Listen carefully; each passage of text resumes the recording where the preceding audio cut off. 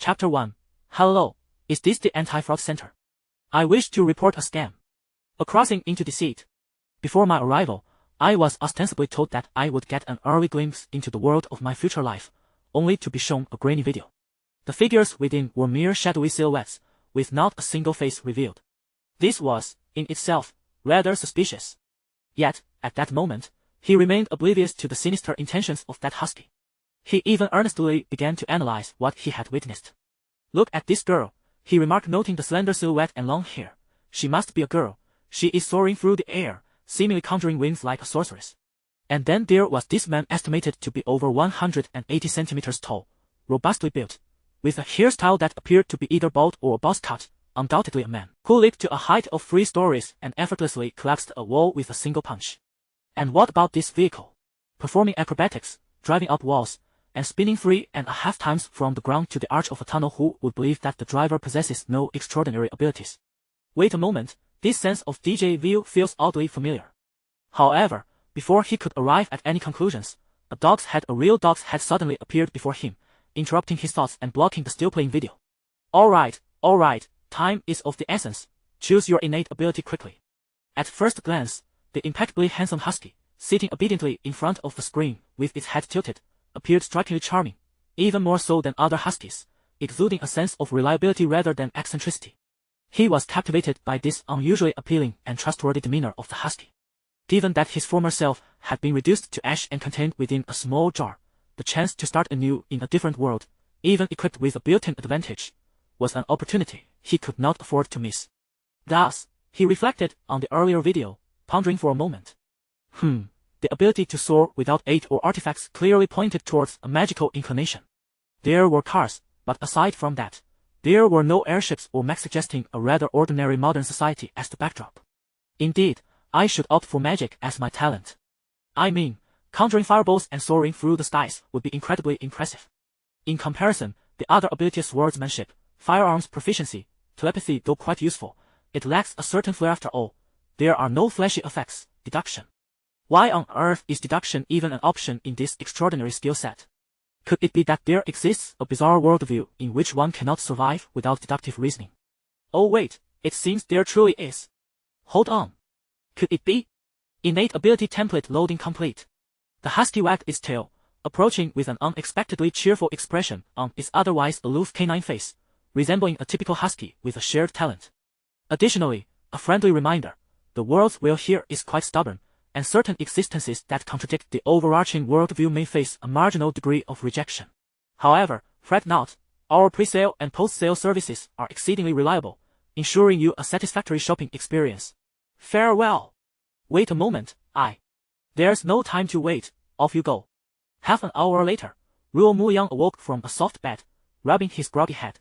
The room was decorated in an extreme minimalist style. From the size of the bedroom, one could infer that the entire residence was no less than 200 square meters. At least the dog was truthful about that. He had indeed been provided with a spacious home. With a car, a house, deceased parents, assets exceeding 100 million, and a stunning appearance.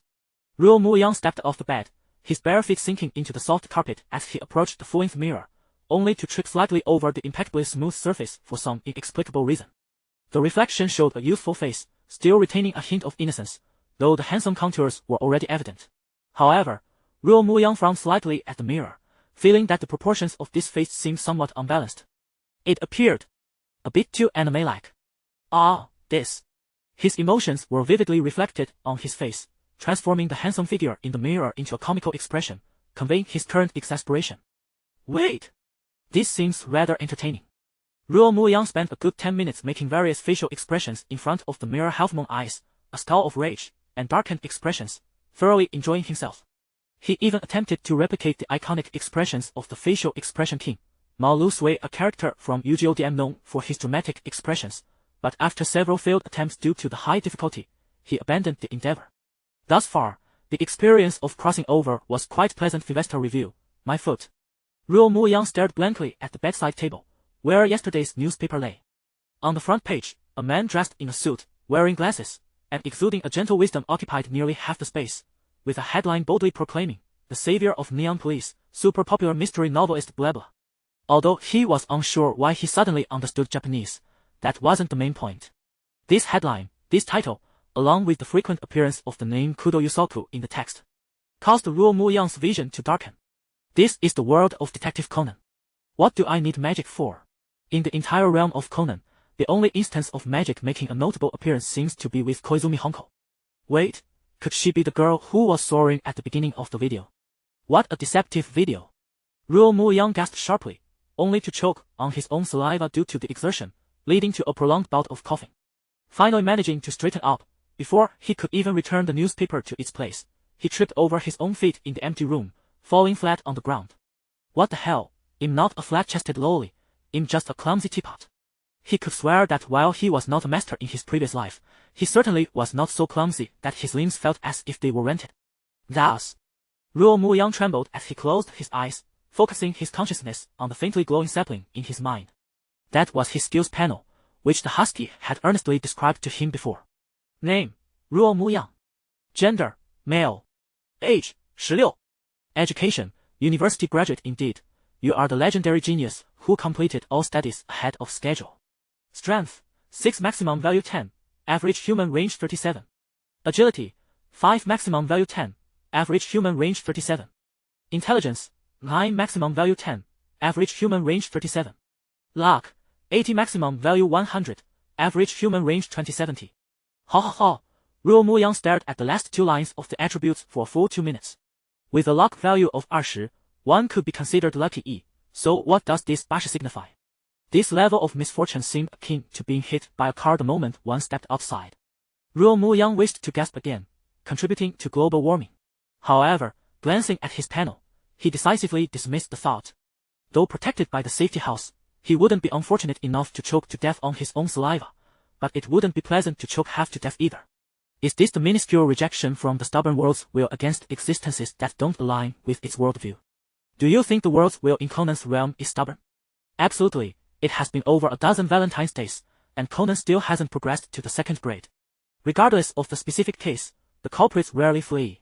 Instead, they remain obediently at the crime scene, waiting to be chosen among 3 suspects.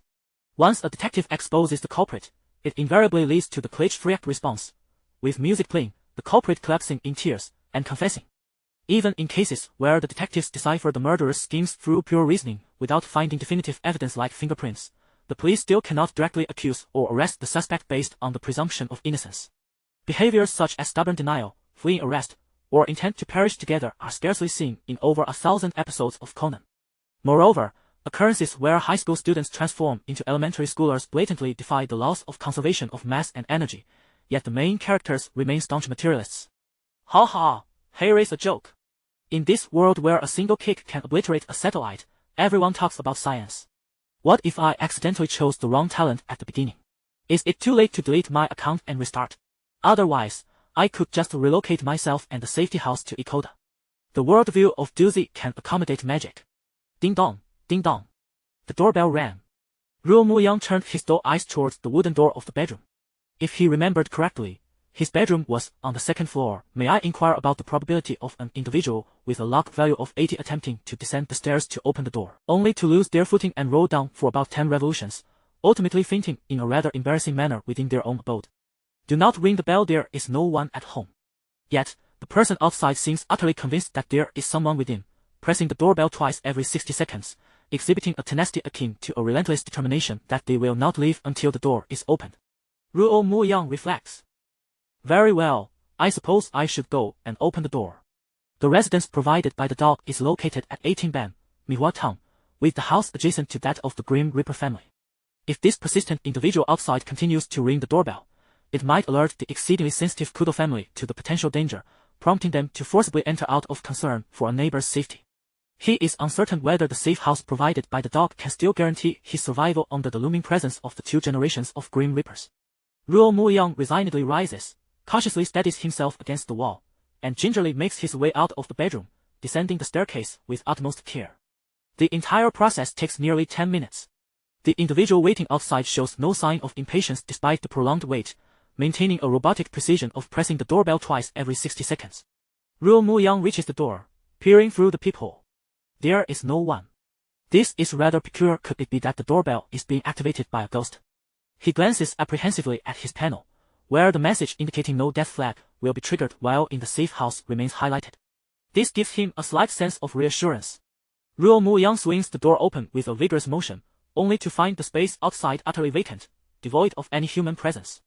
Upon looking down, he notices a pink package lying quietly at his doorstep, within which a remarkably adorable plush toy is soundly asleep. On top of the package rests a sheet of A4 paper. Ruo Mu Liang squats down to examine the A4 paper, which is printed with a message. Dear Ruo Mu-kan, this is me Jiao Shaoguang, please take good care of it. The signature is marked with 2 paw prints. Ruo Mu Liang's lips twitched. Could this be what the dog referred to as their after-sales service? Just one. Although the plush toy possesses a beauty that seems to radiate with a soft glow, unless it bears a beneficial attribute such as luck value increase 100, what use is it to him? Ruo Mu Liang opens the package and inspects the sleeping plush toy back and forth twice. It appears to be a healthy little fellow. Bah! No matter how he looks at it, it remains an ordinary cat, lacking any remarkable qualities beyond its appearance. Ruo Mu Liang, with a sense of disillusionment, places the cat back into the package and slams the door shut. The next moment, the insistent doorbell rings once more. Very well, the mystery is solved. It seems that the only entity capable of orchestrating such an unscientific occurrence in this scientifically governed world is indeed that wretched fraud, the dog. Ruo Mu Liang reopens the door, retrieves the package, and brings it back inside. If he must care for it, so be it. It is just a single plush toy. In the safe house, there is no imminent danger to his life, so what harm could it do? Could it possibly transform into a human knife in the dead of night? Casting a glance at the still sleeping plush toy, Ruo Mu Liang hesitates for a moment before rummaging through the study. He recalls that the study is likely filled with various business cards and experience coupons.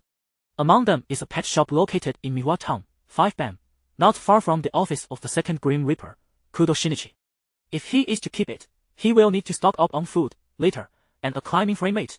Has this one been vaccinated? Ruo Mu Liang's hand hesitates over the dial. Having the pet shop deliver should not be too difficult. However, arranging for a home vaccination service might not be an option they offer. Going out is out of the question. After all, this is the world of Kudo. In this realm, even a street thug can procure a gun to rob a bank. Cyanide is as readily available as a vending machine, and any bizarre rationale can lead to elaborate murder plans. With a luck value of 80, should he venture outside, what if a killer, in the midst of their heinous act, stumbles upon a handsome stranger and, feeling rather inclined, decides to stab him a couple of times? Indeed, before addressing the issue of his luck value being 80, he should not even entertain the thought of stepping outside. After placing an order for a batch of cat supplies, Ruo Mu Liang retreats to the living room, cradling the plush toy from the package and casually inspecting the vibrant bag. Inside the bag's hidden compartment lie several paper documents, complete with various forms and vaccination records. Ruo Mu Liang exhales a sigh of relief. How splendid it is not to have to venture outside. The supplies at home are sufficiently stocked. The refrigerator is brimming with vegetables and meats, and the storage room is filled with instant noodles, compressed biscuits, and other snacks. Even if he were to sequester himself for 10 days or more, he would not perish from hunger. Having stirred for most of the day after waking, Ruo Mu Liang feels a pang of hunger and picks up a box of instant noodles, preparing to boil some water. Cooking is simply out of the question. He possesses no culinary talent whatsoever. His creations are edible but barely approach the realm of delicious. With his lack of culinary skills, combined with what could only be described as a curse of mold, the likelihood of an explosion in the kitchen is almost guaranteed. Making instant noodles as a mere stopgap seemed like a reasonable solution to Ruo Mu Liang. However, 10 minutes later, he found himself lost in thought, staring at a kettle that had inexplicably developed a crack. Moments ago, he had stood in the kitchen, witnessing a scene reminiscent of a Grim Reaper's arrival. Prior to igniting the flame, he had meticulously inspected both the kettle and the stove, finding no issues whatsoever. Yet, after merely a few minutes, the kettle had shattered with a loud crack, spilling water that extinguished the roaring flames, had he not been present to immediately shut off the valve and manage the aftermath. The boiling water could have easily turned the kitchen into a disaster zone. Such was the cruel twist of fate, terrifyingly absurd. With a stern expression, Ruo Mu Liang tossed the cup noodles back into the pantry and retrieved a packet of compressed biscuits. Washing them down with mineral water, he then proceeded to unplug every appliance in the house, save for the refrigerator. In the process, he stumbled twice, knocked against various cabinets and shelves more than a dozen times, and tumbled down 7 or 8 steps, finally dragging his achy body back to the living room, collapsing onto the sofa in a state of utter despair. This was, after all, a safe house that had betrayed him time and again with its furniture.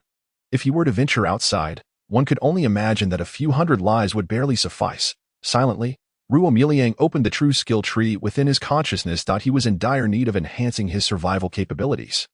Resources were not infinite, and no matter how frugally he lived, a day would come when supplies would run out. Moreover, to meet his nutritional needs, it was impossible to survive solely on compressed biscuits 3 times a day. Eventually, he would have to step outside. Yet, under the current circumstances, venturing out equated to certain death. This was no jest. He bypassed a series of offensive skills, fireballs, wind blades, and water dragon bullets, though impressive. They might only be applicable against a few low-level thugs or killers. However, considering the worldview of the world influenced by the detective genre, if he were to conjure a large fireball to deal with a criminal, he could foresee his luck plummeting from -80 to possibly -90 or even -100. Conversely, within the realm of supportive skills, abilities like danger perception, physical enhancement, and basic self-healing would prove far more beneficial in this context. Yet, he currently possessed only one skill point. After a moment's hesitation, he allocated it to physical enhancement. As the old adage goes, a true mage invests in illumination magic for just 2 levels while dedicating the rest to melee combat, right? In modern society, the means of illumination were hardly lacking. Thus, rounding it off, it seemed reasonable to forego illumination magic altogether and fully invest in physical enhancement. Regarding the acquisition of skill points, what had that con artist said?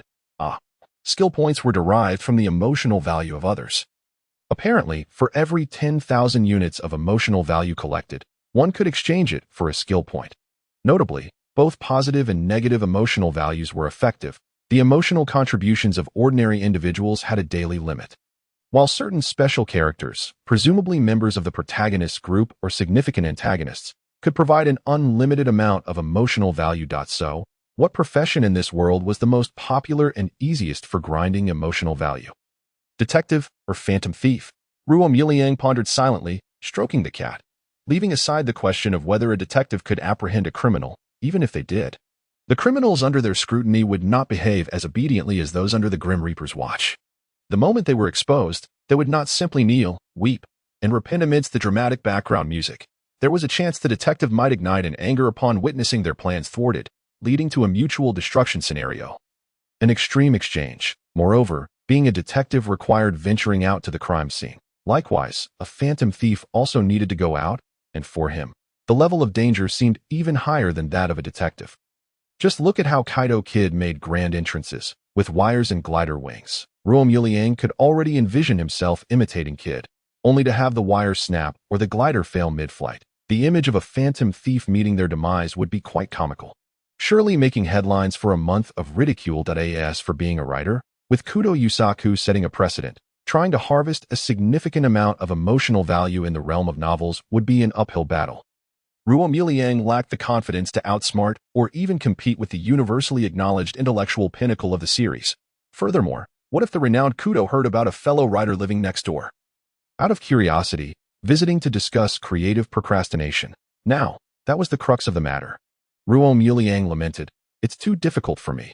Ultimately, he might have to revert to his old profession and draw manga instead.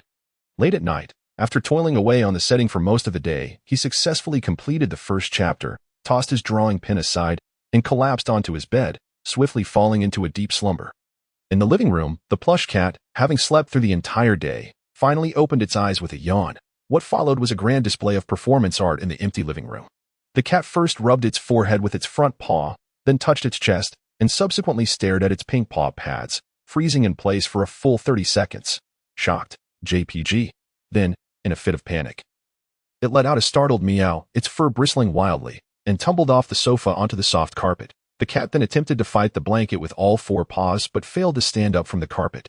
It appeared to be even less accustomed to its rented limbs than Ruo Mu Liang. If an observer were to view the scene from a divine perspective, they would spot a caterpillar exposing its belly, struggling desperately in the blanket, ultimately transforming itself into a non-belly exposing caterpillar.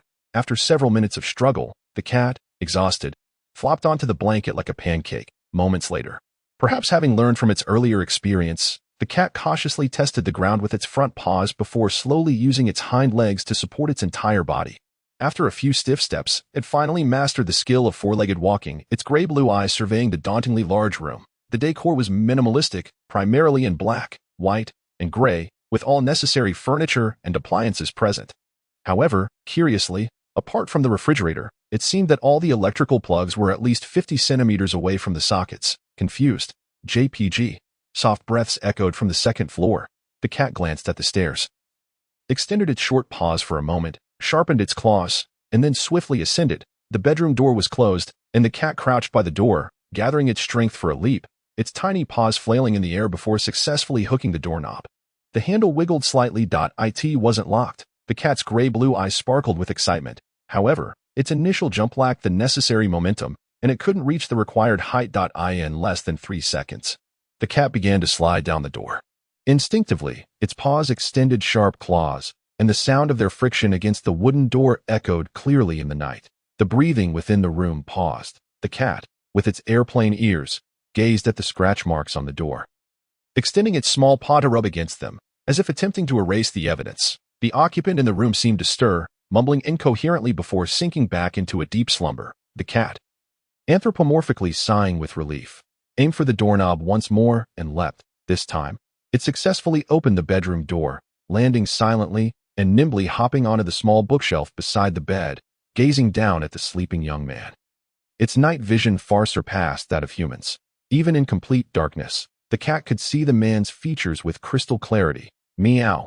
Overwhelmed with astonishment and lacking the ability to manage unexpected situations, the plush cat slipped, plummeting directly onto Ruo Mu Liang's face. The only reaction it could muster was to retract its automatically extending claws during the fall, thus sparing Ruo Mu Liang from an unintentional disfigurement. Ruo Mu Liang struggled to shove the furry, indistinct object off his face, his vision swimming as he propped himself up on the bed, his nostrils and mouth filled with the metallic scent of rust. It took him several minutes to regain his composure. I take back what I said this morning. This thing could genuinely invade my room and stab me in the night. Can you believe it? Sleeping soundly in his own home, only to be struck by a falling embodiment of justice in the middle of the night, causing a nosebleed. Were it not for the slight enhancement of my physical fortitude before slumber, I might have been roused from my dreams by the feline's mischief, only to find myself in a state of bewilderment come dawn, sprawled amidst a pool of my own blood. The mere contemplation of such a scene is sufficiently harrowing. The mischievous cat, having committed its misdeeds, cowers at the bedside, curling up in a timid ball and emitting a feeble meow. Ruo Mu Liang touched his nose bridge, relieved to find it intact, thus sparing himself the fate of becoming a Dumbledore in the realm of Conan. Upon glancing down, however, he noted that his pajamas and the bedding bore the unfortunate stains of a nasal hemorrhage. Well, it seems these garments are now rendered unwearable. He promptly shed his sleepwear, using it to staunch the incessant flow of blood from his nose, and descended to rummage through the medical kit stored in the master bedroom. Perhaps foreseeing such an eventuality, the safety haven provided by his canine companion was stocked with a plethora of medications, a sight that tugged at the heartstrings. Tomorrow, I shall indulge in exquisite meat sashimi, Ruo Mu Liang mused, pinching his nose in frustration. Received a guilt emotion value of 3,000. Ruo Mu Liang, still pinching his nose, cast a glance at the lifeless plush toy resting atop the nightstand, then opened his skill panel to confirm that he had not been struck by a bolt of divine justice leading to hallucinations. After verifying twice, Ruo Mu Liang wished to emulate Conan, resting his chin upon his hand to proclaim that there is but one truth, thus boosting his fashion quotient. This solitary creature had provided him with a staggering 7,000 emotion points throughout the night.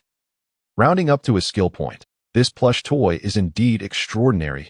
No wonder that scoundrel risked the supernatural perils of the Conan universe to foist this otherwise useless, oh no, immensely useful plush upon him. Ruo Mu Liang made his way downstairs, procuring some ice to soothe his throbbing nose. The plush toy, akin to a dutiful little wife, trailed closely behind him, occasionally mewing in concern. The description of the emotion value was rather subtle.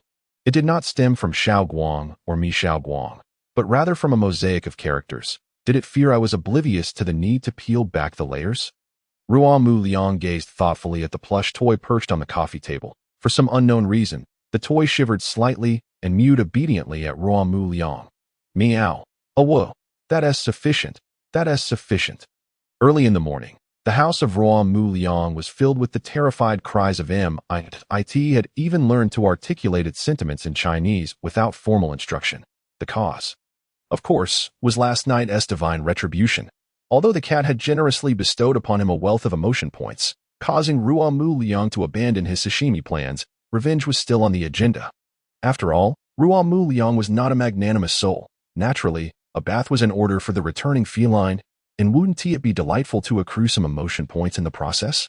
Observe, in just one morning, he had already amassed approximately 5,000 emotion points from the cat. Notifications had been incessantly flooding in all morning, coupled with the points garnered last night.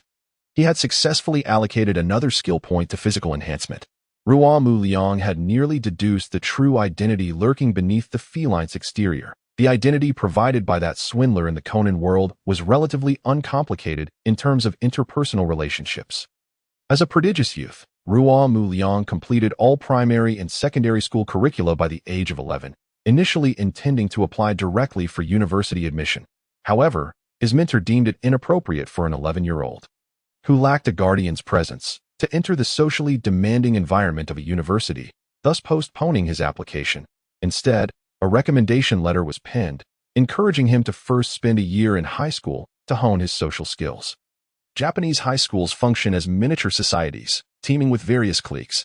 Thanks to his mentor's endorsement and the attention of his homeroom teacher, Ruo Mu Liang faced little bullying, though he was not entirely spared from cold violence. Only one individual, upon seeing him, would remark that he reminded him of his younger brother, despite being slightly older, resulting in extra care and attention towards him. This individual was named Zhu Fu Gaoming. His younger brother, Zhu Fu Jingguang, was one of the 5 from the police academy, a character immensely popular as a myriad, also known as Ryuga Zero. After graduating from the police academy, he joined the Public Security Bureau and soon entered the black organization under the alias of Scotch. Following the exposure of his identity, he severed all ties and tragically took his own life, igniting a profound vendetta between a myriad and a Kai Shuichi, which transformed a myriad into a relentless boxing machine at the mere sight of a Kai Shuichi.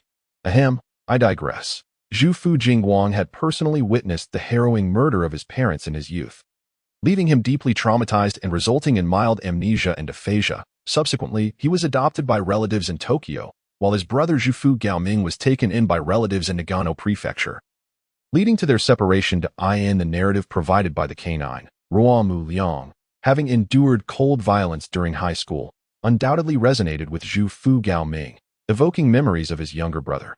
Thus, out of affection, he treated Ruo Mu Liang as a younger sibling. In conclusion, the canine's earnest efforts to forge a connection between him and the protagonist group were commendable. Aside from Zhu Fu Gaoming, Ruo Mu Liang's life experiences were rather unremarkable, with no names in his social circle aligning with the main or side plots of the Conan universe. Furthermore, considering that only special characters could provide emotion points in unlimited quantities, discerning the cat's true identity was not particularly challenging, despite the considerable psychological preparation he had undertaken regarding the notion of death and transformation. Zhu Fu Jingguang was indeed acquainted with him.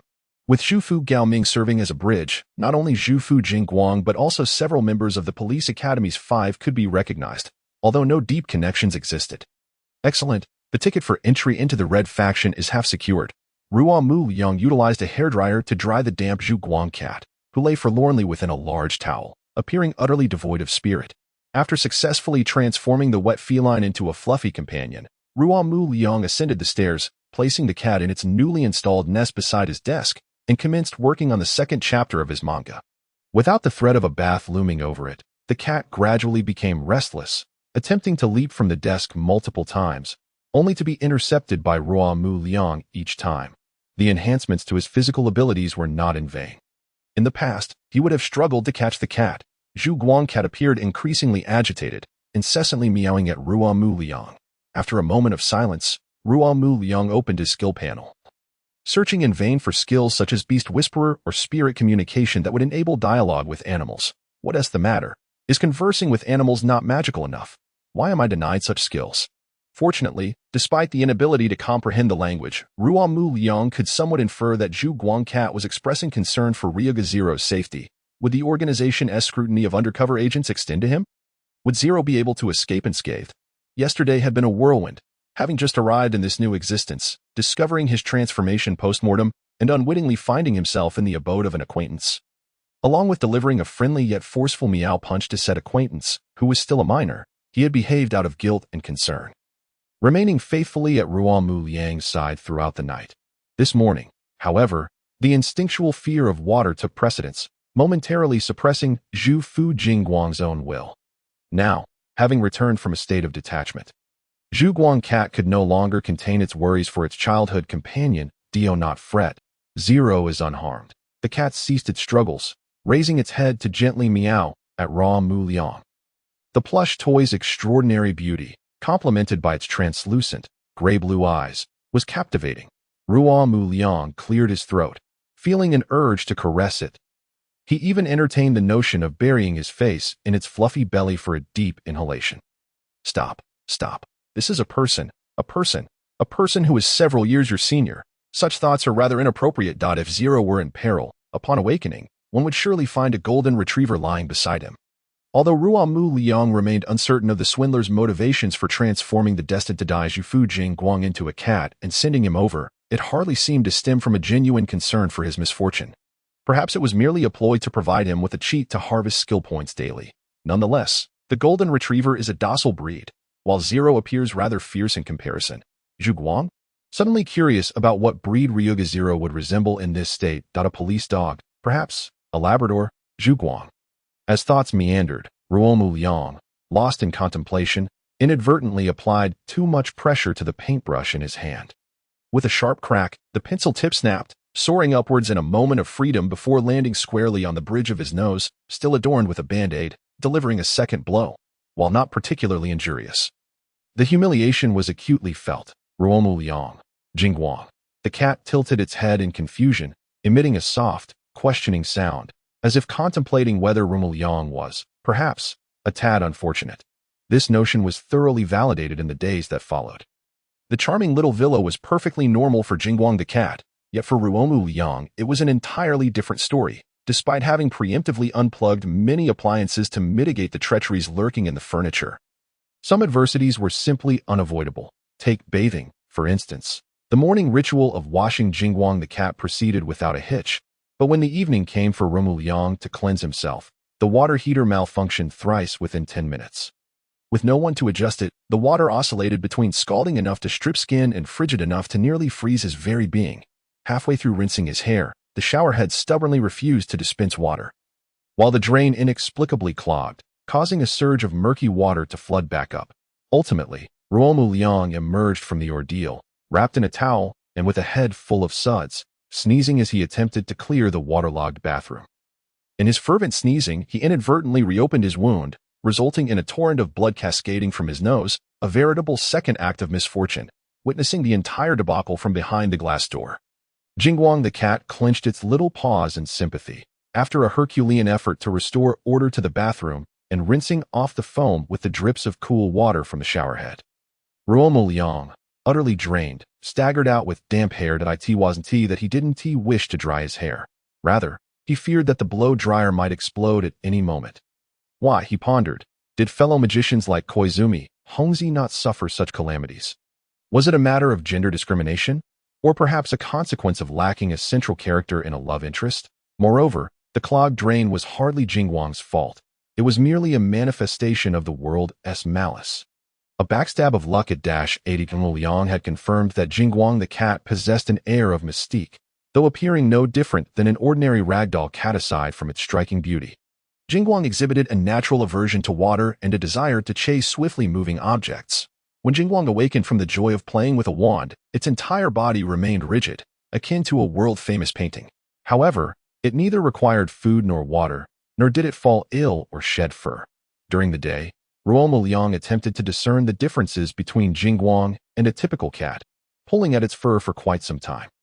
Until, provoked by Ruo Mu Liang's persistence, the usually placid Jingguang revealed its claws in irritation, leaving Ruo Mu Liang with nothing to show for his efforts. In summary, Jingguang was a mere illusion. Ruo Mu Liang squatted in his yard, inviting passing strays to partake in a meal. The domesticated Jingguang was a cat that required no sustenance, rendering the 10 kilograms of cat food he had ordered from the pet store utterly unnecessary. The large bag, now occupying a corner, took up considerable space. After stumbling over the food sack in various peculiar positions due to his cursed luck for the umpteenth time, Ruo Mu Liang finally took scissors to the beautifully packaged cat food. He placed it in a bowl in his yard. extending hospitality to the stray cats wandering by. This charming little villa came with a modest garden, surrounded not by solid brick walls, but rather a rustic fence, giving it an overall European villa aesthetic. With the cat's remarkable flexibility, they had no trouble slipping through to indulge in the food, Ruo Mu Liang's delight. The strays, despite their fierce appearance, would often meow politely after finishing their meals, granting him 1 to 2 points of gratitude and emotional value, though this was minuscule compared to the hundreds, if not thousands, of emotional points he accrued from Jingguang. Every little bit counted. Heaven knows why Mihua Town had such an abundance of strays. Perhaps it was due to other areas' strays hearing rumors of the free meals available here, prompting them to migrate. The influx of stray cats also attracted a number of stray dogs. Although the two groups typically did not get along, mealtime saw them exhibiting remarkable restraint, avoiding any skirmishes in his yard. Ultimately, it seemed as though his yard was divided by invisible lines. The left half belonged to the cats, while the right was claimed by the dogs. Thus, what began as an effort to clear out the surplus cat food turned into a year-long endeavor. The pet store's attendant had taken to delivering various types of food to his home every Monday, without him even having to call. Oh, a brief note. Before the main storyline commenced, the flow of time and calendar dates remained normal. Over this past year, under the pen name Qingyao, Ruo Mu Liang had risen to prominence in the manga industry, becoming a sensational new star. His works, characterized by unique themes such as otherworldly reincarnation, urban superpowers, and revenge-driven rebirths, filled a niche that had yet to be explored in the market. His exquisite art style, a product of his previous profession, was a meticulousness that could outshine his contemporaries. With a prolific output that could satisfy even the most voracious of readers, he feared the repercussions of any delays and updates, worrying that local editors, steeped in the lore of his world, might turn on him. The dramatic yet heartwarming plots were too precious to risk, lest fervent fans burst forth, accusing him of being merely an artist, questioning his audacity to kill off their beloved characters. He had garnered a devoted following, predominantly composed of young readers, who would express their admiration through letters. One such letter read, "I am an exceedingly introverted and self-deprecating individual. But the world you create, Mr. Qingyao, has deeply moved me.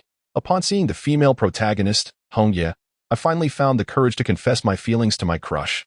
Thank you, Mr. Qingyao, my boyfriend, and I will continue to support you unwaveringly." He sighed deeply after reading it. Ikeda Hongye, the heroine of his first manga, his initial plan had been for the male and female leads to endure myriad trials before confessing their feelings beneath the maple tree where they first met, all captured in a beautifully rendered scene. However, before putting pen to paper, Ruo Mu Liang glanced at his persistently abysmal luck score of -80, and with a sense of self-awareness, scrapped the original plan in favor of a widely appealing happy ending. In truth, a dramatic turn of events would have been more advantageous for Ruo Liang in collecting emotional points. After all, when Arthur Conan Doyle killed off Sherlock Holmes, the uproar among readers was monumental. Fans besieged the publisher overnight, staging protests and inundating them with letters of outrage, nearly overwhelming the establishment. Ultimately, under pressure, Doyle resurrected Holmes, barely pacifying the reader's fury. Had he taken such a route, the skill points he could have acquired would have been staggering, not to mention the posthumous fame he might have attained. Alas, it was not to be.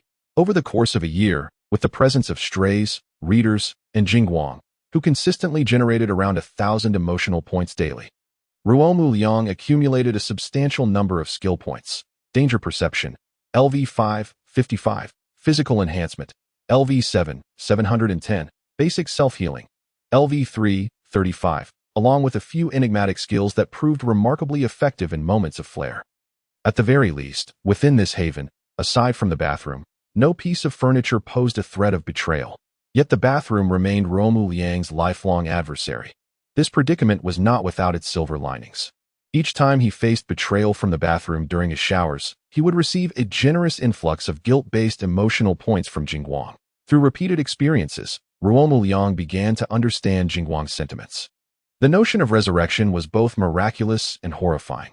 Clearly, achieving such a feat would require some form of sacrifice. In the memories of Zhu Fu Jingguang, the once genius Ruo Mu Liang was evidently not a person plagued by misfortune. Was it a price that needed to be paid? The benevolent Zhu Fu Jingguang attributed everything to himself.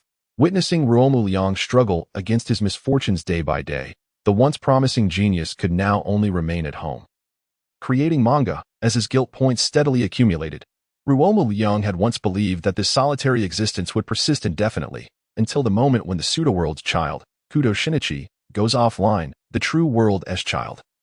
Idagawa Conan comes online. However, Ryan Nagaki, with a bewildered expression, gazes at the mobile phone on his bedside table. He closes his eyes, rubs them again, and upon confirming that he is not merely disoriented from sleep, he turns once more to the bright silver flip phone on the nightstand. Sinking into contemplation, he is certain that until last night, right before he went to bed, the device on his bedside was still the same brick-like mobile phone that he had derided countless times. Yet somehow, in the span of a single night, how did this contraption evolve from a mere brick into a flip phone? Has it attained sentience, although its practicality still pales in comparison to the smartphone he is accustomed to? The small desk beside his bed has transformed as well. The bulky desktop computer has morphed into a sleek black laptop. Adjacent to it lies the cozy nook of his feline companion, Jingwang, who stretches lazily, then emerges from the nest to meow at Ryo, seemingly offering a morning greeting. Yes, indeed, this is a cat that follows the same erratic schedule as a reclusive human. Furthermore, this feline seems unfazed by the sudden transformation of the computer and phone. If this is not a mere figment of his imagination from sleep, does that imply that such a scenario is considered normal in the eyes of the natives? Quite so. This is very much in the spirit of Conan's world. Thus, the world's will has the audacity to target him with magic, which is entirely devoid of scientific rationale, backstabbing him daily. Ryo Nagaki picked up his phone to check the date, January 6th. 10:15 a.m. With this date in mind, he got out of bed and reconnected the long idle television that had merely served as decoration for over a year.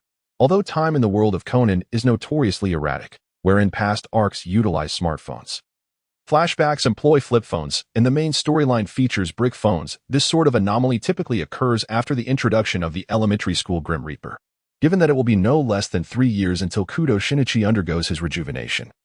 The emergence of such a situation might indicate that he has inadvertently entered a flashback arc coupled with the peculiarity of the January 6th date. The news channel dutifully interrupted its usual programming with an urgent report.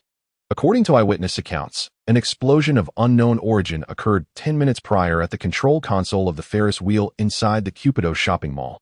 Fortunately, the explosion has not resulted in any casualties, and the police have already arrived at the scene to maintain order, while the amusement park staff is engaged in emergency repairs. More updates will follow. Indeed, Ryan Nagaki switched off the television, not forgetting to unplug it as well. It was, after all, the scene of Matsuda Jinpei's death, a character who, despite his brief appearance, has left audiences with lingering feelings of dissatisfaction for over a decade. Jingwang the cat, perched by the bed, tilted its head as it watched Ryu absorb the freshly released news, meowing with an air of concern. Having spent over a year together, while Ryu may not have mastered the language of cats, he can generally understand its meaning. The bombing incident that claimed the life of Hajiwara Kinji had reached the ears of both Jufuka Jingwang and Akai Shuichi, who were undergoing closed training within the Public Security Bureau at the time. Subsequently, the perpetrator of the explosion, seemingly in provocation, has been sending a fax to the police station every January 6th. The previous year it was 2, the year before that 1, and this year it should logically be 0. These 2 bottles of counterfeit liquor, Scotland and bourbon, were also subjects of interest. However, as undercover agents, they cannot maintain contact with their past friends. Beyond keeping tabs on relevant information, their capacity to assist Hajiwara Kinji and Matsuda Jinpei is exceedingly limited. Meow. Are you worried about Matsuda Jinpei? Jingwang is unaware of Matsuda's recent transfer from the explosives unit to the investigation division.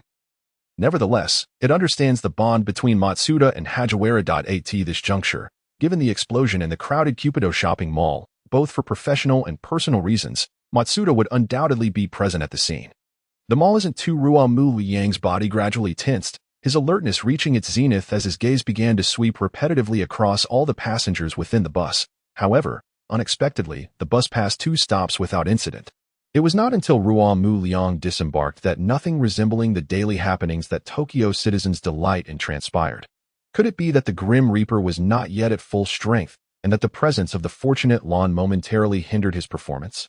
Shinichi and Sonoko mentioned that there seemed to be an incident near the Ferris wheel, that we spent the entire morning at the bookstore and did not catch any news. Ruo Mu Liang paused his actions of organizing his backpack. An explosion? Lon, let us investigate. What if it is not an accident? Kudo Shinichi appeared to have been summoned by the god of deduction, discerning the direction before sprinting towards Japan's largest Ferris wheel. Lon complained, "We haven't had lunch yet. You deduction fool. At least inform Sonoko before you go." Maori Ran shook her head helplessly, quickly retrieving her phone to send a text before chasing after Kudo Shinichi. Ruo Mu Liang glanced at the time. 11:32 a.m. That, if he recalled correctly, the bomb was set to explode at noon. There were still 28 minutes until the explosion. The entrance of the mall was some distance from the Ferris wheel. Even at the fastest pace, it would take about 10 minutes to reach there. That left less than 20 minutes. No matter how one calculated it.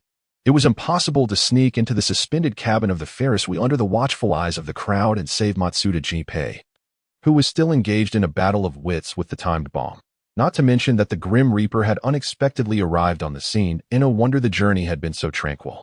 It seemed he had been biding his time for a grand reveal. It felt as though approaching at this moment would surely bring misfortune upon his already singularly fortunate self. Ruo Mu Liang hesitated, casting a distant glance at the towering Ferris wheel. "Perhaps, Matsuda, may you journey well in future festivities. I shall burn more paper money for you. Matsuda, there are only 5 minutes left before the bomb explodes. Do not worry, this type of bomb can be dealt with in 3 minutes. This officer is truly commendable. I must applaud your courage." "Matsuda, what are you talking about?" Sato Mawako anxiously clutched her operational phone. Looking skyward, it appeared that the bomber had left a message for the police. "I will indicate to you where a greater firework is located. 3 seconds before the explosion, you will see my hint. Wishing you success in advance. TCH, I do enjoy employing such little tricks," Matsuda scoffed, adjusting his posture while holding a cigarette. The cramped space of the Ferris wheel cabin was indeed somewhat stifling for someone of his stature. The words left by the criminal on the LCD screen indicated that if he disarmed the bomb and cut the power to the screen, he would likely miss the subsequent hits.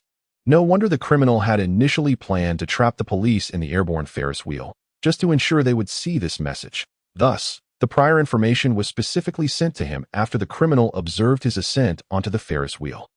This meant that the perpetrator was undoubtedly nearby. "I'm going to find him." The sound of hurried footsteps and heavy breathing echoed through the microphone, indicating Mawako was sprinting with all her might. "Do you remember the content of the fax? What? We are a group of round-table knights, all foolish yet cunning police. Take heed.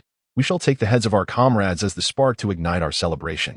If you have the ability, come and stop us. We shall vacate seat 72, awaiting your esteemed arrival." Matsuda closed his eyes, recalling the contents of the fax. The knights of the medieval round table often donned helmets adorned with cross patterns. Cross patterns? A hospital? Was his next target a certain hospital? I will notify you again once I see the message. For now, my phone is running low on battery. With only 3 seconds, what will you do? Matsuda. Leaning against the Ferris wheel's internal seat, Matsuda sat on the floor, cutting off the call. Mawako's anxious voice distorted over the transmission, clearly indicating her profound frustration. If she were before him now, she might have already swung a fist at him. Matsuda Jinpei ignited the cigarette he had been holding, inhaling deeply as the smoke gradually filled the confined space in that moment, amidst the haze. He seemed to catch a glimpse of a familiar face. "I'm sorry, Hajiwara. I couldn't fulfill my promise. The next location is Mihua Central Hospital. PS. I quite like you." Ruo Mu Liang, concealed within a small grove near the Ferris wheel, watched as the cabin at the highest point exploded, letting out a silent sigh. Matsuda was indeed difficult to rescue. The cabin suspended in midair was a completely sealed aerial chamber, encircled by police. Further away, throngs of onlookers gazed at the situation, revealing that regardless of the country or world, humanity's inherent nature to gather at the spectacle remained remarkably similar. Ruo Mu Liang stealthily navigated through the blind spots of surveillance before arriving at the grove. Tilting his head skyward. In such circumstances, to rescue Matsuda Jinpei without being detected would require a high-end skill such as time stop. Moreover, it would need to be executed precisely at the moment Matsuda sent the email, mere fractions of a second before the bomb detonated. Setting aside the difficulty, such an advanced skill was far beyond his means. Even the basic level required 100 skill points, and would only pause time for 1 second. This was a skill with an abysmally low cost-performance ratio, and certainly not within his current budget. The police on the ground must have already received the message Matsuda sent before his demise. Under the leadership of Inspector Megure and Sato Mawako, the main force hurried away, leaving a small team behind to handle the aftermath and check for any residual explosives. Ruo Mu Liang sighed helplessly. He genuinely liked the character of Matsuda Jinpei. However, bang! The abrupt sound was exceedingly jarring, akin to someone pressing a loudspeaker against one's eardrum and scraping it with a steel blade. The noise triggered a visceral discomfort within Ruo Mu Liang, sending chills across his skin. Looking up, he saw that following the explosion of the Ferris wheel cabin, whether due to the bomb's immense power or the previous explosion causing parts of the Ferris wheel structure to loosen and fall, a significant crack had formed in the support frame of the Ferris wheel, continuously widening amidst the shrill noise that a large portion of the Ferris wheel had detached from its main framework. Precariously swaying in midair, and was steadily succumbing to gravity, the skill of danger perception was triggered without warning, emitting an ear-piercing alarm within Ruo Mu Liang's mind. Darkness fell. Ruo Mu Liang watched helplessly as the nearly 200-meter diameter Ferris wheel tilted towards the grove amidst the sound of snapping cables, transforming what was once an excellent observation point into a high-risk zone. His pupils trembled. JPG, don't come over here. Without a moment's hesitation, Ruo Mu Liang activated buffs such as light footness and swift movement, unleashing his full speed as he sprinted away. In the original work, only 2 cabins exploded. Was it truly necessary to collapse the entire Ferris wheel to hunt me down? Consider the entire financial situation of Tokyo. Who will cover the costs of rebuilding this? Ruo Mu Liang exerted himself to the utmost, even employing his one-time use life-saving card, teleportation, barely escaping the fate of being crushed into a pancake by the collapsing Ferris wheel. The heavy Ferris wheel structure crashed to the ground, jolting Ruo Mu Liang, who had activated the lightness technique, momentarily into the air. Before he could catch his breath, a steel plate, likely a component from the Ferris wheel, whistled towards him. Even with his quick reflexes, Ruo Mu Liang could not defy the laws of physics to execute a mid-air leap. He could only attempt to evade as best as he could, shielding his head and face from harm. The steel plate struck Ruo Mu Liang squarely in the back, sending him hurtling away like a bullet, crashing through the last 2 remaining trees in the grove. Then, he landed and rolled for 5.5 weeks, spitting out a mixture of blood and dust. It must have been due to the misfortune that today was amplified by the specter of death. Normally, aside from encountering 3, 4, or even 6 accidents, homicides, and armed robberies when going out, the safety level was relatively acceptable. If it weren't for his enhanced physique, which had far surpassed that of an ordinary person, Ruo Mu Liang would have undoubtedly been reduced to a mere puddle of flesh. Struggling, he touched his body. 3 or 4 of his ribs were broken, and each breath was accompanied by a sharp pain. His spine was misaligned to some extent, and all of his internal organs had suffered damage.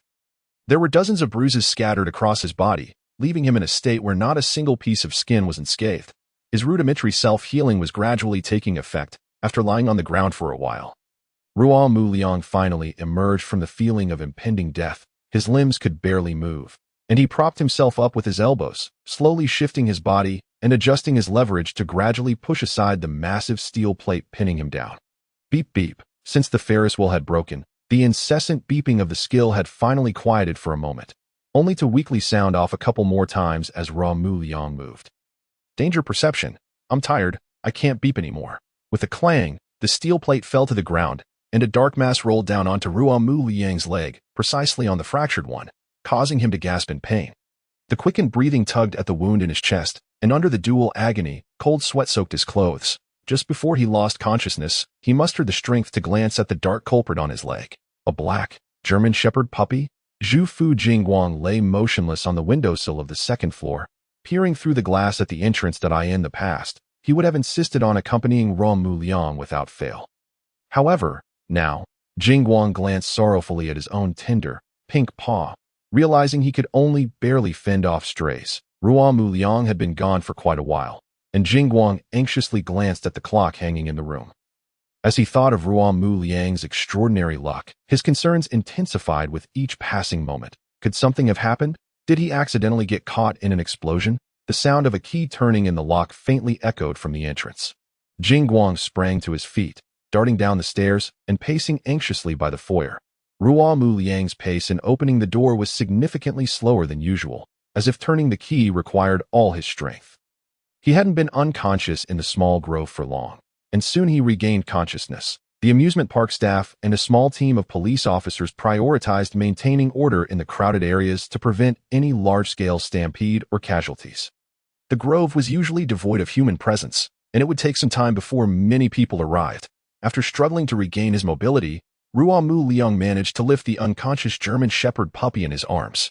Using disappear without a trace, he erased any potential evidence he might leave in the area, including blood and footprints. Then, he cast a low-level illusion on himself to conceal the gruesome sight of his tattered and blood-stained attire.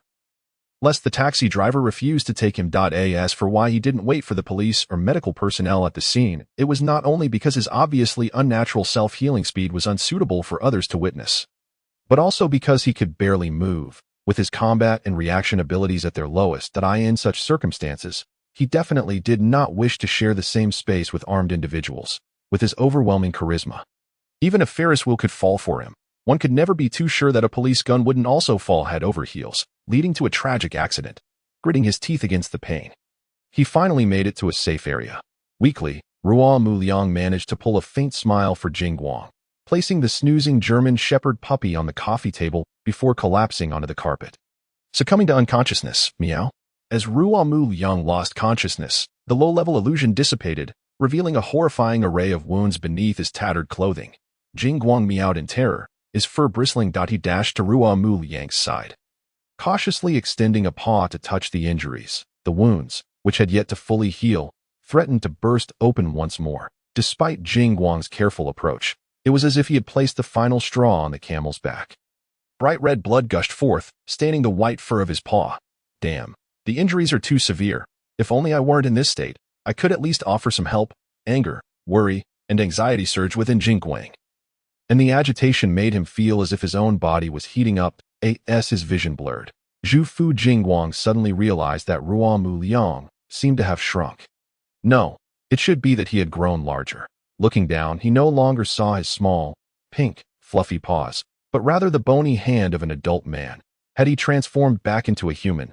Without a moment to ponder, Zhu Fu Jingguang hurriedly scooped up Ruo Mu Liang and dashed toward the door, remembering that there was a well-rated clinic in the neighboring district. Ruo Mu Liang was momentarily startled awake by his actions, struggling to tug at Jingguang's collar with what little strength he had left. After transforming, he astonishingly retained his outer clothing, which was quite remarkable. We can't go out.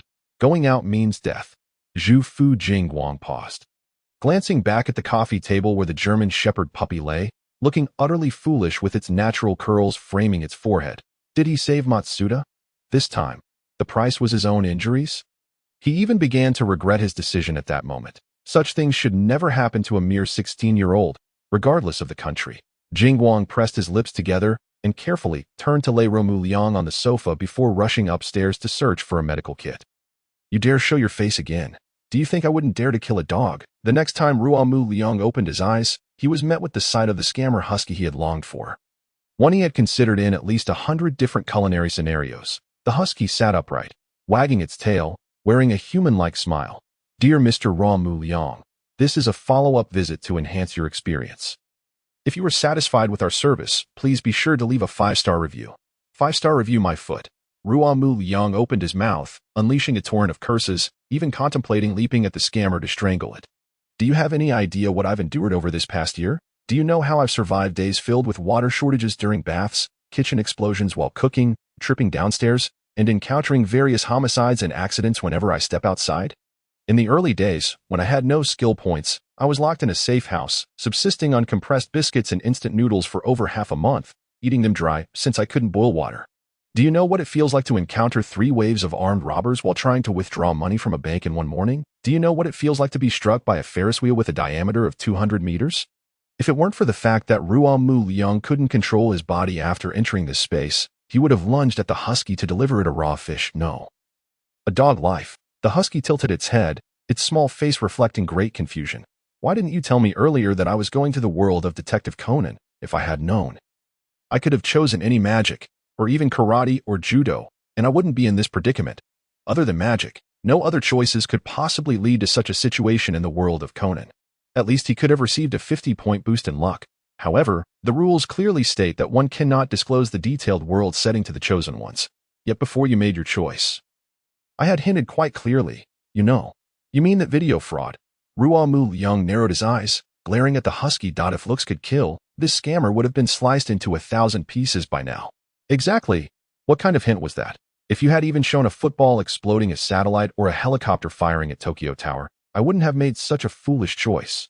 That would be considered making it explicit, which is against the rules. The husky yawned widely. What is the specialty of the Conan world? Murders? Corpses? Phantom thieves?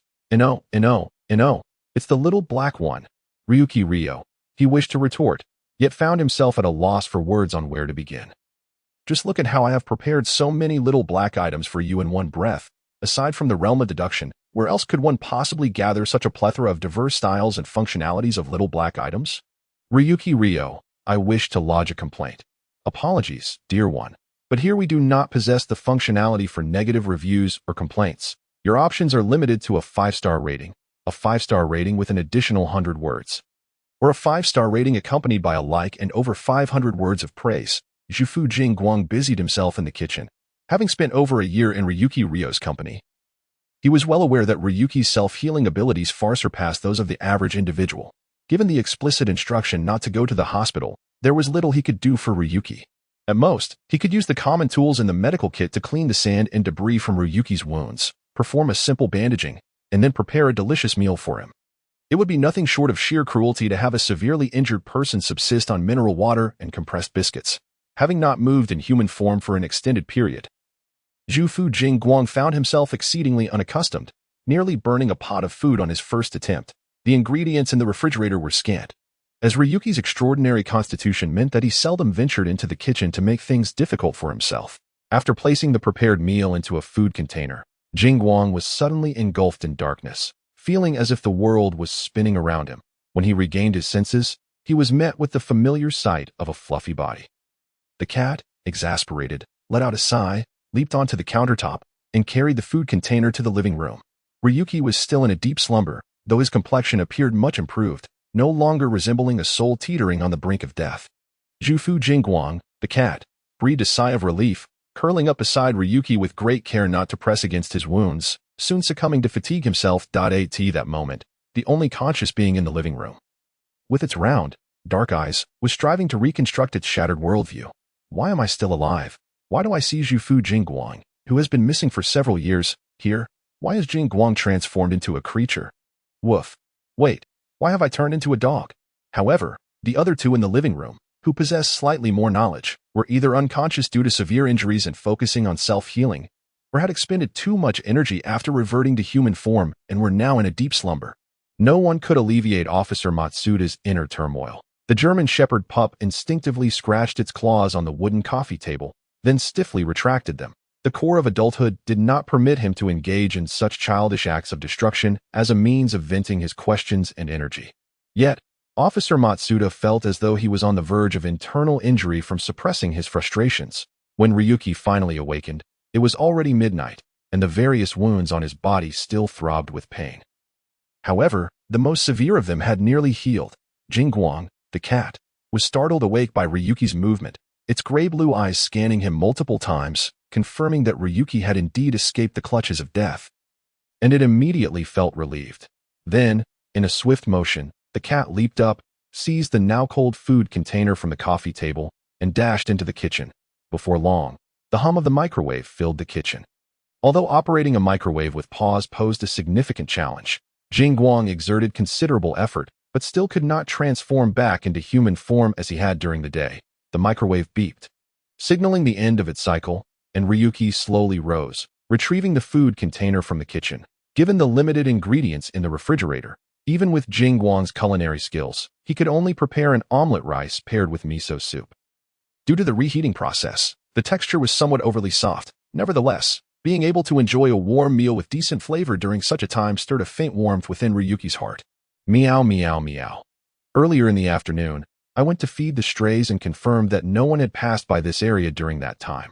Although Ryuki could not comprehend my words, Jingguang the cat habitually recounted all that had transpired during his coma to him. In this neon-lit city, surveillance cameras were not particularly rare but were predominantly installed in banks, jewelry stores, and museums. The streets did not yet enjoy widespread surveillance. Therefore, as long as no one passed by, there was no concern of the absurdity of transforming into a human becoming the next urban legend. Well, as long as no one saw me, it's fine. Over the next few days, try to see if you can stabilize your transformation and determine how long you can maintain your human form after reverting. I will gather some materials to create a mask for you. In the meantime, Hold on a bit longer and refrain from going outside. Meow? Alright, wait. Can you understand what I'm saying now? Jingguang the cat exclaimed in shock. Looking up at Ryuki and instinctively contributing about 1,000 points of emotional energy. Well, I can only communicate with you. I still cannot understand normal animals. Ryuki reached out to gently pinch the exquisitely soft ear of the cat. Silently opening his skill panel, it appeared completely rejuvenated. After enduring an intense struggle with that husky during his coma, he had finally completed his first, and likely only, job change since arriving in the realm of deduction. His original skill tree had branched out significantly, acquiring several seemingly useful skills, though they came at a steep price. Ryuki's gaze was fixed on the passive skill lucky conservation at the summit of the skill tree.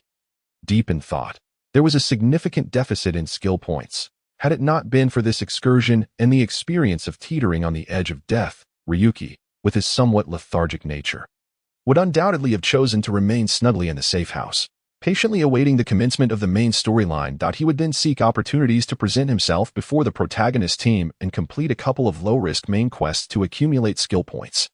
Yet, upon reflection, a mere explosive device that had destroyed a few Ferris wheel cabins in the original narrative had been amplified in his case to the point of being capable of obliterating an entire Ferris wheel. Once the plot truly commenced, with Moriya Teiji poised to destroy a significant portion of Tokyo due to his obsession with symmetrical aesthetics, and Kodo-san, armed and ready, unleashing a barrage of gunfire on Tokyo Tower over a mere disagreement. Could this safe house genuinely ensure his safety in such circumstances? It seemed highly unlikely. When Ryuki first arrived, he had inspected the structure and found its materials to be quite ordinary. While its earthquake resistance may have been commendable, its resistance to explosives seemed rather lacking. More importantly, that certain fraud truly had no qualms about living up to his appearance, neglecting human responsibilities, while failing to shirk his duties as a dog.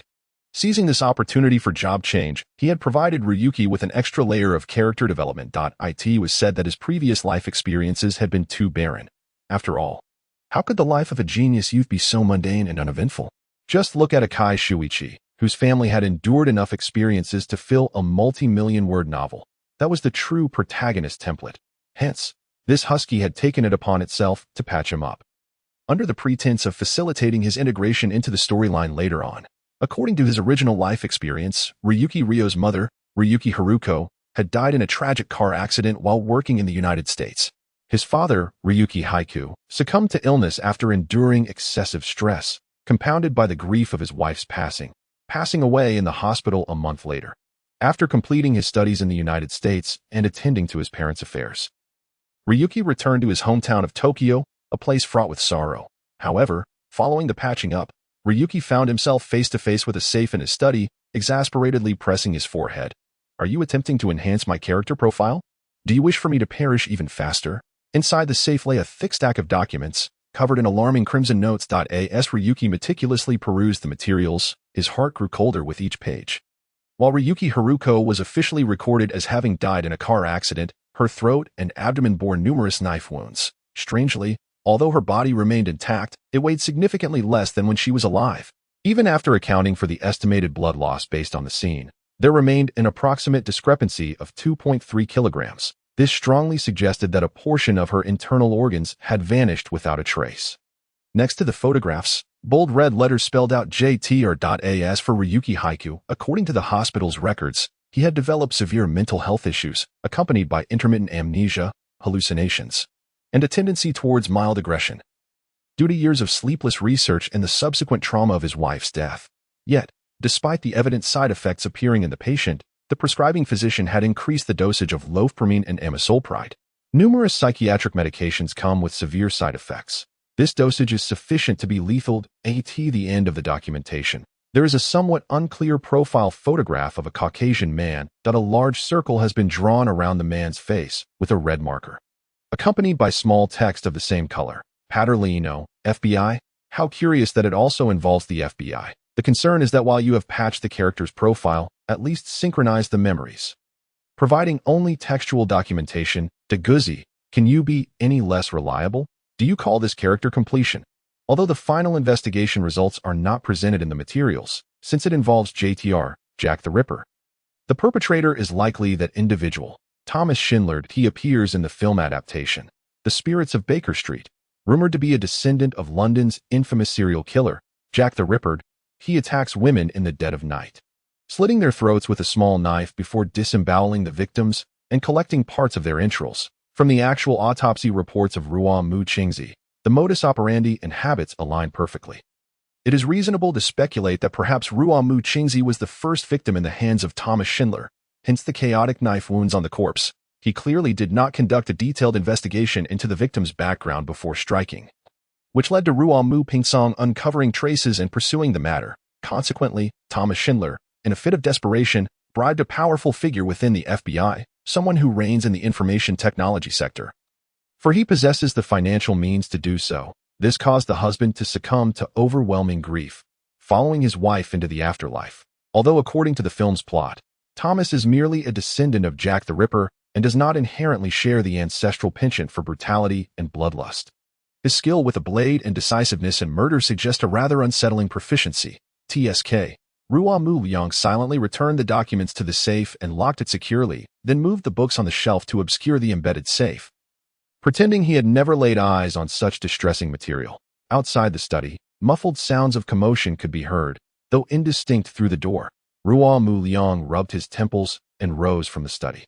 In the living room, a German shepherd puppy had one paw resting on a nest it had dragged in at some unknown time, while the other paw angrily pounded the remote control, causing the news anchor's voice on the television to fluctuate erratically. It is understandable to be upset about the bombers evading capture.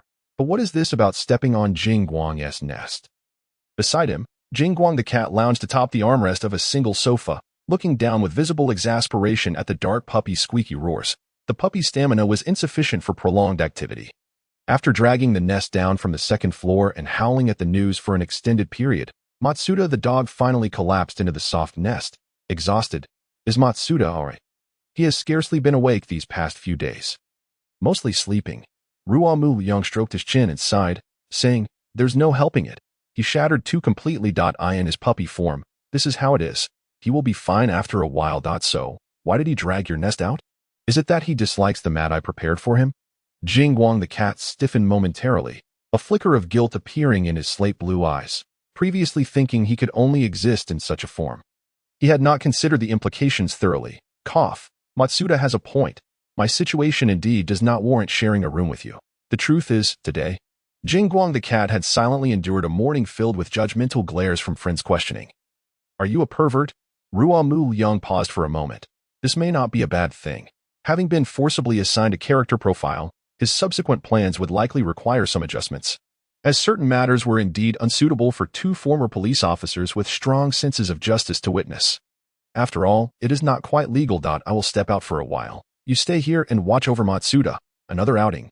Jing Guang the cat stood up in alarm, recalling how Ruo Mu Liang had returned from a previous outing nearly lifeless.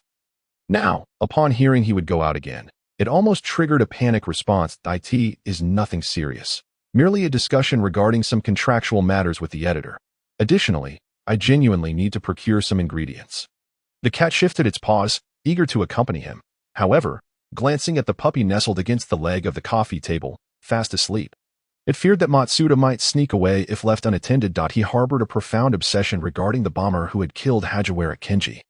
Rest assured, nothing major should occur, Ruo Mu Liang stated, though his confidence appeared somewhat lacking. Mihua Town, 5th District, Polo CAF. Ruo Mu Liang stood at the entrance of the CAF, unsurprisingly failing to spot a conspicuous black-coated golden retriever within. It seemed that prior to the plot's commencement, this location had not yet become a regular haunt for a Muro tour. He wondered if, when bringing Jing Guang along, he would be able to procure 100 or so skill points gifted by a Muro. In a corner by the window, a woman clad in a gray suit and gold-rimmed glasses was engrossed in reviewing a document. Ruo Mu Liang approached and seated himself directly across from her. Omikazumi lifted her head, offering Ruo Mu Liang a professional smile, hastily tucking away the manuscript in her hands. I apologize for being a bit late. No worries. Awakens sensei, it was I who arrived too early. Omikazumi retrieved a brown paper bag from her briefcase, presenting Ruo Mu Liang with a contract document that had already been printed. Awakens sensei, please have a look. This is the latest contract regarding the new revenue-sharing model. Furthermore, the royalties for the previous 3 works have already been deposited into your account. Please check when you have the time. Regarding the work Kuen no Koyo, the publishing company recently contacted us. expressing interest in adapting it into an anime. If Awakens-sensei has any requests in this regard, we will send someone to negotiate with them. Ruo Mu Liang briefly scanned the contract, confirming there were no issues before signing his name. Miss Omi, I am somewhat curious about the materials you were reviewing earlier. If I am not mistaken, it appeared to be a novel manuscript. I had assumed you were solely a manga editor. The manuscript was not the focal point. The key matter was that Ruo Mu Liang seemed to have recognized a somewhat familiar name within the document. Omi Kazumi's eyes widened in surprise, and she hurriedly forced a smile that I sincerely apologize, Awakens-sensei. This manuscript was penned by a university classmate of mine. He has recently expressed a desire to venture into this field, so he asked me to take a preliminary look at the quality of his work. Ruo Mu Liang immediately sensed the unspoken tension etched on the editor's face. It felt as if a golden exclamation mark had suddenly materialized above Omi Kazumi's head, making one want to poke it and accept a mission. If you don't mind, could you allow me to take a look as well? Omi Kazumi tightened her grip on the manuscript. Instinctively unwilling to share it is not uncommon for a once prominent author to plagiarize the works and ideas of newcomers in the industry. However, this particular manuscript, if Ruo Mu Liang were aware of the thoughts racing through her mind, he would likely only think she was overreacting. In the world of detective fiction, those who plagiarize or steal others' works often meet with gruesome fates. For instance, a certain up-and-coming screenwriter who was dismembered by a bandaged monster, or a renowned novelist who was crucified by his assistant, or a medical professor whose lung was pierced by a student. With a luck value of -80, only a lunatic would intentionally place a large death flag above their head. Omi Kazumi hesitated for 2 minutes before ultimately surrendering the manuscript silently. Ruo Mu Liang glanced at it without much seriousness, noting it was a novel of heroic fantasy, authored by Tadakoro Toshiya. Indeed, he had not been mistaken. It was a familiar name. Due to his sister Tadakoro Kaori's illness, he had to become the ghostwriter for the infamous horror novelist Takurazaki Daisuke. Hidden behind the scenes penning works in his stead, little did he expect that Takurazaki Daisuke, known for his vampire novels, mirrored the characteristics of a greedy vampire himself. To ensure Tadakoro Toshiya remained his ghostwriter, he bribed doctors to provide only the bare minimum of conservative treatment for Kaori, resulting in her worsening condition and unfortunate demise. Upon discovering the truth, Tadakoro Toshiya sought revenge for his sister, using a peachwood stake from Takarazaki's collection to crucify him. The irony was palpable. This is exceptionally well written. Miss Omi, would you be able to recommend your classmate to me? Zhang Hui took a sip of her coffee to mask her nervousness and cautiously inquired. Is your next work going to explore a similar theme, Teacher Qingyao? However, judging by the outline, it seems that your detective series still has quite a lengthy narrative ahead. Many readers have previously written in expressing a desire to see a continuation of the otherworldly reincarnation storyline. Yet, my primary focus remains on the detective series for now, and I cannot spare any hands temporarily. Nevertheless, based on market feedback, this genre certainly possesses considerable potential for exploration. Before others follow suit, I would prefer to complete the continuation first. Hence, I might need to recruit 2 assistants. As for your classmate, Miss Jiang, she excels in the fantasy hero style. Her writing is quite commendable, and her style aligns closely with mine. Could you inquire if he would be interested? I would be more than willing. Zhang Hui suddenly stood up, causing the entire CF to glance her way. Recently, Tenduo has been exceedingly troubled by medical expenses, even contemplating the notion of selling her magnum opus to others more than once. Furthermore, to her knowledge, the renowned novelist Tiger Shakura's editor has contacted Tenduo on multiple occasions. Even their publishing house has inadvertently hinted that teacher Shakura might attempt a genre shift for his next work. The intention to seek a ghostwriter has become rather explicit.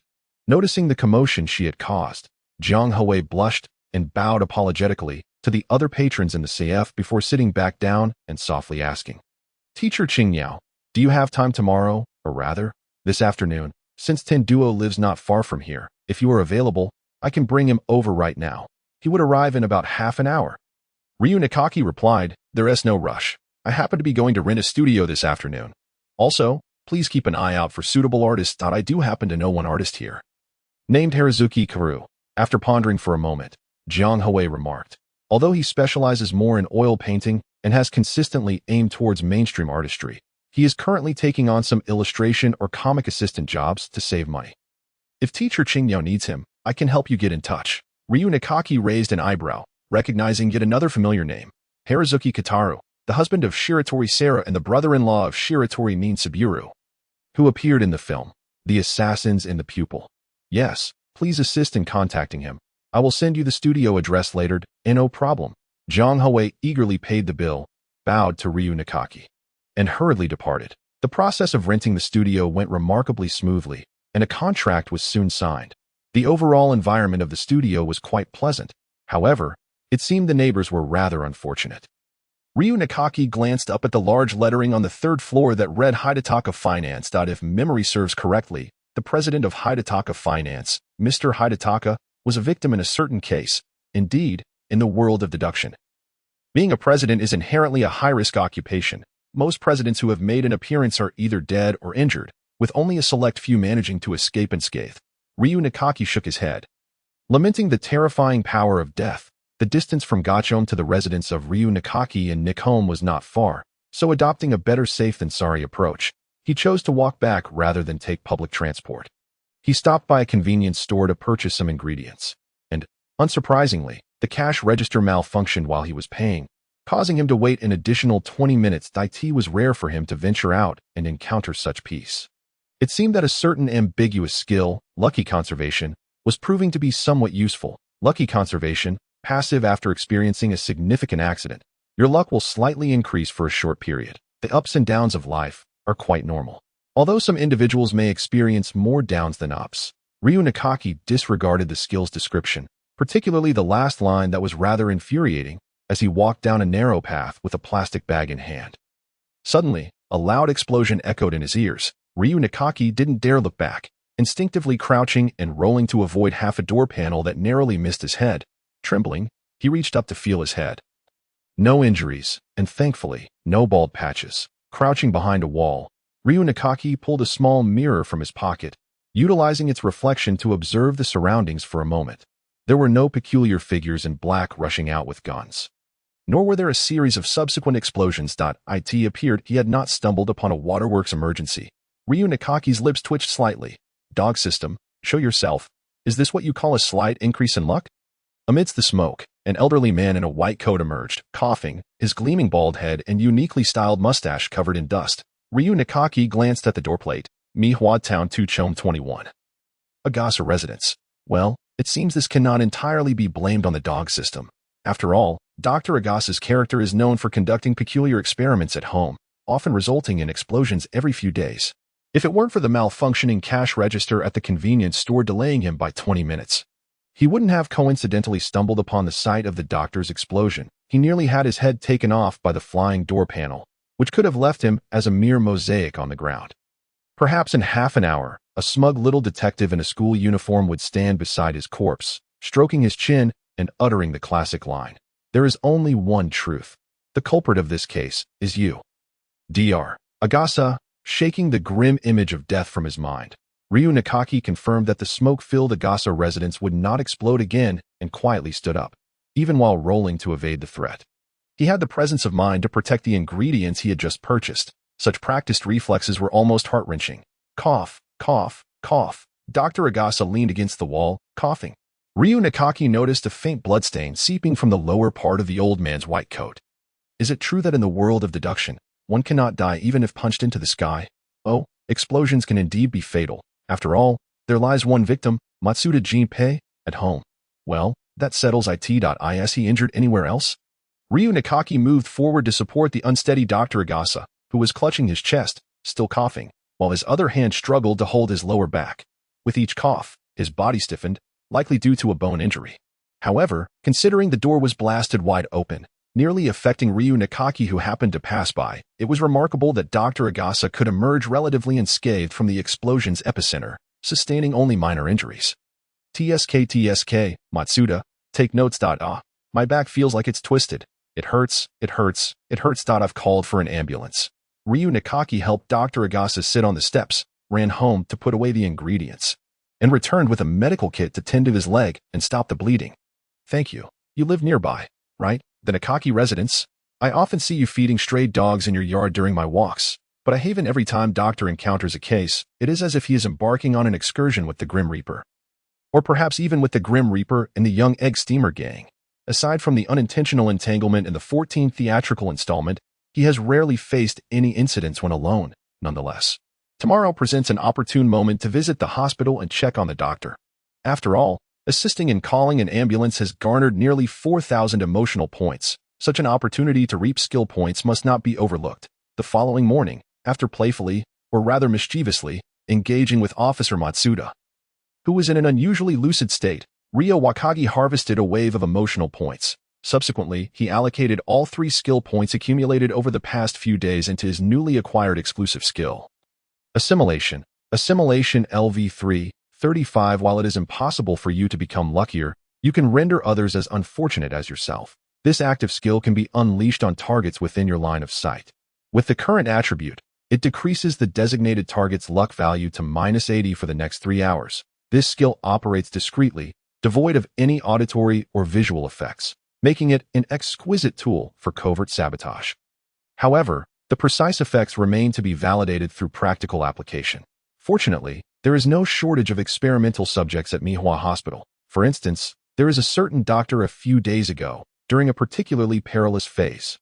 I donned protective attire. According to my calculations, the final step was deemed the safest, with an unexpected incident probability of less than 1. Who could have foreseen that it would suddenly explode? Ruo Mu Liang's hand, poised to knock on the door, hesitated for a moment. Had the safest procedure truly detonated? Surely it couldn't be that he happened to be passing by the door at that very moment. Impossible. Absolutely impossible. His aura of misfortune typically only afflicted him. After all, the 2 creatures residing under the same roof as him were completely unscathed. Reflecting with a sense of self-awareness, Ruo Mu Liang then brazenly denied any connection to the matter. He raised his hand and rapped lightly on the door. 2 seconds later, a beautiful girl with horns, be you sure, came trotting to open it. Oh, Ruo Mu-kun, how kind of you to come to the hospital to see me. I remember you were right outside my door when the explosion happened. Are you unharmed?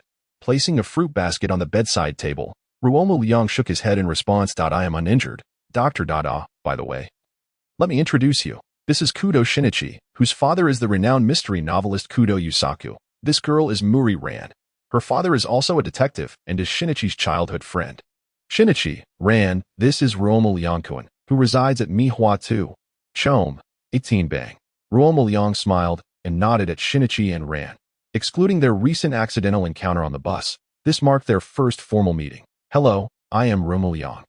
Suddenly, a shrill scream echoed from downstairs, causing Kudo Shinichi's expression to change dramatically as he hurriedly dashed down the stairs. Daily scream count, 11. What a relief.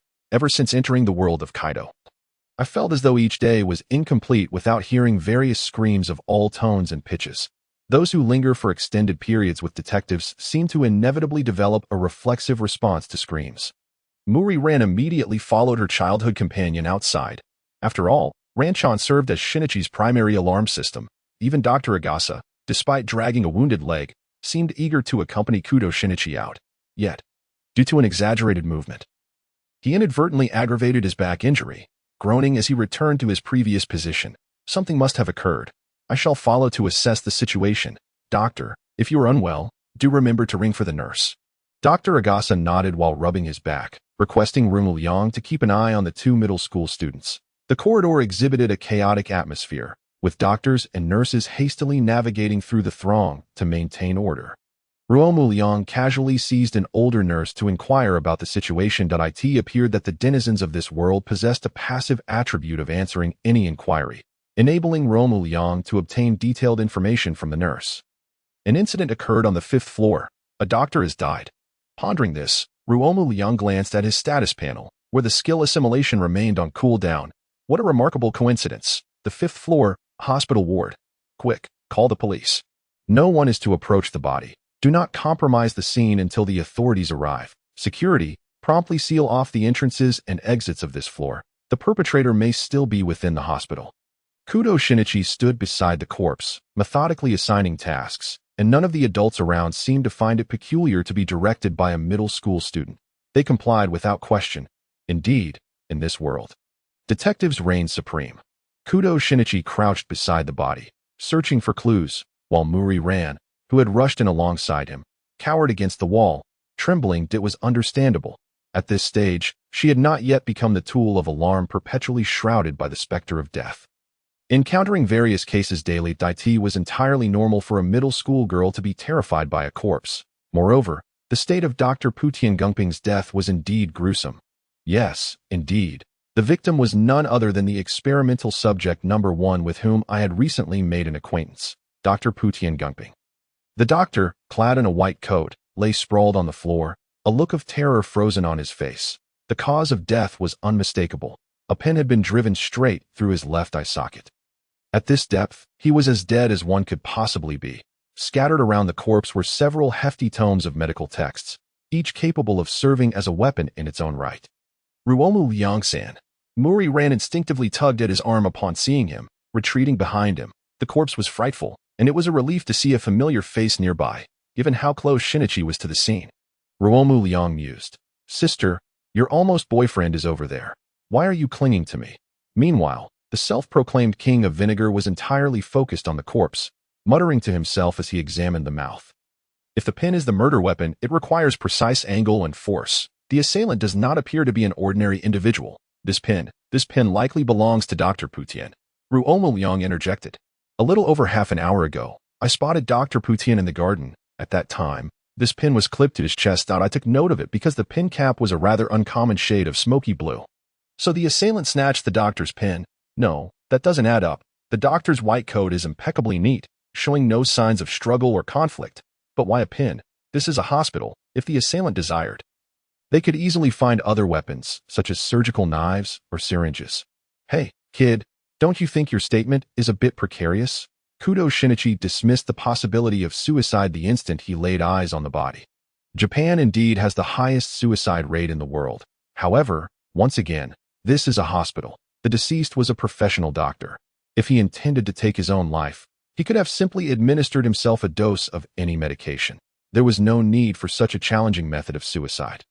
Overcoming the body's instinct to avoid sharp objects directed at the eyes is exceedingly difficult. Using a pin to commit murder seems more akin to an impulsive crime. The assailant merely grabbed whatever was at hand to attack. Yet, aside from Dr. Putian's body, there are no apparent clues at the scene. Did the perpetrator clean up their tracks? If it was indeed a crime of passion, the assailant would have no reason to remain so composed afterward. And what about this bloodstain? Ruo Mu Liang glanced at the ground beside the corpse. Blood flowed from Putian Gangping's eye socket but did not pool into a small puddle. Instead, it formed a winding line. Resembling a crooked head nurse, did Dr. Putian have any enemies? Kudo Shinichi abruptly inquired of an NPC who seemed to have materialized at the scene without his notice, having apparently been waiting there for quite some time. Ruo Mu Liang thought. When did this person appear? He instinctively turned to glance behind him at the door. Dr. Putian had died in his own office, which had only one entrance, precisely the door behind him. Prior to his entry, the office had only housed Kudo Shinichi, Muri Ran, and a small nurse who had been so frightened she was now cowering and crying. When did this serious-looking head nurse teleport to the corpse's side?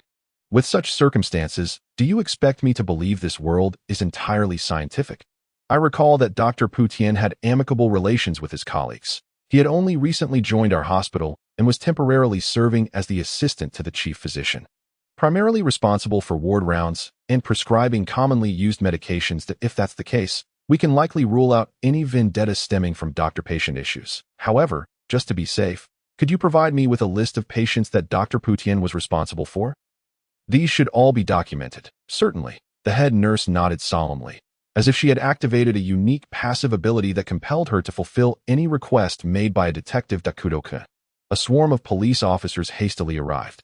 Surrounding the office, wearing his eternally unchanged beige coat, the still slender Inspector Magyar tipped his hat to Kudo Shinichi. Inspector Magyar. Kudo Shinichi rose, briefly summarizing the situation for Inspector Magyar, who promptly instructed his subordinates to assist the hospital security in sealing off the entrances and exits.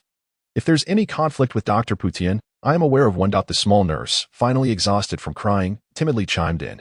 Inspector Magyar frowned and asked, who? The individual in question appears to be named Wada Kinjo. Approximately 1 week ago, he encountered a small-time thug while Dr. Putian was on night duty in the emergency room. Kudo Shinichi inquired. What prompted this individual to clash with the doctor? The young nurse, recalling the events of that evening, instinctively displayed a look of disdain. That man was utterly outrageous. That night, we received an urgent female patient, Miss Shimizu. Her condition was exceedingly rare, resulting from prolonged malnutrition and excessive fatigue, leading to a sudden fainting spell.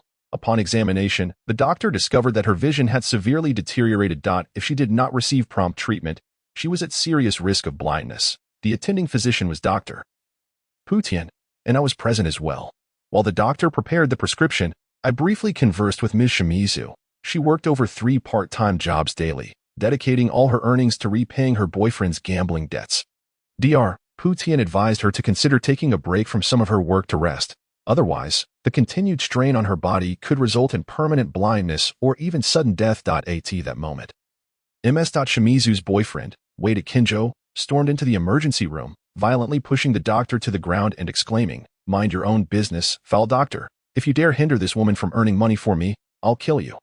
Officer Sato and Myriad, who were eavesdropping, instinctively clenched their fists.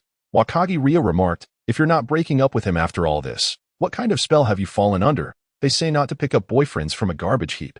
Why don't you listen?" However, this narrative sounds somewhat familiar. If I'm not mistaken, Wado is likely to be a victim in the future. It just came to me.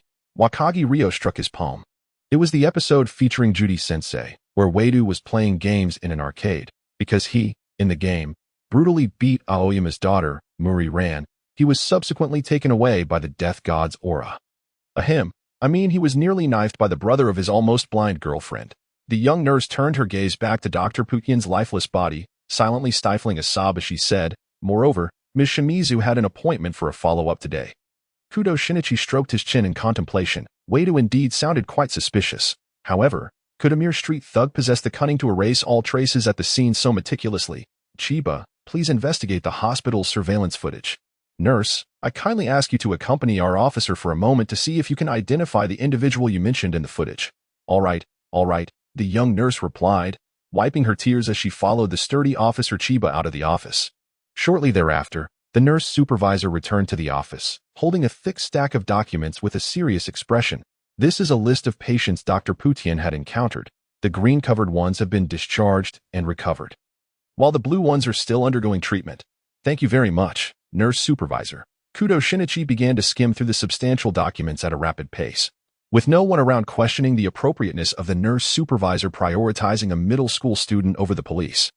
Nurse supervisor, another unnamed officer, approached with a notebook for routine questioning, inquiring if Dr. Putian had exhibited any unusual behavior today, or if anything out of the ordinary occurred this morning before the doctor's untimely demise.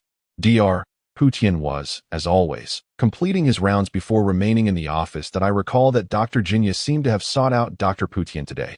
He usually doesn't come to the 5th floor, but he later stormed off in a fit of anger."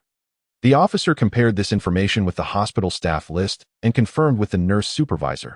"Is it the surgeon, Dr. Jinya Yasu?" "Oh, another familiar name." Wakagi Ryo mused at in the film The Dark Assassin in the Eye. The true culprit, Kazuki Kazato, has an inseparable connection with this Dr. Jinya. Initially regarded as a surgical genius with a golden left hand, Dr. Kazato was deliberately injured by Dr. Jinya out of jealousy during a surgery, leading to a failed operation and the patient's death. Dr. Kazato subsequently suffered nerve damage in his hand, rendering him incapable of performing surgeries and forcing him to switch to cardiology. However, Dr. Kazato was not one to be trifled with. He retaliated by killing Dr. Jinya. Years later, to prevent the case from being closed as a suicide, he eliminated the 3 officers involved in the investigation. If memory serves, these 2 individuals were affiliated with Kyoto University Hospital. What brings them to Mihua General Hospital? Shortly thereafter, Officer Sato arrived at the office with several individuals. "Officer, this is Wade Kinjo. The individual the nurse mentioned had a conflict with the deceased. Today, he followed Ms. Shimizu to the hospital. In the middle is Dr. Jinya Yasu, who, according to the surveillance footage, was in the deceased's office half an hour ago. On the right is Tsubokawa Risa, a family member of a patient, who was seen arguing with the deceased this morning." Wakagi Ryo remarked, "Here we go. No matter how many clues are provided beforehand, once we reach the suspect stage, it's always a matter of selecting from 3 options." The officers separated the 3 individuals for questioning. Meanwhile, Kudo Shinichi rummaged through the office, scouring every nook and cranny for clues. However, the evidence was dismally scarce. Items that should have been present at the scene, such as fishing lines, tape, or other elaborate murder props, were conspicuously absent. The entire scene was as pristine as if it had just undergone a thorough cleaning. Wakagi Ryo observed the forensic team members documenting the scene with cameras. Silently face-palming, he glanced at the suspects again. To be frank, he had no idea who the murderer was. After all, under the circumstances of an -80 luck value, anything was possible. Yet, based on the unspoken rule in the world of Kudo Shinichi, where attractive individuals tend to have more screen time, he took a wild guess and chose Ms. Tsubokoa Risa. Just then, Ms. Tsubokoa, feeling offended by the questioning officer, raised her voice, exclaiming, "My father's condition was stable, but suddenly worsened in recent days. Isn't it the doctor's responsibility? My father showed no issues under Dr. Izumi's care, which is why I confronted that irresponsible doctor this morning." Wakagi Ryo raised an eyebrow, instinctively glancing at Tsubokoa Risa. A sudden deterioration in a patient's condition, particularly one under Dr. Putian's care. Could it be? Meanwhile, Kudo Shinichi had temporarily abandoned his search for clues in the office and was now gathering around the three suspects to hear their alibis. After all, in the Kudo Shinichi universe, criminals often have a tendency to inadvertently reveal crucial information in the presence of a detective. Wakagi Ryo moved closer to the deceased's body, flipping through the stack of books that had already been rifled through by the detective. He found a brown leather notebook that had been briefly browsed by the detective earlier. However, it was filled with extensive medical jargon and pathological data, yielding no further useful content, so he did not delve deeper. It seemed he had indeed been correct in his assumptions. "Hey, have you all finished your incessant questioning? I'm busy gaming here. After all, I have a match to settle with someone today." Wadu was the first to lose his patience and speak up. "Mr. Wadu, as far as we know, you are currently the only individual who had a physical confrontation with the deceased, threatened him verbally, and lacks a clear alibi. We kindly ask for your cooperation in our investigation." "Threatened? Just because I said I'd kill him? I say that kind of thing 10 times a day. Does that mean every time someone dies in Tokyo, it's because of me?" Wada Kinjo pulled out a cigarette, lit it, and arrogantly exhaled smoke in Officer Sato's direction. Sato's forehead twitched in irritation, and Wakagi Ryo nearly expected him to unleash a dragon punch and send Wadu soaring to the ceiling. "I told you that doctor was a quack. It's no surprise he is dead. Hey, you over there, pretty lady, don't you think the same?" Wada said, flashing a self-satisfied smirk at Tsubokoa Risa. Tsubokoa Risa wrinkled her nose in disgust. Instinctively stepping back a couple of paces, Kudo Shinichi stood a short distance away, deep in thought. At this juncture, he found himself increasingly suspicious of Dr. Jinya. Based on the information at hand, there was a direct conflict of interest between Dr. Jinya and Dr. Putian, as they were currently competing for the sole opportunity to further their studies in the United States at Mihua Hospital. Although Dr. Rinya has been in the hospital for a longer duration, his seniority should afford him a greater opportunity for this position. However, the theory proposed by Putian Ginping has garnered considerable favor from Vice President Akagawa. Thus, despite Putin's lack of experience, his competitiveness is far from negligible. Bolstered by the vice president's support, yet, the only fingerprints found on the pin belonged to the deceased. Was he wearing gloves? Moreover, what about the intriguing bloodstain? Could it be the result of a murder scheme? Shinichi. Shortly after the police arrived, the corpse was covered with a white cloth and removed from the crime scene. It was then that Xiaolan mustered her courage to emerge from behind Ruo Mu Liang and gradually moved to Shinichi's side. "What's wrong, Rand?" Beneath the leaves of a plant, something red glimmered momentarily. Kudo Shinichi paused, returning to the half-man-high decorative bonsai to search, and after much effort, discovered a small camera glinting red light nestled among the dense leaves. "Just as I expected." Ohuang ran. Kudo Shinichi compared the angle, and it appeared that the camera positioned among the potted plant could clearly capture the entire office, particularly the section of Putian Ginping's desk. Was the murderer monitoring Putian Ginping? "That was a camera I installed." Rinya's declaration drew the attention of everyone present. "What?" Inspector Magyar took the miniature camera from Kudo Shinichi's hand for a thorough examination, his expression grave as he questioned Rinya. "So, you are admitting to being the murderer in this case, are you?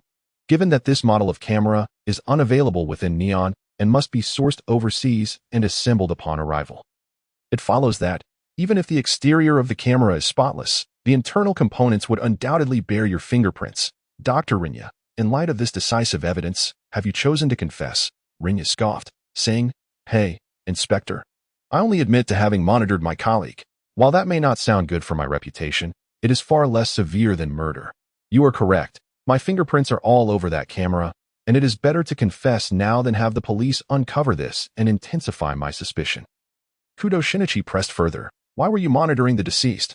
Rinya was suspecting Putian Gingping of academic fraud. Ruo Mu Liang returned to the office with a small bag of snacks, showing little interest in the alibis of the three suspects. It was mealtime, yet it seemed lunch would not be served on time today. He decided to take the elevator downstairs to a nearby convenience store for some food. Additionally, he sent an email to the beautiful editor and Tanaka Toshiyasu, who were waiting for him to eat.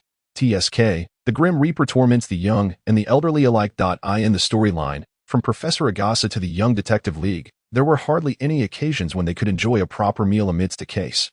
This is something to remember. I should carry some food with me when I go out. If I happen to encounter Conan around the corner, I might have to endure a day with an empty stomach.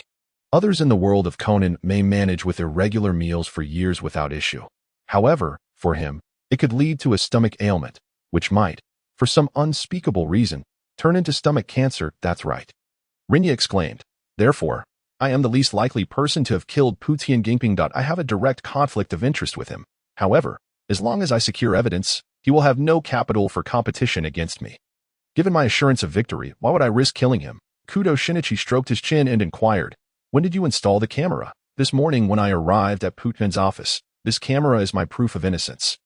I assure you, when I left, Putian was still very much alive. This implies that the camera might have recorded the murderer in the act. Do you have the receiver? It's in my office that I needed to connect it to the television at home after work to view the footage. So I neglected it after installation. Chiba, Inspector Magyar shouted at his subordinate, who promptly took Rinya back to retrieve the receiver and instructed the tech team to prepare the necessary playback equipment. The atmosphere in the office grew tense once more. Ruo Mu Liang pulled out a small rice ball and a can of oolong tea, offering them to myriad, who gratefully accepted the snack with her bean-like eyes. It felt rather inappropriate to be eating at such a moment. Aren't you hungry? Myriad touched her stomach, which responded with a rumble. She had eaten little that morning, hastily coming to the hospital to visit Professor Agasa. And now, delayed by the case, she was utterly famished. However, given the tense and serious atmosphere, and her childhood friend's inability to move forward in the face of a case, she felt hesitant to express her desire for a meal. Myriad quietly thanked him before tiptoeing to a corner of the office to nibble on the rice ball. Ruo Mu Liang then produced a simple lunch from his bag, poking at the visibly excited Kudo Shinichi. Hey, is it really appropriate to eat at a crime scene? Kudo Shinichi squinted, looking quite exasperated. Ruo Mu Liang appraised him, pondering whether Shinichi's gradual height decrease, from the waist of myriad to knee height, was due to the Grim Reaper's neglect of proper meals. Failing to eat regularly could hinder one's growth. He should take care not to end up shorter than Ran in 2 years. An inexplicable chill ran down Kudo Shinichi's spine, as if Ruo Mu had uttered an extraordinary curse, and he instinctively took a couple of bites from the rice ball. Ruo Mu nodded in satisfaction, handing him a can of drink. Then casually ruffled Kudo Shinichi's hair. The head of a smart person feels delightful to ruffle. Officer Chiba's efficiency as a professional assistant was commendable. Within 10 minutes, all preparations were complete, and the group gathered around a monitor that had been sourced from who knows where, patiently waiting for the technicians to set it up. All right. The monitor flickered to life, displaying a grainy image. After a moment of shaking, a figure clad in a white lab coat appeared, presumably Dr. Rinya. Just after installing the camera, across from him sat Putian Gingping at his desk, his expression somewhat contorted. Rinya, don't think you've won just yet. We'll see about that. I have a surgery this afternoon, so I'll return to the office to rest. Dr. Putian at this point, Rinya shrugged and said, see, when I left, Putian was perfectly alive. The footage continued, revealing Putian sitting alone in his office, angrily slamming his hand on the desk, causing his pen to rattle and roll beneath the table. He cursed angrily, attempting to retrieve the pen. Suddenly, a gust of wind blew through, rattling the windows and sending scattered papers flying into the air. Annoyed, Putian decided to close the window first, but in his agitation, he stood up too abruptly, knocking several large volumes precariously off the edge of his desk. As Ruo Mu Liang observed this, the corners of his mouth twitched. Putian Gingping closed the window and returned to his desk, finally locating the pen wedged between the desk and the floor. Perhaps having crouched for too long, he swayed slightly upon standing, inadvertently bumping into the desk, causing the already precarious volumes to succumb to gravity and crash onto his head as he crouched to alleviate his dizziness. With a terrified scream, Putian was knocked to the ground, the pin piercing his eye. Putian Gingping, deceased. As for the mysterious bloodstain on the floor, the slow-motion replay provided clarity. The sharp end of the pin left a slight, curved scratch on the ground due to the heavy pressure. While it might not be visible to the naked eye, the bloodstain, winding its way to the floor, naturally accumulated into an eerie M shape along the scratch. Kudo Shinichi, Megure Inspector, everyone. The window was opened for ventilation by a nurse every morning. The pen was knocked beneath the desk by Putian gaping himself, as were the large volumes. Rinya's lips twitched as he voiced the collective thought, "This is just too unfortunate." From the video, it appeared to be a series of coincidences that led to this accident. Even the onlookers could sense that some coincidences were overly forced and contrived, as if scripted by someone in advance. Among the crowd, only Rio displayed no signs of surprise or dismay. Was that not entirely normal? This was his daily existence. Welcome to the neon chapter of Death Comes. After a considerable time, Inspector Muro finally managed to close his astonished jaw and stated, "Ahem, since this is an accident, let's conclude the case." Kudo Shinichi remained bent over, replaying the surveillance footage an innumerable number of times. Judging by the bewildered expression on his face, it seemed he had yet to reconstruct his worldview. This was impossible. How could a case summoned by the presence of this detective be deemed an accident? How could it possibly be an accident? Shouldn't the murderer have employed a flamboyant and bizarre method to brutally slay the victim, inadvertently leaving behind a crucial clue at the scene, which the detective would then unravel, dispelling the layers of fog, ultimately bringing the culprit to justice? This was simply not the essence of Kudo's deductive reasoning. "Shinichi," Mao Lilan called out with concern to the frozen Kudo Shinichi. If he remained in this position, it was likely that he would soon be heading to Dr. Agasa's side to take a nap. The hour was getting late. "Let me escort you home." Rio glanced at the time and nudged the petrified Kudo Shinichi to awaken him. Kudo Shinichi responded absently, his body following Lalonde and Rio, while his spirit likely lingered in Putian Gungping's office, yet to return. Mao Lalonde said, "I never anticipated it to be an accidental incident. I thought the murderer would be that fearsome uncle. I too did not foresee such a coincidental accident. Initially, I suspected Miss Subokawa." Upon mentioning the case, Kudo Shinichi finally snapped back to reality, scrutinizing his neighbor, who appeared only slightly older than himself. Among the three suspects, Miss Risa's culpability seemed the least likely. "Why did you suspect her?" "Of course, it is because, when contrasted with the two bizarre uncles, her appearance is the most striking." Thus we return to that century-old conundrum. One might wonder how many attractive young men and women are incarcerated in the world of Kudo's logic. The motives are most compelling. If I were aware that someone intended to murder my father, I might be unable to restrain myself from taking the initiative to eliminate that individual. However, upon further reflection, time is too pressing. Miss Risa likely remains unaware of the underlying circumstances. "What did you say?" X2 Kudo Shinichi and Mao Lilan exclaimed in unison. "Wait, are you suggesting that Dr. Putian Gangping wanted to kill Mr. Subokawa?" No, that is indeed a possibility. Academic fraud. I initially thought he was merely guilty of academic deception, but I never imagined it would escalate to this extent. Indeed, if cases that do not align with academic arguments were to vanish, no one could use them as a basis to attack his theories. Even if such assertions were disproven years later, he could always claim it was due to the limited medical conditions at the time. Is there any evidence? Rio shrugged and replied, "There is no evidence. Merely the altered minimal records and prescriptions from Dr. Putian are insufficient for a conviction that I had investigated previously. The medications he substituted were equally appropriate. Yet, just as someone may be allergic to penicillin, Mr. Subokawa experienced a worsening condition following the change in medication, allowing Putian to argue it was due to the patient's personal constitution. Moreover, Mr. Subokawa's lifestyle habits are not particularly healthy. Even if his condition did deteriorate or even lead to death, it could easily be explained as the patient failing to adhere to medical advice, continuing to smoke and drink during treatment, and so forth. Furthermore, the current reality is that, although Mr. Subokawa has been moved to a critical care unit, he is not in immediate danger. Meanwhile, Putian Gangping is already deceased. Mao Lilan observed the two before her with a bewildered expression. Although they spoke Japanese, she struggled to comprehend. Shinichi, what exactly are you talking about? Kudo Shinichi let out a helpless sigh and quietly explained everything to Mao Lilan from the beginning. So that's how it is. It's truly fortunate that Mr. Subokawa did not encounter any mishap. However, Rimu, you are quite remarkable, managing to uncover so many details in such a short span of time while remaining composed. I was genuinely startled when I saw the body. Don't worry, once you've seen a 4-digit body count, you'll be well equipped to fulfill the role of an emergency caller. Speaking of which, I still don't know what Rimu does for a living. Rio smiled faintly and said, I am merely an ordinary manga artist. Kudo Shinichi completed the thought. Recalling that Rimu had mentioned the pin cap's rare bluish-gray hue, noting that most people would simply describe it as gray or blue, such specific terminology implied a connection to the arts. Additionally, during casual conversation, Dr. Agasa had mentioned that Rimu had graduated early and was currently unemployed, rarely venturing outside. Traditional painters typically require outdoor excursions for inspiration, and since Rimu lacked the distinct scent of oil paints, he must be a manga artist. Well then, it's a pleasure to meet you. I am Rimu Ryo, pen name Aotori, just an ordinary manga artist. After safely escorting the two middle school students home and successfully garnering a wave of emotional currency, Rimu Ryo returned expressionlessly to his own sanctuary. He then accessed the panel in his mind, as anticipated. He knew that the absence of any unforeseen incidents during the journey was, in itself, the greatest irony.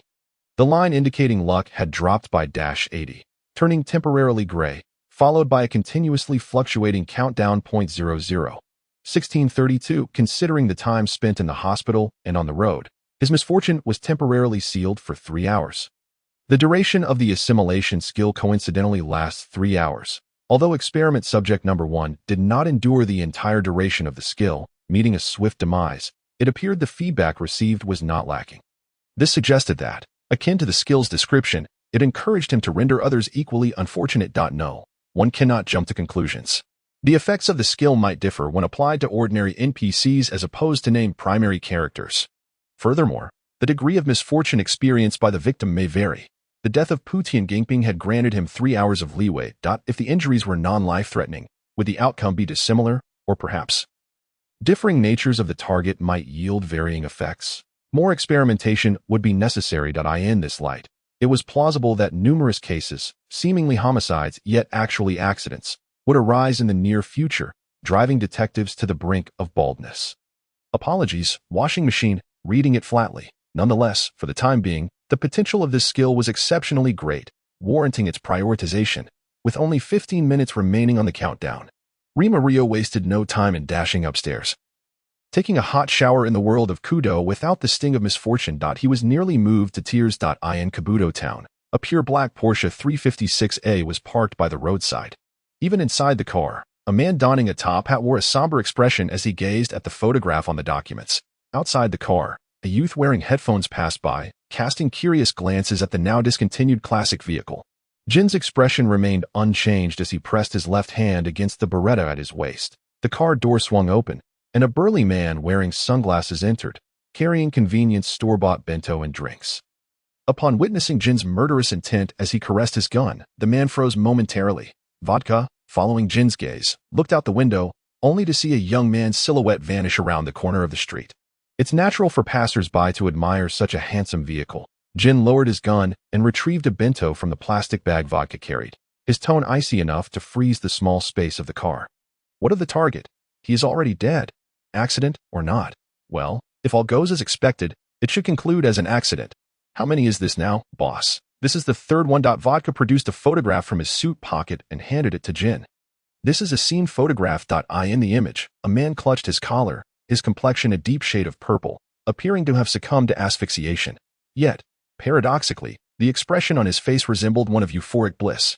Initially, I too believed it to be an accident, but later I found the scattered drugs on his desk to be rather peculiar, and indeed, I discovered that Vodka retrieved the second photograph, revealing a chaotic array of scratch marks beside the dismantled drugs on the table, some of which faintly connected, resembling a distorted M. Jin let out a cold scoff, remarking, "What a morbid sense of humor." After swiftly finishing his meal, Jin flipped through the dwindling pages of his documents and declared, "The afternoon mission is temporarily postponed. Weren't you just saying yesterday that the situation was rather urgent and we needed to deal with the target promptly?" However, as a competent subordinate and driver, Vodka was acutely aware of the workplace survival rule to refrain from questioning his superior lightly, especially considering how many people his boss had likely eliminated over the course of a year.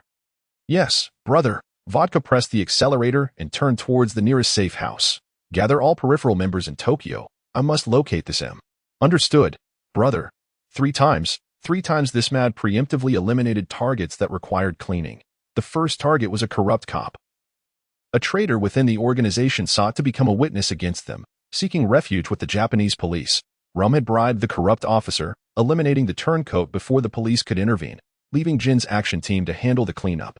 Consequently, when Vodka delivered peanuts to the doorstep, the man had already been lying dead on his living room carpet for at least 3 hours, a period until the natural curls of Lu Hai were smoothed out. He finally let go. A sense of comfort enveloped him. Matsuda Jinpei remarked, "Over there, 2 friends were engaged in mutual harm, while the sole victor in the venue, Wakugi Ryo, activated the black box. The box emitted a sound akin to a typewriter, slowly producing a remarkably lifelike human face. Do not inquire about the principles behind this. It is merely magic, the transformation of Kid and his fellow disguise artists into their personas in a mere second. And then back again, hardly qualifies as scientific." Wakugi Ryo removed the sensors from Jufu Kagemitsu's face, grasped the freshly produced and still warm facial skin, and pressed it onto his face. A man was born with gray-blue eyes and an unremarkable appearance, one who would be lost in a crowd in an instant. The eye color was rather unique. I had procured colored contact lenses, and I must remember to wear them before stepping out. Well, considering the technological advancements in the realm of the detective school, by the time the main storyline commences and a few episodes of daily life are filmed, such a device should be readily available in drugstores. How does it feel? Jufu Kagemitsu stood up and went to the restroom to gaze into the mirror. The texture of the human skin mask was strikingly realistic, indistinguishable from his original skin upon touch. Unlike makeup, the advantage of a mask is its resilience against tearing. Even if someone were to tug at your face, it would be exceedingly difficult to rip it off. Moreover, the internal layers of the mask contain simulated capillaries, providing a feedback effect of bleeding in the event of an accidental injury. Thank you. Jufu Kagemitsu closed his eyes, feeling a slight warmth and moisture around his eye sockets. Though, by the way, you currently have only 6 hours each day to maintain your human form. Whether this duration will change in the future remains uncertain, so return immediately if something feels amiss. Also, today I spotted a black Porsche 356A at Kabuto. Jufu Kagemitsu's body stiffened. Having once partnered with Jin on several missions involving Scotch whiskey, he was well aware that Jin's beloved vehicle was indeed a black Porsche 356A. I understand. Don't worry, I will be cautious. Jufu Kagemitsu smiled, though regrettably, the mask's exceedingly ordinary visage failed to showcase his inherent charm. I still need to return safely to cook for you. Otherwise, you would be left to survive on compressed biscuits once more. For dinner, I would like to have sukiyaki. Alright. By the way, take Matsuda along. He needs to stretch his legs. That if you encounter any villains, just let the dog bite them. Jufu Kagemitsu couldn't help but chuckle, as the shadow cast by Jin seemed to dissipate, at least temporarily. The living room was soon filled with Matsuda's grumbling. Wakugi Ryo lay on the sofa, the house now feeling rather empty after a long time. Jufu Kagemitsu took Matsuda out, uncertain if he would be able to successfully contact Akai Shuichi. Or perhaps, by sheer fortune, encounter the bomber whom Matsuda would gladly tear apart. It had been over 2 months since the incident at the hospital. The skill assimilation had reached its maximum level. Assimilation, 55. While you cannot become luckier, you can render others as unfortunate as you are. A proactive skill that can be activated as long as the target is within your line of sight. Current attributes, reduces the specified target's luck to any value between -800, lasting no more than 3 hours. However, there are several limitations. First, the target must be within visual range. Photos or video materials do not count, and one cannot manipulate from 1,000 miles away. Otherwise, if he were to use the skill on that gentleman daily, he might have reached a premature conclusion by now. Furthermore, the extent of the victim's misfortune seems to correlate with his own behavioral patterns. Recent test subjects, notorious drug dealers, met their demise due to overdose. A photographer, known for arson, who lurked near fire scenes to capture the most heart-wrenching images, had directly or indirectly caused the deaths of at least a dozen individuals, thus perishing in a house fire after being hit by the skill. A corrupt cop who had used his power to force several innocent citizens to jump to their death subsequently fell to his own misfortune, stepping off a ledge. This skill is imbued with a sense of fatalism and karmic retribution. Paired with the recently acquired proactive skill Eye of Insight, its efficacy is formidable. Beep, beep. Without warning, a sense of danger and the shrill cries of a panic alarm rang incessantly in his mind, leaving Wakugi Ryo feeling dizzy, as if his soul might escape his body. Even during the incident with the Ferris wheel, the sense of danger had never screamed so vehemently. Yet, his body reacted instinctively. Wakugi Ryo rolled off the sofa, but before he could make any further movements, an overwhelming sense of crisis made the hair on his body stand on end, halting his advance abruptly. with a resounding crash. The sound of shattering glass echoed as a bullet grazed his nose and embedded itself into the floor. He could even distinctly smell the gunpowder on the bullet. A sniper. Did they miss? No, it didn't seem like a mishap. It felt more like a warning. Through the faint reflection on the glass coffee table, Wakugi Ryo could clearly see 2 red dots on his forehead and chest. 3 snipers, perhaps. Slowly, Wakugi Ryo raised his hands above his head, signaling his harmlessness. The once deafening sense of danger in his mind quieted momentarily, only to resume its relentless beeping. Stop it. I'm getting a headache. In the limited span of Wakugi Ryo's life, he could not think of anyone else who would send 3 snipers to greet him over a mere disagreement, except for Jin, whom he had brushed past in Kabuto Town not long ago. No way, Jin. Just because I glanced at you in the crowd, you sent people to take me out. Surely, it cannot be that serious. At that moment, the cell phone placed on the coffee table began to ring. And with his keen eyesight, Wakugi Ryo noticed the caller ID displayed an unfamiliar number. Another red dot from the sniper's rifle appeared within his line of sight, slowly shifting from the floor to the ringing cell phone. Wakugi Ryo hesitated for a moment. Did that mean he wanted him to answer the call? The sniper across the way seemed to be losing patience, as the cell phone rang for quite some time without any indication from Wakugi Ryo to pick it up. Suddenly, another bullet whizzed past his cheek as a warning.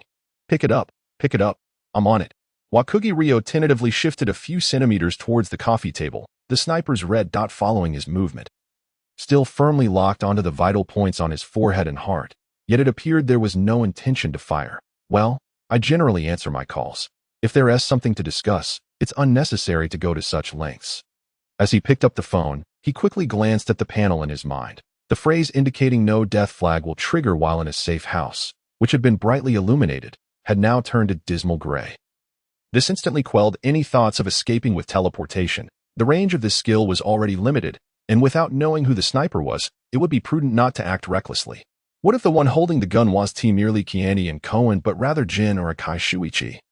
The formidable opponents, even if he revealed his trump card, he might not escape the effective range. The call connected. Long time no see. My alchemist. It was a melodious female voice. A flood of memories surged back, as if a life reel was playing before him, showcasing memories belonging to this identity that he had no recollection of. What the hell? Wakugi Ryo felt a momentary darkness before him, truly sensing an uncertain future. No wonder. When he perused the documents in his study earlier, he felt something was amiss. The combination of Thomas Schindler and an influential FBI figure, since they had already murdered his somewhat renowned parents in academia. Why would they spare a defenseless minor like him? He did not believe that these two would adhere to any minor protection laws. It turned out that it was not that they lacked the habit of delivering the final blow. Rather, someone had rescued him from the clutches of the IT giants and the FBI. Long time no see, Ms. Winyadi. Do you remember our agreement? Wakugi Ryo sighed and replied, even if I have amnesia, I will heal automatically in front of 3 snipers. Jin's style remained as straightforward and ruthless as ever. Do not worry, my alchemist. While your interviewer may have a rather foul temper, he will certainly afford me some consideration. Since it is an interview, I believe I ought to bring along some tools. You know, I am not particularly adept at face-to-face confrontations. Therefore, could you kindly convey this message to that irritable interviewer? No problem. Once the call ended, Ruo Mu Liang maintained his still posture, waiting for an interminable 2 minutes. Once again, his mobile phone rang, this time from another unfamiliar number. Ruo Mu Liang chose to answer. Bring the items to the black bar at Santaimu. On the other end of the line was a cold male voice, equally melodious, yet the frigid tone emanating through the phone was disconcerting. I am 17. There was a silence of 5 seconds before the voice resumed. Imbued with an even greater chill, there is a small path in the back alley of the bar that leads to an abandoned warehouse. Proceed there. Understood. The red dot of the sniper rifle vanished. Yet the heightened sense of danger in his mind, which felt as though it were shouting hoarsely, did not cease, continuing to hum ominously, indicating that he was still being watched. That a stray cat lounging in the yard was startled by the sound of the door opening, raising its head alertly, only to lazily lay back down upon recognizing Ruo Mu Liang. Due to over a year of regular feeding, a few audacious cats had made his yard their home. After negotiations between Jingguang and the cats, the newly settled felines had obediently accepted vaccinations and deworming, and thus Ruo Mu Liang did not chase them away. One of the cats happened to lock eyes with Ruo Mu Liang, and a flicker of red light passed through his gaze. The chubby orange cat stood up, shook its fur, and playfully swatted the small black cat lying nearby. The small black cat responded with an indignant meow and lunged at the chubby orange cat. The two tumbled together, and soon the chubby orange, sensing it was at a disadvantage, leapt with surprising agility for its size and dashed out of Ruo Mu's yard. Strays were typically quite fierce. It was entirely normal for a group of cats to engage in a scuffle, and no one found it peculiar. Ruo Mu Liang retracted his skill, locked the door, and headed towards San Taimu. This chubby orange cat was the leader of the local strays. Once it ventured out, it would find Jingguang and Song Tian. This had been their agreement from the start. Should this lethargic cat, usually too lazy even to bask in the sun, seek them out, it would signify an unexpectedly grave situation, indicating that they should refrain from returning home for the time being.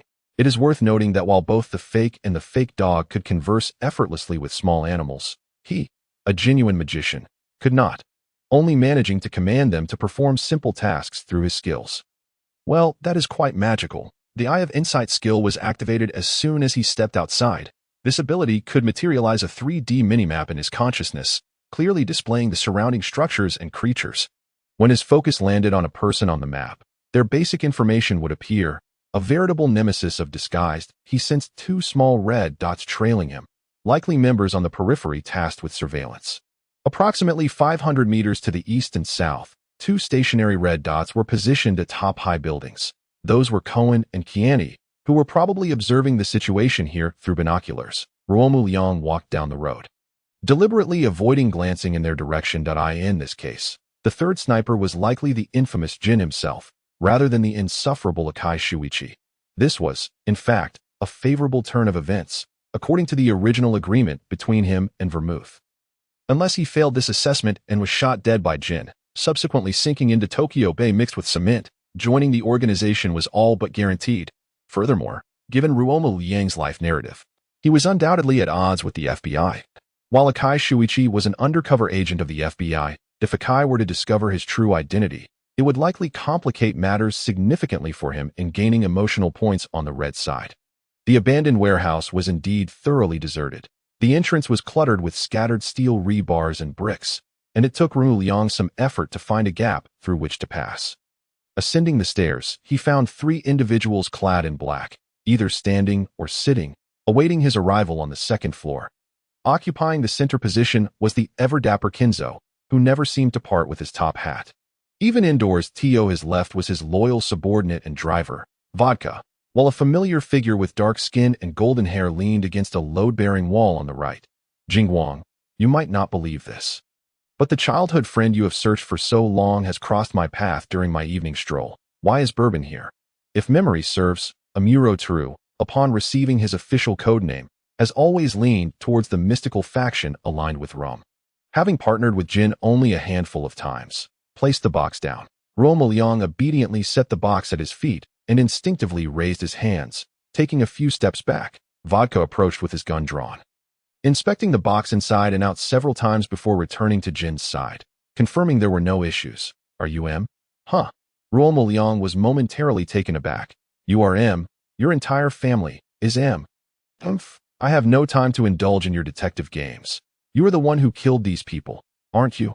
Jin drew his gun, aiming it at Ruo Mu Liang's forehead, and tossed a stack of photographs and documents at his feet. Ruo Mu Liang glanced down at the photos, his pupils narrowing slightly. These individuals had been subjects of his assimilation skill experiments and had ultimately met their demise due to some inexplicable causal relationship. However, what on earth was this pervasive moniker? During his recent experiments, he had conducted many trials, yet only the incident with Putian K. He had taken place on site. His presence at the hospital was justifiable.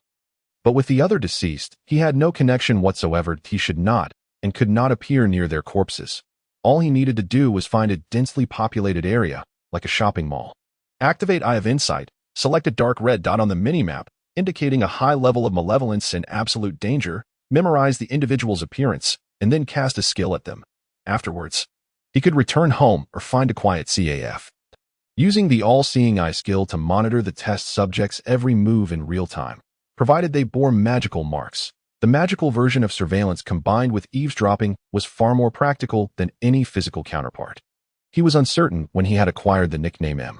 However, if he were to inquire with these individuals, they would affirm it was indeed his doing. Ruo Mu Liang picked up the photos from the ground. It was the first time he learned that those unfortunate souls transformed by assimilation would leave behind him symbol at the scene once their stories concluded. What in the world was this? A retribution from causality? Moreover, countless individuals perish daily in the world of Conan for various reasons. Yet Jin could specifically pursue these few test subjects. This implied that these individuals were either members of the organization or targets of its missions. Ruo Mu Liang inclined towards the latter. If he had genuinely slaughtered 3 members of the organization, Jin would undoubtedly have taken action by now, and even Vermouth's influence would hold little sway. Merely choosing random individuals could lead to a collision with the organization's tasks. And to do so thrice was hard to believe without attributing it to a luck value of -80. As expected, why these 3 individuals? From where did you acquire this information? Just a coincidence. Jin narrowed his eyes, his palpable aura too much. More words might spoil the joy that if you seek the source of the drug dealer, I do indeed possess a fragment of information. Jinjiu glanced at Vodka, who, as a professional interpreter of Jinjiu, immediately grasped the elder brother's intent. Elder brother, Kuroda returned home at 4 a.m., and I entered his bedroom at 7. During that interval, there was constant surveillance on Kuroda's residence. And no one entered or exited. The last call on his burner phone was at 3:30 a.m., and no listening devices or surveillance equipment were found in his room. Jinjiu inquired. Then, from where did your intelligence originate? Ruo Mu Liang maintained a poker face, cold sweat gradually seeping from his back. The information, of course, was derived from the feedback of the skill Eye of Insight, revealing that Kuroda's supplies came from Tsugawa Hidate Hoshi, a name that left a profound impression on Ruo Mu Liang. The librarian of his childhood traumas, anyone who has watched Detective Conan would find it hard to forget the face that ascended with the elevator. In this moment of crisis, Ruo Mu Liang's mind was unprecedentedly focused, rapidly formulating various explanations. Why do you think that lady referred to me as an alchemist? Ignoring the diligent Vodka, who was holding a gun, he approached his box and exchanged a questioning glance with Jinjiu. Jinjiu stared at Ruo Mu Liang, a mocking smirk curling at the corner of his mouth, as if inviting him to commence his performance. Ruo Mu Liang opened the box and began assembling a collection of parts on site. The original owner was a mechanical prodigy, naturally inheriting the skills that came with the persona. However, constrained by the broader environment and material limitations, he was unable to produce anything overly advanced at that moment. Nevertheless, it mattered not. He could cheat on site. Grateful for the 2 skill points generously provided by undercover officer Amuro True earlier, Ruo Mu Liang swiftly devised the optimal solution to defuse the current crisis. A listening device? Jinjiu furrowed his brow. Indeed, this device was considerably smaller than any comparable products on the market, resembling a sticker with a diameter of roughly 2 cm, thus offering greater concealment. While this was certainly a pleasant surprise, it was merely that the organization was not lacking in young geniuses. Sherry was one among them, and no need to rush. Would you mind having your hulking companion assist me? He dared not directly confront Jinjiu. Vodka holstered his handgun and approached Ruo Mu Liang. Stand still. He affixed the freshly crafted listening device to the button on Vodka's chest, then opened the laptop he had brought along, tapping a few keys until a slightly shaky image appeared on the screen. It was indeed the eerie, abandoned warehouse. Elder brother, Vodka, somewhat astonished, lowered his head to observe as his own face filled the screen, even allowing a clear view of his dark nostrils. The laptop simultaneously played Vodka's voice, which, upon first hearing, seemed to resonate with an echo. After tapping the keyboard again, a 3-dimensional map materialized on the computer, pinpointing a corner of the commercial street in Mihua Town. 3. Chomed at a sticker-type tracker capable of both listening and monitoring, albeit with a hint of plagiarism from Professor Agassi's creativity. Nevertheless, this was the utmost limit of what Ruo Mu Liang could achieve without any cheats. Now, it was time to activate some cheats. Having explained the functionality, he proceeded to address the concealment aspect. Ruo Mu Liang typed a few keys and then pressed the tracker affixed to Vodka, and before the watchful eyes of the others, the white sticker transformed into a beige identical to Vodka's button. Unless one were to closely examine the small hole on the button obscured by the sticker, it would be exceedingly difficult to distinguish the difference in color. Skill disguise. LV1 allows for the disguise of objects not exceeding 1, enabling them to blend seamlessly into their surroundings. Affixing it to the inner collar or hem of clothing makes it even less likely to be discovered, and it possesses a degree of waterproofing. Next came safety. Ruo Mu Liang pressed the enter key, and the sticker-type tracker promptly cracked, disintegrating into powder that scattered. Skill decomposition. LV1 capable of breaking down any object not exceeding 1 m into powder, living organisms. Whether alive or dead, cannot be decomposed. With Fukushima Akihiro, the corrupt officer, undergoing renovations at home, and Yanase Takashi, the photographer, perishing in a fire, the presence of a bit of powder on these individuals is entirely ordinary. Moreover, the state of the corpses clearly indicated accidental death. Who would delve deeper? This is the source of my intelligence. Are you satisfied with this answer? Vodka was rendered speechless with shock, while Jinjiu, though his face betrayed no emotion, saw his emotional panel light up with an array of reactions, and on the other side, Turo had been incessantly spamming since their meeting, the genius youth Ruo Mu Liang. His persona intact, truly, as miraculous as alchemy. Amuro Turu stepped forward, reaching to touch a bit of powder left on vodka, which appeared remarkably fine, resembling flour, and without a chemical analysis, the naked eye could not discern what residue it was. The task of tracking down drug dealers was initially assigned to him. Jinjiu, during one of his missions, inadvertently discovered that several peripheral members exhibited signs of drug use. After eliminating the primary target, he casually dispatched those worthless individuals along with him, subsequently assigning the task of tracking drug dealers to Intelligence Officer Bourbon. Though both were code-named members, Jinjiu was not his direct superior and had no authority to assign tasks directly. However, given the abhorrence Amuro Tura held for drug dealers, he sarcastically remarked to Jinjiu before smoothly accepting the task, unusually without slacking off, upon uncovering that one of the back-end suppliers was Kuroda. Amuro Tura submitted the information to Jinjiu, who, typically invincible, faced an unexpected setback. Kuroda had already perished before they could ACT.A an accident. Out of curiosity, Amuro Turu accessed Vodka's mission report, discovering that Jinjiu had recently failed 3 missions. While the targets had indeed met their end, none had died at Jinjiu's hands. The existence of M ignited a potent curiosity and sense of crisis within Amuro Turu. Upon learning of Jinjiu and Vodka's intention to introduce M into the organization, the sense of crisis surged to its peak. He compared the materials from the police and the organization regarding these cases, and no matter how one looked at it, they were unequivocally accidental deaths. Yet, it was strangely not an accident, and neither the organization nor the police could fathom how it had come to pass. Thus, he severed the lead to Kuroda's supplier. This was originally my task. And while intelligence personnel are more adept at interrogation, Jinjiu likely had no intention of listening.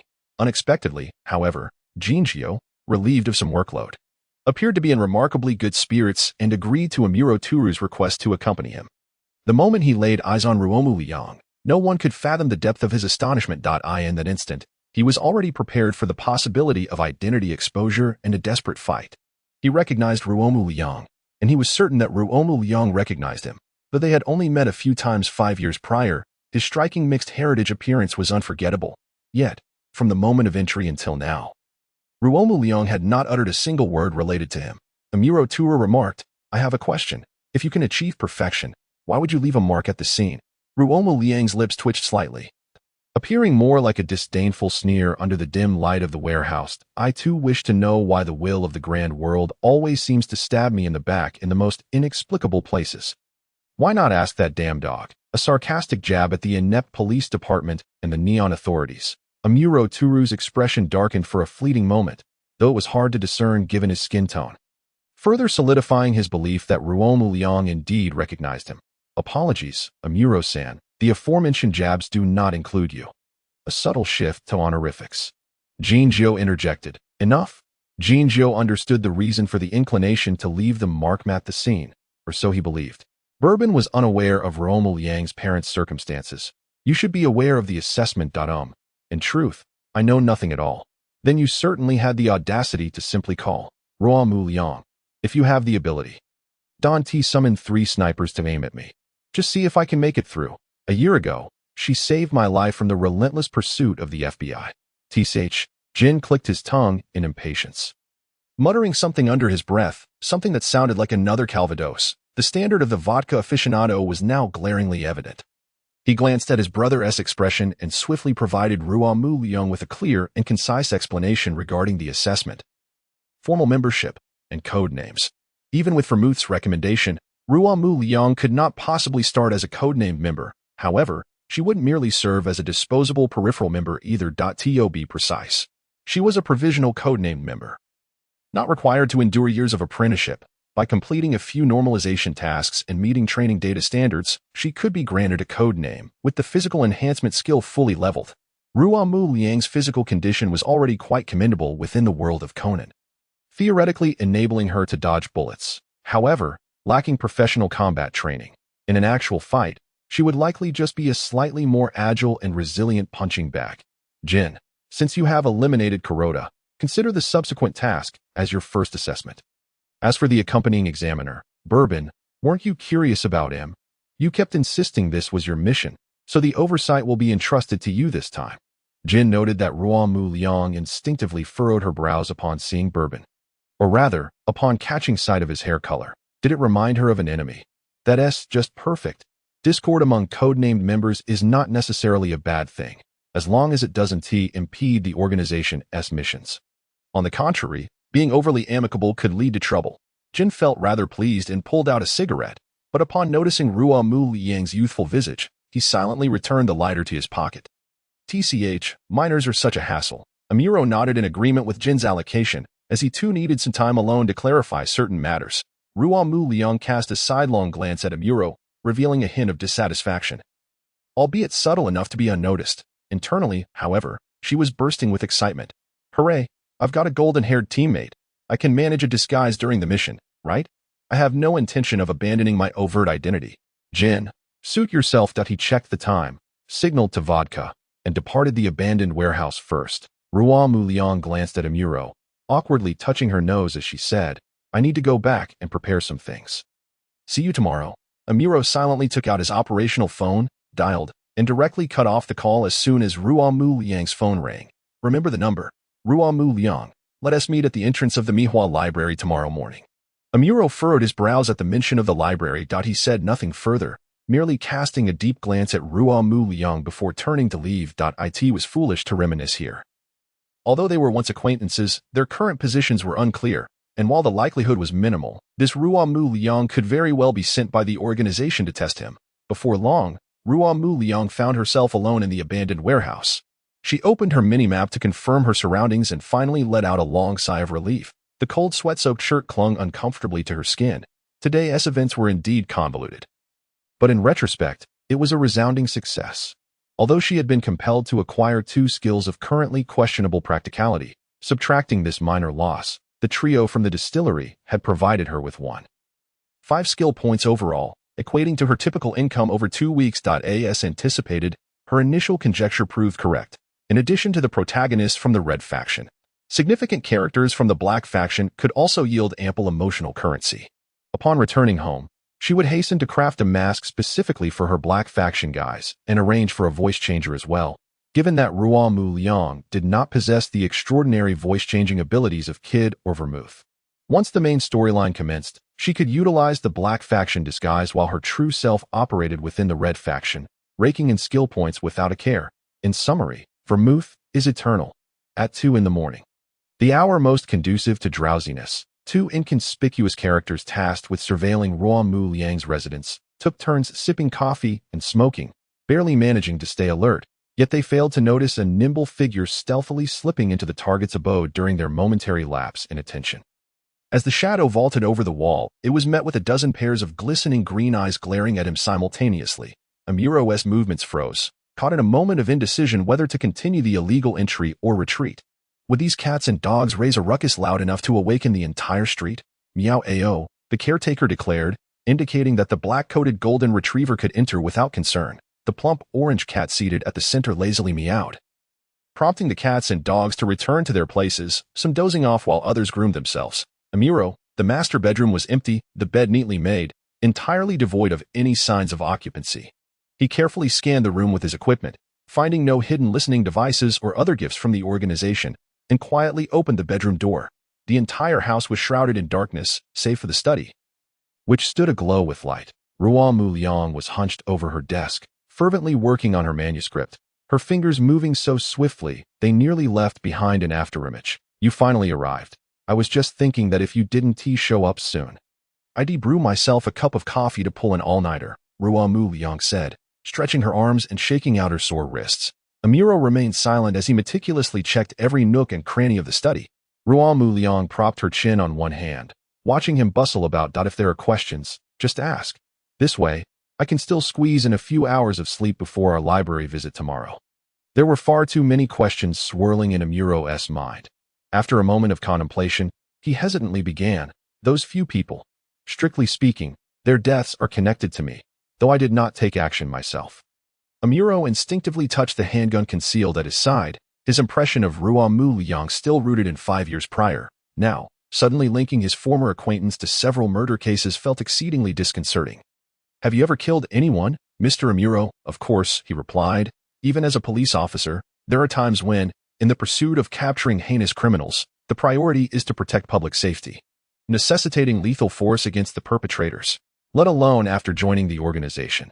Even while focusing primarily on intelligence, many missions inevitably involve a degree of bloodshed.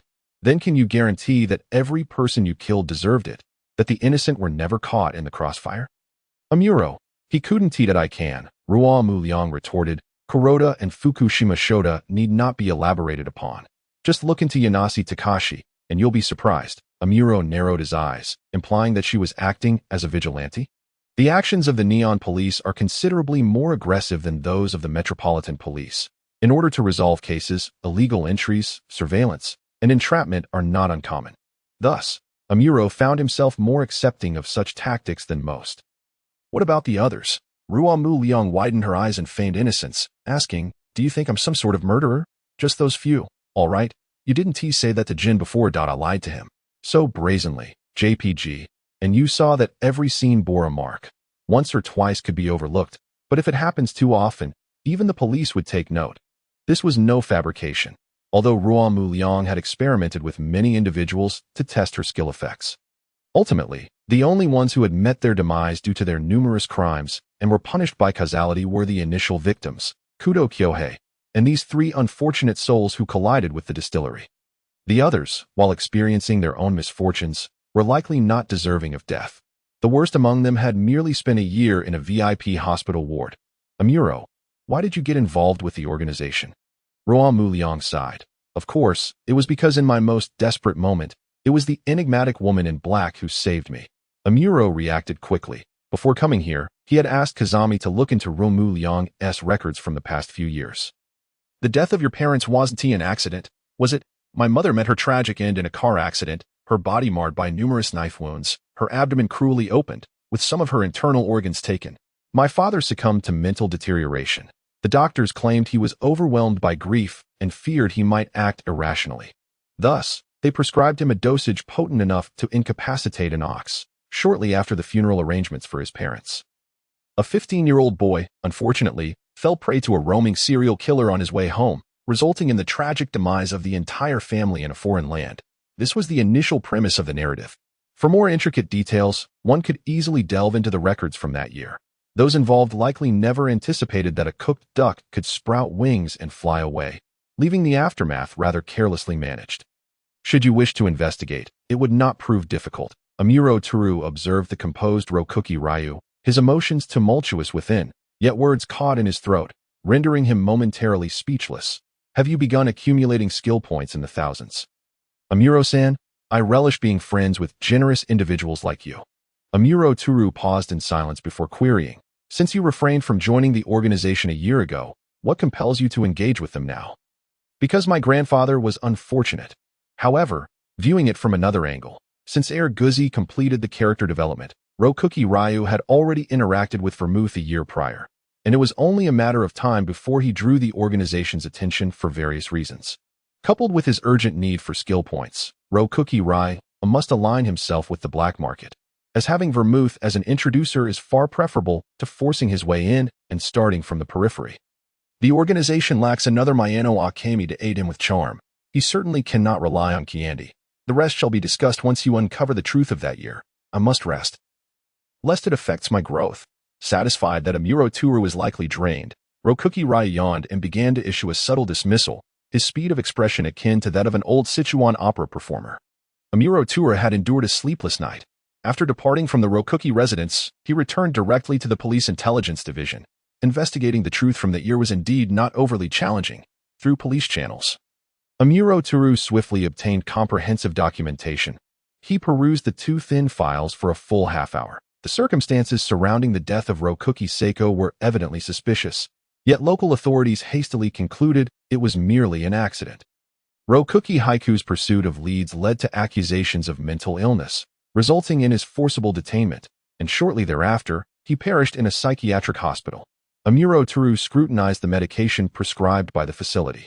A sense of murderous intent bubbling within him. Many medications for mental disorders possess severe side effects. At this dosage, it would not be difficult to incapacitate an ox, let alone a human being.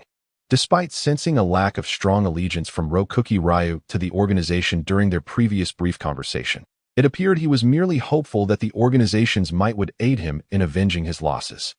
Furthermore, he was evidently aware of the identity of the police academy student, yet he had not breathed a word of it to Jin. After a prolonged silence, he deleted the files and utilized his authority to erase all traces of the query.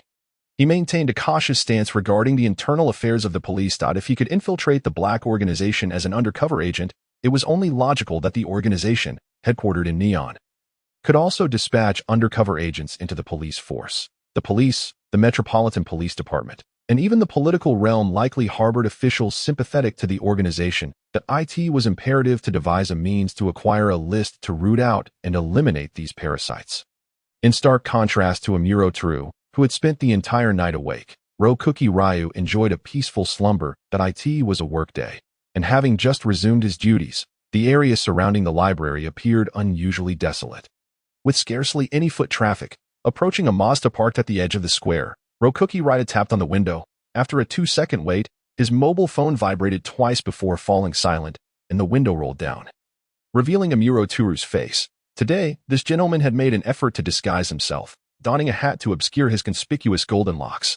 Well then, you've got your disguise down pat, Rokuki Ryu remarked. Amuro Toru gazed at Rokuki Ryu through the car windows. His expression somewhat indescribable. With his brown, curly hair, aquamarine eyes, and slightly cherubic visage, he was already youthful, yet he further attempted to appear more juvenile. Was there something peculiar about his inclinations? Shall I enter alone? Or will you accompany me? Amuro Toru replied. Investigate the leads, identify the target, and then resolve the situation. All operational plans will be determined by you. I will oversee the entire process and address any aftermath should we be exposed. Rokuki Ryu nodded, silently adjusting his scarf. Although the voice modulator had been meticulously redesigned to be sleek and unobtrusive, affixing it directly to his neck was still somewhat conspicuous, necessitating the use of a scarf to conceal it.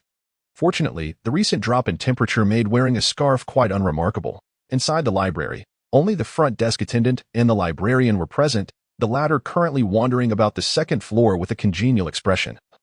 Reminiscent of childhood traumas, Rokuki Ryu glanced up, surveying the entire second floor environment. The bookshelves were tall and densely packed, offering excellent concealment, making it an ideal setting for a game of hide-and-seek. He activated his minimap and, utilizing Eagle Eye, confirmed the positions of the librarian and the drugs before silently maneuvering around the shelves, slipping into the librarian's blind spot, inching closer to the target bookshelf. It felt akin to playing a stealth game, where being discovered by the boss would result in immediate failure. But it was not so dire. If discovered, he could always unleash his powers, although the librarian, within the narrative, seemed frightening as he chased the youthful detective group in the dead of night. He was, in reality, merely a frail elderly man. In a physical confrontation, even without any formal training, Rokuki Ryu's exceptional physical prowess would suffice to subdue the librarian with sheer force, unless, of course, he were akin to the librarian Aoki, clad in full medieval armor, capable of single-handedly lifting a 200-pound man and pinning him to the wall with a sword. Now that would be a formidable foe. Librarian Sakagawa appeared to be aimlessly patrolling the second floor. Yet his movements were strategically centered around the children's bookshelves filled with foreign original books. Fortunately, the legendary swordsman trope did not hold, and Rokuki Ryu successfully positioned himself at the right moment as Sakagawa turned, silently slipping a foreign original book into his backpack. He then followed the mini-map's guidance, stealthily departing the second floor. Outside the library, Amuro Toru sat in the car, enjoying his belated breakfast. Rokuki Ryu politely tapped on the window and consciously opened the rear door to enter. That was quick, Amuro remarked. Shouldn't the standard procedure involve entering the library first, leveraging your striking appearance to gather intelligence from the front desk attendant, clarifying the librarian's residence for surveillance, and then seizing an opportunity to pilfer the librarian's mobile phone to unravel the connections? Completing such a process would typically take a day or two, yet you were inside for barely 10 minutes. Ruo Mu retrieved the spineless foreign book from his backpack and handed it to Amuro. Upon seeing the distinct style of the book, Amuro's expression darkened. Tearing open the cover revealed a hollowed-out cavity filled to the brim with a pouch of white powder. Amuro leaned in closer, sniffing, and narrowed his eyes, stating, "Heroin. This Tsukagawa Hideyoshi has audaciously placed a drug transaction site within the library. Just this one package alone could land him a lengthy prison sentence. What is the narcotics team doing? How can they not apprehend such an overt drug dealer?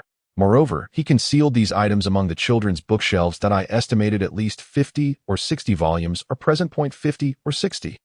In the children's section? Death penalty. Immediate execution.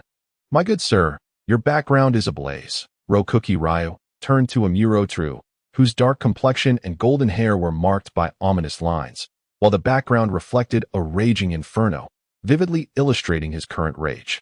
This ability to manifest one's emotional backdrop in such a graphic manner, how scientific is that? Observing Amuro swiftly draw his firearm, poised to storm the second floor of the library and execute Tsukagawa Hideyoshi on the spot. Ruo cautiously interjected, "Amuro-san, is there a possibility that this is my mission?" Amuro responded, "What do you plan to do next?" "Well, I've affixed a locator on Tsukagawa. For now, I just need to find a place to bide my time until he finishes work. Then subdue him.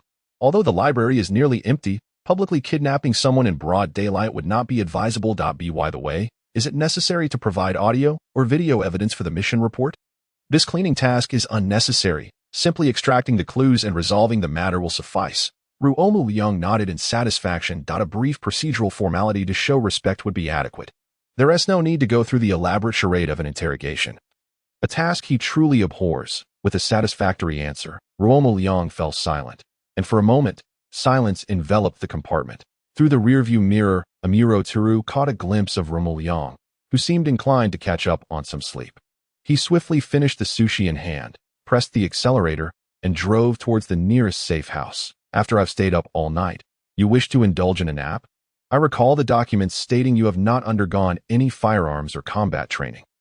It seems I shall personally provide you with specialized training. If memory serves, the recent assessments of Codename members have been overseen by Jin, and passing through his scrutiny unscathed is no trivial matter. Firearms should be unnecessary." Ruo Mu Liang wiped away the non-existent cold sweat, harboring a premonition that, barring any unforeseen events, firearms would not be in his future. As for combat, he had long desired systematic training. Gazing at the boxing expert Matsuda Jinpei at home with hopeful eyes. In official settings, he could hold his own against the A-rank combatant, Akai Shuichi. However, Officer Matsuda had proven to be quite unhelpful.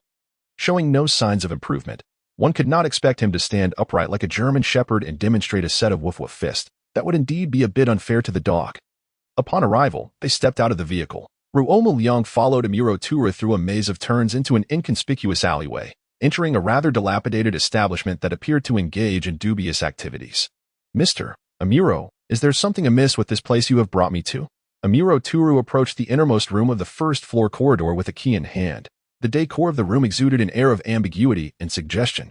At its center lay a heart-shaped waterbed, with the headboard evidently modified, featuring 2 brackets for securing handcuffs. Ruo Mu Liang even spotted what seemed to be a whip and a ball gag peeking from a loosely closed nightstand. One must admit, one of the organization's safe houses certainly knew how to entertain. Were it not for his understanding of Amuro's character, one might label this peculiar choice of a hotel for minors as rather perverse, thus ensuring that a certain golden retriever would never live down that label. Amuro opened a compartment of the wardrobe with unwavering focus, revealing a solid metal door that starkly contrasted with the room's dilapidated ambience. After entering a code, the door silently slid open, exposing a narrow corridor entirely soundproofed. This was the organization's temporary safe house closest to the Mihua Comprehensive Library, seldom frequented. You need not concern yourself with the code. You likely won't have the opportunity to return. However, basic training equipment and commonly used weapons are readily available inside. Today will serve as a suitable diversion. The underground safe house was quite spacious. Approximately 200 square meters, divided into 3 main areas. The left side was dedicated to combat training, while the right side featured a modest rest area. complete with a bed, television, and a small indoor bar stocked with gin, vodka, and various whiskeys. One could reasonably assume that every codename member with a reputable name had a bottle here. The largest area in the center was specifically for firearms training. Adjacent to it was a computer that, according to Amuro Turu, recorded the shooting scores of all members, including peripheral ones. Ruo Mu Liang curiously leaned in for a closer look, only to discover that the top scorer was none other than the infamous Black Label whiskey. Amuro Turu led Ruo Mu Liang to the armory at the junction of the training and rest areas, tossing him a handgun. A Glock 9mm bullets, with a magazine capacity of 17 rounds. A formidable weapon. Relatively user-friendly for novices. Even with poor marksmanship, it was unlikely one would miss entirely with such a capacity, for there are no individuals in the world of deduction so inept. Ito Suihiko stepped in. Amuro Turu retrieved a similarly specified handgun and approached the shooting range. After pressing a button on the wall, several targets emerged from the floor. Minutes later, bang, a misfire. Amuro Turu glanced at the shattered remains of the Glock on the ground. Then slowly remarked, "I assure you, this firearm was in perfect condition before it was handed to you." Ruo Mu Liang stared at the wreckage, equally slow in his reply. I can also confirm that my luck remains consistently abysmal. Nothing had changed despite acquiring a skilled partner. The second attempt. Bang, another misfire, this time injuring Ruo Mu Liang's hand as well. "Stay here, I'll fetch a medical kit. No need." Ruo Mu Liang rummaged through his backpack, producing a nondescript spray bottle devoid of labels, which looked rather generic. He sprayed it liberally onto the wound on his right hand. Miraculously, the injury, not overly severe, healed before Amuro Turu's astonished gaze. Active skill. Healing Arts, LV1, accelerates wound recovery. It can be applied directly to the wound or dissolved in liquid to form a healing solution for topical application. Do not inquire why such an intangible skill can dissolve in water. The answer is simply magic. This skill was developed by Ruo Mu Liang after the hospital incident, thanks to the selfless contributions of Xiaolan and the washing machine. Although self-healing is remarkably useful, it is limited to passive effects on oneself.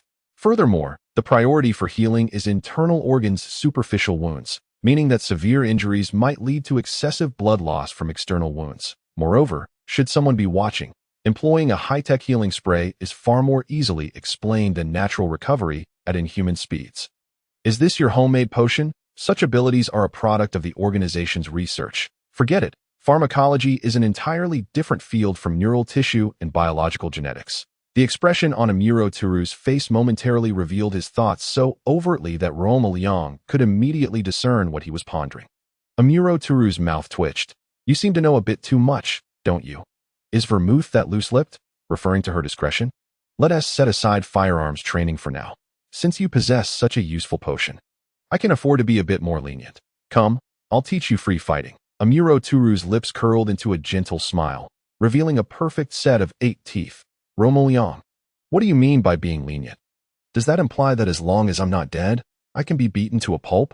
I have reasonable suspicions that you are taking personal vendetta against Akai Shuichi. No, please don't come any closer." At 8 o'clock, the Mihua Comprehensive Library closed its doors punctually. Tsukuwa Shuji ambled toward the parking lot, clutching a pitch-black briefcase, greeting fellow employees with friendly nods along the way. He exhibited no signs of the madness lurking beneath his affable exterior. The lights in the parking lot appeared to be malfunctioning, casting the entire area into a dark abyss, akin to a beast lying in wait. Tsukuwa Shuji's car was parked in a far corner. Using the dim light of his mobile phone, he approached his vehicle. "Is this your bag, Director Tsukuwa?" A faint voice drifted from behind. Startled, Tsukuwa Shuji spun around, only to be met with darkness, losing consciousness moments later. Tsukuwa Shuji groggily regained his senses, horrified to find himself bound to an armchair. This was his home.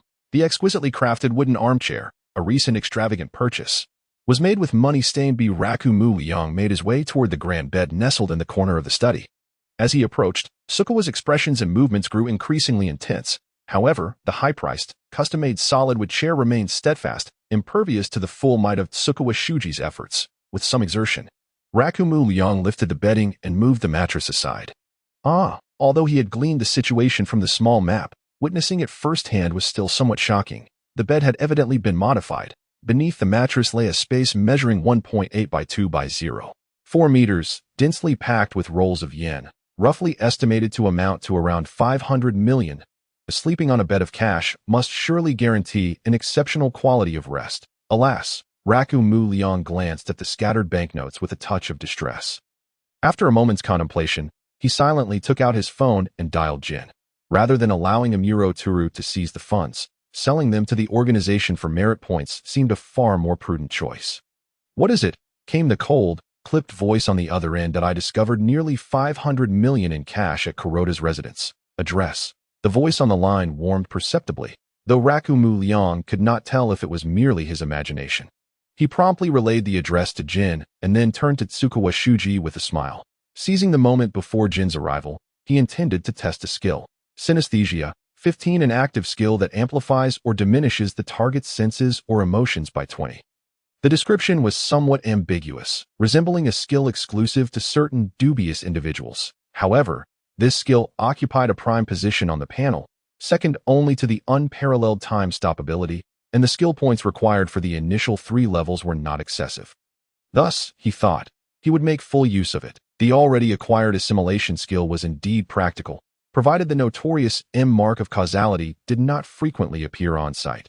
The world was not devoid of astute police officers or renowned detectives. Eventually, discovery was inevitable. Imagining a washing machine beside a corpse, pondering over familiar letters, Ruo Mu Liang felt a monumental sense of danger looming over him. Therefore, it seemed prudent to temporarily seal the assimilation skill or reserve it for dealing with offenders whose crimes did not warrant death, lest he draw the attention of various detectives. Thus, it was imperative to develop a new, discrete skill with considerable lethality. Upon activating the skill, Ruo Mu Liang perceived a fluorescent color palette materializing before him. Dazzling to the point of near blindness. A glowing orb appeared atop Tsukuwa Shuji's not-so-healthy hairline, visible only to Ruo Mu Liang, swirling with various fluorescent hues. He carefully discerned the emotions of panic, fear, anger, and murderous intent, all entangled within if a singular emotion could be amplified to its extreme. Ruo Mu Liang glanced at his panel. Amuro had been particularly generous in recent days, leaving him with 6 unallocated skill points. It seemed fortuitous that this was just enough to elevate the skill to level 2, LV3 requiring 4 points. But as for LV4, which necessitated a staggering 16 points, it belonged to the realm of unattainable aspirations. After hesitating for a few moments, Ruo Mu Liang allocated all remaining skill points at once. After all, he estimated that his 2-person world with Amuro would continue for several more days, providing opportunities to garner additional points later.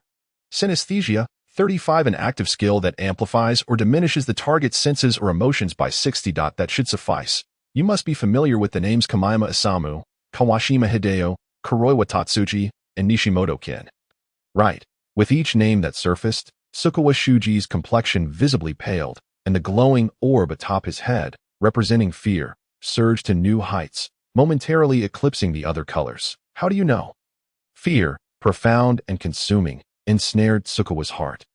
Who was this seemingly youthful boy with a hint of baby fat upon his face?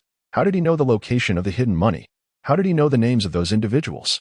Despite his utmost caution, with no clues left behind at home. Why? Tsukuwa's pupils dilated, his breath quickening as cold sweat cascaded from his forehead, soon saturating his collar. It seemed that a spark was still needed. Ruo Mu Liang once again opened the skill panel, locating the low-level illusion skill days, which he had previously acquired on a whim, but had only utilized once. Paired with fear, why not conjure a supernatural gift package? Amuro Turu parked the vehicle in a blind spot of surveillance. Beneath a malfunctioning street lamp, shadows enveloped the car, rendering the license plate nearly indistinguishable even to passers-by. Ruo Mu Liang remained inside for approximately half an hour. The Tsukuwa residence was tranquil, devoid of any sounds. Amuro Turu absent-mindedly touched his nearby cigarette pack, but refrained from lighting one. The engine's roar pierced the night, an unwelcome disturbance at such an hour. Adjusting the rearview mirror, he intended to note the license plate number, planning to have Wakamiza teach the owner a lesson at a later time. To his surprise, he spotted a familiar Porsche 356A. Jin's vehicle? What could be amiss? The sleek black car parked beside a Mazda. The window rolled down to reveal Jin's cold profile. If Ruo Mu Liang had encountered an issue during his mission, seeking help from someone familiar and waiting just outside would undoubtedly be more efficient. The fact that he had summoned Jin indicated cash transactions among drug dealers rarely utilized bank transfers or checks, as that would too easily lead police to uncover their identities. Thus, cash was the preferred method for such dealings, and Tsukuwa Shuji's hidden funds were likely substantial. With this thought, Amuro Toru flashed his trademark smile. You even came out here in the middle of the night. What happened? Does the action leader also find himself short on funds?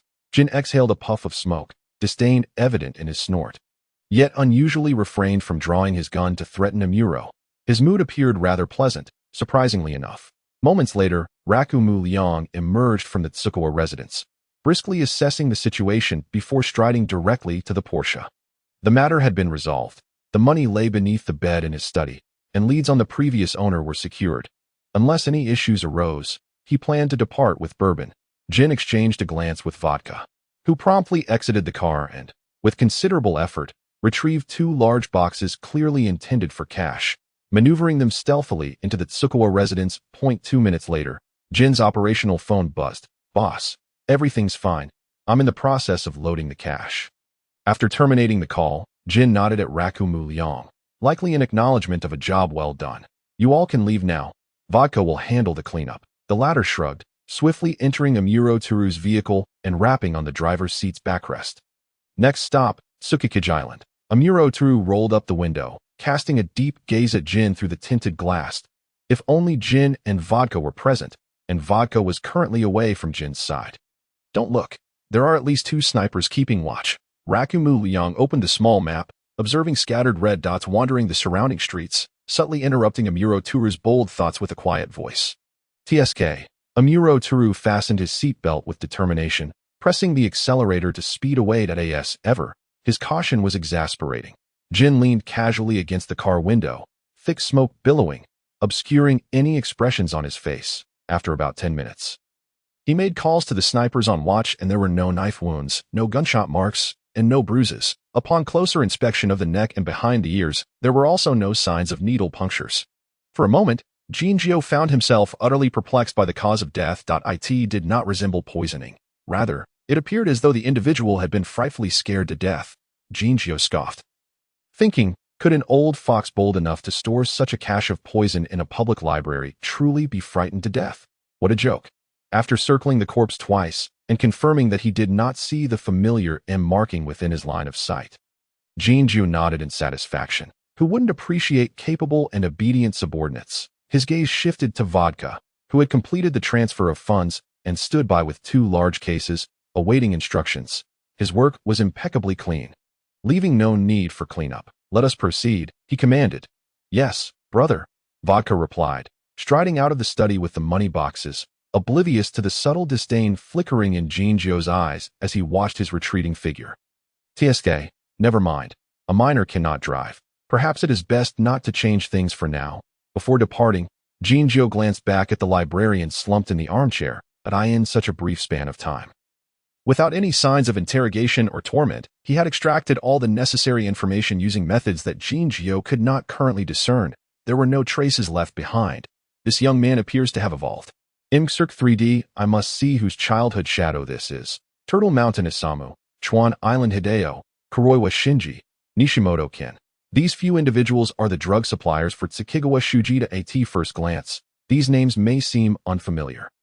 But when prefixed with Tsukigawa and coupled with Moonlight Sonata, does it not instantly evoke the eternal pain in the hearts of the death god's elementary students? Speaking of which, the case of Ase Masashi, or perhaps more accurately, the case of the marijuana incident, represented one of the most pivotal transformations in Conan's life. That it was only after witnessing Ase Masashi's self-immolation that Conan shifted from a mere deduction enthusiast, relishing in cornering criminals, to the esteemed detective who came to respect life. To preemptively eliminate those drug dealers and disrupt the critical plot of the Moonlight Sonata murder case.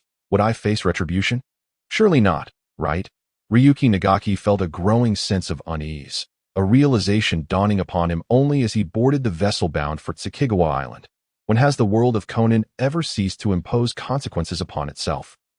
The recent lull was likely due to a fear of inciting a significant incident that might harm his adopted son, Rango Kazero. Feeling fatigued and sore, Ryuki Nagaki lay on the hard bunk of the ship's cabin, his gaze vacantly fixed on the door, entirely devoid of vitality. Amuro Toru entered the room, Observing Ryuki's expression of impending doom, and helplessly poured a glass of ice-watered, I asked the crew for some seasickness medication. Take it and get some sleep. Ryuki's eyes gradually shifted to Amuro, his aquamarine irises reflecting a sense of accusation. I never suffer from seasickness. It must be because of you. You pummeled me before boarding. Amuro replied, that was combat training, and you consented to it. However, for a beginner, the experience bore little distinction from being on the receiving end of a beatdown. Yet, upon witnessing Ryuki's continued dry heaving and his eyes welling with tears, Amuro silently rubbed his forehead. I apologize. It was my fault. After administering the medication and water, Amuro sighed softly once Ryuki finally succumbed to slumber, gently stroking the top of his head, such a child. At 17, he had enjoyed a carefree life with Kei in their school days, though there had been a few instances of prejudice due to his skin color. Overall, however, he had been far luckier than Ryuki. Awake, Amuro pulled back the curtains, and the blinding sunlight flooded the room, causing Ryuki to instinctively shield his eyes. We have arrived at Sakigawa Island. I completed the check-in yesterday. Then I had to carry both you and the luggage upstairs. TSK, managing a child is indeed a troublesome affair. Ryuki silently sat up. The overwhelming nausea experienced on the ship had finally subsided, and for a fleeting moment, he felt as though he had been reborn. If you still feel unwell, rest for another day. The task was initially declared to last a week. However, since you exceeded expectations in Sakigawa, we have ample time. Excellent. That sounds just like Amuro Teru, always finding ways to slack off. No need. I feel much better now. Ryuki rose to wash up, then rummaged through his small backpack, retrieving 4 identical envelopes. They bore no stamps, with the recipients listed as Kuroiwa and his 3 companions. And the sender written as Asu Keiichi, all typed in the same font. Asu Keiichi, I believe I have heard that name somewhere before. He was quite a famous pianist, and once an accomplice of these drug dealers.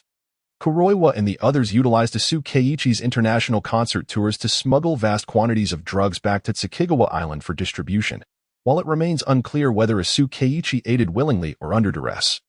He eventually sought to sever ties with the drug trade as his fame grew. Amuro hummed in response. Navii, to the point of foolishness. Indeed, one cannot simply cleanse oneself of the drug trade so easily. Not long after, Asu Keiichi and his family perished in a devastating fire, with the police concluding the case as an accident. Ryuki intentionally emphasized a particular word. Amuro remarked, I shall investigate which fool mishandled that case and ensure they face consequences. They must suffer repercussions. The contents of the letters were straightforward, primarily stating that the sender was aware of all past secrets and wished to resolve everything by meeting alone in the community center's piano room that evening. However, the specific meeting times were staggered by 15-minute intervals. After delivering the letters, Ryuki and Amuro fully embraced the mindset of tourists on public funds, thoroughly exploring the island as the drug dealer's stronghold. The lavish renovations made to the once remote fishing island were evident. Transformed into a renowned tourist destination thanks to a substantial influx of money. At 8 o'clock that evening, in the Sakigawa Island Community Center, Kuroiwa was the first to arrive, with a glum expression. He caressed the handgun concealed in his jacket as he entered the dimly lit piano room alone. Hey, I'm here. Hurry up and show yourself. No need for theatrics. The darkened room offered no response. Only the rustling of bamboo leaves outside in the wind. Suddenly, a sound emanated from the piano, causing Kuroiwa to draw his gun and aim at the source. The lights abruptly illuminated the room, revealing a familiar figure, one that Kuroiwa would never forget, standing beside the piano, a scarred face fixed intently upon him. Asu Keiichi. Kuroiwa trembled uncontrollably, attempting several times to pull the trigger at the figure resembling Asu Keiichi. However, his quaking fingers failed to cooperate. Soon, Kuroiwa felt a sharp pain at the nape of his neck, plunging him into unconsciousness. Naturally, Asu Keiichi could not have returned from the dead. The figure by the piano was merely an illusion crafted by skill. Had Kuroiwa possessed a bit more courage and fired a couple of shots, he would have realized that this specter of Asu Keiichi was nothing more than a deceptive apparition. However, in the world of Conan, were there not mechanisms hidden behind the necks of its inhabitants? Fortunately, Ryuki had meticulously studied the angles before his strike, fearing that a single blow might not suffice, and thus had prepared a tranquilizer gun as a backup. As it turned out, Kuroiwa was quite accommodating. The moment the blow landed on his neck, he rolled his eyes back and fell into a silent slumber. How very characteristic of the Conan universe. The remaining 3 individuals, reminiscent of the gored children rescuing their grandfather, adhered strictly to the timing provided by Ryuki, one by one presenting themselves for execution. Ryuki, with tears of gratitude, accepted the 4 kills and confiscated 4 distinct handguns. Each of these drug dealers had arrived armed, their intentions to eliminate witnesses glaringly evident. The remainder of the task was straightforward. Ryuki dragged the unconscious individuals into the piano room. Then, 2 large barrels of gasoline were spilled throughout the room. Subsequently, driven by a certain morbid curiosity, Ruo Mu Liang inserted a pre-prepared tape of the Moonlight Sonata into the recorder and pressed the play button. The melodious strains of the piano resonated through the night. As the final notes of Disappearing Without a Trace played, it erased any potential evidence of Ruo Mu Liang's presence in the room, be it footprints, fingerprints, or strands of hair. In the end, he tossed a lit match through the window. The flames erupted fiercely, illuminating the center of Moonshadow Island, as if it were midday. I have returned, Amuro-san. Amuro Toru leaned against the window, watching as the tranquil night was shattered by the piercing wail of police sirens. While the islanders, clad in their pajamas, hurriedly rushed towards the source of the fire, the cacophony of screams and alarms melded into one. The firelight painted his sleeping attire a vivid orange, yet his face remained shrouded in shadow, making his expression difficult to discern. Should I report on the money laundering channels involving Hakuya and the others? These are drug dealers. Their demise is of no consequence. Even if Ruo Mu Liang had not undertaken this task, had he chosen to act personally, he would have undoubtedly eliminated these scum without hesitation. Amuro Toru suppressed his complex emotions and replied, "Yes, I will include it all in the report." The next day, Amuro Toru busily typed up the operation report in the hotel, while Ruo Mu Liang leisurely explored the places he had missed the previous day, simultaneously gathering intelligence. Arriving the day before a murder and hastily leaving the island the following day, wasn't that blatantly signaling to others that something was amiss with the 2 of us? Moreover, since it was a business trip, it would be a waste not to spend the brewery's funds. Under Amuro Toru's influence, Ruo Mu Liang gradually morphed into a petty thief of salary. The Moonlight Sonata, played out of sheer whim, yielded quite an impressive effect. The notion that the spirit of Keiji Masuda had returned for revenge gained substantial traction among the islanders. Many of the older residents recalled how, years ago, Masuda Keiji's home had similarly caught fire without warning, resulting in the family of 3 being reduced to ashes. It was said that, in his final moments, Masuda Keiji had played the Moonlight Sonata amidst the roaring flames. Even the island's only elderly police officer seemed to tacitly acknowledge the supernatural elements of the incident, adorning the police station and the site of the fire with talismans for safety. Quite reminiscent of the neon-lit police. After spending 2 relaxed days on Moonshadow Island, Ruo Mu Liang gazed at the returning ship, his spirits plummeting to an all-time low. Amuro Toru, with his left hand carrying luggage and his right hand forcefully dragging Ruo Mu Liang aboard, stated, "I don't intend to accompany you for a swim." "All right. Ugh. I truly did not get seasick before. Mihua Town. Staolan, is that really Mr. Qingmiao? How is he? Is he handsome, gentle? Does he have a girlfriend?" Suzuki Sonoko eagerly inquired over the phone. Muri Ran chuckled helplessly and replied, "Ruo Nai's temperament is quite good, and he is indeed handsome. However, I genuinely do not know if he has a girlfriend. If I had known, I wouldn't have attended that cocktail party today. I could have sacrificed a little to help Kudo clean up and then sought an opportunity to see handsome guys. How unfortunate. Forget it. Xiaolan, make sure to get me an autograph." Wait, Sonoko, without giving Muri Ran a chance to refuse. Sonoko abruptly hung up the call. This, Muri Ran sighed, glancing at the brick-like operational phone in her hand that Shinichi had insisted she take for easier communication a couple of days ago.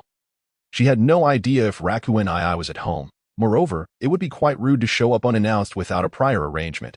Ran hesitated at the entrance of the Ruo residence, contemplating whether to ring the doorbell while observing the multitude of cats and dogs in the yard. A plump orange cat lying in the sun was stirred awake, opening its eyes just a slit and haughtily hissing at a nearby black cat. The black cat perked its ears, leaped to the front door, and opened it with a click. "Ran, has your brother's place become animated? Ruo Nai, what brings you here? Come inside." Ruo Mu Liang, drawn downstairs by the commotion, greeted Muri Ran and absent-mindedly petted the chubby orange cat, making its flabby flesh quiver like waves. After settling Muri Ran in the living room, Ruo Mu Liang brought over a small plate of exquisite floral pastries made by Jing Wang. "Did you come specifically to see me today?" Muri Ran, feeling a bit bashful, lowered her head and said, "No, Rakone, I came to see Shinichi today. Ever since his parents settled in America, he has been living alone in the house. So, occasionally on weekends, I come over to help him tidy up a bit.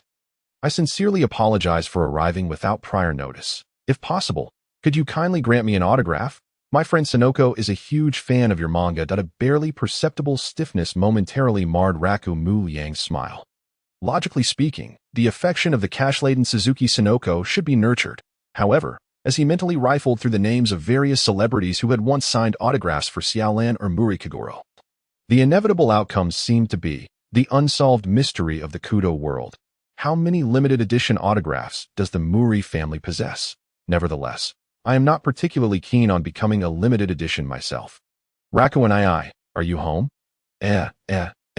Don't scratch me. The voice of Kudo Shinichi suddenly echoed from the yard, accompanied by the furious growl of a cat. The tabby cat was baring its teeth, chasing Kudo Shinichi as he jumped around. Muri ran hurriedly opened the door, and Kudo Shinichi dashed in, breathing heavily as if he had just escaped. Ruo Mu Liang swiftly scooped up the tabby cat that had followed him inside, soothing it until it calmed down, avoiding any further attempts to display its claws for a makeover on the washing machine. What happened? Kudo Shinichi, now looking sheepish, scratched his head awkwardly. Well, I accidentally stepped on its tail when I came in. Oh, were you too busy being jealous to notice? The Asian king of jealousy lives up to its name. Only a few minutes after Xiaolan entered, the jealousy king couldn't help but pursue. You all sit and enjoy the pastries. I'll be right back. Ruo Mu Liang set the tabby down and returned to his study. Not long ago, Omiya Yoshimi had sent him a complete set of deluxe edition manga, and it would take only a few minutes to write ATO's signature. Although handing over the signature to Xiaolan carried a slight risk of it becoming a limited edition, the immediate priority was to swiftly send these two reapers away. When Xiaolan was alone, it was manageable, but once Kudo Shinichi entered, the safety label on his facade that prevented triggering the death flag would be rendered ineffective. The world's child, how terrifying. Ruo Mu Liang swiftly wrote the TO's signature and returned to the living room with a stack of manga. Thank you, Ruo and Kudo Shinichi tugged at Xiaolan's sleeve and whispered, "Did you come all the way to Ruo and house just for this? I remember you got a signed edition at the publisher's event last month." "This is for Sonoko." Kudo Shinichi pursed his lips and said nothing. However, from his expression, it was evident that he was on the verge of critiquing Sonoko as a busybody. It shouldn't be that difficult for Miss Suzuki to acquire a signed edition of the manga. Yet she insisted that Xiaolan make a special trip. It had startled him enough when he spotted Xiaolan that he nearly ran out without wearing shoes. Just then, the operational phone on the table rang. Ruo Mu Liang glanced at the caller ID. It was Jin. Unable to resist, he stole another glance at Kudo Shinichi, who was munching on pastries. Oh dear, Jin is calling him right in front of Kudo Shinichi. This is bad. This is bad. My disguise might be blown. What? The washing machine hasn't yet been transformed into a mini version by Jin Changji with a knock on the back, so all should be well. Ruo Mu Liang answered the phone with an air of calm. Meet at 8 tonight, location sent to your email. Okay, understood. After a brief exchange of pleasantries, Ruo Mu Liang successfully bid farewell to Kudo Shinichi and Muri ran, allowing himself to exhale with relief. Ascending the stairs, he found that the tabby cat in the yard was easy to coax. A little treat would suffice to have it expose its belly.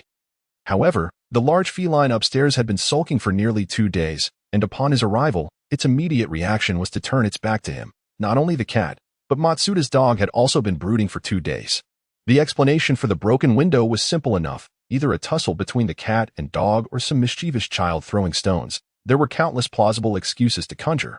Yet, the bullet marks on the floor could not possibly escape the notice of 2 former police officers.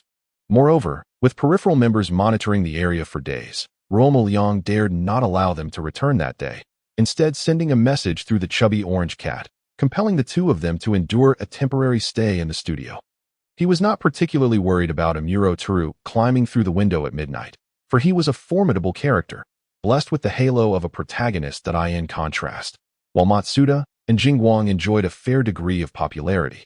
Their aura seemed to be more akin to that of a suspended account.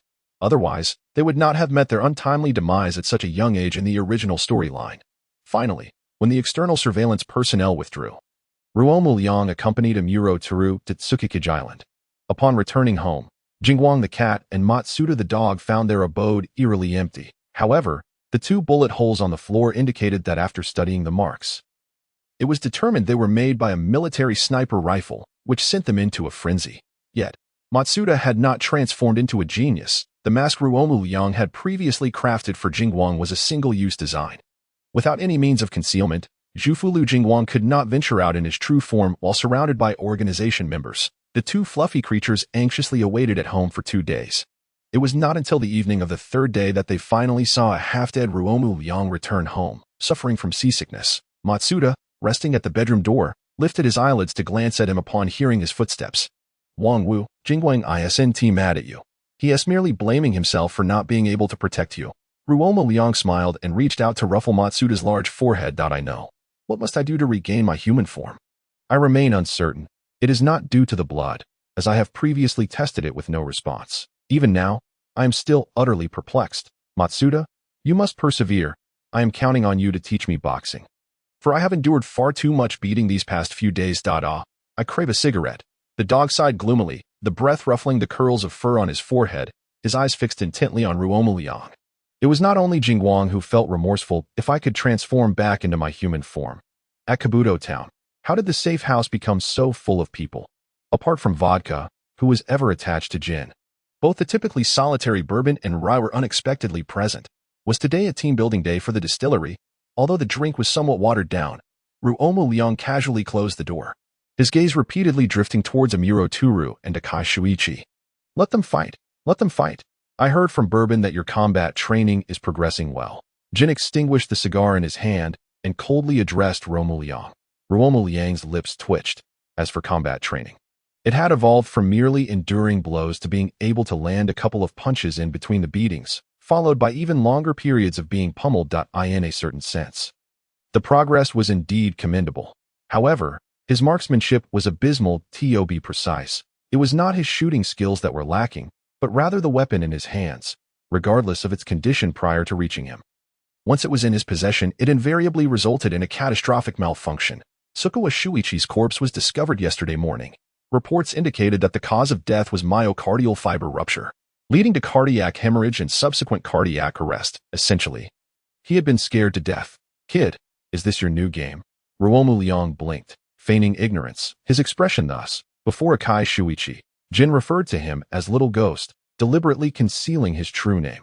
Little did he expect that Wakagi Ryo, this little ghost, would audaciously present the alias Kurosawa Ryo right before him. That damned woman, vermouth. Jin's expression darkened, a palpable aura of menace radiating from him, causing the temperature within the safe house to plummet by approximately 3 degrees without the air conditioning even being on. He could well be deemed a humanoid temperature regulator essential for home travel. After leaving the safe house, Akai Shuichi returned to his own base and immediately utilized the FBI's intelligence network to investigate all information associated with the name Kurosawa Ryo. Unsurprisingly, he found nothing. After all, who would use their real name when joining an illegal organization in this day and age? Not only the name, but that face might not even be genuine. However, judging by Jin's repeated reference to him as Little Ghost, it seemed the individual was not overly old. On the other hand, upon returning home, Wakagi Ryo casually abducted the plump orange cat lounging in the yard, waiting for dinner, and subjected it to a merciless bout of petting. There was no other choice. At home, the 2 fluffy creatures maintained their adult dignity, refusing to let him pet their fur. The plump orange cat was far more manageable. Just placing a can of food on the ground allowed him to pet it to his heart's content. While indulging in this furry delight, Wakagi Ryo simultaneously browsed for information on his computer. The Dragon God sinking incident, a ghost ship laden with gold, 10 billion yen swallowed by the sea. The successful retrieval of related information indicated the event indeed occurred. The only issue was that Wakagi Ryo stared blankly at his mobile phone, perplexed by the message stating that the shipping routes near Fukushima were currently being replanned and could not operate normally for the time being.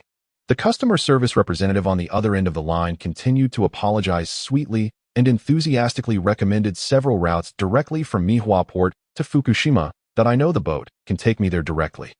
But why do you think I want to fly? Fukushima was originally a poor little island, but after the sinking of the Dragon God, which was carrying 10 billion yen nearby, the island's management cleverly seized the opportunity to promote treasure hunting tourism, thus profiting considerably from the influx of visitors. Fukushima itself lacked an airport, but the nearest island did. Flying to that island and then taking a boat would take about half an hour to reach Fukushima. Half an hour was bearable for Wakagi Ryo, allowing him to endure without feeling like his soul was leaving his body. However, traveling by sea directly from Mihua to Fukushima was estimated to take around 20 hours. How on earth was he supposed to spend those 20 hours? Moreover, he was not accompanied by the caring Amuro Turu, but rather by a Kai Shuichi from the Rai era, not the later version whose highest aspiration was to become a culinary god. Preoccupied daily with cooking curry or delivering it to his fellow detective, Kudo Shinichi, the replanning and implementation of the route would likely take about a month. This meant that taking the boat was a foregone conclusion. Unless Wakagi Ryo was willing to abandon the treasure waiting for him on Fukushima and instead plot a bank heist or extort some unknown president. However, considering he was teaming up with Akai Shuichi, a current FBI agent, the success rate of the mission was questionable. This was a difficult situation.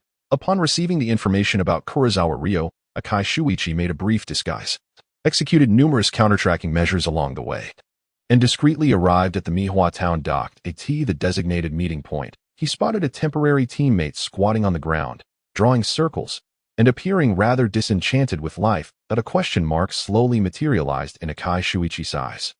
Why did this person look as though they were on the brink of death before the mission had even begun? Hello, Senior Zhuxing. Wakagi Ryo weakly raised his hand to greet Akai Shuichi. With less than 20 minutes until departure, why was he not boarding the ship? Wakagi Ryo, with a vacant expression, helplessly replied, "Please allow me to savor the feeling of solid ground one last time. I beg you." Akai Shuichi, are you seasick? Then why did you buy a ticket due to a month-long route adjustment that could only travel by boat? The boy with a baby face wore a tearful expression as he gazed at the ship about to set sail. As if this harmless mode of transport was far more intimidating than Jin's Beretta, Akai Shuichi momentarily felt the urge to laugh. However, he then recalled the first mission report of this quasi-code named member. This seemingly harmless boy had at least 5 lives on his hands, all of which belonged to despicable drug dealers. Do you need me to help you aboard? Wakagi Ryo, he bravely stepped forward, slowly making his way onto the deck, found his reserved room, and, before the ship set sail, hastily swallowed 2 motion sickness pills, curling up in the corner of the bed with a blanket, resembling a standard victim. Consequently, Akai Shuichi, walking behind him, hesitated at the door, unsure whether to enter. The atmosphere suddenly felt quite peculiar. Clearing his throat, Akai Shuichi quietly entered the room and locked the door. Your plan? We will disembark at Fukushima. Akai Shuichi frowned. His familiarity with Japan did not compare to that of America. Aside from some renowned tourist attractions, he had not heard of certain remote little islands near Fukushima, a ship laden with gold bricks. The Dragon God had once sunk, and the cash value of the gold bricks amounted to around 10 billion yen. Our objective for this trip is to go treasure hunting. Akai Shuichi was momentarily taken aback. Since joining the Black Organization, the most frequent commands he had received were eliminate him, take care of him, you are responsible for sniping, fire, and detonate. This was the first time in 2 years someone had told him, our goal this time is to go treasure hunting. The piano wire tangled around his fingers loosened slightly, and Akai Shuichi casually tucked it back into his pocket, pulling out a cigarette to place between his lips. I'm stepping out for a smoke. Wakagi Ryo silently sighed in relief, drawing the blanket tighter around himself. Engaging in a direct confrontation, especially on a ship, while suffering from a debilitating debuff would make it impossible for him to contend with the formidable Akai Shuichi. He was grateful that the primary characters on the red team were all 24K pure good people. On the deck, Akai Shuichi sent an email, temporarily canceling the planned kidnapping. Kurosawa Ryo was merely a newcomer to the organization, not even assigned a codename yet. Although he seemed to have a close relationship with Vermouth, a woman like her would certainly not divulge the organization's secrets to him, having infiltrated the organization.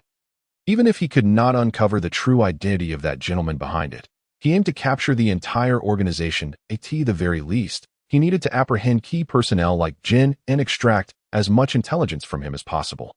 Since this mission was a formal assignment for Kurosawa Ryo, there might be others arranged by Jin keeping an eye on him within the organization. Acting recklessly would pose a significant risk of exposure. After finishing his smoke, the ship officially set sail. Akai Shuichi tossed the unused piano wire into the sea to erase any evidence and returned to the room, where Wakagi Ryo had already cocooned himself in the blanket, lying on the bed in a state reminiscent of a corpse. Upon his entrance, Wakagi Ryo shot him a look filled with melancholy. Akai Shuichi hesitated, lowering his head to sniff. he knew that for some individuals prone to seasickness, even the scent of smoke could exacerbate their discomfort. However, having spent time outside after finishing his cigarette, he should not have any lingering odor. Wakagi Ryo. He once again confirmed that his luck had not improved merely by binding himself to a temporary teammate. Moreover, this teammate was exceedingly stingy, contributing only around 3,000 emotional points. Although he had not encountered shipwrecks or maritime storms during his previous 2-sea trips, which clearly aligned with his luck, it was more likely due to the fact that the world of Kudo Shinichi did not wish to impose unilateral sanctions on him affecting key narrative characters.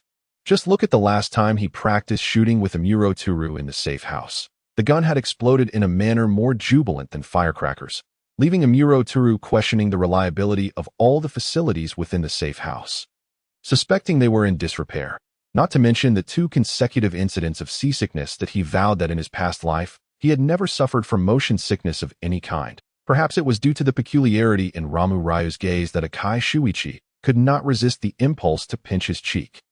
Suspecting that perhaps during his brief excursion for a smoke, their temporary ally had been compromised, the porcelain-skinned youth's face flushed crimson in an instant, leaving behind 2 distinct fingerprints. Was this not a Fade? Akai Shuichi's expression darkened, his deep green eyes glinting with a chilling light. Could this child truly be 15? Those scoundrels of the Black Organization, by the time they successfully reached Fukushima, it was already 6 o'clock on the evening of the second day.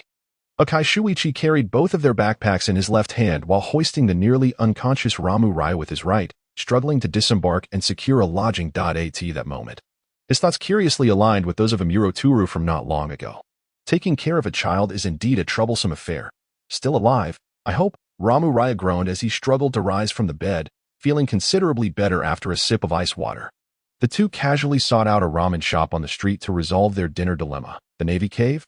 Hadn't the ramen shop owner mentioned it before? It seemed that the Navy Cave on the island was haunted by restless spirits, having recently attacked a group of university students conducting research on the island.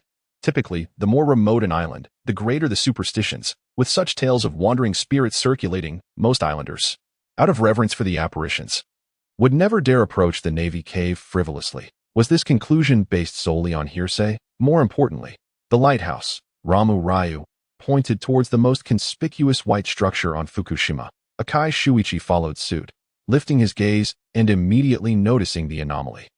A lighthouse is conventionally positioned along the coast, at a harbor or river, to guide ships. However, this lighthouse was equipped with a telescope aimed not at the sea but rather towards the island's interior. As one of the officially designated sharpshooters of the organization, Akai Shuichi found it rather easy to avoid the ordinary islanders. Although Ramu Ryu's skills fell short of the sharpshooters, after maxing out his body enhancement and being rigorously trained and beaten by a Muro Turu for quite some time, he could just about keep pace with Akai Shuichi. The Navy Cave was dimly lit, its murky atmosphere exacerbated by the dampness, while the sound of the wind in the cave's depths resembled a woman's weeping. Lending credence to the ghostly claims, Akai Shuichi extended his hand to gauge the wind's direction within the cave. There appeared to be deeper chambers, with the airflow slanting upwards, possibly connecting to the surface of the sea. Ramu Ryu produced a small flashlight, illuminating the nooks and crannies of the Navy Cave. There's a passageway back there. The 2 individuals, devoid of any sense of reverence, pushed aside the altar meant for honoring the spirits at the cave's end, revealing a staircase behind it. This was not a natural formation. Akai Shuichi took the flashlight from Ramu Ryu and shone it into the depths. The artificial passage was exceedingly deep, its bottom obscured, with only the distant sound of waves crashing faintly audible. Descending the moss-covered steps, they found a small white cruise ship wedged within the cavern, the name Ryujin emblazoned on its side, its hull being battered by the waves against the cave ceiling. Where's the gold?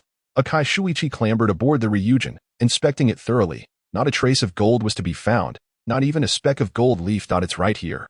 Ramu Ryu crouched down, scraping at the densely packed moss on the steps, revealing that the bricks composing the staircase were, in fact, solid gold bars. Akai Shuichi's pupils constricted slightly.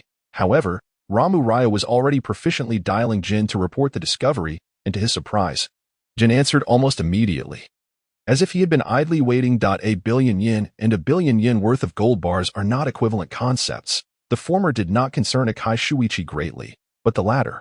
Over the years, the yen had depreciated for various reasons, leading many international trades, whether legal or not, to reject transactions in yen. However, gold remained a hard currency. Akai Shuichi clenched his fists tightly.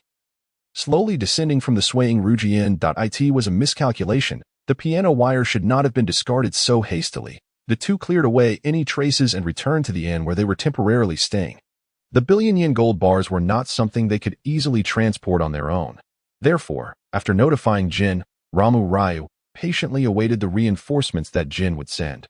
Unlike Amuro, whose escapades on Tsukikage Island allowed for carefree spending of organizational funds, Akai Shuichi, especially during his time as Bourbon, made Ruo Mu Liang feel as though he had fallen into an icy abyss merely by imagining a scenario of leisure together. Upon this realization, one could argue that Miyano Akemi was indeed quite formidable in her own right. Moreover, just a moment ago, you were about to make a move, weren't you? Were it not for my swift call to Jin, you certainly would have acted, wouldn't you? Amidst mutual wariness, Ruo Mu Liang and Akai Shuichi exchanged silent glances in their room. Enduring the oppressive wait in silence. Amuro-san, I find myself missing you. The following evening, Ruo Mu Liang received another call from Jin. The wind howled from the other end of the line, indicating that Jin was once again personally involved in the matter. Surely the organization could afford to hire a couple more people. Each time, Jin took it upon himself to work overtime, and Ruo Mu Liang worried that Jin's golden hair might turn completely white before Conan made his appearance. You say that the 3 recently recruited whiskeys are all undercover agents. Well, then there's nothing to worry about. Jin arrived at the inn where the two were staying, not even pausing for a drink of water before dragging Ruo Mu Liang along to the cavern adorned with gold. Allow me. Just as Jin was about to extract explosives from his briefcase to blow open the cave's entrance, facilitating the organization's ship's approach to transport the gold, Ruo Mu Liang, drenched in cold sweat, pressed down on Jin's hand, receiving a chilling glare in return. This cavern had been subject to the relentless battering of ocean waves for years, and from the fissures above, it appeared far from stable. Only the support of Ryujin had prevented disaster. Utilizing high explosives could very well lead to a complete collapse of the cave. Should the gold bars be swept into the depths of the ocean, retrieval would become exceedingly difficult. Furthermore, should Jin's explosives attract the attention of innocent islanders, it could compel him to unleash his wrath, eliminating any NPCs that might hinder his infiltration. In the original narrative, Conan had merely kicked a criminal with his nuclear-powered sneakers, causing the cave to collapse without regard. Conan was preoccupied with fleeing, leaving behind a single gold bar, though primarily due to the director's constraints. If the cavern were to collapse, both Jin and Akai Shuichi had significant plot points to fulfill, and it was highly likely they would not perish here. However, Ruo Mu Liang was acutely aware of his lack of luck. Should he fall into the sea, retrieval would be utterly impossible. He would be doomed. Jin, surprisingly receptive to reason, withdrew the C4 back into his briefcase, an action that sent a shiver down Ruo Mu Liang's spine. Ruo Mu Liang rummaged through his backpack, producing a small glass vial and handing it to Akai Shuichi. Inside the vial was a small amount of light brown dissolving liquid, aptly named dissolution, a concoction derived from the skilled dissolution technique, inspired by the healing abilities if healing could be dissolved in water. Perhaps other skills could as well. After all, trying wouldn't lead to demise. Notably, this skill had already reached LV2, with a dissolution range of up to 6M. Please throw this for me, Maru-senpai. Ruo Mu Liang raised the flashlight, marking a target for Akai Shuichi. This distance would be unattainable for an average person. The glass vial would merely trace a parabolic arc before landing on Ryujin. Yet, could the actions of sharpshooters be explained by Newtonian physics? Although Akai Shuichi frowned slightly, he accepted the glass vial and hurled it towards the cave's ceiling. Upon contact, the vial shattered, and the light brown liquid splattered against the rock wall, dissolving a significant area of stone in less than a second. A small amount of liquid dripped onto the hull of Ryujin, leaving its upper half pockmarked and uneven. Akai Shuichi and Jin, pupils trembling, JPG. After creating sufficient space, the battered Ryujin was pushed out of the cavern by the waves. Such a dangerous substance, and you didn't think to inform me beforehand. Akai Shuichi glanced down at his right hand, then returned his gaze to Ruo Mu Liang, his expression tinged with a hint of menace. This liquid only dissolves non-living matter. It does not affect carbon-based life forms. Otherwise, how could I dare to place my belongings directly into the bag without any safety precautions? The glass bottle has undergone a simple enchantment, ensuring that the liquid within remains unaffected. Ruo Mu Liang waved his hand dismissively, accepting the single skill point offered by Haimai with a somewhat unhappy smile. Such stinginess. In this regard, Haimai is far inferior to Bourbon. Tuzi is notably more generous with skill points. Jiujio coldly observed Akai Shuichi exuding hostility towards Ruo Mu Liang, and promptly called to inform the waiting members outside to hurry and bring the boat for the transport. As always, the discord among codename members is something he relishes witnessing. Before long, a sleek black yacht arrived, delivering a cargo of small workers who entered the cave in an orderly fashion, diligently extracting various tools to begin their labor. Finding a relatively dry spot, Ruo Mu Liang sat cross-legged, opened his panel to tally his earnings, and watched the small workers tirelessly moving bricks, contemplating whether to fetch some snacks to enjoy. Jiujio, sensing the familiar chill, glanced in the direction of the ominous aura, locking eyes with the cold gaze beneath Jiujio's hat, and innocently blinked at "What's wrong, senior? Surely, you wouldn't wish to enslave a miner for such strenuous labor?" Jiujio and the crew of small workers came and went in haste, completing their brick-moving task overnight, and slipping away under the cover of darkness from Fukushima. In contrast, Ruo Mu Liang and Akai Shuichi had arrived normally with purchased tickets. Thus it would be inappropriate for them to vanish from the island without any record. Therefore, they dutifully purchased return tickets to Tokyo at dawn. Initially, it was assumed that the following month would pass in tranquility, allowing him to comfortably work from home and cater to his eager readers. However, due to a multitude of events, Ruo Mu Liang's update frequency decreased significantly, while he had not neglected his writing entirely. The readers, accustomed to a more abundant output, found it insufficient. Fortunately, his two newly hired assistants diligently worked in the studio every day on the second installment of their otherworldly tale, preventing the more zealous readers from tracking down his residence and storming his door to kidnap the author into a small dark room. However, the remark made by Jiujio regarding the necessity for his combat and shooting skills to meet standards before the assessment seemed to have triggered a myriad. Ever since returning from Fukushima, he seized every opportunity to engage him in combat training, resulting in a thorough beating. Akai Shuichi, having grasped the inherent danger posed by Ruo Mu Liang during their recent expedition, adopted the approach of thoroughly understanding a potential adversary. During Amuro-Turu's missions, he seamlessly integrated shooting practice into their training sessions. There was truly no need for the two of them to be this synchronized in their efforts. Unfortunately, there was no chance for an increase in luck. However, the skill panel was filled with various obscure abilities: repair technique, the ability to mend damaged objects, restoring them to their original state. Being in the distillery, it was impossible to avoid handling firearms entirely. Even Sherry, as a pure researcher, exhibited a solid foundational skill in marksmanship from the way she handled a gun. Nevertheless, to prevent any malfunctions, Ruo Mu Liang had to keep the repair technique active on the firearm in his hands at all times. This peculiar skill allowed him to experience, for the first time in 2 years since arriving in the world of detective stories, the sensation of not enough blue. The after effects of an empty magazine manifested as dizziness and mental fatigue, as if his very essence had been drained. Therefore, Ruo Mu Liang often found himself hitting the bullseye only to realize it was on a target 2 lanes over. Both the skilled and the unskilled marksman fell into silence. Thus, a chaotic month eventually culminated in the day designated by Jiujio for the assessment. Notably, Officer Matsuda had not achieved any remarkable feats during this month either. They were once again at the same safe house from the previous team-building exercise. However, this time, the number of participants was considerably larger. In addition to the regular members, Jiujio and Vodka, there were also the temporary instructors Bourbon and Haimai, alongside the notoriously inaccurate sniper duo Conan and Kiandi.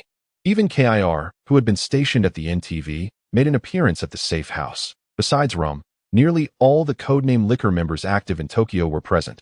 This scene instantly reminded Ruo Mu Liang of a certain illustration: undercover agents, drivers, Jiujio, and a plethora of useless characters. A world-renowned masterpiece. Jiujio extinguished his cigarette, rising with an air of intimidation as he approached Ruo Mu Liang, and without warning, delivered a powerful punch. Ruo Mu Liang ducked, narrowly avoiding the blow, and retaliated with a punch aimed at Jiujio's abdomen, which was blocked by an elbow. Subsequently, Jiujio launched a knee strike. Ruo Mu Liang crossed his arms to shield himself, but the impact pushed him back several inches. With a cold smirk, Jiujio executed a spinning kick, landing a blow to Ruo Mu Liang's side, sending him tumbling to the ground. Ouch, my waist, my leg. That hurts. Just then, he felt a gust of wind approaching from behind. And without looking back, he rolled away, quickly rising to assume a defensive stance. Jiujio lunged forward, faking a move that prompted Ruo Mu Liang to block.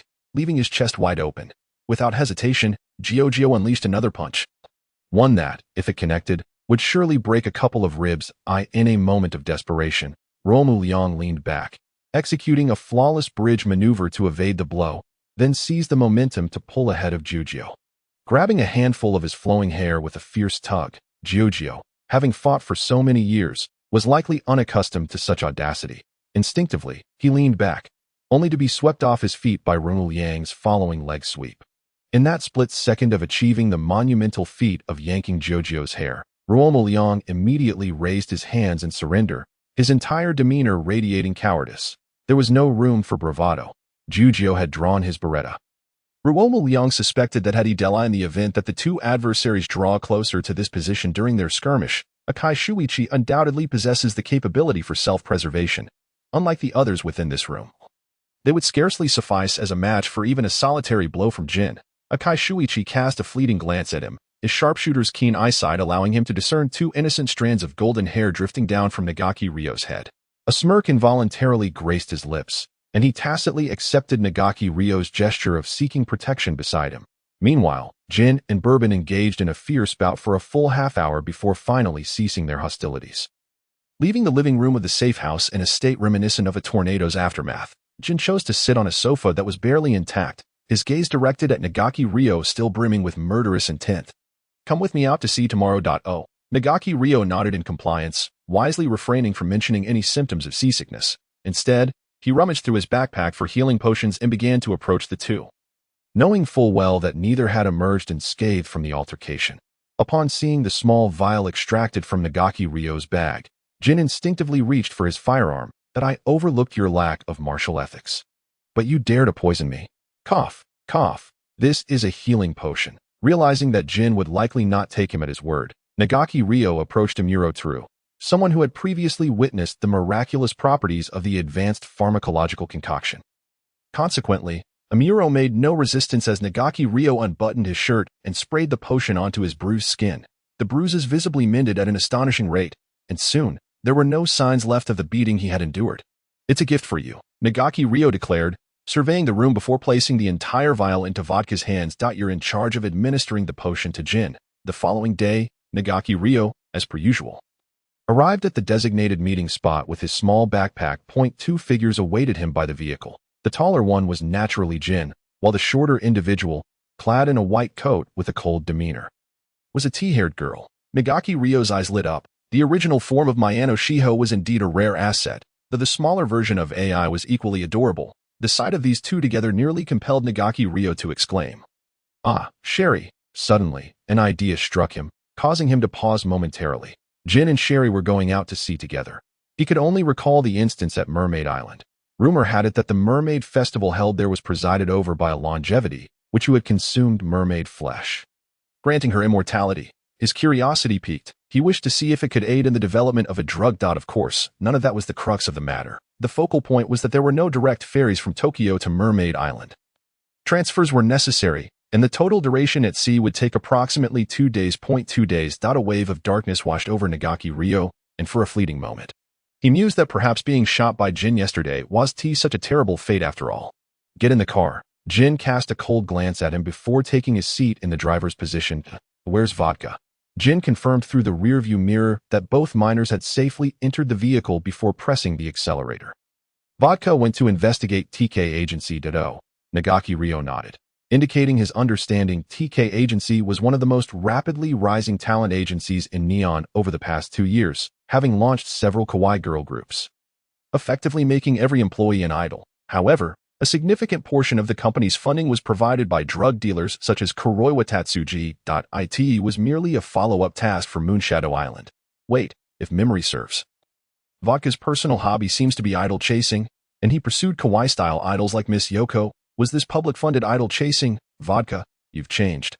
I never expected you to be this kind of Vodka." Nagaki Ryo fell silent, refraining from further disturbing Jin as he drove to that moment. A slender, snow-white hand presented a familiar, unmarked spray bottle before him. Instinctively, Nagaki Ryo turned his head and met Sherry's serious gaze. "You're the one who concocted this potion, aren't you?" "Yes, I suppose so. Why does the potion I created yesterday, based on the analyzed components, yield results that pale in comparison to this one. You even analyze the proportions. The ability to replicate magical phenomena through scientific means is truly impressive. AI-chan, voice crack. Sherry seemed less interested in extracting a definitive answer from him, instead contemplating aloud. Though the formula contains MDD3, its spiral composition is peculiar. Is it a special technique? Well, never mind. While this healing potion is indeed effective, it contrasts sharply with my research and holds little reference value. However, it is harmless to the human body, so you may use it with peace of mind. Her last statement was directed toward Jin. This implied that despite Bourbon having used a small white and black mouse for testing, Jin had not used the potion on himself upon receiving it, but rather handed it over to Sherry for analysis. Vodka, you're falling short. Lost in his thoughts, Nagaki Ryo was abruptly jolted back to the harsh reality by the mournful sound of the ship's whistle. Help, help. Jin, carrying a briefcase, walked behind the two miners, his vigilant gaze scanning the throngs of tourists and crew members around them. The luxury cruise ship Jin had booked boasted private suites. Sherry, being a girl, would reside in the inner room while Jin and Nagaki Ryo occupied the outer one. A small door connected the two suites, allowing Jin to swiftly reach Sherry if any situation arose. Moreover, from the earlier conversation in the car, it appeared that Sherry did not harbor strong animosity toward Jin during this period, considering that Jin had been her guardian while she studied in the United States. It dawned on him that perhaps Jin was quite adept at caring for children. After all, he had once knocked Kudo Shinichi unconscious, fed him poison while fearing he might choke, and even provided him with water. Nagaki Ryo silently set down his backpack and found his bed, skillfully placing two motion sickness pills that served little practical purpose, only providing a semblance of comfort. Upon entering the room, Jin meticulously searched every corner, including the bathroom, confirming the absence of any potential surveillance devices before settling Sherry into her room. Come here. Jin removed his ever-present top hat and shed his notably heavy long black coat. Why are you undressing, Jin? He then tossed a familiar small spray bottle toward Nagaki Ryo, who fumbled to catch it. Apply the potion. Oh, right. Apply the potion. You should have mentioned that earlier. At that moment, Jin had already removed his shirt, revealing a torso marred with bruises. Due to his fair complexion, the injuries appeared particularly severe. Ouch, that looks painful. It was rare for a Muro tour to have the opportunity to openly unleash his wrath upon Jin. Surely personal vendettas fueled his strikes. However, judging by the state of Amuro's own injuries from the previous day, they were not insignificant either, though they were less visible due to his skin tone. Goodness, what a physique. No wonder he is one of the 3 male models of the organization. It's no surprise that Vermouth in America still yearns to mix cocktails with him. Gin and Vermouth together would be a martini. How clever of her. Nagaki Ryo aimed the small spray bottle at several bruises on Jin's back, spraying with fervor as he caught a glimpse of Jin's left hand, seemingly relaxed atop his waist, resting on his firearm. But he couldn't help but twitch his mouth. There's no need for that. Jin, while it's true that he, Nagaki Ryo, could only be considered a watered-down drink at best, unlike other counterfeit spirits, his aim had never been to obliterate this organization with its scant genuine stock. He was merely a merciless score-accumulating machine. After spraying the more difficult-to-reach areas, Nagaki Ryo discreetly placed the spray bottle beside Jin's hand and retreated to his own territory. The ship was departing. His wretched seasickness was no joke. The moment the vessel set sail, he would be incapacitated. If he were to be even a second late, the onset of seasickness would have him collapsing onto Jin, only to regurgitate moments later. Such a scene was too beautiful to contemplate. He would surely perish, torn to shreds by a furious Jin. Thud. As Ruo Mu Liang's legs buckled beneath him, he tumbled onto the relatively thick carpet, narrowly avoiding a fate of gushing blood from his nose. The ship had set sail. Jin cast a fleeting glance in his direction, observing Ruo Mu Liang sprawled on the ground with a pallid complexion, his hands gripping his collar tightly as he appeared to struggle for breath. Was seasickness truly this severe? Though reports from Bourbon and Rye had indicated that this lad suffered from a severe case of seasickness, witnessing him look as if he were on the brink of death at sea was a sight he had never encountered before. Humph, serves you right for tugging my hair yesterday, refusing to acknowledge his own pettiness. Jin clicked his tongue in annoyance, strode over, and hoisted the nearly unconscious Ruo Mu Liang back onto his own bed. What are you two doing? Sherry stood at the entrance of the inner room, regarding Jin with an expression that conveyed a myriad of unspoken thoughts. To an outsider, the scene might indeed appear somewhat delicate, a half-naked adult man lifting what seemed to be an unconscious minor onto the bed. It was hardly surprising that Sherry's gaze towards Jin was rife with suspicion, her left eye inscribed with copper refining and her right with perversion. Jin unceremoniously tossed Ruo Mu Liang back onto the bed, coldly muttering, "This brat is severely seasick." At that moment, Sherry noticed Ruo Mu Liang's ghastly complexion and discerned that he was indeed suffering from symptoms of extreme seasickness. She then saw Jin pick up a spray bottle that was only partially empty. Attending to a few other bruises on his own body, realizing she had made a grave misunderstanding, Sherry's cheeks flushed slightly, and she quietly closed the door, retreating into the inner room. 2 days later, Jin dragged the nearly lifeless Ruo Mu Liang off the ship as if he were a corpse, while Sherry clutched her small backpack tightly, trailing closely behind them. Ruo Mu Liang pondered, though seasickness is rather dire. Having the 3 top male models of the distillery, gin, bourbon, and rye, serve as my human transportation makes me feel somewhat proud. Ugh. Jin paused momentarily, glancing at Ruo Mu Liang, who was retching, as if silently threatening, "If you dare to vomit on my hand, I will certainly toss you into the sea." Are you all right? A gentle older sister clad in a shrine maiden outfit voiced her concern. No, I'm fine. I just suffer from severe seasickness. I'll be all right after resting a bit once we disembark.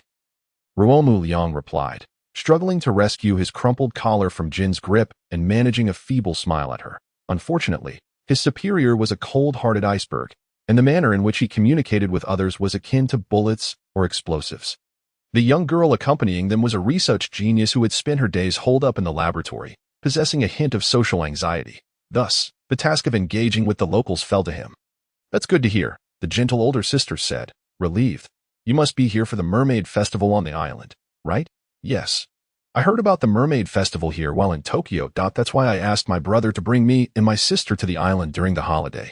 May I ask if there are any important things to note for participating in the festival?" The shrine maiden giggled softly.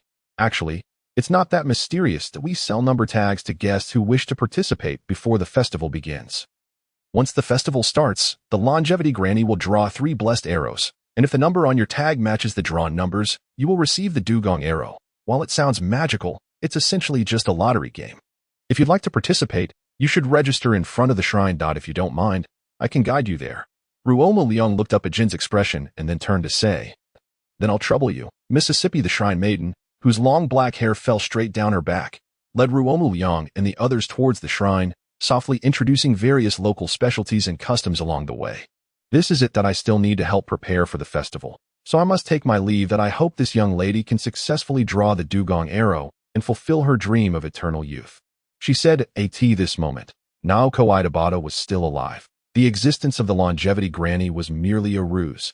The women of the Idabata family cherished this small island and hoped that the Mermaid Festival could ensure its continued prosperity. The current longevity granny was portrayed by Naoko Idabata, the mother of Kuni Idabata. After Naoko's death, the task of embodying the longevity granny would fall to Kuni. However, if memory served correctly, Naoko Idabata was said to have been locked in a warehouse and burned alive by the drunken trio of Mons and Saori after this very Mermaid Festival. The reason? The 3 madwomen were curious to see if the longevity granny could truly achieve immortality. The murder scene on Mermaid Island. Ruo Mu Liang contemplated thoughtfully as he filled out the festival registration form with the names Akira Kurosawa and Ryo Kurosawa. After writing down the name Shiho Miyano, Sherry glanced at the 2 parallel Kurosawa names with a complex expression, casting a wary look at the perpetually cold-faced Jin. Such an age gap? Could it be an illegitimate child? Jin's reputation was suddenly at risk without his knowledge. The festival was scheduled to commence around 7 in the evening, and given Ruo Mu Liang's intimate understanding of this so-called festival, he found himself devoid of any expectations. However, the seafood on the island was quite delightful. Ruo Mu Liang tugged Sherry along, eagerly searching for popular stalls, indulging heartily in the delicious fare. After all, Jin was footing the bill. The longevity granny is a sham. This is so delicious. Sherry, would you like to try some? Ruo Mu Liang inquired, holding a box of takoyaki, as he munched contentedly. How did you figure that out? Sherry asked, reaching for a skewer, poking a piece of takoyaki into her mouth. Her eyes lighting up. This is indeed tastier than what I had in Tokyo. After the festival concluded, I made an excuse of getting lost and slipped into the shrine's interior, seizing the opportunity while helping the longevity granny to her feet.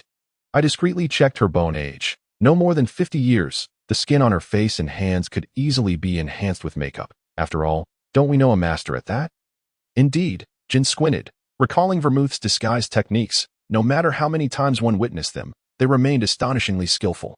Perhaps the islanders felt that relying solely on seafood would not attract enough visitors to generate revenue for the small island. Thus, they concocted a fictitious mermaid legend to entice travelers. After all, who wouldn't desire immortality, especially the wealthy or powerful politicians? So, was this trip in vain? Sherry chewed on a substantial amount of snacks Ruo Mu Liang had brought back. Her cheeks puffing out. T-haired hamster expression acquired Jin. So, this entire trip was merely me escorting 2 children on a seaside vacation. Just to be safe, I should bring back a dugong arrow for testing. Although I doubt it will yield any results, Jin silently accepted the dugong arrow from Ruo Mu Liang, stashing it into his briefcase. Tomorrow, we return. Fire blazed fiercely. The raging flames illuminated the bustling festival, while thick smoke billowed amid the panicked cries of the crowd, showcasing its unrestrained fury. What is happening? Ruo Mu Liang glanced at the direction of the flames, grasping Sherry's hand. It seems that the shrine is on fire. I'll escort you back to the inn. It's crowded and chaotic. It would be unfortunate if we got separated or experienced a stampede. Jin shot a frigid glance at Ruo Mu Liang and Sherry before pushing against the crowd towards the source of the fire. Seeing Jin had set off to investigate, Sherry quickly abandoned her curiosity and followed Ruo Mu Liang back to their temporary lodging point. 10 minutes later, Jin returned to the room, radiating a murderous aura and reeking of charred flesh. Upon entering, he drew a dagger and pressed it against Ruo Mu Liang's neck. Jin? Sherry gasped in shock. Why go to such lengths? Brother, what are you talking about? I don't understand, Ruo Mu Liang replied, smiling amiably. 3 girls were burned to death in the shrine's warehouse. Several bottles lay scattered beside the bodies, and the warehouse door was locked from the inside. Shouldn't that be an accident? Having indulged excessively, he mistakenly locked himself in the warehouse and inadvertently ignited the bottles of alcohol they had brought inside, resulting in this tragic incident. Thus, it is imperative to drink in moderation. Jinjiu let out a cold snort, forcefully thrusting the dagger forward, which immediately sliced open Ruo Mu Liang's neck, blood gushing forth. It is precisely because of your presence that I refuse to believe this was an accident. You have spent an inordinate amount of time gathering intelligence at the shrine. Very well, I shall speak candidly. Ruo Mu Liang cautiously pushed the dagger away from Jinjiu's hand. This fierce-looking figure with long golden hair did not genuinely intend to eliminate him here. Otherwise, true to Jinjiu's character, he would have simply shot him the moment he entered, without engaging in any idle chatter. During my investigation at the shrine, I encountered 3 women, intoxicated due to their failure to draw the manatee's arrow, who were conspiring to lock the woman masquerading as the longevity granny in the shrine's warehouse and set it ablaze, to see if the longevity granny could truly achieve immortality. Therefore, I followed behind and made some adjustments, intending to incinerate others, only to find myself trapped in the inferno. A rather amusing twist, wouldn't you agree? Moreover, the trio collectively provided him with nearly 2,000 emotional points, which is quite commendable from the NPC's perspective. A rather tedious hobby. Jinjiu sheathed his dagger, finding this revelation unsurprising. Long before recruiting Ruo Mu Liang, he had already analyzed Ruo Mu Liang's behavioral patterns from the existing data. A madman who believes in karma and excels in vigilante justice. I am indifferent to your peculiar little hobbies. However, should your actions expose the organization's operations, I will undoubtedly eliminate you. How could that be? After all, it is merely an accident, is it not? On the way back, Sherry visibly maintained her distance from Ruo Mu Liang. Even upon returning to Tokyo, she preferred to sit in the passenger seat closer to Jinjiu rather than in the back seat with Ruo Mu Liang, as she had at the outset. Alas, I seemed to be disliked. Yet, Ruo Mu Liang harbored no thoughts of remedying the situation. From the very beginning, he had no intention of clearing his name as the distillery's operative. After all, it would be rather dismal for Jinjiu to operate solo, crossed out. If one is to play a role, one must embrace the persona of a thorough villain. This way, when the main storyline commences, appearing before Conan and Hybrid AI under the guise of the distillery operative will allow him to garner even more emotional points from the toot as the plot unfolds. This persona could either meet a timely demise or become more intricately involved in the main narrative. The genuine liquor, Heisei Ryo, shares no connection to him, as he is merely an ordinary manga artist.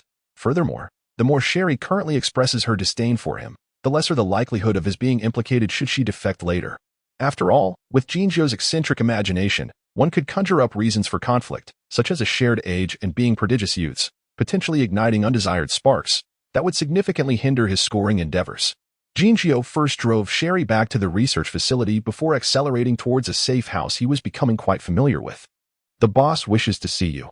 Inside the safe house, the living room, which had recently appeared as if ravaged by a tornado, had returned to its former state. Jinjiu led Ruo Mu Liang into the master bedroom. Turning on the brass bedside lamp, which revealed a narrow tunnel that could barely accommodate a single person. What secrets lie beneath? Recognizing the unspoken cue, Ruo Mu Liang wisely refrained from inquiring and obediently followed Jinjiu down the passageway.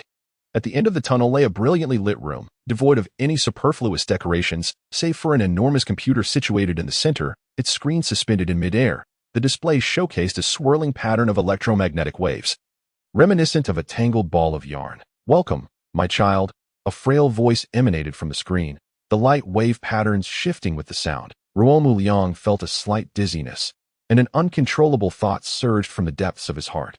The boss is truly benevolent. In gratitude, I must dedicate myself wholly, burning my life's essence for the distillery. Such nonsense. Electromagnetic hypnosis. Remote brainwashing? This is indeed spectacularly absurd. This is more magical than magic itself. However, Ruo Mu Liang wisely concealed his true thoughts, forcing a semblance of fervor and admiration onto his visage. "Sir, I have finally met you. Indeed, Jinjiu has submitted all your task reports. Your abilities are quite commendable, and I hold high expectations for you." The fact that the Sir expressed such high regard for him. Surely, he had never said this to other members. Undoubtedly, the Sir appreciates me the most. The overwhelming consciousness he could not suppress caused Ruo Mu Liang's smile to become somewhat rigid, as he finally experienced what it meant to be utterly foolish. "Thank you, sir. Sir, may I visit you often? You feel so familiar, as if you were my most important person. Oh, your most important person. Do you not have a fondness for bourbon and rye? Because they are the old thieves' sons, the red faction's iron thigh, embracing their leg hair. I shall not fear the plot's onset." The truth nearly slipped from Ruo Mu Liang's lips, as he broke into a cold sweat. He watched in disbelief as Ruo Mu Liang, with a completely innocent expression, uttered such cruel and deranged words. No one can speak falsehoods in front of the boss. His initial intuition proved correct. He is indeed a madman masquerading as a good boy. Surprisingly, the boss seemed rather pleased with Ruo Mu Liang's response, his aged voice tinged with a hint of amusement. "If one day they meet their demise, I permit you to collect their eyes. However, do not commit wrongful acts for the sake of collecting." "Very well, I shall heed the Sir's words. Does this mean the Sir likes me the most?" Ruo Mu Liang feigned a look of disappointment, lowering his head, unable to meet the screen's gaze as the feeling of being brainwashed intensified, nearly overwhelming him. "From this day forth, you are officially a codename member, codenamed Sangria. Sangria is a type of Spanish wine known for its sweet and refreshing taste, ideal for summer consumption. It is made by infusing seasonal fruits into a base of wine, blended with lemon soda, rum, or brandy, and can be enjoyed over ice, serving to invigorate the senses during the sweltering summer. In Spanish, sangria translates to blood, a name derived from its deep crimson hue. Does this imply that he appears as a sweet confection on the outside while harboring a twisted psyche within? Ah, splendid. This shall be my persona within the distillery, and I must remember to maintain this character at all times within the organization. Thank you, sir. For now, you shall accompany Jinjiu, although your abilities would be better suited for Rum's intelligence team. Your combat skills and firearms assessment are currently lacking, thus, you must diligently practice under Jinjiu's guidance during this period. Do not disappoint me. Understood, sir. I will double my efforts and strive to gain your satisfaction as soon as possible. Although he had been temporarily assigned to Jinjiu, it seemed that Jinjiu was not overwhelmed with tasks that required 007 level overtime before the main plot began. Otherwise, how could Vodka, the designated driver, have the opportunity to openly pursue his fandom? Moreover, at present, Jinjiu clearly did not wish for any engagement with this deranged individual, merely providing a few terse, threatening instructions before sending him home. Ruo Mu Liang sought a secluded corner to shed his disguise, slowly making his way home. Passing by the yard filled with plush toys, he instinctively abducted one to cuddle and shower with affection. Today, he had narrowly escaped being brainwashed by an ancient monstrosity, which terrified him to no end, and desperately needed the comfort of something soft and furry. Cradling the little black cat, he slumped onto the sofa as police sirens wailed past outside. What calamity has transpired now? Ruo Mu Liang lazily lifted his eyelids, peering outside with a hint of indifference. Although the Grim Reaper had yet to evolve into its complete form, this was, after all, the world of Kexue. It would be somewhat disconcerting if nothing ever transpired. His mobile phone buzzed, vibrating insistently. Ruo Mu Liang opened the email. As expected, it was from his freshly minted superior. The message contained the address of the nearby training facility. A certain petty and vindictive Jin Changji had assigned him his first task, to report to the training base punctually every day, indicating a rigorous regimen was in store for him. According to Amuro Turu, designated members were supposed to report a few times a month to maintain their shooting skills. Yet, if daily attendance was required, even Amuro, no matter how capable, could not juggle more than 4 part-time jobs simultaneously, unless he possessed the art of doppelgangers. Reluctantly replying to Jin's email, Ruo Mu Liang resumed his languid repose on the plush sofa. Today he simply longed to be idle. Just as he nestled with his cat, basking in the sun, feeling drowsy, the sound of the door creaking open reached his ears. Why did it seem that today's scenery was rather furtive? Surely, one wouldn't encounter love while merely stepping out for groceries. Given his cautious nature, forgetting to disguise himself before venturing out was out of the question. Ruo Mu Liang sat up, casting his gaze toward the entrance. Zhu Fu Jingguang, with a face so ordinary it could be lost in a crowd, peeked in several times before waving toward the outside. Suddenly, a tall figure wearing sunglasses darted into the room. Exhaling a sigh of relief as he tugged at the collar of his leather jacket, "You left with 1 person and a dog, and returned with 2. Matsuda, why did you secretly transform without my knowledge?" Outside, a police car roared past once more, and upon hearing the siren, the 2 former detectives stiffened, peering through the peephole for an extended period. Only after the sound of the police car completely faded around the corner did they change their shoes and step inside. What had transpired? After so many failed attempts, how was it that when you went out for a simple errand, Matsuda suddenly turned human? Zhu Fu Jingguang removed his mask, running his fingers along its edge. Although Ruo Mu Liang had utilized a considerable amount of high-tech materials procured through Dr. Agasa, prolonged wear always became somewhat uncomfortable. We encountered a bomber at the mall. Matsuda pulled out a cigarette, placing it between his lips, casting a glance at his friend's warning expression before discreetly tucking away the lighter he'd drawn. Not the one I've been searching for. Apparently, he was fired by the mall's owner, which led to his wife leaving him and taking their in retaliation. He procured materials to construct a bomb and planted it in the mall. Zhu Fu Jingguang remarked disdainfully. Well, you seem rather composed now. But who was it that charged in the moment they heard bomb? Just a wild. Matsuda delivered a light elbow jab, prompting Jingguang to swallow the last word. He held the cigarette awkwardly, slightly embarrassed as he adjusted his naturally curly hair.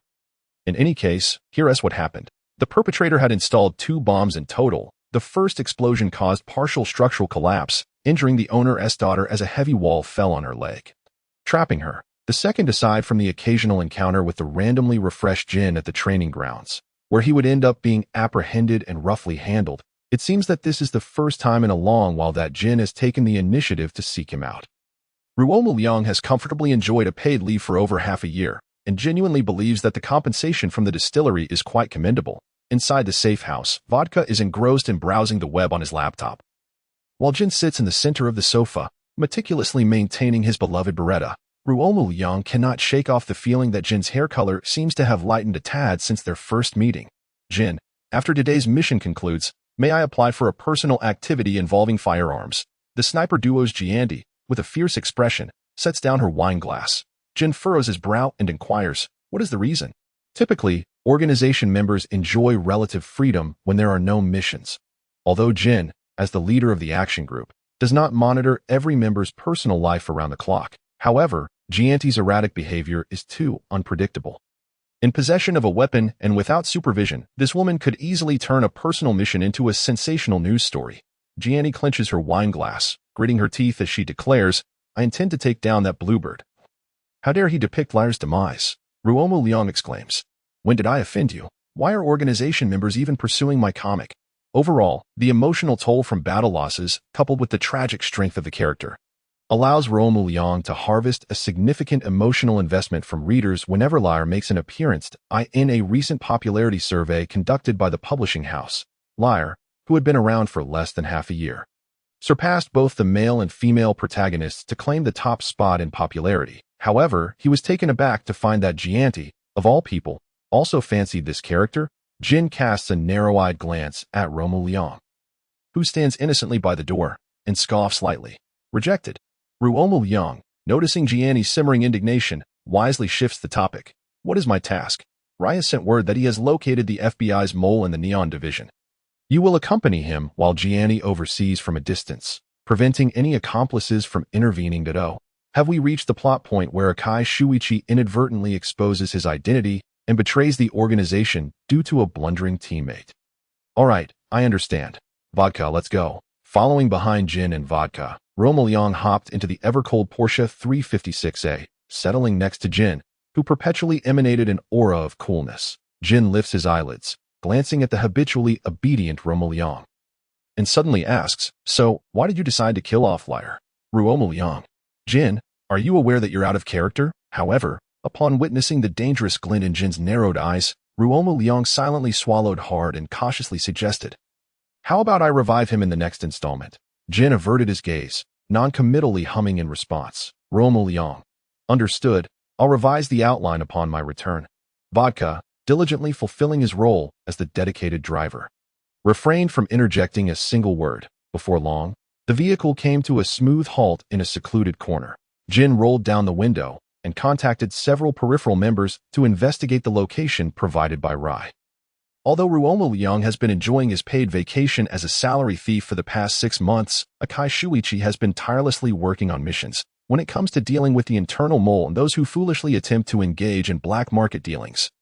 He handles it with remarkable decisiveness.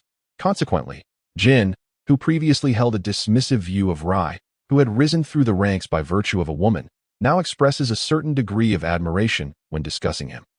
Nonetheless, no matter how much Jin appreciates Rai's capabilities, he has not abandoned the cautious mindset he has cultivated over the years, an instinct that has saved his life countless times on the brink of death. Ruo Mu Liang opened a small map to take a glance. Unsurprisingly, there was a small squad of FBI agents lying in ambush at the designated location. Their hiding spots were quite discreet, and given the consistently subpar average of the peripheral members, it was likely they would remain undetected. Huh? Jin inquired, what is it? Ruo Mu Liang suddenly spotted a familiar shadow in the bushes beside the car. He exited the vehicle, approached the bushes, and crouched down, reaching in to pull out a seemingly charred Siamese cat. This cat looked somewhat familiar. It seemed to be one he had fed before. Jin exhaled a puff of smoke, withdrawing his gaze of interest. He naturally knew that Ruo Mu Liang had a penchant for caring for fluffy little creatures. Initially, the Siamese struggled when first taken out, but eventually, upon sensing a familiar scent from Ruo Mu Liang, it gradually calmed down. Ruo Mu Liang reached into his coat pocket, retrieved a packet of fish treats, and began to feed it. Perhaps due to his long-standing habit of feeding stray dogs, the nearby small animals, even those who had never dined at his home, displayed a friendly demeanor towards him. After all, even with a luck value of -80, Ruo Mu Liang had never been betrayed by these fluffy creatures, except for that one time with Jingguang. What significance do these fragile beings, which one could crush with a mere slap, hold in existence? Ruo Mu Liang gently stroked the Siamese's forehead, glancing once more at the red dots on the small map representing the peripheral members. Unsurprisingly, he found that after circling the target location, he had turned back without encountering the horde of FBI agents lying in wait nearby. But that doesn't necessarily mean it's over. Given that Akai Shuichi's mission to eliminate Jin would inevitably fail due to a blundering teammate, rather than allowing it to benefit Rum, why not? Place a wager. Sometimes, these cats and dogs can be far more useful than humans. Humph. What are we betting on? One request, of course, it cannot be too excessive. With time still on their side, Jin was unbothered about passing the time. Ruo Mu Liang pulled out a small collar from his ever-present backpack. The collar featured a miniature screen, a small red dot blinking just below. When the collar was placed on the Siamese, it clearly resisted, scratching at the collar with its hind paws. However, it soon succumbed to the allure of the fish treats, allowing Ruo Mu Liang to adjust the collar to conceal it beneath the fur on its neck. Subsequently, Ruo Mu Liang leaned in close to the Siamese's ear and whispered something to AT. That moment, his back was turned to Jin and Vodka, and thus the two seasoned members of the organization failed to notice the fleeting red light in his eyes. The Siamese let out a soft meow, nimbly leaping to the ground before swiftly vanishing into the bushes.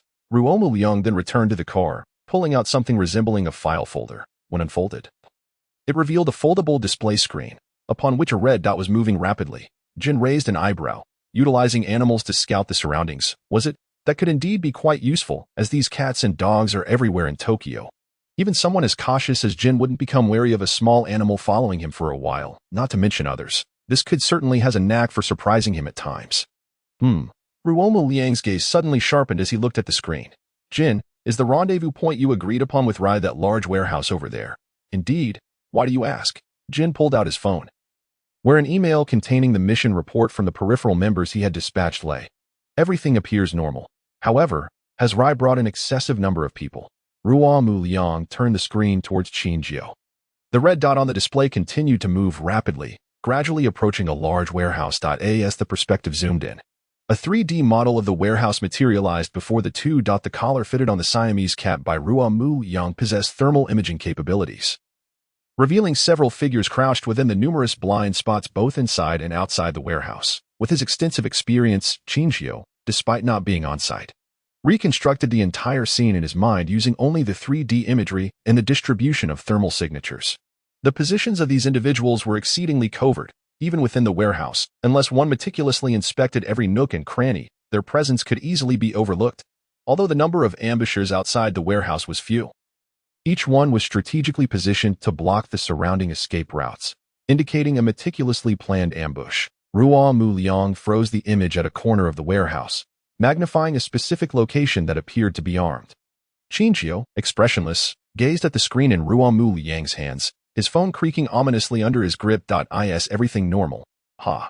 Rai Whiskey, Zhuxingda, you're dead.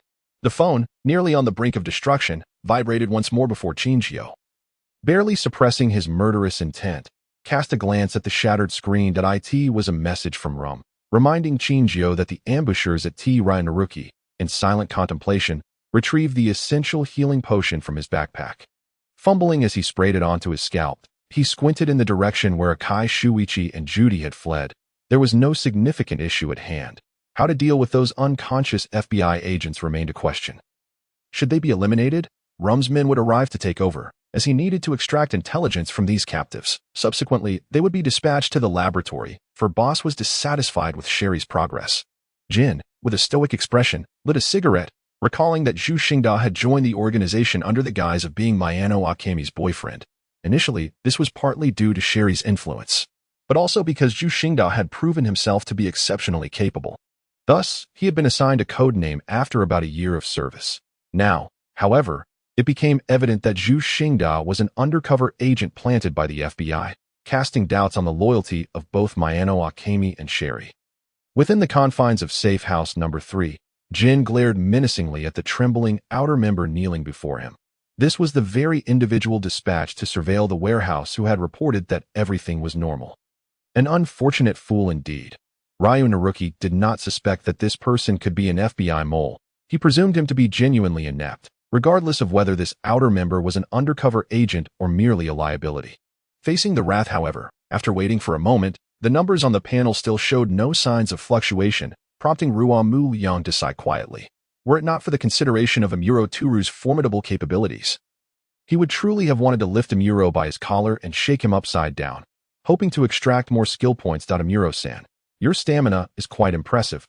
Just a jest, Mr. Amuro. Due to suspicions surrounding the involvement of Amuro in the organization alongside Scotch and Rye, Jin had deliberately seized the opportunity to take on this probing mission. After pondering for a moment, Amuro slowly lowered his firearm at this critical juncture of Rai's defection, should Jin and the others discover another mole. Ruo Mu Liang would not merely be an unarmed bystander. Moreover, he was already aware of the true identity of Zero, that if he had indeed fallen victim to brainwashing during his audience with the boss, he would have been exposed to the organization long before Rai. Thus, a furrow appeared on Amuro's forehead as he clenched his fist. How entertaining this little prank is, you impudent rascal. Do you wish for a beating? Ruo Mu Liang, displaying remarkable agility, ducked beneath the overturned sofa and swiftly exited the Amuro detective agency. Quicker than a rabbit, it seemed that he had inadvertently pushed the boundaries of playfulness. Bourbon was so incensed that he had drawn his weapon. Am I truly unable to dig deeper? Sangria. A year had passed since the defection incident involving Akai Shuichi. Throughout this year, the organization had never ceased its pursuit of him. Rum had indeed proven to be quite capable, extracting substantial intelligence about Akai from captured agents. However, These captives held low status, akin to peripheral members of the organization. Furthermore, Rum had failed to obtain any significant information related to the FBI. Unsurprisingly, these captives were subsequently sent to the laboratory where Sherry was located. Although this inherently kind-hearted girl vehemently opposed human experimentation, Jin directly coerced her by threatening the life of Mayano Akemi, forcing her to consent to testing the properties of drug A on those FBI captives. Naturally, none of these nameless fodder agents triggered any hidden effects of drug A, and all perished on the testing table. Consequently, over the past year, Sherry's previously amicable relationship with Jin plummeted into icy hostility. In safe house number 5, 20 minutes past Jin, Ruo Mu Liang gazed at the increasingly brief emails with silent disdain. Would it kill you to write a few more words? Jin-chan, a message from Vermouth had arrived.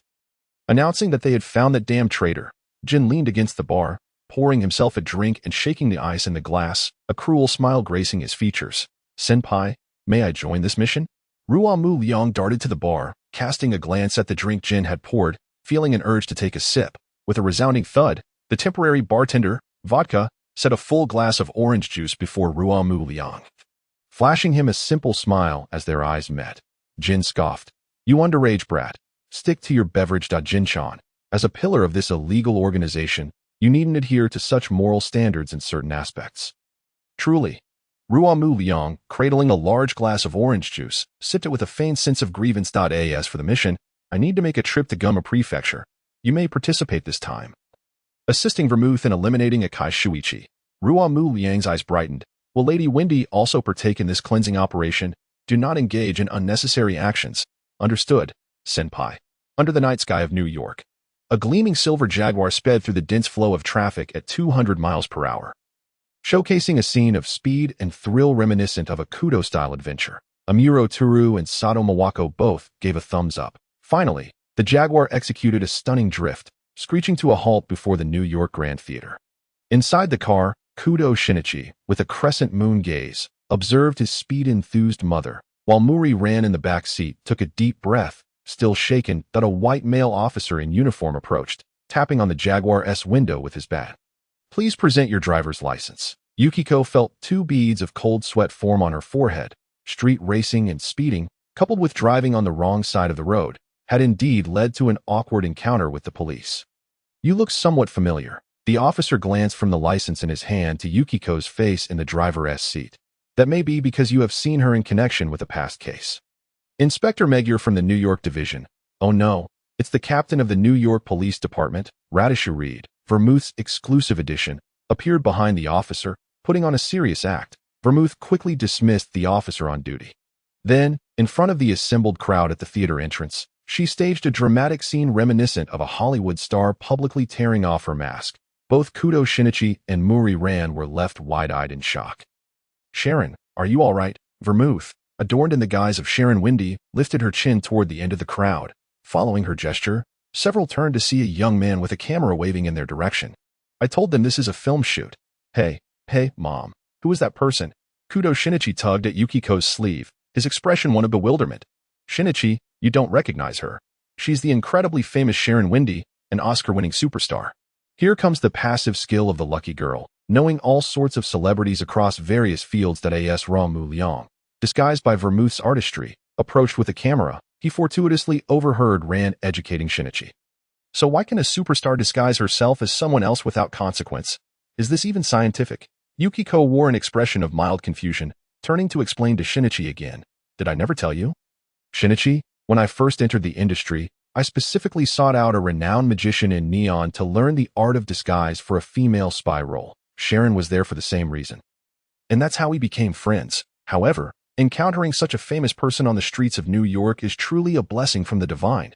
Muri Ran leaned forward, gazing at Vermouth with genuine warmth. At that moment, a gentle rain began to fall from the sky. Vermouth opened her umbrella, shielding herself from the cascading droplets as well as the light illuminating her face from the street lamps. Does a deity truly exist in this world? Vermouth's smile was tender, yet her eyes concealed an unspoken sarcasm and sorrow. If deities truly existed, those of us striving to live would not encounter misfortunes. At least I can be certain that angels would never grace me with a smile. Not even once. Yet after tonight, Sister Bae would find her own angel. That sounds rather appealing. I apologize, Kudo-kun.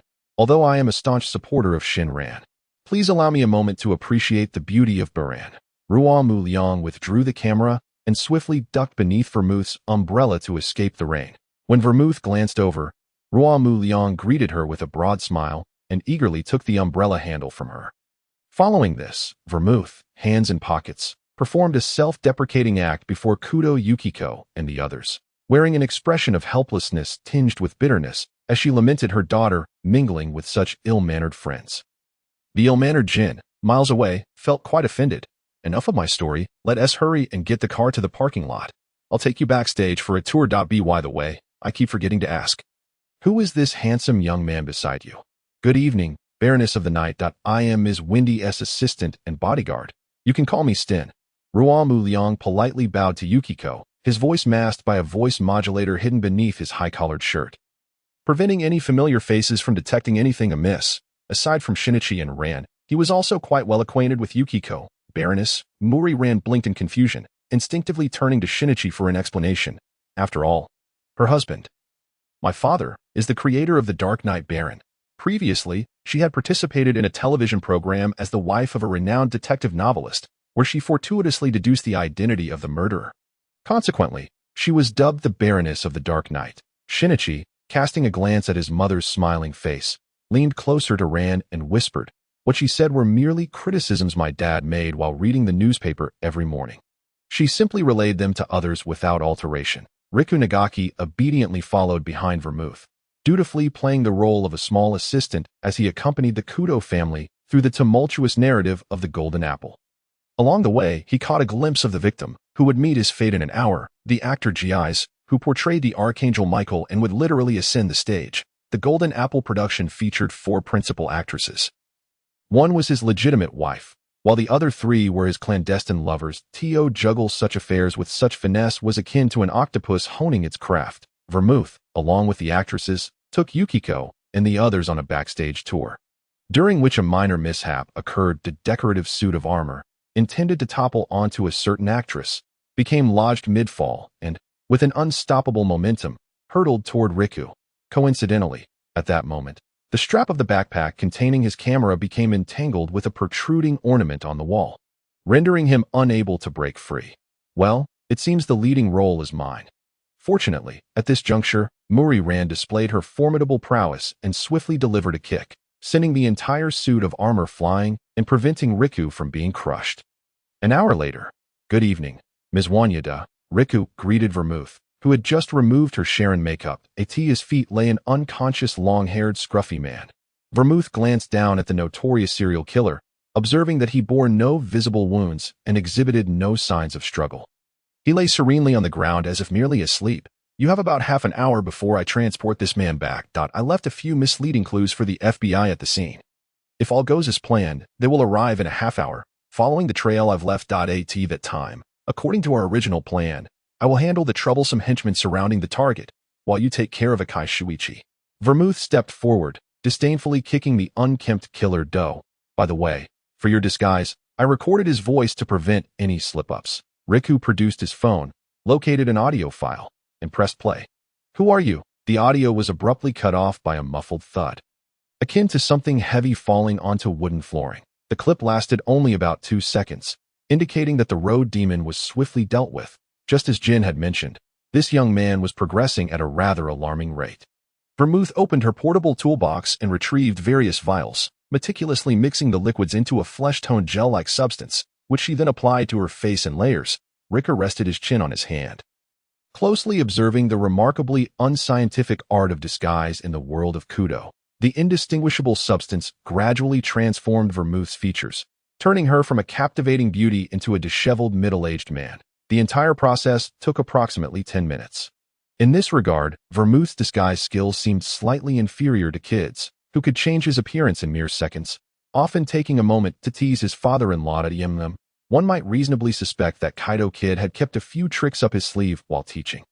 As Riku awaited Vermouth to finish her makeup, he handed her a small backpack containing an outfit identical to that of the killer. Even if Vermouth intended to utilize the road demon's identity for her nefarious deeds and orchestrate the man's suicide to facilitate her escape, she would never directly don the road demon's foul-smelling clothes. After handing the attire to Vermouth, Rika thoughtfully lifted the unconscious road demon and exited the room, closing the door behind him. 2 minutes later, the road demon stepped out of the room. Riku scrutinized the true road demon and Vermouth's version, unable to discern any flaws in her disguise. Truly a remarkable feat. Akai Shuichi, perhaps overly confident, had only brought 2 subordinates to secure the entrance, confronting the disguised Vermouth alone. Consequently, dispatching them posed little challenge, akin to a mere formality. In the world of Kudo, unless one is a character of notable renown. Regardless of how impressive their backstory may be, they remain mere background figures. Although Riku was not yet powerful enough to overpower various adversaries, he was certainly capable of holding his own against the black-clad elite. Easily managing these intellectually and physically inept background characters, Riku found a secluded and comfortable corner, activating his all-seeing eye to observe the unfolding drama. This skill was not frequently employed, yet its practicality undoubtedly ranked among the top 10 of all his abilities.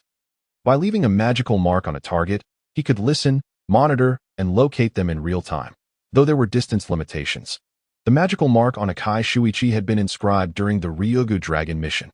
However, over the past year, their paths had diverged, one in Neon, the other in America, exceeding the maximum range for skill activation, otherwise, occasionally witnessing the tangled romance of Akai Shuichi and Judy, characterized by a chase of unending pursuit.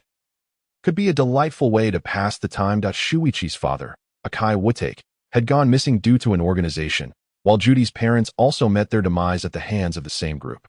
Their similar experiences forged a bond, as they relied on one another. In life, they were lovers. In work, comrades. Yet, to further unearth the organization's hidden secrets, Akai Shuichi chose to part ways with Judy, adopting the alias Jihoshi Dai and engaging with Miyano Akemi.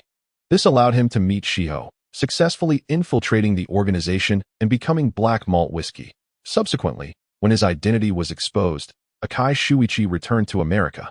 Judy, clearly still harboring feelings for Shuichi, found herself in a state of limbo. As they hesitated to reconcile, drifting off topic, Riku pulled his thoughts back to the 2 engaged in combat nearby. Vermouth, a seasoned operative of the Syndicate, was matching Akai Shuichi blow for blow in close combat. However, as time passed, Vermouth gradually began to falter. With a swift kick, Akai Shuichi momentarily pushed her back, and she seized the opportunity to draw her gun, firing 3 shots in his direction, unyielding. Akai Shuichi drew his own firearm in retaliation. What transpired next left Riku astounded for an entire year. Although Akai Shuichi fired a fraction of a second later than Vermouth, he emerged unscathed, while she staggered backward, clutching her abdomen. In slow motion. One would see that the first 3 bullets from Akai Shuichi precisely intercepted the bullets fired by Vermouth, causing them to shatter upon impact. The final bullet, narrowly avoiding her heart due to her desperate evasion, struck her lower abdomen. Oh my, a true testament to the caliber of the elite. After sustaining her injury, Vermouth realized she had underestimated this elite FBI agent. Immediately, she tossed a smoke bomb to obscure Akai Shuichi's vision and hurriedly fled the scene. Hearing movement amidst the smoke, Akai Shuichi prepared to pursue her. However, after inhaling a breath of smoke, he felt dizzy, halting his chase and contacting his 2 accompanying agents while retreating to a safe distance. Waiting for the smoke to even the chaotic thoughts incessantly intertwined in her mind. Although the armor, due to the presence of Ruo Mu Liang, did not afford her a loving embrace, after Ruo Mu Liang's departure, she inadvertently stumbled and nearly had her eye pierced by a scattered prop knife. This girl's luck was certainly not remarkable. Fortunately, Mao Lilan was timely aware and perilously caught her just before the last moment. Had I not saved her then, would the subsequent heinous crime have been averted? Was it because of me that Mr. Jisai met his demise? It is all my fault. The rear window of the taxi was open. With the cool raindrops and the nightscape of New York barely maintaining the last vestiges of Lilan's composure, that moment, as if orchestrated by fate, the handkerchief gifted by Belmode to Lilan was swept away by a gust of wind. Fluttering and coming to rest on the railing of the deserted building where Belmode was temporarily hiding, Shinichi reluctantly exited the vehicle, surveyed the surroundings, and proceeded into the pitch-black edifice. After all, one must cherish their childhood sweetheart. I'll retrieve it for you. Wait for me in the car. You've shown signs of a cold since this morning. Don't catch a chill. Lilan remained stationary, gazing vacantly in the direction where Shinichi had vanished. Suddenly, footsteps echoed in the desolate alley, and a man, donning a knitted hat and bearing a rather sinister expression, materialized before Mao Lalonde, a long-haired figure, the highway demon, the man's left hand, seemingly concealed in his pocket, suddenly revealed the outline of a handgun, causing Lilan to instinctively tighten her grip on the umbrella, though her body remained paralyzed by illness and fear. TSK, Shinichi is once again out scaring children. His talent for frightening youngsters has always been commendable. Today's intimidation of minors tally reaches 11. Ruo Mu Liang followed closely behind the FBI team. Arriving in the vicinity, he opened a small map, confirming Belmode's vital signs were stable, indicating no immediate danger to her life. Thus, he chose a sheltered corner away from the rain, continuing to observe Shinichi's first-person perspective. Sensational Shinichi, live streaming. The fright did not solely afflict Mao Lilan. Even the taxi driver was drenched in cold sweat, shouting at Lilan, "Get in the car? That must be the serial killer. We need to flee." The remnants of professional ethics could not suppress the driver's terror. Seeing Lilan remain motionless, he pressed the accelerator and fled the scene. Akai Shuichi cast a cold glance in the direction of the taxi, delivering a chilling warning to Lilan. "This is your final warning. You and your companion leave this place immediately." So, the murderer truly lurked nearby. Did he?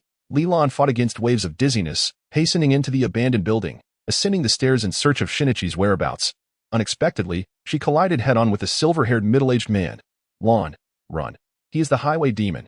Shinichi, peering down from a higher floor, urgently warned Lilan, then raced downstairs towards her. Belmode leaned against the railing, preserving her strength, barely enduring the gunshot wound to her abdomen as she fled to this location. Her condition was barely a third of her usual self. Extracting a silencer from her clothing, she aimed her gun at Mao Lala at that moment. Lilan's passive skill, Lucky Aura, activated, causing the railing Belmode leaned against one of the adversaries of this identity. Thomas Schindler is undoubtedly a titan in the IT industry, with his company headquartered conveniently in the heart of New York City.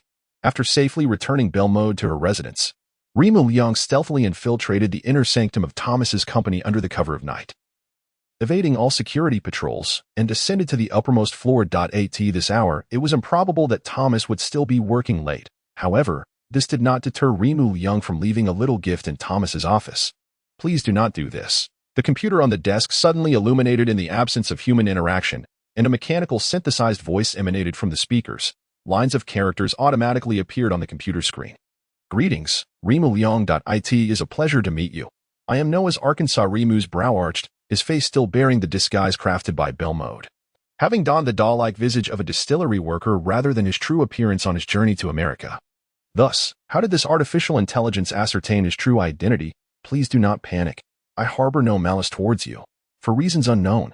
I have been closely monitoring your activities." Rimu's brow furrowed. Noah's Ark was an artificial intelligence program developed by the prodigy Hiroki Sadata, possessing the unique trait of self-growth at a rate of 1 year, equating to 5 years in human terms. If one were to trace any intersection in Ruo Mu Liang's life with theirs, it would be through the death of his mother, wouldn't it? Indeed. Prior to this, I was somewhat curious. How did you confirm my identity? Iris recognition. You have been exceedingly cautious, leaving no fingerprints or hair in various public venues and altering your appearance. However, the iris remains unique and immutable. When you infiltrated the company, I scanned your pupils through hidden cameras and compared them with the iris records left by the police a year ago, thus confirming your identity. Rimu's pupils flickered, in an era where surveillance cameras were not yet widespread. Noah's Ark had already mastered iris recognition technology. It had merely been a little over a year since its development. Yet it had advanced to such an extent in such a short time. Truly alarming, and a wonder Noah's Ark opted for self-destruction at the end of Baker Street's Phantoms. Such technology was far too avant-garde. Regardless of who possessed it, it would inevitably incite a cataclysmic transformation in human society. After all, it is indeed the greatest flaw in the world of Conan Doyle. Understood. Now, tell me why you wish to thwart my efforts. My creator, Hiroki Sadata, left me with 2 final directives before his suicide. The first was to utilize virtual reality technology to complete the development of Cocoon. The second pertains to you. Hiroki once developed a DNA tracking system and discovered that the DNA of his adoptive father, Thomas Schindler, matched that of the mother of the historical serial killer Jack the Ripper. Thus, he concluded that Thomas was a descendant of Jack. However, Hiroki's life was largely surveilled by Thomas Schindler, who, upon realizing that Hiroki had unearthed the truth he had long concealed, flew into a rage. "Mr. Ruo Mu, you seem unfazed. Ruo Mu Liang took a seat in Thomas's exclusive leather executive chair, propping his chin on one hand as he spoke. In the past 2 years, I have not been idle.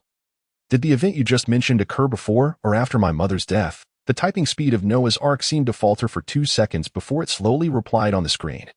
Before.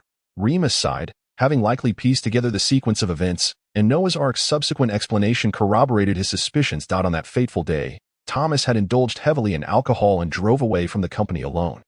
Subsequently, he encountered your mother, Ms. Ruo Mu Seiko, who had just attended an academic seminar and was likewise alone.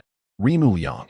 So, under the influence of alcohol and emotional turmoil, or perhaps due to a bloodline awakening, he mimicked the methods of Jack the Ripper and murdered my mother. Moreover, to conceal his crime, he colluded with a high-ranking FBI official to eliminate my father as well, intending to eradicate all witnesses, including myself. Hiroki Sadata learned of this and felt an obligation to rectify the plight of our family, did he not? Yes, you are astute.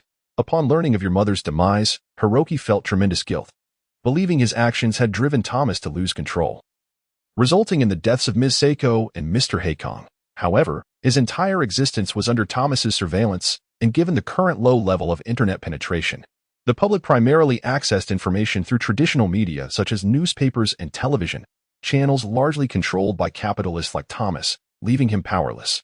Hence, his second directive was to attempt to compensate you as much as possible. Rima nodded, indicating his understanding. No matter how brilliant Hiroki was, he had been merely a 10-year-old boy at the time. Faced with a benefactor who had raised him, it was indeed unreasonable to place excessive blame upon him. Therefore, you should be aware of my intentions and why you wish to prevent me. Hiroki aspired to unveil Thomas's transgressions through his final endeavor, Cocoon, and to reform the decaying hereditary system of Neon.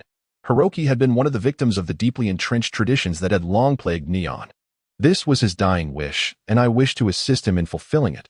What if I refuse?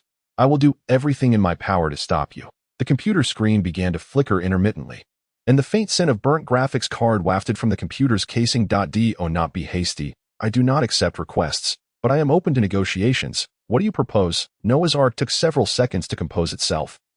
In a physical sense, 2 conditions. First, I require all information pertaining to Pat Reynolds. You know which I speak of.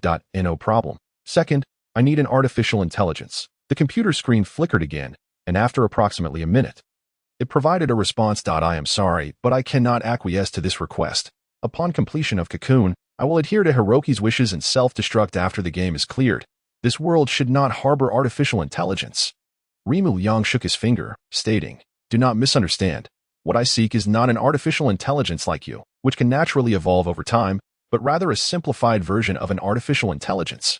It should possess vast data collection, computational, and programming capabilities to ensure my absolute information security. To put it plainly, I require a ghost-like hacker that exists within the internet and will unconditionally obey my commands. This should not be difficult for you. This is feasible. Ruo Mu Liang smirked. In exchange, until the launch of Cocoon and the completion of Hiroki's holographic game, I will not lay a finger on Thomas Schindler. Nor will I set foot in New York. Is it a deal? Deal. Pleasure doing business with you. Additionally, my parents' plight was not Hiroki's fault. Thank you, Mr. Ruo Mu Liang grasped the slightly warm disc as he departed from Schindler's company, ensuring to erase all traces he had left behind.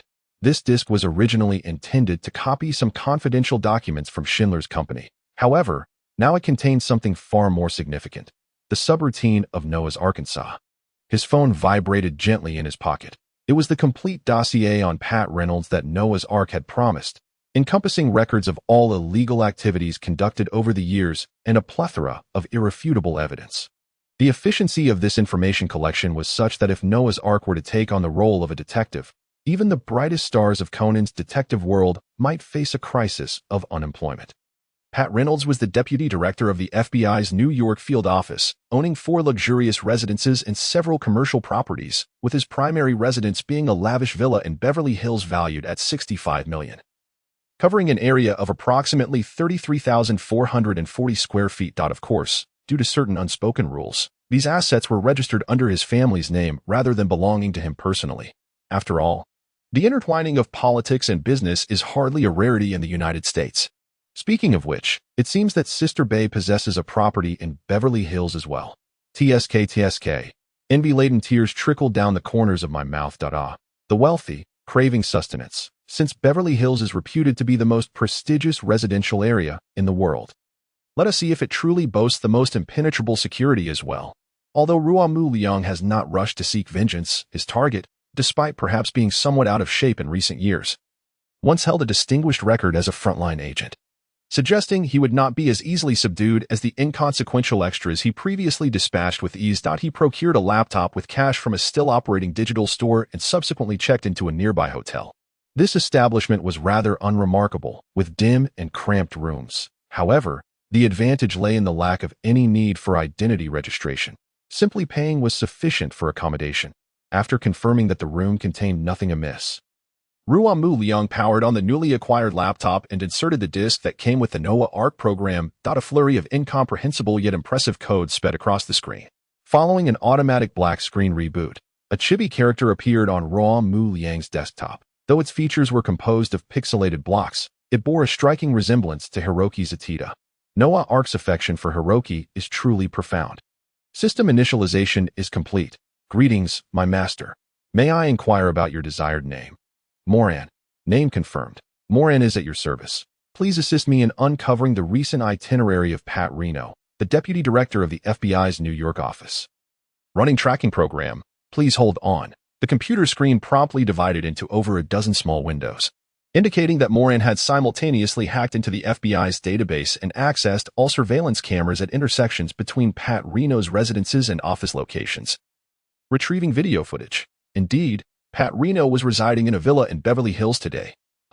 Tomorrow at 9 a.m. There is a press conference scheduled. It makes sense, given the recent uproar surrounding the so-called road demon. Now that he has committed suicide, it is only natural for Pat Reno, being one of the FBI's leaders in the New York area, to step forward for interviews and reassure the public. Alas, the journalists tomorrow are likely destined not to encounter the individual they were preparing to interview. However, as compensation, they might just have the opportunity to report on another major scandal. The sound of the laptop's internal fan grew increasingly loud, prompting Ruo Mu Liang to frown. Just as he reached for the disk, the newly acquired laptop suddenly exploded, showering him with various components amidst a burst of intense heat. Ruo Mu Liang spat out a small piece of charred plastic. Wiping his face. It must be that the data flow required by Moran was excessively vast.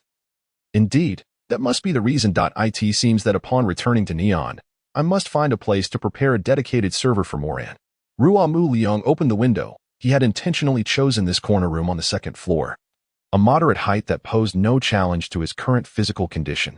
Silently, he leaped from the window and landed safely. The distance to Beverly Hills was not overly far, and with the aid of his skills, he estimated it would take about 25 to 30 minutes to run there, since he had promised Noah Arc not to return to New York until the conclusion of the Baker Street ghost storyline. He might as well resolve the debts that needed settling tonight. Half an hour later, Ruo Mu Liang successfully arrived at the residential area of Beverly Hills, navigating past all the night shift security guards with the help of a small map, reaching the entrance of the luxurious two-story villa owned by the Renas. According to the map, this mansion had undergone quite a professional renovation. It seems the owner was acutely aware of their reputation and had procured numerous rare security devices through FBI channels. For instance, the entrance cameras were linked to the FBI's database and alarm systems. The database contained the most comprehensive criminal information in the United States, should the cameras detect any recorded individuals. An alarm would automatically trigger, and within 10 minutes, police and agents would surround the area. Beneath the door lock was a hidden compartment. Should anyone attempt a violent entry or lockpicking, it would release a high-concentration anesthetic. All glass within view is bulletproof, impervious to violent shattering or cutting with small glass knives. Throughout the interior, except for the master bedroom and bathroom, which were more private, there were surveillance cameras, ensuring no blind spots remained. Ruo Mu Liang, uninterested in the various traps and devices, simply followed the map to locate the master bedroom, confirming that the small red dot representing Pat Reno lay peacefully on the bed, sound asleep. Activating the skill teleportation, LV2, allows instant movement to any designated location within 600 meters, unobstructed by walls or other barriers, and can be used in conjunction with the Eye of Detection minimap. Skill cooldown, 24 hours. No matter how elaborate the security measures, they are of little consequence. I shall teleport. Ruo Mu Liang's figure flickered, and in the next moment, He stood by Pat Reno's bedside to be cautious. He cast a assimilation spell, confirming that his panel's negative luck value had temporarily turned gray. After resolving the bug, he drew out the silencer-equipped handgun he had prepared in advance and emptied the magazine into Pat Reno.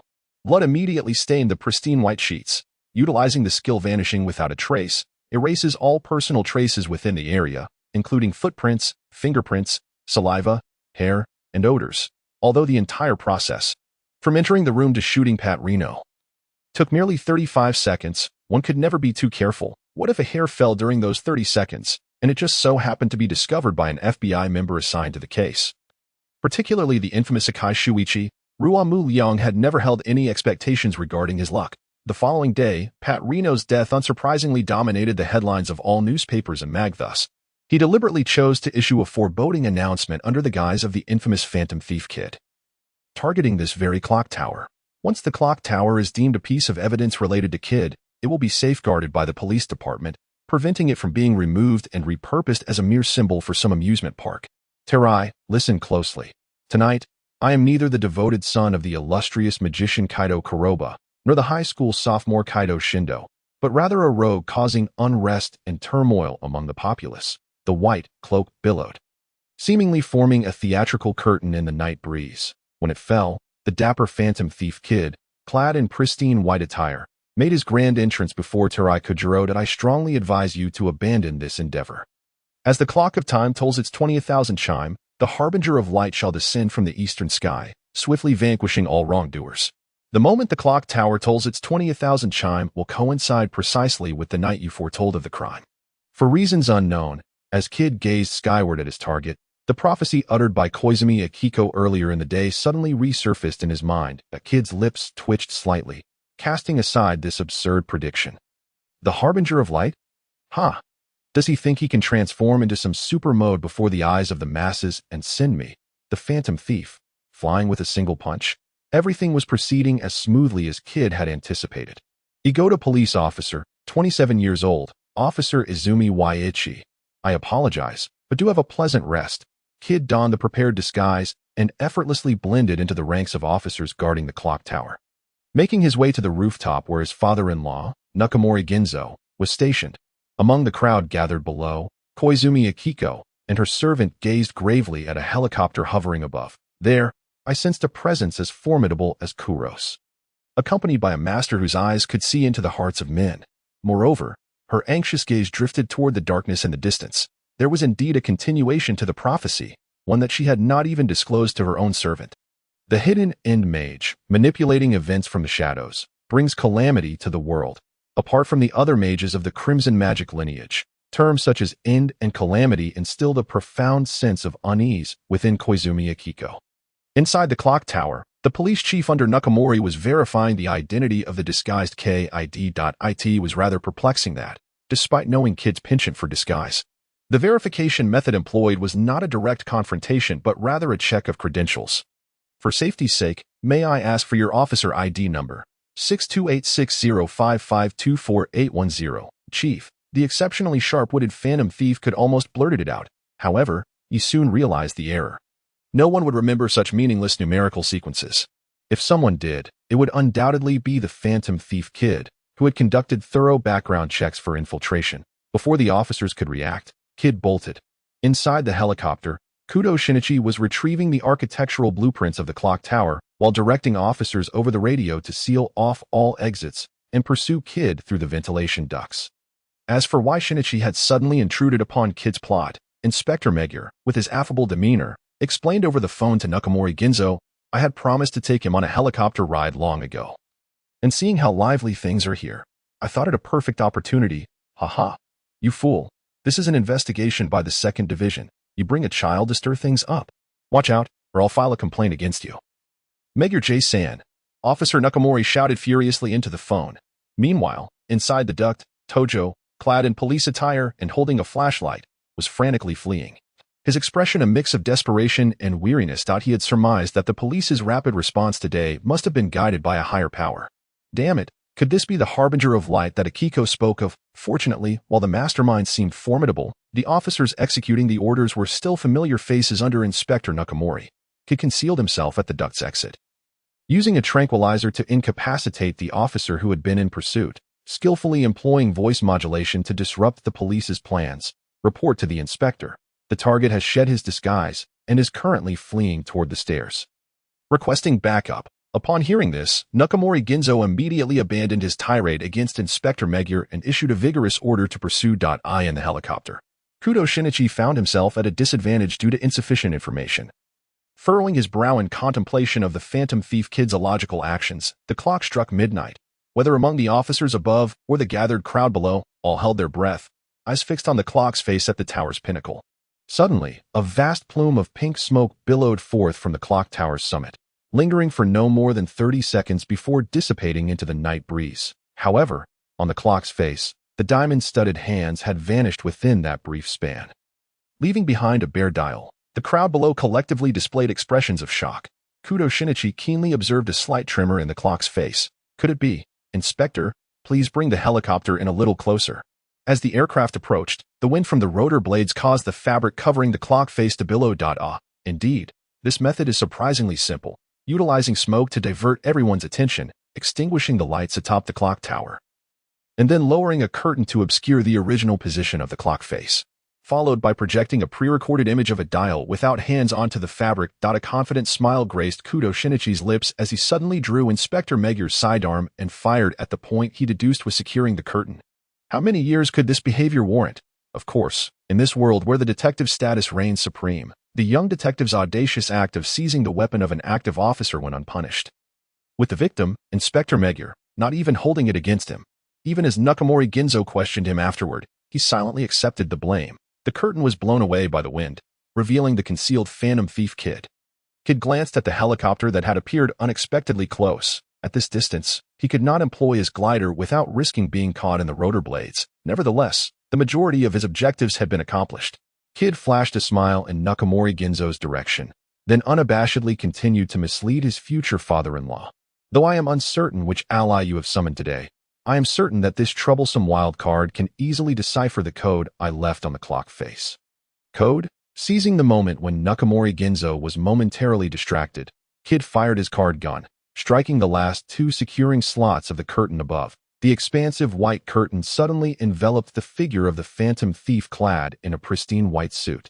Descending into the throng of curious onlookers below, seizing the opportunity afforded by the curtain to obscure the crowd's gaze, Kaido Kuroba swiftly changed his attire in a heartbeat, transforming back into the innocuous high school student Kaido Kuroba, seamlessly blending into the crowd of spectators. Meanwhile, from the helicopter above, Shinichi Kudo instantly grasped the cryptic message left by Kaido.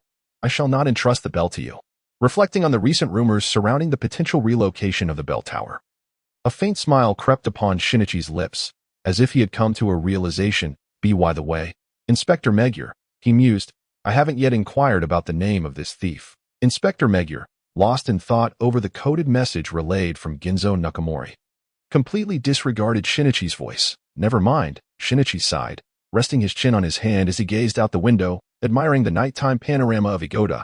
There will be another opportunity to meet again. At that moment, Koizumi Akako, having just witnessed Kaido's narrow escape from the pursuit of the light sorcerer, felt compelled to conjure a rose through her magic to present to Ayako Nakamori, letting out an inexplicable chuckle as she departed the crowd. Just moments earlier, when the curtain had been lifted and the light sorcerer had aimed a firearm at Kaido, Akako had instinctively considered deploying some unorthodox means to rescue him. However, at the moment of magical concentration, she sensed another source of magic lurking nearby, equally potent and causing her to hesitate. In the next instant, the quick-witted Kaido had successfully extricated himself from peril. She dissipated her nascent spell, accompanied by her familiar, heading towards the unfamiliar source of magic, a descendant of the Crimson Sorcery lineage. She felt compelled to meet this mysterious sorcerer who had ventured into the realm of Neon for various reasons. Was it truly the harbinger of calamity? Her curiosity was undeniably piqued. Good evening, Crimson Witch. The man, clad in an immaculate black tailcoat and possessing long chestnut hair, greeted Akako with a courteous bow. His appearance was strikingly handsome, and his demeanor exuded refinement, evoking an involuntary fondness in those who beheld him. Yet, in Akako's eyes, he was enveloped in an ominous and shadowy aura, as if the mere act of drawing near him would taint one with the disasters he bore. Who are you? She inquired. You may call me the professor, he replied. Akako furrowed her brow, sensing the man's elusive and possibly malevolent intentions. Gradually, she concentrated her magical energy, crimson flames beginning to coalesce in her palm. I am Koizumi Akako, the heir of crimson sorcery. I am the next heartbeat. The flames surged forth like serpents, darting towards the man. Akako did not believe that such a clearly telegraphed and leisurely attack could harm this enigmatic sorcerer. However, his response exceeded her expectations. He remained rooted in place, allowing the fiery serpents to collide with him. Subsequently, the crimson flames, as if tamed, were caught in his grasp, leaving not even a singe on his garments. Clad in conspicuous white gloves, the man allowed pure black magic to seep from them, consuming the fire entirely. How is this possible? Akako exclaimed. I harbor no ill intentions. Miss Akako.my presence here tonight was merely to witness the encounter between the moonlit magician and the light sorcerer. Indeed, you both have provided me with quite the performance. Now that the show has concluded, it is only fitting that the audience takes their leave. It has been a pleasure to meet you, Miss Akako, and I hope for another chance to cross paths. Ryo Nagi, with one hand behind his back, discreetly rubbed his palms together, striving to maintain his composure while inwardly panicking, having specifically learned fire immunity to impress his peers. He found himself unable to extinguish a stubborn flicker of flame. What is this nonsense? I need to leave before I can't hide it anymore. That tiny flame is about to roast my finger. In Akako's view, a gust of wind erupted beneath the man's feet, lifting him off the ground and vanishing into the night sky. Matsuda, I missed you. Upon returning home, Ryo cast aside his meager luggage and leapt onto Matsuda's furry form. Enthusiastically ruffling his fur, Matsuda struggled free from Ryo's embrace, silently shifting back into human form. Ryo's expression turned instantly disdainful, pushing Matsuda aside, exclaiming, "Transform back, will you?" Matsuda stood tall, using his height to pin Ryo's head down, tousling his hair into a disheveled state before relenting. There are plenty of fluffy creatures in the yard. Humph. What about Siku? He went to sense something. What about you? Why are you back so late? Didn't you go to see the spectacle? That ended 3 hours ago. I made quite the journey and saved an innocent life from a car accident. I believe you, you secretive little rascal. Ryo sighed as he reclined on the sofa.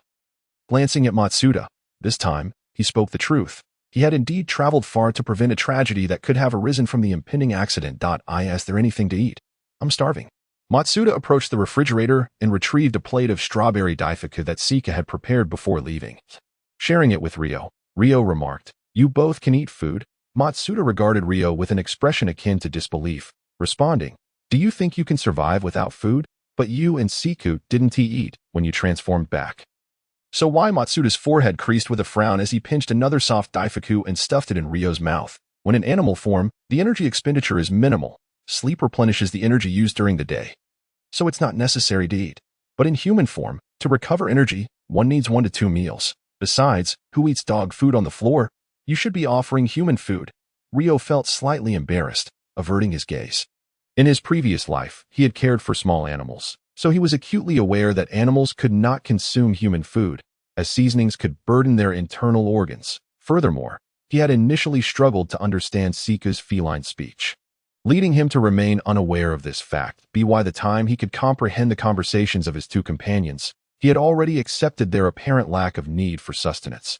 This could only be described as a delightful misunderstanding. He chuckled. After finishing their snack, Ryo stretched and lounged on the soft sofa, opening a panel to explore his latest skills. His skill interface, though tree-like, was divided into upper, middle, and lower tiers. The lowest tier contained the passive and auxiliary skills on which he had expended the most points, such as the danger sense that had saved his life multiple times and self-healing. The middle tier leaned towards traditional offensive spells, but he had only illuminated a meager 3 leaves, 2 of which he had unlocked recently due to an abundance of skill points, specifically to prepare for meeting Akako, the only sorceress in this realm. Flight. LV1. This needs no explanation. It simply allows you to fly. Elemental control. LV1 grants resistance and a degree of control over various elemental damage. I am Shinichi Kudo, a high school detective. When I visited the amusement park with my childhood friend Ranmuri, I inadvertently witnessed a transaction involving the Black Organization. In my eagerness to spy on the deal, I neglected to notice another accomplice approaching from behind, and I was poisoned. When I regained consciousness, I discovered that my body had shrunk. If the members of the Black Organization discover that I am still alive, Not only does it pose a threat to my life, but my dear friends and family are also unlikely to escape unscathed. Under the guidance of the doctor, I concealed my identity, adopting the alias Idagawa Conan when Xiao Lan inquired about my name. The above must be memorized and written down. Ruo Mu Liang, donning the guise of sangria, cast a distant glance toward Dolabaiga Tropical Park at this hour. It should be the time of the roller coaster murder case. And the countdown to Kudo Shinichi's transformation has already begun. Jin and Vodka, two towering figures, sat in silence on the roller coaster. One could only wonder whether they would remain mute throughout or perhaps let out a few shouts for dramatic effect. Moreover, when the roller coaster inverted, would Jin's hat succumb to gravity and fall, while his long hair got entangled in his face? Ah, how I longed to witness the scene in person. Ruo Mu Liang lowered his head and took a small sip of the sickly sweet coffee. A miscalculation. He should have opted for the black coffee instead. His task today was to monitor the meeting between Sherry and her sister, Mayano Akemi. Originally, given Sherry's status in the research group, a meeting with her only family member would not require such elaborate arrangements. However, 2 years ago, after Mayano Akemi's boyfriend, the undercover agent known as Zhu Xingda, was discovered to be an FBI mole, both Sherry and Mayano Akemi found themselves under constant surveillance, 24 hours a day. If it weren't for Sherry's desperate pleas, Mayano Akemi would have long been dealt with by Jin. Nonetheless, the progress of a drug has been relatively satisfactory during this period. Thus, after being driven nearly to madness, Sherry finally gained a modicum of freedom, allowing her to meet Mayano Akemi for a few limited hours under the watchful eyes of the codename members. Coincidentally, Sangria was assigned to oversee this task. Having not seen each other for quite some time, the sisters naturally had much to discuss. Ruo Mu Liang settled into a position diagonally across from them, ordering a cup of coffee to pass the time.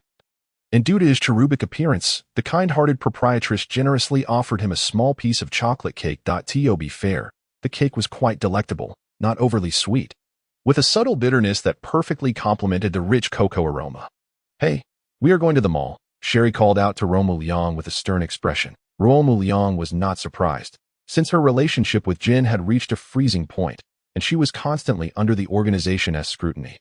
Sherry's fondness for all codename members had plummeted to the level of disgust. Furthermore, Sangria, over the years, had delivered numerous live test subjects to the laboratory, which only aggravated the already reluctant young woman's feelings toward him. It was safe to say that Sangria's standing in Sherry's eyes could rival even Jin's for the title of least favored. "Then let us go." Ruo Mu Liang said little more. Settling the bill and waiting at the CAF's entrance for the Mayano sisters to emerge, the sisters, however, were momentarily taken aback that in the past, those assigned to monitor them would not merely accompany them to the mall. They would often time their departures meticulously, hastily whisking Sherry away at the first sign of time up. Mayano Akemi, not being a codename member and having been marginalized over the past 2 years, was understandably unaware of Sangria's fearsome reputation within the organization, and thus tentatively inquired, "When do you plan to take Shiho back?" Ruo Mu Liang glanced at his watch, smiling as he replied. Jin rushed off on a mission without clarifying the details. "I have no pressing matters today. I can return around 7 in the evening, just in time for you to have dinner together." The Mayano sisters' eyes brightened at the same time that it was only a little past 1 in the afternoon, granting them a full 6 hours to shop, catch a movie, and dine at a nice restaurant. Ample time indeed. In the second-floor women's clothing section, the sisters, laden with an array of garments, took turns in the fitting room, while Ruo Liang occupied a strategically placed spot from which he could survey the entire area. Enjoying the fashion show put on by the two stunning beauties, suddenly, a commotion erupted behind him as a fire extinguisher soared toward his face. Yes, indeed, a flying fire extinguisher. He happened to be positioned next to a wall-mounted fire cabinet. And a man in work attire, seemingly conducting a routine inspection, inadvertently triggered a mechanism that caused the extinguisher to drop. Subsequently, the fiery red canister shot up, propelled by the force of the white powder it expelled. And it aimed directly at Ruo Mu Liang. How absurd! Such a scene, unimaginable to the average person, seemed to happen to Ruo Mu Liang with alarming frequency. Moreover, amidst the throng of shop attendants and customers, it appeared as though the extinguisher had a vendetta specifically against him. Fortunately, nothing untoward occurred during the movie. The sole issue was the film's overwhelming dullness, which nearly lulled Ruo Mu Liang into slumber. He had to tap into the magical mark on Jin, using the all-seeing eye to view the live broadcast from Jin's perspective. Jin, live streaming the crime Send in the funds now. For dinner, the sisters chose a high-end barbecue restaurant that had garnered favorable reviews in a culinary magazine, reserving a private room. The small cake they had earlier consumed had long been digested, leaving their stomachs yearning for sustenance. Ruo Mu Liang eagerly watched as a beautiful waitress in a kimono brought in an enormous tray. The tray held 3 sheets of nori, 3 pieces of meat cut into 3-finger sizes, and a generous portion of sea urchin. The waitress gracefully knelt at the table, opened the grill in the center, and began to roast the delicate nori sheets. Would they even be able to consume this dish within half an hour? However, it soon became clear that Ruo Mu Liang was overly naive. In the realm of neon cuisine, no dish would take more than half an hour to prepare. After toasting the nori sheets, the waitress expertly placed them in her palm, deftly adding the meat and sea urchin atop the nori in a seamless flow, all in under half a minute. The only issue was that the meat was raw. Ruo Mu Liang sighed, silently putting down his chopsticks. Although his body was that of a native neon dweller, his culinary essence stemmed from the gastronomic powerhouse of China. He respected the diverse culinary customs around the world, yet there were certain things he simply could not acclimatize to. Moreover, he was certain that with his luck, consuming this raw meat would guarantee a visit to the proctologist the following day. On the other hand, the Mayano sisters seemed quite accepting of the dish. After all, they were true natives through and through. Observing their enjoyment, Ruo Mu Liang quietly pushed his portion toward them. With the arrival of the second course came a tall chef who presented each of them with a small plate containing an exquisite piece of fresh mackerel. The chef brushed a thin layer of oil over the fish before igniting it with a blowtorch. After about 10 seconds, the fish's skin became delightfully crispy, releasing the characteristic sweet aroma of seafood. The chef then squeezed fresh lemon juice over the fish, bowed to the group, and gestured for them to enjoy before departing. For those who appreciate raw seafood, this dish should be quite splendid. Combining the warm, crispy skin with the cool, bouncy texture of the fish, the natural sweetness of the seafood paired with the lemon's mild acidity offered a rather delightful taste experience. Of course, Ruo Mu Liang had no idea how it tasted. This review came from Awakens. When he prodded the fish with his chopsticks, the unmistakable scent of the ocean wafted up, the fishy smell. And wisely, he refrained from taking a bite at tea that moment. Awakens realized that Ruo Mu Liang likely did not enjoy raw food, and a hint of embarrassment crossed her face. However, in such a high-end dining establishment, the set menus were determined by the chef based on the day's ingredients, and substitutions were not permitted. Torture. JPG. The third dish, chicken breast with wasabi sauce, was a slight improvement over the previous 2, as it was at least cooked to a medium doneness. The chicken breast, having been diced, reveals a disheartening reality. One half is thoroughly cooked while the other remains tragically raw. Has the economy of Tokyo deteriorated to such an extent? How could a prestigious establishment, renowned for its barbecue delicacies, be unable to afford charcoal or electricity? Is this a manifestation of moral decay or a distortion of human nature, if conditions are indeed as dire as they appear? Perhaps once Jin completes the monumental KPI for Conan, he might reluctantly consider calling to borrow a bit of explosive to ignite the flames of this culinary catastrophe. One must wonder, if the dishes are predominantly raw, why then do they insist on calling it a barbecue restaurant? As dinner time slips away in an uncomfortable silence, Awakens finds herself grappling with a sense of embarrassment and guilt. In previous instances, when others were supervising, her time with her sister was strictly limited to 2 hours, with not a second to spare. Yet today, this young boy, risking potential punishment, has granted them an additional afternoon together, only for her to overlook it, leaving her stomach to grumble and hunger throughout the night. Meanwhile, Sherry appears quite content with her meal. Following their excursion to Mermaid Island, she has gained a clear understanding of the perils associated with sangria. Over the years, from the mouths of various captives, the words most frequently associated with sangria have been cruel, terrifying, and demon. Indeed, many have cried out on the testing table, expressing a willingness to die rather than lay eyes upon that dull-faced fiend again. In her mind, the level of disdain she holds for sangria is surpassed only by that for gin. Of course, if Ryuki Q had heard such remarks, he might feel a tinge of grievance.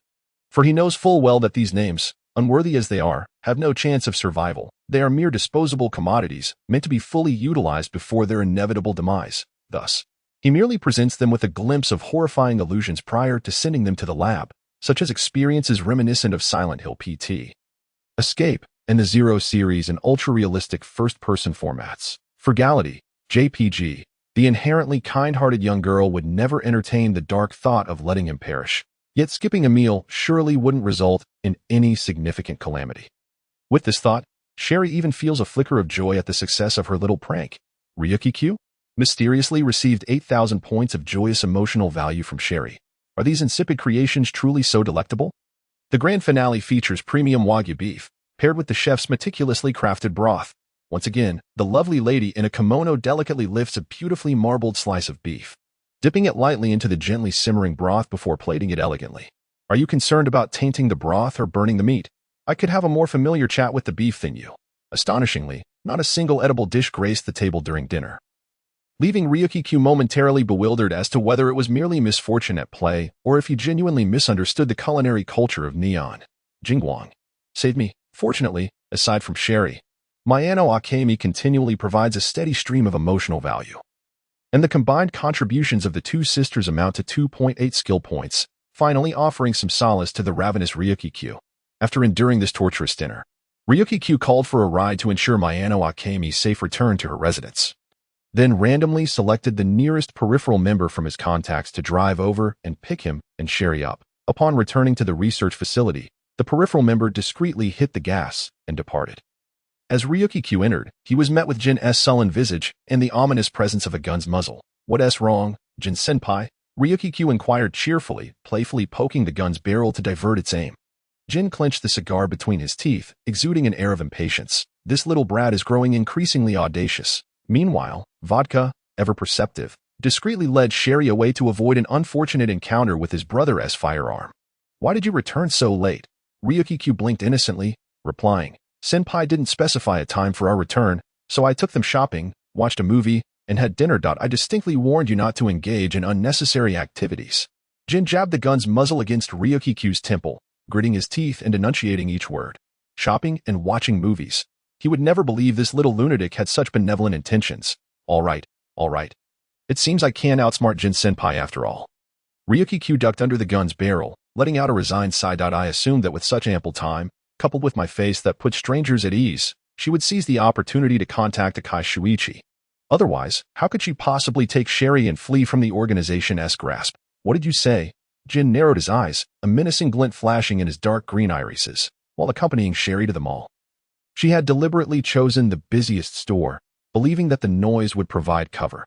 After changing out of her original attire in the fitting room, thereby circumventing potential surveillance devices, Ryukyu lost track of their conversation.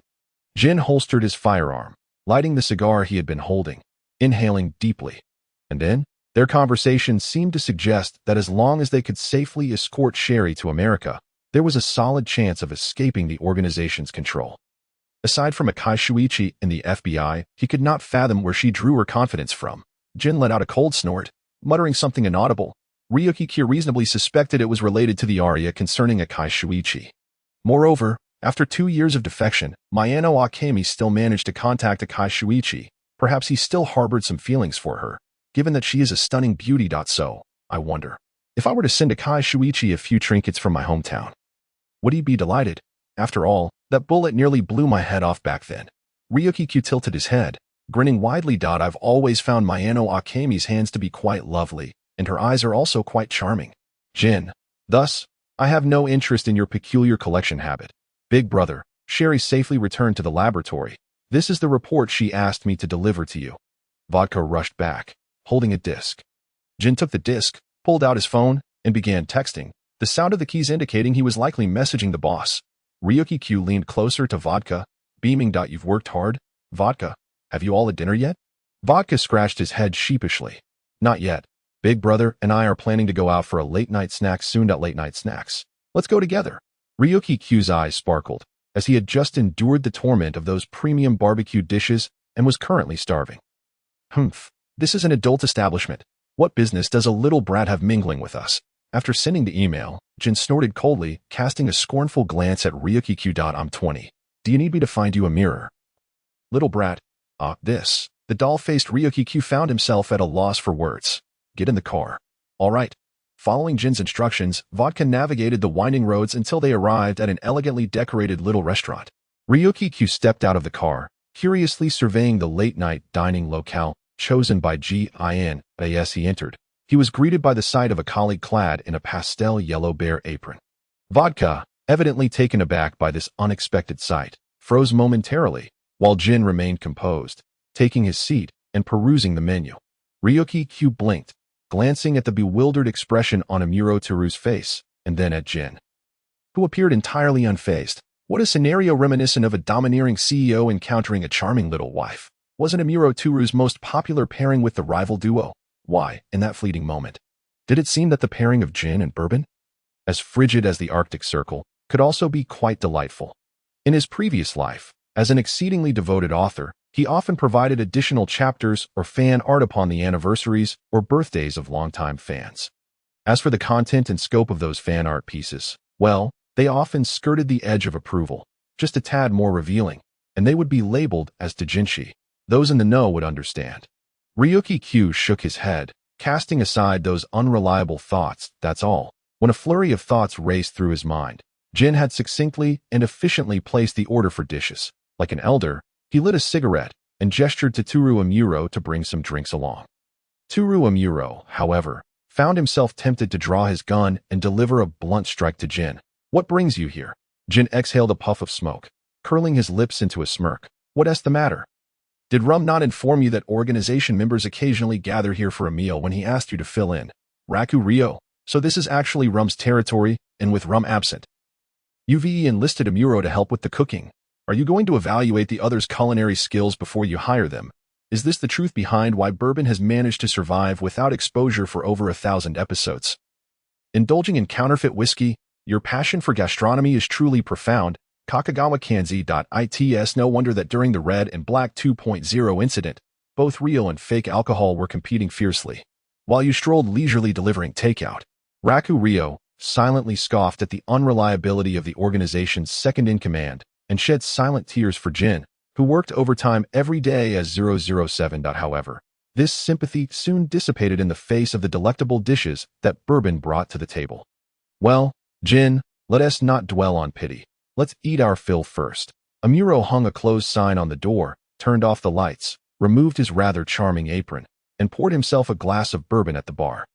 It seems to be a customary practice for organization members to drink spirits named after themselves. After finishing his meal, Raku Ryo wiped his mouth contentedly and approached the bar with a friendly smile. Mr. Amuro, could you mix me a sangria? Toru Amuro replied. I recall that you're not of legal drinking age yet. Raku Ryo countered. Just a few days shy of my birthday, Mr. Amuro. Surely, you wouldn't begrudge me these few days. Sangria, being a fruit-based wine, is not particularly strong and has a sweet taste, so a little should pose no problem. After a moment's consideration, Amuro acquiesced to this reasonable request. Before long, a glass of vibrant red fruit wine, exuding a sweet aroma, was placed before Raku Ryo. He lifted the visually appealing sangria to his lips, and the refreshing, sweet liquid burst forth with a lemony effervescence, complemented by a hint of spicy aftertaste from the spirits. Delicious. Thud. The remaining 3 patrons in the restaurant instinctively turned their attention to Raku Ryo, who had knocked his head against the bar. Jin's first reaction was to suspect the wine was poisoned, immediately drawing his gun and pointing it at Amuro, who instinctively drew his weapon in response. However, the tension between the two did not focus on one another, but rather on Raku Ryo, who lay slumped over the counter. His eyes tightly shut, Raku Ryo's hand slipped, spilling the remaining sangria from the highball glass. His face flushed as he began to emit a soft, contented snore, a clear sign of intoxication. Jin. Amuro. Can one really down fruit wine in a single gulp? The 2 adult men exchanged a silent glance, mutually retracting their weapons. Just a kid being a kid. Amuro reached out and poked Raku Ryo's cheek. The latter seemed to wake suddenly, mumbling sleepily about seeing 2 Mr. Amuros, then reached out as if to confirm which one was the genuine article. Jin. The way this kid was acting certainly did not suggest he was merely checking his face. It appeared he was intent on gouging out Bourbon's eyes. He strode forward and seized Raku Ryo's offending hand. Amuro. Vodka. The expressions on both men's faces suddenly shifted. The honest vodka, with his thick brows and large eyes, even dared to concoct a scenario in his mind. Thinking that Jin had a fondness for sangria, and that sangria, in turn, favored bourbon, leading to a dramatic love triangle. Comrade Jin, your reputation is once again at stake. An hour later, Raku Ryo, who was intoxicated but recovering swiftly, rubbed his drowsy forehead as he awoke in the car. You're awake. Amuro turned his head to confirm Raku Ryo's condition. Naturally, Jin had no patience to care for a drunken kid.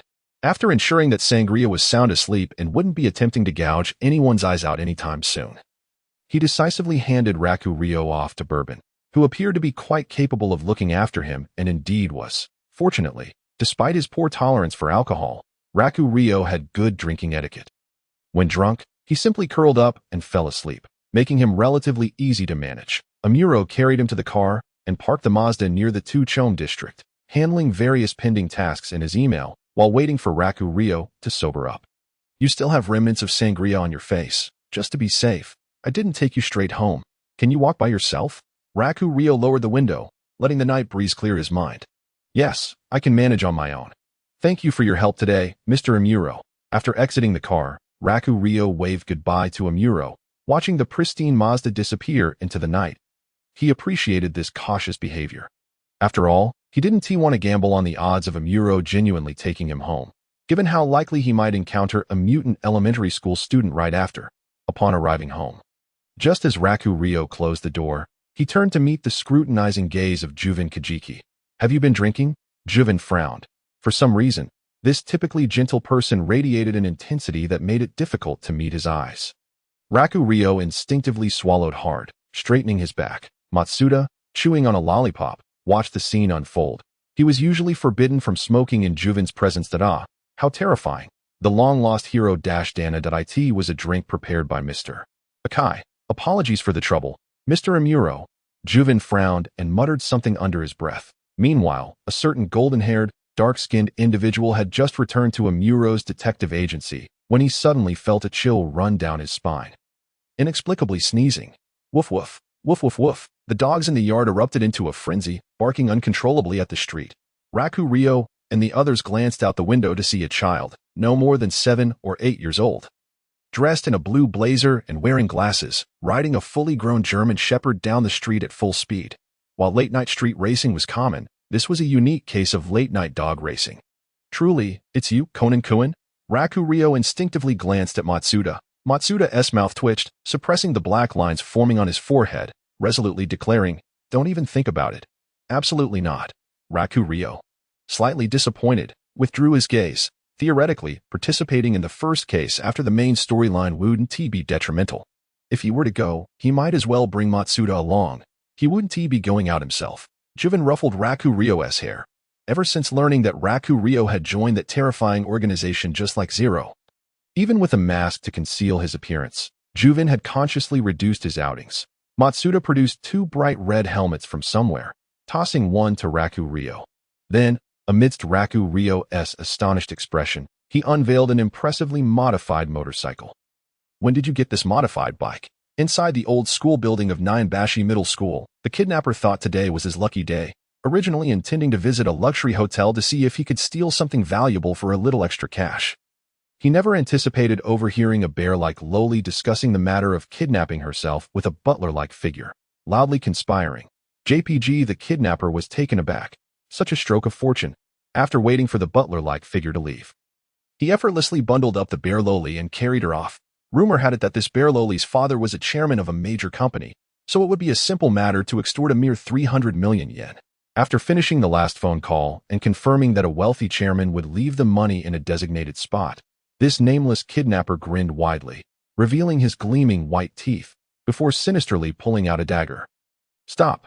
As the tears of fear streamed down the little girl's cheeks, the door of the old school building suddenly creaked open a fraction. The lamplight spilled into the dim interior, illuminating a figure at the doorway that, though not tall, appeared as if a celestial being had descended. The little girl blinked through her tear-filled eyes, realizing that her mother had not deceived her. Indeed, in times of peril, a prince on a white steed would come to her rescue. Riding on clouds of vibrant hues, with a flourish, the princely dog waved his paw, and a familiar large dog lunged ferociously at the kidnapper. 2 minutes later, the battered Conan was sent sprawling by a kick from the kidnapper, gasping for breath on the ground. After shrinking in size, he had misjudged his own strength. Had he been in his original form, that very kick could have rendered the kidnapper incapacitated. Instead, he found himself being tossed around like a rag doll. Curse be the nefarious organization. The dog, once so full of promise, whimpered and fled the warehouse after a blow to its soft belly, disappearing without a trace. Thankfully, its name was still Giant. though its actual combat prowess fell short of expectations. The kidnapper, perhaps tired of the struggle, swiftly drew a small knife, intending to silence the two children, clearly a novice at the sinister trade. He had no accomplices and was hastily attempting to tear up the ransom note even before the money was in hand. Oblivious to the potent, a bespectacled middle-aged man approached with a beaming smile, and after a brief explanation, he respectfully presented his business card to Wakaki Ryo. I am Yamagi Aichi, the manager of Miss Yoko. Upon receiving the card, Wakaki Ryo followed Yamagi Aichi into the dressing room of Kano Yoko. Just as Ryo settled onto the edge of a chair, it audibly protested, almost as if it were splitting apart. Fortunately, having been trained by Amuro Turu and Jin, Ryo merely swayed slightly before regaining composure, avoiding any embarrassing collapse in front of the beautiful woman. Kano Yoko, manager. Yamagi Aichi promptly offered another chair, but Wakaki Ryo politely declined. Kano Yoko silently stood up, joining him in a stance of respectful waiting. After a brief conversation, Ryo noticed Kano Yoko's evident fatigue. Despite her meticulously applied makeup, it could not conceal the exhaustion etched upon her face. The manager beside her appeared even worse, with pronounced dark circles under his eyes and vessels visibly reddened. Was a film of moderate investment truly worth such trepidation to these individuals, even in the event of failure? It would scarcely affect Kano Yoko's current standing. Forgive my impertinence, but has Miss Yoko been facing any troubles of late? Kano Yoko paused, glancing back at her manager. Yamagi Aichi pondered for a moment before letting out a sigh. Actually, recently Yoko has had the unsettling feeling of being followed. Upon hearing this, Ryo immediately grasped the situation. Every time I return home, the furniture seems to have been rearranged, and I constantly receive inexplicable photographs. Not to mention the mysterious phone calls that are silent upon answering yet immediately ring back after hanging up. I had no choice but to sever my home phone line. My communications now rely solely on my mobile and my manager's intercessions. Kano Yoko's pressure had evidently been immense during this time. Seizing the opportunity, she poured forth her frustrations that a stalker of unknown identity. Perhaps, once she had vented her emotions, Kano Yoko became acutely aware of her indiscretion. I apologize, Aoi-sensei, for troubling you with such nonsensical matters. Wakaki Ryo shook his head, indicating he did not mind, and inquired, have you considered hiring a detective to investigate this matter? Before Kano Yoko could respond, her manager expressed his concerns that we have indeed contemplated the idea of a detective, but Yoko is, after all, a public figure. Any negative rumors leaked to the press or fans would severely tarnish her personal image and our company's reputation. Moreover, we do not have any well-acquainted detectives. Should we engage someone unsuitable, we risk uncovering nothing. What we fear most is encountering someone with malicious intent who might resort to blackmail. Idol stars dread scandalous revelations, regardless of their veracity. In that case, I happen to have a suitable candidate to recommend to Miss Yoko. Ryo scribbled down the address of the Mori Detective Agency in his notebook, tore off the page, and handed it to Kano Yoko. This Mori detective was once a member of the Metropolitan Police's first investigation unit before transitioning to private investigation. His character is undoubtedly trustworthy. Furthermore, while he may appear somewhat unreliable at times, believe me, he will certainly impress you when it matters most. And even if Mori falters, his son-in-law has his back. Kano Yoko accepted the card with gratitude. Observing the time, Ryo realized it was getting late and prepared to take his leave.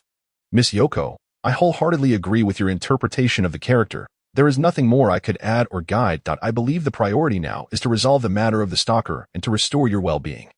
Kano Yoko and Yamagi Aichi accompanied him to the exit. Oh, by the way, Ryo suddenly halted, as if recalling something. If it wouldn't be too much trouble, could I request an autographed photo of Miss Yoko? I have a friend who is an ardent fan. Of course, that is no problem at all. Yamagi Aichi eagerly rummaged through his briefcase, producing a plethora of items, limited edition posters, deluxe albums, personal photographs, and more. Would you like something written? Wakaki Ryo replied. If it's not too much trouble, please inscribe it to Saburo. Indeed, this was a gift specially requested for his dedicated chauffeur, Vodka. Although Vodka's standing within the organization was only marginally superior to that of the comedic duo, he was among the few who genuinely deserved recognition. Moreover, simply addressing it to Saburo posed no risk of exposure. Not to mention, the individual who had signed at Mermaid Island had already transformed from Vodka to him. Even if, in the future, Conan were to discover Vodka's true name, Yuzuka Saburo, it would be difficult to connect Wakaki Ryo with the black organization. In Japan, names like Ichiro, Saburo, and Goro were exceedingly common. After all, Kudo Shinichi's love interest, Hyoka, had a pet named Goro, not for the sake of flaunting affection. After departing the film studio, Wakaki Ryo casually sought out a nearby izakaya for dinner. He had no intention of following Kano Yoko to witness the staged suicide disguised as a murder. The filming location was near Ikoda, and Moran had intercepted information regarding Kid's imminent appearance tonight. Where else would he need to ponder? Compared to Doi, Conan paled in comparison. Finding a secluded corner, Ryo donned the disguise of his third persona and, with the evening breeze at his back, strolled leisurely toward his target destination. Meanwhile, Kid lay crouched atop the exhibition hall, eavesdropping on his father-in-law's son-in-law capture plan through an excavated hole. The gem was encased within a robust alloy cage, with electrified flooring below and an outer perimeter teeming with laser beams equipped with explosive sensors. Inspector Nakamori, are you aiming to capture Kid alive, or are you planning to grill him? Fortunately, it seemed Inspector Nakamori's character was to never successfully apprehend the elusive Kid. For Kid deftly employed a decoy to dismantle what was purportedly an impenetrable security system, seizing the opportunity amidst the ensuing chaos to abscond with the gem. On the rooftop, Kid unfurled his glider, mentally calculating a direct flight to Aoko's home, clearly in time for his girlfriend's birthday celebration. Suddenly, a gunshot rang out, piercing the glider's mainframe, rendering it inoperable. Kid turned to see a cadre of thuggish individuals, their faces emblazoned with malice, brandishing firearms behind him. Had Wakaki Ryo been present, he would have lamented the bleak prospects of the organization. The leading man, committed to his role, launched into an explanation, revealing that 8 years prior, they had ambushed Kaido Kuroba, successfully delivering intelligence to Kid. Yet, after his monologue, Snake, recalling his status as a villain, revealed a sinister grin and shot at Kid. The white figure collapsed backward onto the rooftop. With the glider damaged and the parachute deployed, just as Kid thought he could escape, another bullet struck the parachute, rendering it useless. Snake maintained his malevolent grin as he lowered his weapon. 8 years and still no progress. Kaido Kuroba. Somewhere in the shadows below, Kaido Kuroba exhaled in relief, glancing back to say, "Thanks, brother." No problem, came the smiling response from behind, though the grip on Kaido's collar remained firm as the night breeze rustled. Kaido felt himself swaying in midair. Suddenly, he realized something was amiss and looked up to scrutinize his captor, swallowing hard. "Are you flying? What's wrong? Weren't you just flying? Do you believe I would say it was broken?" Kuroba Kaido scrutinized the man soaring through the air, yet failed to uncover any devices such as steel wire hooks or jetpacks. "Do you think I would believe that?" The man with golden brown hair smiled faintly, loosening his grip just enough for Kaido to slide down by 5 centimeters. He immediately seized the man's wrist, his expression brimming with sincerity as he declared, "I believe you. Speaking of which, that group is about to leave. Shouldn't we pursue them?" "Of course we must chase," Wakagi Ryo exclaimed as he lifted Kaido and soared back to the rooftop, where he had previously fallen, retrieving the broken glider from the ground. Using the skill repair technique, Kaido watched in astonishment as a flash of white light emanated from the man's hand, and the glider's main body was restored to its original state, just moments ago. "You claimed your glider was broken. Could you not find a more heartfelt excuse to deceive me? If we don't leave soon, Officer Nakazora and his team will be upon us." The sound of hurried footsteps echoed through the stairwell, and the rooftop door was kicked open by Nakazora Ginzo, who bellowed, "Kaido Kuroba, where do you think you're running?" Kaido turned around, finding himself alone at the edge of the rooftop, with no sign of the golden-haired man who could fly. Wakagi Ryo had long since fled, having sensed the approach of the police, leaving with a flourish of his sleeve. Kuroba Kaido's lips twitched as he repeatedly chanted poker face in his mind. Unfurling his glider to pursue the direction the earlier group had taken, he followed them to the periphery of a serene, traditional Japanese garden, where he discreetly tucked away his conspicuous glider and stealthily eavesdropped from atop the wall. Truly, it was a case of taking advantage of one's aura to act with impunity. Inside the garden, a man named Snake, clad in a suit, handed a blue gemstone to a portly middle-aged man in a kimono. Unable to restrain himself under the weight of the world's ambition, he posed the question that Kaido yearned to know the answer to. With that gentleman's wealth and status, he should have no shortage of rare gems. Why is he so fixated on this one? The middle-aged man, clutching the gemstone, chuckled with satisfaction. If the stone truly is the treasure sought by that gentleman, then there exists an ancient legend. When Halley's comet passes by Earth, and the stone of life is offered to the full moon, it will shed tears. Drinking those tears grants one the ultimate dream of immortality, something humanity has never achieved. Snake and his lackeys murmured in unison. Immortality? Once again, humanity's essence as a mere echo chamber was evidenced. The middle-aged man relished the bewildered expressions of his underlings and continued. However, the true nature of the power concealed within is known only to be an exceedingly rare and precious gem. Yet we cannot ascertain which one it is. That he raised the gemstone, aligning it with the soft moonlight. If it were indeed the correct stone, it would emit a red glow under the moonlight, signifying the stone of life, Pandora, perhaps. Yet, within the gem, he found no red light, only a chibi avatar of Kaido. The middle-aged man suddenly realized he had been duped. Oh, so that's how it is. Kuroba Kaido leaned against a tree branch at the edge of the garden, holding the gemstone up to the moonlight, the soft glow illuminating his chiseled profile. The reflection from his monocle seemed to mock the self-proclaimed elite villains within the garden.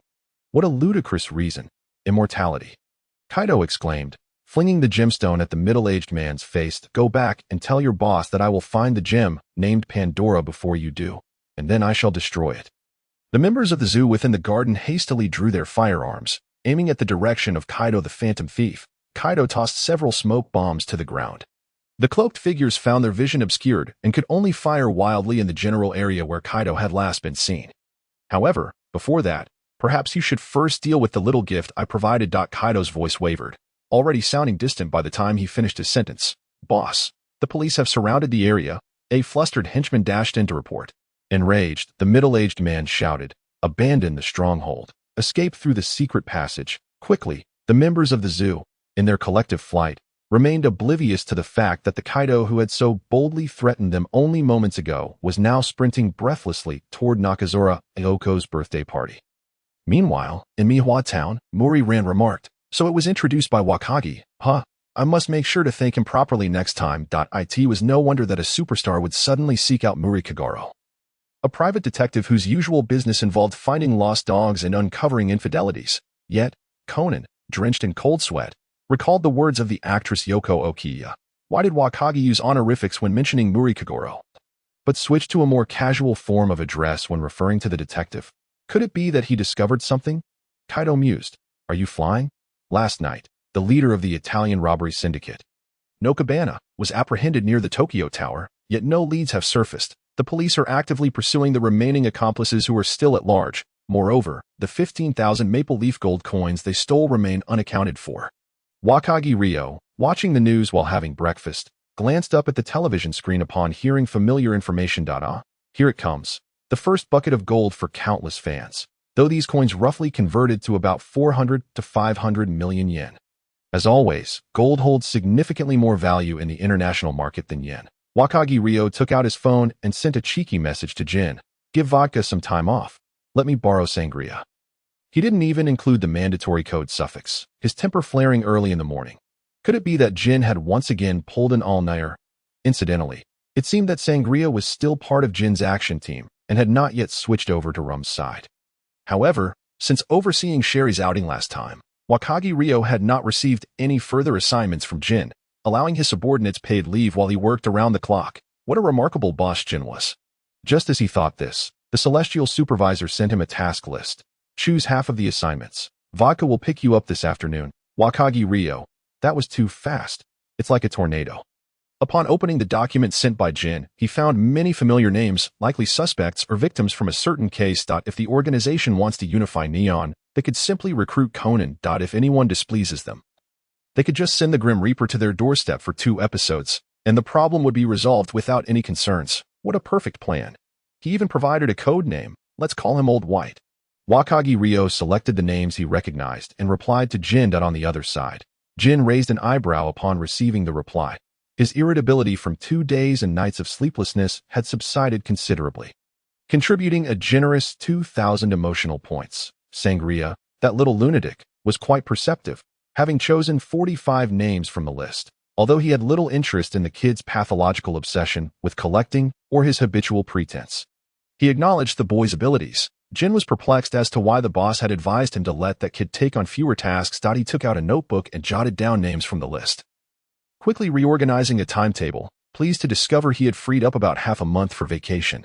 Vodka, head to the safe house. Today is a day off. Really, boss, vodka, forcing himself to keep awake while driving, was moved to tears, who had it tougher over the past 2 days. Not Jin, but him. Vodka. At least Jin could rest a bit in the car to regain his energy. Yet he had to accompany Jin on tasks and drive afterward, leaving him with no time to catch his breath. By the way, this afternoon, pick up sangria. He'll send you the time and place. All right, here's the refined translation. Very well. A few hours of rest would be a blessing. Vodka deeply feels as though he is teetering on the brink of a sudden demise. If he does not sleep soon, he may indeed meet his end T3 in the afternoon. Vodka, in a state of heavy slumber, was abruptly awakened by a chilling aura of murderous intent. Upon opening his eyes, he discovered Jin standing at the doorway, gazing at him with a brooding, penetrating stare, more precisely, directing his attention to the incessantly ringing phone beside him. With a start, Vodka sprang up and pressed the answer button. It was Sangria. After conveying the location, the call was abruptly terminated. Vodka took a moment to glance at his inbox, which contained a dozen unread emails. It seemed Sangria had grown impatient from the lack of response and had resorted to calling for an update. Unexpectedly, this call did not rouse the slumbering Vodka, but it did disturb Jin, who was napping in the adjacent room. Rubbing his throbbing temples, Jin contemplated for the umpteenth time the idea of putting a bullet through Vodka's head. Are you not leaving yet? Jin snapped. Vodka immediately jumped up as if startled by a rabbit, hastily grabbing his coat and keys before dashing out the door, fearing that a moment's delay would result in his untimely demise at the hands of an irate Jin. Good afternoon. Ryuki, clad in the distillery's official vest, awaited the visibly fatigued Vodka at a secluded intersection. The sunglasses affixed to his face could scarcely conceal the dark circles and bags under his eyes. Vodka opened the car door, casting a somewhat resentful glance at Ryuki through his shades. Why was it that Sangria was spared the burden of sleepless nights? You've been working hard. Vodka, I brought you a gift. Ryuki retrieved from his backpack a friendship offering from Konya Yuko, complete with a poster and record inscribed with for Saburo an exclusive 2 signatures, along with an unreleased personal photo book. At that moment, Vodka beheld Sangria as if he radiated divine light. What a considerate little angel, receiving an unprecedented emotional boost of 8,000 points from Vodka. Ryuki contentedly closed the panel. Hey, Ryuki waved his hand in front of Vodka's sunglasses. You can look at the photo book later. How about we tackle the mission first? If we run into Conan and the Junior Detective League, it could lead to significant complications. Having finally borrowed a driver from Jin, we must return him in one piece. Otherwise, it will be difficult to request assistance in the future. At this time, it seems Conan has yet to receive the bug shoes sponsored by the doctor? That complicates matters further. Given Conan's current reckless behavior towards anyone in black, he will have a hard time executing a clean getaway. All right, hold on tight. The composed driver Vodka pressed the accelerator, speeding towards the location provided by Ryuki. Upon arriving at the abandoned building marked with the sign Oni Sakura, the two parked the car behind a thicket on the northern side of the structure and ascended the stairs one after the other. Beep beep beep. Before Ryuki could even begin searching for the gold bags suspended high above, the bags took the initiative to fall directly onto Ryuki's forehead. A total of 5 bags plummeted, as if the ropes had finally succumbed to decay after a prolonged duration. Only when the gold bags descended upon him did Ryuki experience a fleeting moment, just 0.1 seconds, where he felt that perhaps his misfortune had some practical utility. Stepping back 5 paces, Ryuki waited until all the gold bags had landed, sending dust swirling upwards, before turning to instruct Vodka to commence the transport. Indeed, the role of a driver and tool remained unchanged. Accustomed to Jin's commands, Vodka harbored no objections and dutifully carried out the labor. Meanwhile, seizing the opportunity while Vodka descended, Ryuki activated the magic mark on Conan, confirming the specific location of the remnants of the Italian bandits pursuing the Junior Detective League, and sent a message to Toru Amuro using his private phone. Amuro was quite generous with the points. Surely he would think of Ryuki for his contributions. Where's the money? I've taken it. Receiving a notification of 2,000 emotional points from Amuro through the screen, Ryuki hummed a tune as he descended and returned to the car to await Vodka's completion. He had no intention of getting his hands dirty when a free tool was at his disposal. Vodka, oblivious to any impropriety in Ryuki's behavior while waiting in the car, panted after completing 2 trips to transport all the gold bags down before returning with Ryuki to the safe house temporarily occupied by Jin. Jin-senpai, I've brought you the money. Jin squinted as he inspected the gold Vodka had brought back. making a few calls to have people come handle it. Excellent. The payment tasks on the list could be temporarily cancelled. Granting an extra day of leave, knowing that his subordinate took the initiative to collect money was indeed reassuring. Seeing Jin in a good mood, Ryuki approached the bar, which was a staple in every safe house, and cheerfully prepared to inquire about some intelligence. Speaking of which, last night I encountered a peculiar organization. Their equipment appeared quite sophisticated, and the members seemed well-trained, targeting various precious gems. Recently, it seems they have set their sights on Kaido Kid. Jin-senpai, have you heard of this organization during your time in Tokyo? As Ryuki spoke, he stealthily reached for Jin's drink. However, Jin promptly swatted his hand away with little hesitation. You can get drunk on fruit wine in one gulp. Yet you wish to drink hard liquor? A classic case of being both inexperienced and greedy. There was no one here to cater to his needs like bourbon. Vodka glanced at sangria and then recalled his secretly stashed limited edition posters and photo books. He approached the bar and mixed a non-alcoholic cocktail for Ryuki. What about that organization with animal code names? Just a bunch of clowns. No need to concern ourselves with them. If a conflict arises, just engage them. To Jin's surprise, he was indeed aware of the zoo organization. Does the boss know? Is he aware that this organization's ultimate goal supposedly involves Pandora, which can grant immortality? If he knows, why is he remaining indifferent? The primary objective of researching drug A is precisely that, isn't it?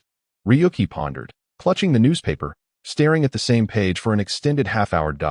Are you also interested in the news regarding the supernatural incident at the art museum? Ryuki looked up in surprise, noticing Ranmuri standing in his yard with a small but clingy Conan beside her. What brings you here? Ran feigned annoyance, placing her hands on her hips. Ryuki, you truly are something else. You were just in the yard reading the newspaper. I called out multiple times at the door, but you didn't hear me. In the end, it was Little Black who opened the door for us. My apologies. I was deeply engrossed in contemplating the plot of the second part of Another World, which is nearing its conclusion. Ran exclaimed, aren't you going to continue drawing? I'm eagerly anticipating the follow-up. Well, my two assistants, Tadakoro in charge of the script and Harazuki, who handles the line art, both have plans to marry this year. After their wedding, they likely will not continue in their roles as assistants. We are still recruiting new assistants, and when they start, I don't intend to let them directly take over the third part of the other world. The plot is advancing to the Demon King's castle, which will involve many grand scenes. A newcomer may struggle to handle it well. Hence, I'm considering changing the theme to allow them to hone their skills first. Kaori Tadakoro's health has improved significantly under the diligent care of her doctor and her brother and sister-in-law over the past 2 years. It was never an incurable illness. In the original version, it simply turned tragic due to encountering unscrupulous capitalists and doctors. Ryuki has been quite generous with her salary, beyond the base pay. There are bonuses based on the sales of the manga. Consequently, over the past 2 years, Tadakoro Jr. has earned as much as some corporate executives. After paying for his sister's surgery, he still has a considerable amount saved. Thus, at the beginning of the year, he proposed to Ominami. Furthermore, his self-written novel has passed the publisher's review and is garnering quite a positive response in the market. After marriage, he is likely to become a full-time fantasy novelist. As for Harazuki Kataru, he has always aspired to be a mainstream artist, and his marriage to Shiratori Sarah can also be considered as marrying into a wealthy family. It is likely he will no longer continue as my manga assistant. How about we visit the art museum together this weekend? In the past, when Uncle Yusaku encountered a creative block, he often took Ayoko out to seek inspiration. Ruo Mu Liang. No, I have reasonable doubts that he is merely stalling for time. Kudo Yusaku, after all, is notorious for his prolonged silences. The second volume of Baron Anya has yet to be published, having been delayed 3 times already. Ruo Mu Liang exudes the grievances of a seasoned reader. Moreover, we owe gratitude to Rumu for introducing us to Miss Yoko's case. My father also wishes to express his thanks. After visiting the art museum, let us dine together this evening. It seems that the unfortunate Tanaka, the owner of the art museum, is also on the list sent by Jin. Very well. Then I appreciate it, Xiaolan. Conan cast a wary glance at Ruo Mu Liang. Fully aware of his neighbor's reclusive tendencies, simply feeding stray dogs in the yard hardly qualifies as venturing outdoors. In the past, he would occasionally go out to purchase necessities. However, since hiring the butler Midorikawa Shufukiku, even that modest activity has been eliminated from Ruo Mu Liang's routine. Consequently, when Xiaolan invited him, he readily agreed. Could it be that Ruo Mu has taken a liking to Xiaolan? Meow, meow. Just as the jealous king was lost in his thoughts, a somewhat familiar tabby cat approached and sniffed at his leg. Initially perplexed, it emitted a questioning meow, then, seeming to come to a conclusion, displayed its claws in anger. Indeed, this was the very tabby that Kudo had stepped on years ago. Cats hold grudges, especially those that have experienced life as strays. For a long time after that incident, the tabby would hiss and show its claws whenever it saw Kudo's Shinichi. Ironically, Kudo's innate penchant for provocation led him to tease the angry tabby whenever they crossed paths, likely deriving pleasure from the sight of the cat's displeasure, which it could not quite eliminate. Thus, this feud endured for over 2 years. Conan, my pupils are shaking. JPG. The tabby leaped up, claws extended, and lashed onto Conan's suit shorts. Emitting a fierce, albeit adorable, growl, Ruo Mu Liang suppressed a laugh and scooped the ruffled tabby into his arms, gently stroking its forehead in a soothing manner. There, don't let a child who hasn't grown up bother you.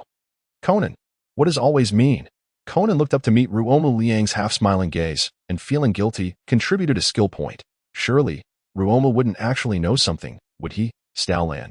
Huh, what's wrong with Xiaomi? It has always had such a good temperament. Hasn't it? Ruo Mu Liang chuckled softly, replying, perhaps Conan inadvertently stepped on its tail. Staolan sighed, crouching down to help Conan fix his disheveled clothes, unconsciously muttering a complaint. Why is he just as fidgety as Shinichi? Conan. No way, I can't stay here for another minute. My disguise is about to give way. Help. Sister Xiaolan, I want to go play at the doctor's house. Conan's small voice emerged under pressure as he tugged at Xiaolan's hand. Attempting a painfully cute display of affection, Ruo Mu Liang lowered his head, stifling laughter, as a few stray hairs from the tabby tickled his throat. Go ahead, but come back early for dinner. Staolan patted Conan's head and turned to Ruo Mu Liang, saying, Gee, see you outside the Mihua Art Museum this weekend. The next day? Yes, indeed. Although yesterday was Monday, today feels like the weekend. Ruo Mu Liang awaited the eagerly enthusiastic Xiaolan, accompanied by the reluctant father-in-law duo, at the entrance of the art museum. Good morning, Uncle Muri, Xiaolan, Conan. Ruo Mu Liang greeted the Muri family with a smile. Muri Kagoro felt it necessary to maintain a semblance of adult decorum in front of the not-so-familiar younger generation, clearing his throat. He fished out a business card from his suit pocket. Thank you for recommending Miss Yoko. If there is ever anything you need assistance with, I, Muri Kagoro, shall not hesitate. Ruo Mu Liang accepted the card with both hands, nodding in acknowledgement. Thank you, Uncle Muri. Muri Kagoro nodded in satisfaction, thinking to himself how polite this young man is, unlike that brat from the Kudo family, who was always scheming to steal his precious daughter away. The ensuing itinerary was sheer torture for the 3 gentlemen in attendance, including Ruo Mu Liang, the half-art student. However, compared to the reluctant expressions worn by the father-in-law duo, Ruo Mu Liang fared much better. He merely discreetly connected to his magical mark and opened Jin's personal live stream. Not really. Oh, Jin isn't out on a mission today, but is instead at that safe house from yesterday, reading manga. Glancing at the familiar art style and paneling, Ruo Mu Liang quietly closed the live stream on his end. Although discovering one of his fans was a true heavyweight should have been surprising, if memory served correctly, the manga Jin was currently reading was filled with blades, entirely blades. Ruo Mu Liang rubbed his suddenly chilly neck, tightening his coat. Indeed, as his skill points accumulated, his survival instincts had reached their peak, and during updates, he had ceased to be human. He lured wave after wave of readers into his narrative, hiding blades within sugary plots. Not to reap lives, but to harvest emotional currency. The sweetness of laughter was often followed by the bitterness of tears. This month, training doubled for Jin. Ruo Mu Liang, senpai, you are settling personal scores. A scream interrupted Ruo Mu Liang's silent lament, and upon lifting his gaze, he found himself standing unknowingly at the entrance of the Hell exhibition, alongside Xiaolan and the others. Beside the painting Heavenly Punishment hung the corpse of Tanaka, the owner, precisely mirroring the scene depicted in the artwork. Why had this Tanaka made it onto Jin's list? It was due to malicious real estate acquisitions. The organization does engage in legitimate business activities. Many of RUM's subordinates operate peripheral companies in sectors like real estate and biopharmaceuticals. Safe houses, training grounds, and laboratories all require substantial land resources, and lacking legitimate real estate companies to serve as a front would be untenable. Tanaka was similarly a businessman primarily focused on real estate and developments, having maliciously seized land from the organization's companies 5 times. Ruo Mu Liang would call him a true warrior. Years ago, he had enlisted 3 unfortunate souls to experiment with skills, inadvertently colliding with Jin's mission. The taciturn Jin promptly dispatched a sniper to discuss life with him on that very day. That Tanaka managed to survive until now, only to be claimed by Conan's aura of death, speaks volumes about his resilience. Xiaolan trembled as she called the police, hiding behind Muri Kagoro, unwilling to gaze at the corpse any longer. As for Conan, the moment he laid eyes on the body, he completely forgot about his disguise precariously hanging on Ruo Mu Liang's side. With a swift kick of his short legs, he dashed to the front lines, only to be met with a punch from Muri Kagoro, sending him back into Xiaolan's embrace. Before long, Inspector Magyar and a familiar contingent of subordinates arrived at the scene. "Why is it you again, Muri?" Inspector Magyar's expression shifted to one of recognition upon seeing the familiar figure. Conan, fixated on solving the case, struggled to escape Xiaolan's grasp. Ruo Mu Liang poked Conan's plump cheeks and pointed to a camera in the corner that appeared to be operational. Conan's eyes lit up as he pointed at the camera, employing his signature charm. "Uncle, look over there? Isn't that a camera?" After his performance, Conan felt a weight on his head as a hand familiar with the gesture ruffled his hair without hesitation. Conan is so clever. Indeed, the heads of intelligent people have a delightful texture. Conan stiffened and turned back to meet Ruo Mu Liang's gaze, his mind involuntarily recalling memories. "Can't you just spare my head?" Because Kudo-kun is so smart, and the heads of clever people feel particularly nice to touch. Memory concluded. "Oh no, he must know something." Meanwhile, Muri Kagoro successfully led Inspector Magyar down a misguided path with his deductions. Conan gazed despondently at his future father-in-law, then turned his expectant eyes toward Ruo Mu Liang. "I implore you to solve the case swiftly." However, after a brief moment of tenderness, Ruo Mu Liang's demeanor shifted abruptly as he pulled out his phone and began furiously typing, seemingly harboring an unwavering trust in the police while remaining utterly indifferent to the case at hand. Conan waited in vain for Ruo Mu Liang to commence his deductions, and in a fit of resignation, he lamented, "How peculiar this all is. Regardless, Ruoma should already be aware of everything. Let's focus on resolving the case first." Half an hour later, Director Okiai was escorted into the police car, handcuffed. Ruo Mu Liang sent a message to Jin with the name of the target, followed by a note indicating the task's completion. After stepping outside, he purchased hot cocoa for Ran and Conan. Unlike former Detective Muri Kaguru or the ever-analytical Kudo Shinichi, Ran, though often exhibiting strength and bravery, remained merely an ordinary high school girl. Well, an ordinary high school girl capable of breaking a telephone pole with a single punch. Thus, it was entirely natural for her to be startled by the sight of a corpse.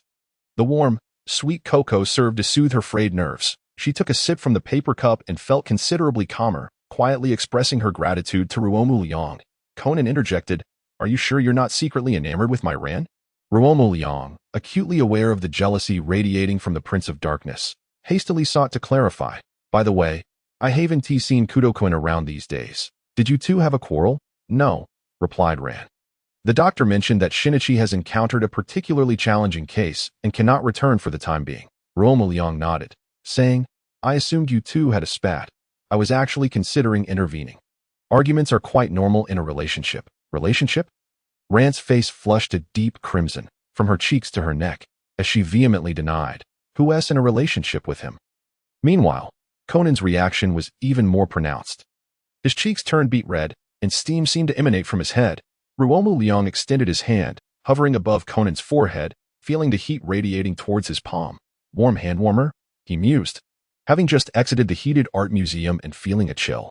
"Is it true, Ruomu? Are you in a relationship?" Muri Kaguru approached, drawn by the commotion. "I meant to say, let us go out for dinner. I've already made a reservation." Kagura said. "Oh, splendid.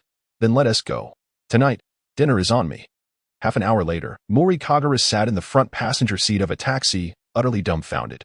You reserved a place in Ginza." Reflecting on his earlier bravado, Kaguru nervously patted his wallet, fearing he might have to work off a debt after the meal. Ruo Mu Liang smiled. "Yes, this establishment has a cooperative relationship with our publishing house. They recently gifted us some complimentary vouchers." "Complimentary? Well, then, that's a relief." Kagatu exhaled, instantly feeling buoyed. "Oh.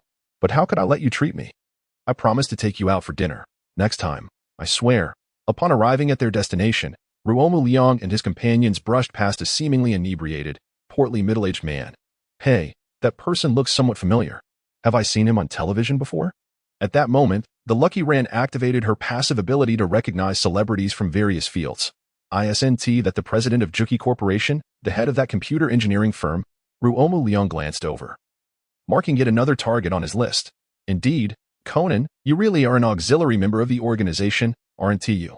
Just one day, and I've already encountered 2 target objectives. Subsequently, as the aura of death manifested, President Juki began to act out, hurling biting remarks at the attractive driver, his animosity palpable. Upon entering the vehicle, he accidentally dropped a bottle of medication, prompting the ever-helpful Conan to pick it up and present it to President Juki, as if offering a grim salute.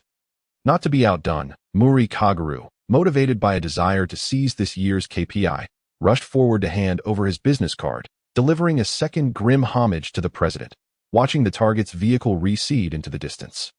Ruo Mu Liang withdrew his gaze, collecting 2 grim salutes, he mused. Without needing to look, the man was doomed. No salvation awaited him. Not even divine intervention could save him. Fortunately, perhaps due to expending his aura of death twice in one day.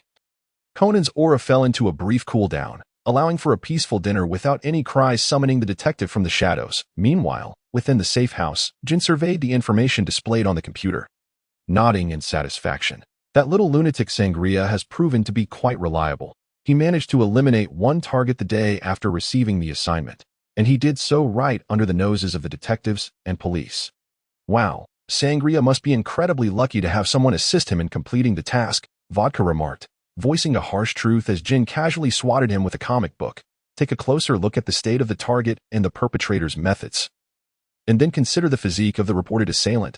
Can a frail old man in his 60s or 70s don over 100 pounds of armor and pin a robust man weighing at least 200 pounds against the wall? Do you think this old man is Miyamoto Musashi or Sasaki Kojiro? The excuse for murder is equally absurd. They claim he was promised the preservation of the art gallery, yet the contrary was written clearly in the land sale contract. Even the thugs under rum know this. How could a man who has been a director for decades be unaware? Vodka, feeling both large and wronged, simply shrugged. After a lengthy tirade, Jin took a drag from his cigarette. Squinting as he said, "You ought to learn a thing or two from that little brat Sangria." The dinner was convivial, with Muri Kaguru, after indulging in a couple of beers, becoming increasingly inebriated and rambling nonsensically. However, as someone who could down a drink in one go, Ruo Mu Liang had little standing to mock Kaguru's alcohol tolerance. Assisting the Muri family in hailing a taxi, he watched the newly inducted peripheral member of the organization depart. His gaze filled with satisfaction. Soon after, he sensed a powerful surge of magical energy. In this world, besides myself, the only magician is Koizumi Akeko. Feel such a strong magical presence from this distance suggests a rather large-scale spell is being employed. Could it be that I've stumbled upon the witch's plan to capture Kid? Wait, if memory serves, Koizumi Akeko aimed to ensnare Kid and make him her captive, thus meticulously setting up a magical array to envelop all of Igoda. Yet, in the end, Kid's protagonist aura proved even more formidable that as the magic circle activated, snow began to fall from the sky, disrupting Akako's spell. Ruo Mu Liang pulled out his phone to check the date. Snow in April? Kid, you claim you have no magic? Evading surveillance and crowds, Ruo Mu Liang soared to Igoda, following the magical energy to the very center of the magic circle where Koizumi Akako was located. The young witch was clad in a rather revealing cosplay outfit, though truthfully, it was entirely composed of magical artifacts, enthusiastically hammering at a doll of Kid the Phantom Thief with an enchanted nail. Before long, Kid appeared on an opposite rooftop, accompanied by a throng of admirers. Dressed in a white suit, he bore a slow trickle of blood from his chest. Yet, even with this inexplicable injury, his poise remained unshaken, captivating any young girl fortunate enough to witness his every move. Using ropes and pulleys, Kid effortlessly leaped across the hundreds of meters separating the 2 buildings, landing gracefully before Akeko at that moment. Darkness enveloped all of Igoda. A power outage. Kid fished out a card gun. His expression wearied at a point of red light flickered into existence. And then, as if animated, the crimson glow began to twist and coalesce, forming an enormous pentagram. Centered around the building, it entangled the entire Igoda region within its grasp. As runes emerged along the edges of the magic circle, Kid felt as if he were bearing the weight of several times his own body. Immobilized. Your body now belongs to me, Kid. Whether to kill or to maim, the Kazumi Hongzi's beautiful face bore an expression of triumph. Will you become my servant, kneeling at my feet, or will you vanish from this world entirely? A ring of flames rose beneath Kid's feet, encircling him. His thief's attire, crafted from a peculiar material, was temporarily safe from being scorched. However, Kid's hair curled slightly under the intense heat, even emitting a faint scent of singed strands. And what of the snow? Ruo Mu Liang glanced at the sky, which was clear and bright. The moon shone brightly, and the stars were sparse. Not only was there no snow, but even the wind was scarcely stirring. Never mind, I won't wait any longer. Dizzy is quite generous with the points. With that thought, Ruo Mu Liang descended from the heights and hurled a water spell at Kid, who was surrounded by flames. Indeed, after amassing a surplus of points, Ruo Mu Liang couldn't resist activating these skills. After all, who doesn't harbor a hint of youthful bravado within? As for the plethora of offensive skills available, why not choose the more discreet wind blade instead of this flashy option? The answer was simple. It took on a dragon form when unleashed, and that was undeniably cool. Good night, Lady Red Witch. And you too, Kid. Kid, his consciousness clouded by the searing heat, momentarily failed to discern whether he had been addressed as Kid or Kaido. It's you, Professor. Hongzi waved her staff, intensifying the crimson glow of the magical circle beneath her feet. Ruo Mu Liang immediately felt the scorching magical energy enveloping him. The pressure that Kid had endured now shifted entirely onto him. Did the misfortune aura evolve, allowing it to affect others like the death god aura? Kid felt a sudden lightness, realizing that Hongzi seemed to have redirected her focus, concentrating all her might on the man with long hair who referred to himself as the Professor, leaving him momentarily stunned. Miss Witch? Ruo Mu Liang noted that the elemental resistance on his panel was now active, yet this skill merely shielded him from the flames associated with the magical circle. Offering no real solution to the current predicament on the surface, Ruo Mu Liang appeared as calm as a rock, but internally, he was a bundle of nerves. The end mage lurking in the shadows controlled everything, bringing calamity to the world. Both Ruo Mu Liang and Kid were left bewildered. You recall the warning I gave you during the clock tower incident? Kazumi Hongzi turned to Kid, unsurprisingly receiving no response. I, Kuroba Kaido, will never easily reveal my true identity. Hongzi paid this no mind and continued. The prophecy has a second half. The end mage who brings calamity emits a sinister aura just by being near you. Ever since I laid eyes on you, I have been planning for today. Had you not appeared tonight, this magical circle would have merely served to capture Kid. But now, it can be wielded to eliminate the mage. Ruo Mu Liang interjected. Enough. What do you mean by bringing calamity to the world? I've been the one enduring misfortune. The pressure from the magical circle intensified, and Ruo Mu Liang could even hear his bones creaking. What kind of preferential treatment is this? You capture Kid and remember to offer him a piece of chocolate. Yet when it comes to me, the procedure is disregarded.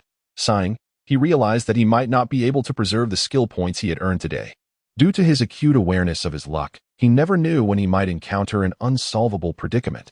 Thus, after various playful exchanges with both the red and black factions, he had refrained from using all his accrued skill points, reserving around 10 for emergencies. Aside from divine abilities like Time Stop, most skills at level 1 required only 1 to 2 points to unlock. Ruo Mu Liang opened his panel and activated the Mana Drain skill, which he had previously thought he would never unlock.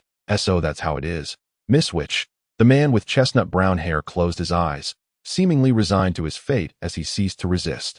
Subsequently, the black tails of his suit began to flutter.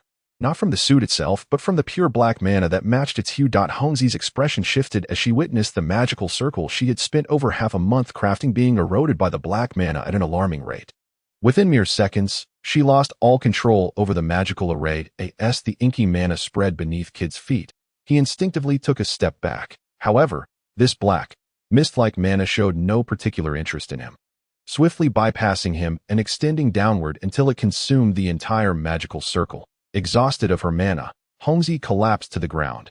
Kid glanced at the ominous professor and cautiously approached to help Hongzi up, draping his cloak over her shivering form, now devoid of magical protection. The temperature in the neon-lit season exhibited a notable contrast between day and night. With the magical circle utterly obliterated, the black mana flowed back into the man's body like a rushing river. Ruo Mu Liang muttered, I'm stuffed, excuse me. Moreover, whether it was due to the fire attribute of Hongzi's mana or not, he felt as though he had consumed an entire pot of explosively spicy broth, his entire body tingling from head to toe. While he had absorbed the mana, he couldn't convert it for his own use, and he would need to find a secluded spot to expel it later. Yet, even though he desperately wanted to find a place to vomit, he had to maintain his composure. Thank you for your hospitality, Miss Witch. Professor, You wouldn't want to make things difficult for a young lady. Would you? Kid helped Hongzi to her feet, subtly shielding her behind him.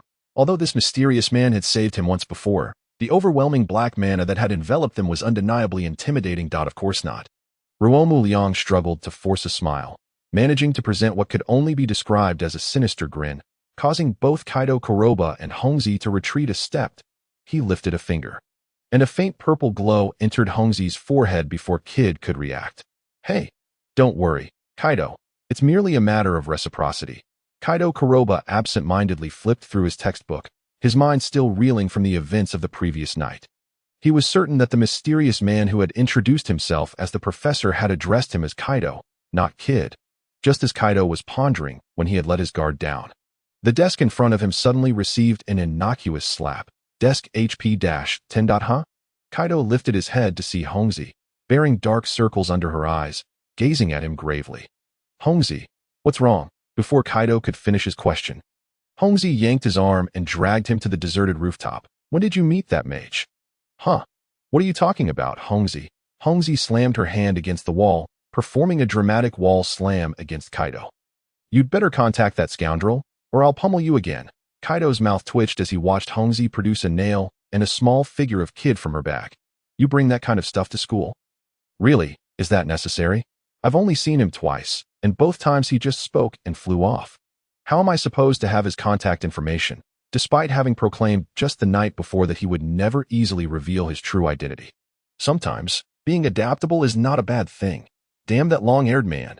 Hongzi realized that Kaido was likely speaking the truth, and she reluctantly withdrew the nail, muttering angrily. So, what's going on? In Kaido's memory, Hongzi was someone who always maintained her image and would never come to school looking like she had massive dark circles under her eyes. Although those dark circles did not diminish her beauty, they were certainly out of character. I had a terrible nightmare all night last night, and even after waking, I continued to have nightmares that connected together, only stopping when the alarm rang in the morning. Pfft. Kaido Kuroba could not help but laugh out loud. Although the professor exuded an aura of villainy, his response was remarkably mild compared to Koizumi Akiko, who launched an immediate attack while shouting threats of murder. Indeed, the so-called harbinger of doom, the ultimate magician, was far from accurate. He turned out to be quite a decent person. Meanwhile, Ryo Nakanishi, who was blissfully untroubled by nightmares and enjoyed a sound sleep until dawn, received a call from the Metropolitan Police Department. Unsurprisingly, the president of the Giant Tree Company had met his demise last night, having already cooled off. As those who had interacted with him shortly before his death. Kagoro Muri and his companions were also contacted by the police for inquiries. If memory served correctly, the culprit should be that charming young man, Keimei Tokai. Ryo Nakanishi powered on his computer and instructed Moran to search for specific information. Then dialed a call to Jin. Here's the situation. I recall that the organization was in search of individuals skilled in computer technology. Would you like to keep this person? If not, I shall consider him as a disposable asset.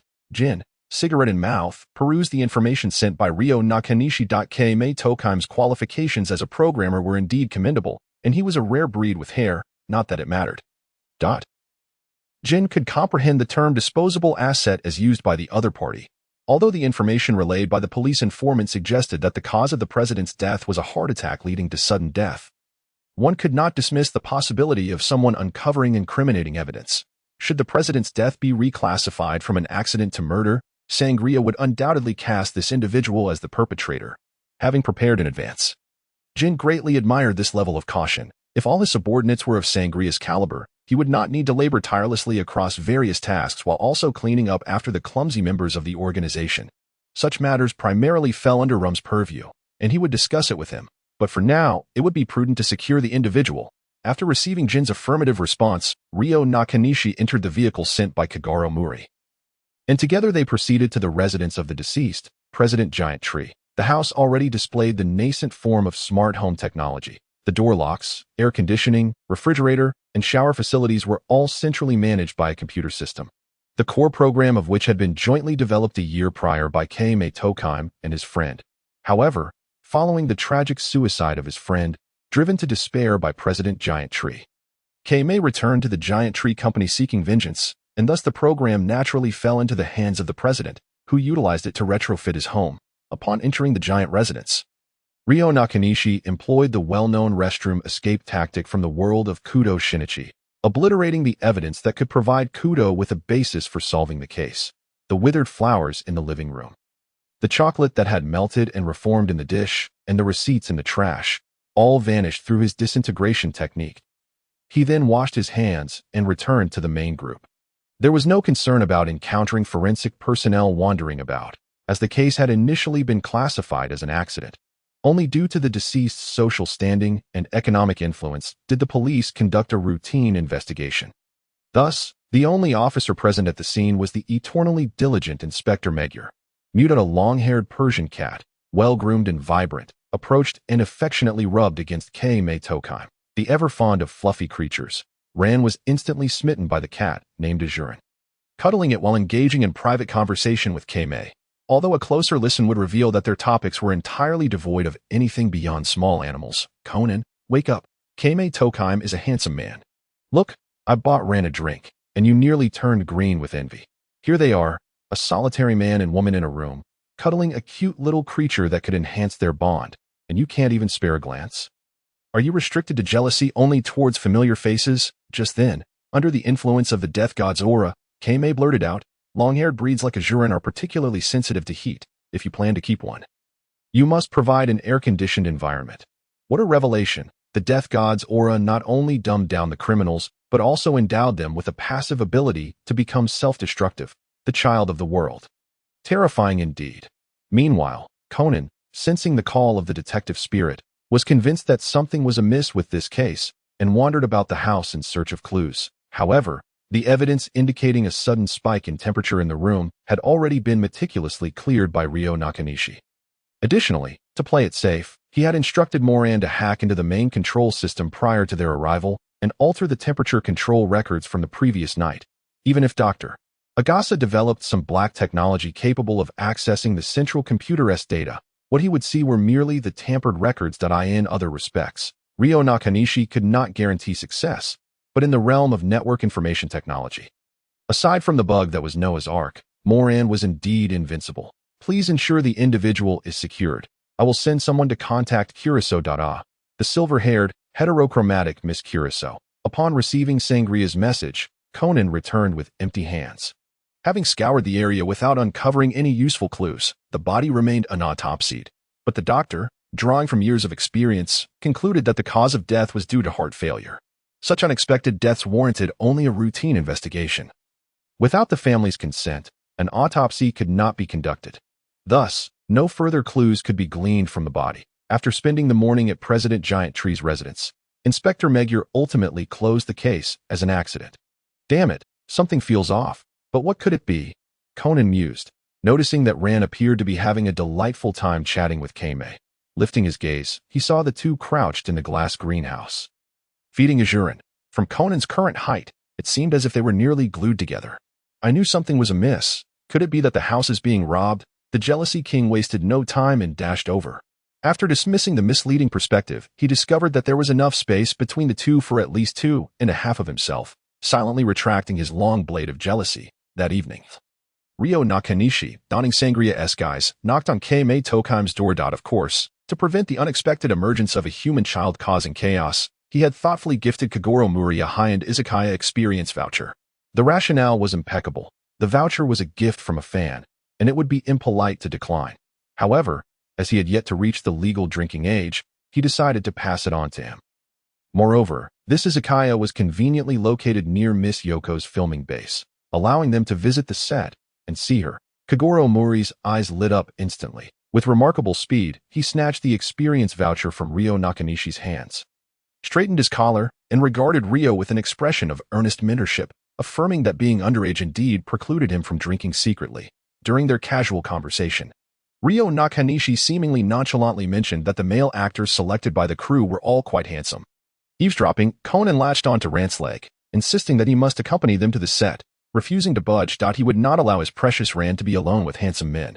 Who are you? Kei-mei Tokaim asked, glancing at the youthful figure standing at the door, hesitating before opening it. The boy was dressed quite fashionably, adorned with a collar-like accessory around his neck. Kei-mei was certain he had never seen this boy before. Such a distinctive figure would have been immediately recognizable at first glance. "Good evening, Mr. Tokime. You may call me Ryo Kurosawa," the boy said. Smiling as he settled onto the sofa. Kei poured him a glass of juice and took a seat on the opposite side. Inquiring with curiosity, "Mr. Kurosawa, is there something you wish to discuss with me?" "Indeed, it is because I admire your abilities that I have specifically invited you to join our company." "Which company would so openly employ child labor?" Keimei Tokime shook his head, apologizing. "I greatly appreciate your admiration and kind offer, but I would prefer to try my hand at starting my own venture. I wish to refine the software that I co-developed with the Chinos. That is the only thing I can do for him." "Only that? Have you not also avenged him?" At that moment, Shiren Gongming was taken aback, causing his coffee cup to tremble slightly and spill a small amount of dark brown liquid. "What are you saying? The flowers in the living room, the chocolates on the fruit plate, the receipts in the trash bin. Oh, and there's more." Shiren Gongming steadied his slightly trembling hand and placed the coffee cup back on the table. "Mr. Kurosawa, I cannot comprehend your words. It is rather late, and I believe it is inappropriate to entertain guests. Indeed, the idea of using temperature as a means to commit murder is quite ingenious." Ruo Mu Liang observed Shiren Gongming and silently activated the skill synesthesia. Synesthesia 45, an active skill that can amplify or diminish a target's senses or emotions by 80. This time, the objective was not to eliminate Shiren Gongming, but rather to persuade him to join the organization. Therefore, Ruo Mu Liang merely heightened Shiren Gongming's feelings of fear and panic. Aware of his own lack of persuasive prowess, he resorted to employing other subtle means. "You raised the indoor temperature to around 40 after the deceased fell asleep, only to restore it later. This significant temperature differential could indeed provoke severe coronary spasms, plaque rupture, and the formation of clots, ultimately leading to an acute myocardial infarction. Given the victim's pre-existing severe heart condition and substantial alcohol intake prior to death, the doctors and police, unable to perform an auto after subtly inquiring about the situation from the lips of Miko Tagaki, he stealthily infiltrated the shrine and made off with all the items. The warehouse guard, overwhelmed by shame, ultimately took his own life. Following this incident, Miko Tagaki came to a clear realization regarding the true nature of her so-called friends, severing ties with these dubious companions and embarking on a fresh chapter of her life. Little did she expect to encounter Mamoru Anze once more on the eve of her wedding, who, invoking their shared past, began to extort and threaten her repeatedly. Unable to endure this torment, she armed herself and confronted Anze for a final negotiation, ultimately forced to turn the tables and successfully retaliate. Indeed, the deceased had initially intended to strike first, but, lacking precision, ended up impaling himself, thereby fulfilling this episode's KPI. Dear lady, do remain alert. The ant race, Forgive me for digressing in that past incident. You were a victim rather than an accomplice. Even if Anze were to expose the matter, with a competent attorney by your side, you would likely face no repercussions. I highly recommend the Fei Law Firm. Alas, the events have unfolded as they have, and engaging in post-facto speculation holds little merit. Just then, the computer screen on the desk suddenly illuminated. Do not misconstrue this as a supernatural occurrence. It is merely Moran temporarily commandeering the computer's usage rights. Sir, there are 2 messages in the website's back-end. Ryo Wakaki's eyes gleamed with interest, having returned from New York and invested in a dedicated server. Moran's primary task was to establish and maintain a website called Revenge. This platform would periodically dispatch self-destructing push notifications to a select audience. Ryo Wakaki accessed the website's back-end and reviewed the 2 messages, Masayoshi Sakaguchi and Noriko Okatani. Though not deeply etched in his memory, thanks to the detailed information provided by Moran, Wakaki quickly recollected the cases associated with these names. Masayoshi Sakaguchi was a lawyer specializing in youth issues, his wife having passed away, leaving him to care for their son, Masato Sakaguchi. Tragically, Masato succumbed to the relentless torment of bullying at school and ultimately took his own life at home. Sakaguchi's vocation was to guide wayward youths back to the right path. Thus, when confronted with Tora Maehara, the individual responsible for his son's demise, who knelt before him, weeping and confessing, he chose to forgive. However, 8 years later, upon graduating from university, Maehara fortuitously moved in next door to Sakaguchi. Having long since forgotten about Masato's tragic fate.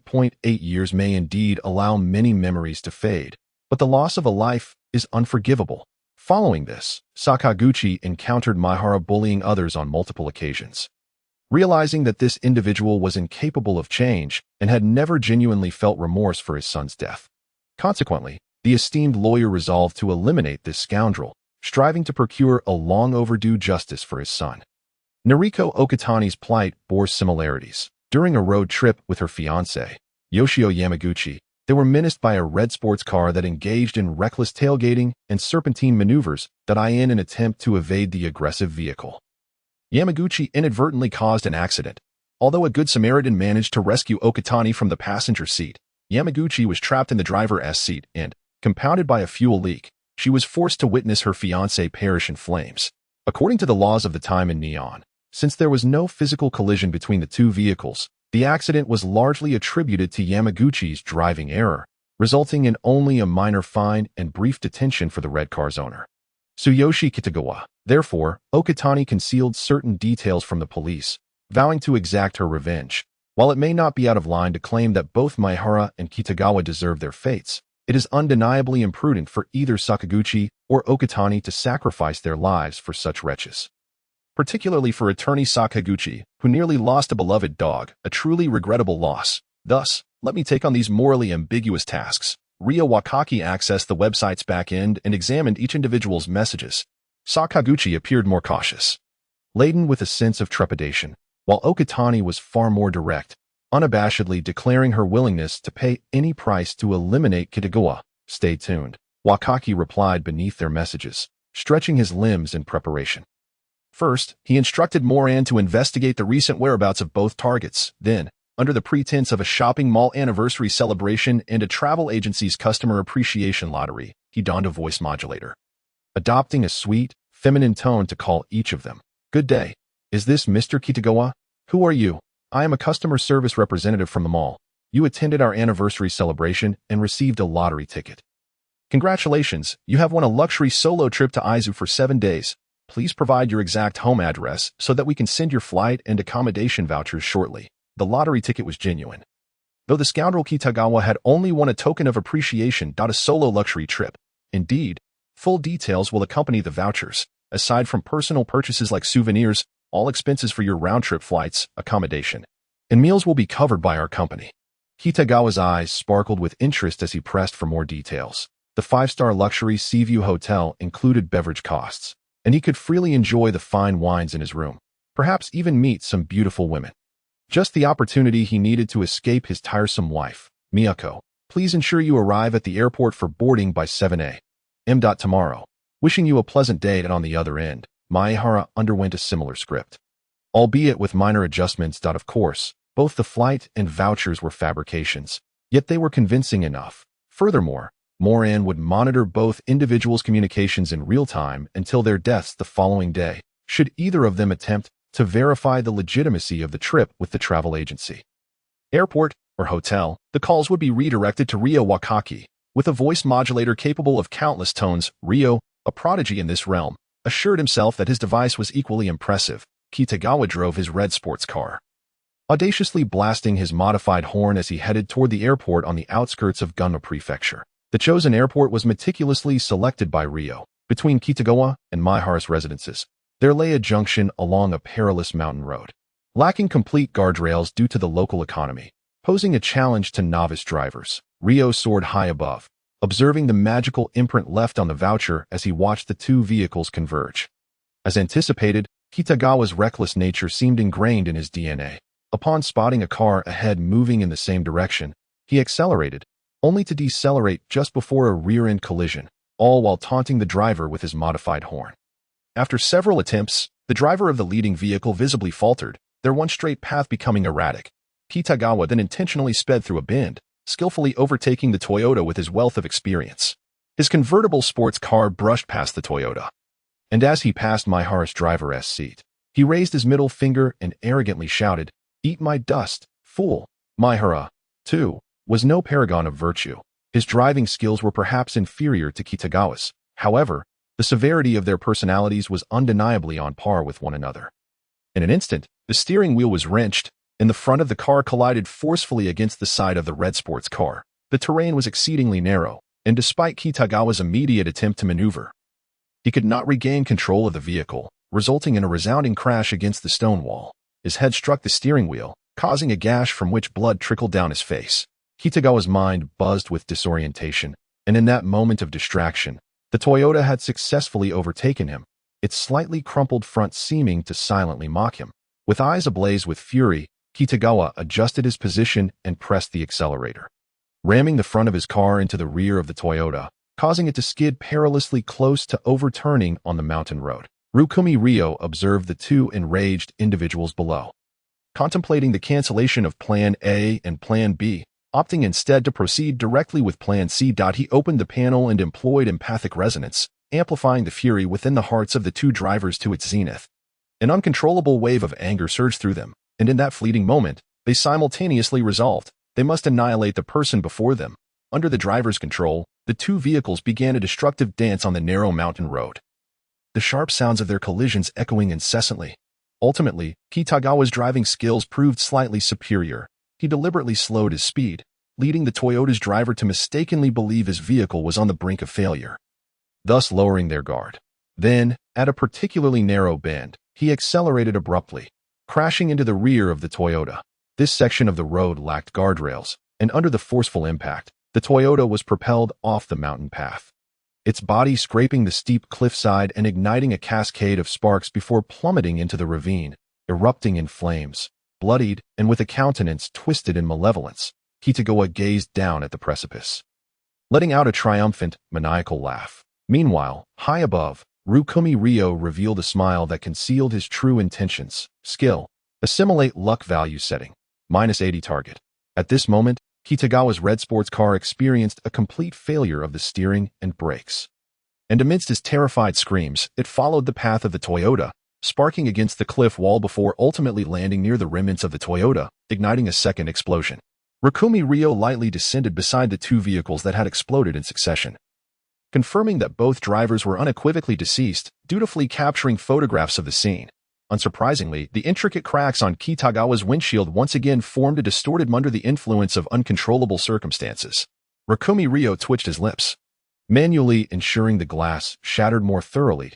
He then cleared away the fabricated plane tickets and vouchers from within the vehicles, instructing Moran to erase all related call records. Finally, using the skill vanishing act, he eliminated any trace of his presence at the scene, waving his sleeve as he left without a trace that he sent the photographs via email to Sakaguchi Masayoshi and Okatani Noriko, setting the messages to self-destruct after reading. However, this time, Ruo deliberately signed off with a name, Dr. M. So shall we agree to meet at 5:30 tomorrow afternoon? Naturally, I eagerly anticipate your esteemed presence. Ruo ended the call, lounging leisurely in a sun chair on the balcony. Beside him, a golden retriever rested its large head on the armrest, allowing Ruo to stroke its fur from time to time. Matsuda and Kajimitsu had secretly teamed up to attend the wedding of Date K, a piece of information relayed by Amuro Toru. Such an exceptional partner as Toru would not be overlooked by Ruo. He intended to keep an eye on him to gain first-hand intelligence through his streams. Not long ago, a wedding invitation had arrived at the former residence of Akai Shuichi. Of course, this address was now under multiple layers of protection and surveillance by the Public Security Bureau. Once confirming the invitation was legitimate and that Kazami Yuya was aware of the relationship between Akai and Date, it eventually made its way to Amuro Toru. Upon learning of this, Ruo promptly informed Matsuda and Kajimitsu. As for why Date K, who was supposed to have perished in a car accident a year prior, and the subsequent tragic suicide of Natalie, would send out wedding invitations at this time, it was a mystery. After all, he had risked everything to save the severely injured Date K 3 hours after learning to fly. .1 could not simply allow the police academy's team of 5 to dwindle to 4. As for Hajiwara Kenji, he glanced at the panel, noting that it required 1,000 points to unlock revival, and sighed, harboring little hope. Perhaps in this lifetime, he might manage it. The streams from Toru, Matsuda, and Kajimitsu all depicted the same scene. As the three of them stealthily donned disguises, quietly observing the unfolding wedding from inconspicuous corners, there were only a few blind spots in the venue, and it would be amusing should they happen to cross paths. Disabling Matsuda's and Toru's views, Ruo glanced at the live feed from Kajimitsu, noting the striking similarities in the perspectives of Jin and Conan. Were they secretly coordinating a joint stream without my knowledge? Should I lament my redundancy, or should I revel in the joy of being a dual supporter? Very well, This must be the moment Conan learned about gin and vodka's involvement in the recent Shinkansen explosion incident. Indeed, it was time to provide him with some critical storyline information, especially since Conan had been in his child form for quite some time. This transaction was, surprisingly, quite effortless. My dear brother, shut up. Vodka. Haha. Jin, you're still as cautious as ever.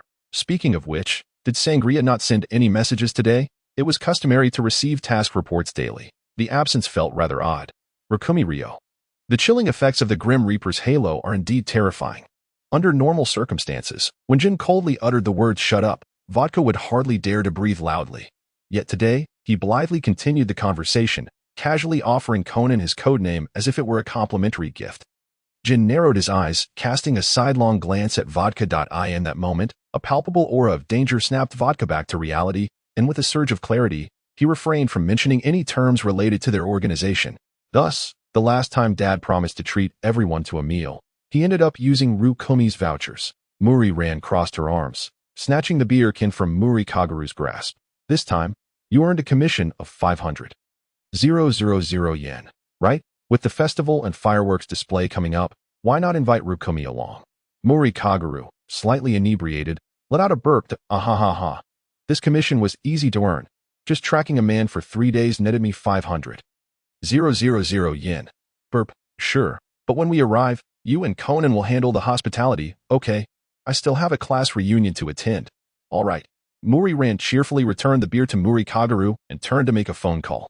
Thus, on the day of the festival, Rukumi Rio held on to Conan, who was carrying a pink bunny balloon, as they quietly followed Ran into the crowd. This world's #1 festival would ignite a bonfire in the very center of the square before launching 3 fireworks spelling out heaven, earth, and one. People would spontaneously gather around the bonfire to dance, drink, and barbecue, all while praying for another bountiful year. Muri Ran excitedly led the 2 gentlemen closer to the bonfire. I heard they invited Chef Kanai to oversee the first round of barbecuing. I saw him in a food magazine in Tokyo, and his establishment has always received rave reviews, albeit at a rather high price. This time, we can enjoy Chef Kanai's culinary skills without spending a dime. Muri Ran pulled out a rolled-up magazine from her bag, flipping to a page to show Rukumi Rio and Conan. Rukumi Rio. Isn't this the same place the Mayano sisters took me to last time? The one with only raw meat for barbecuing? So, is this chef planning to showcase his knife skills and serve the meat directly to everyone? It's starting. In the distance, the character sky ascends in the eastern horizon. Meanwhile, a bald chef stands before an enormous barbecue grill, which he has set up at an unknown time, having prepared the first batch of roasted meat that is now being distributed by staff to the surrounding crowd. The rich aroma of meat is intermingled with an indescribable, peculiar scent. Ruo Mu Liang instinctively wrinkled his nose and lowered his head to seek confirmation from Conan. It is well known that the male protagonist can occasionally serve as a canine companion. Conan closed his eyes, tilted his head back, and made an effort to sniff the air, his brow furrowed in contemplation. Indeed, there was an odd smell mingled with the scent of barbecue, yet he could not quite pinpoint what it was.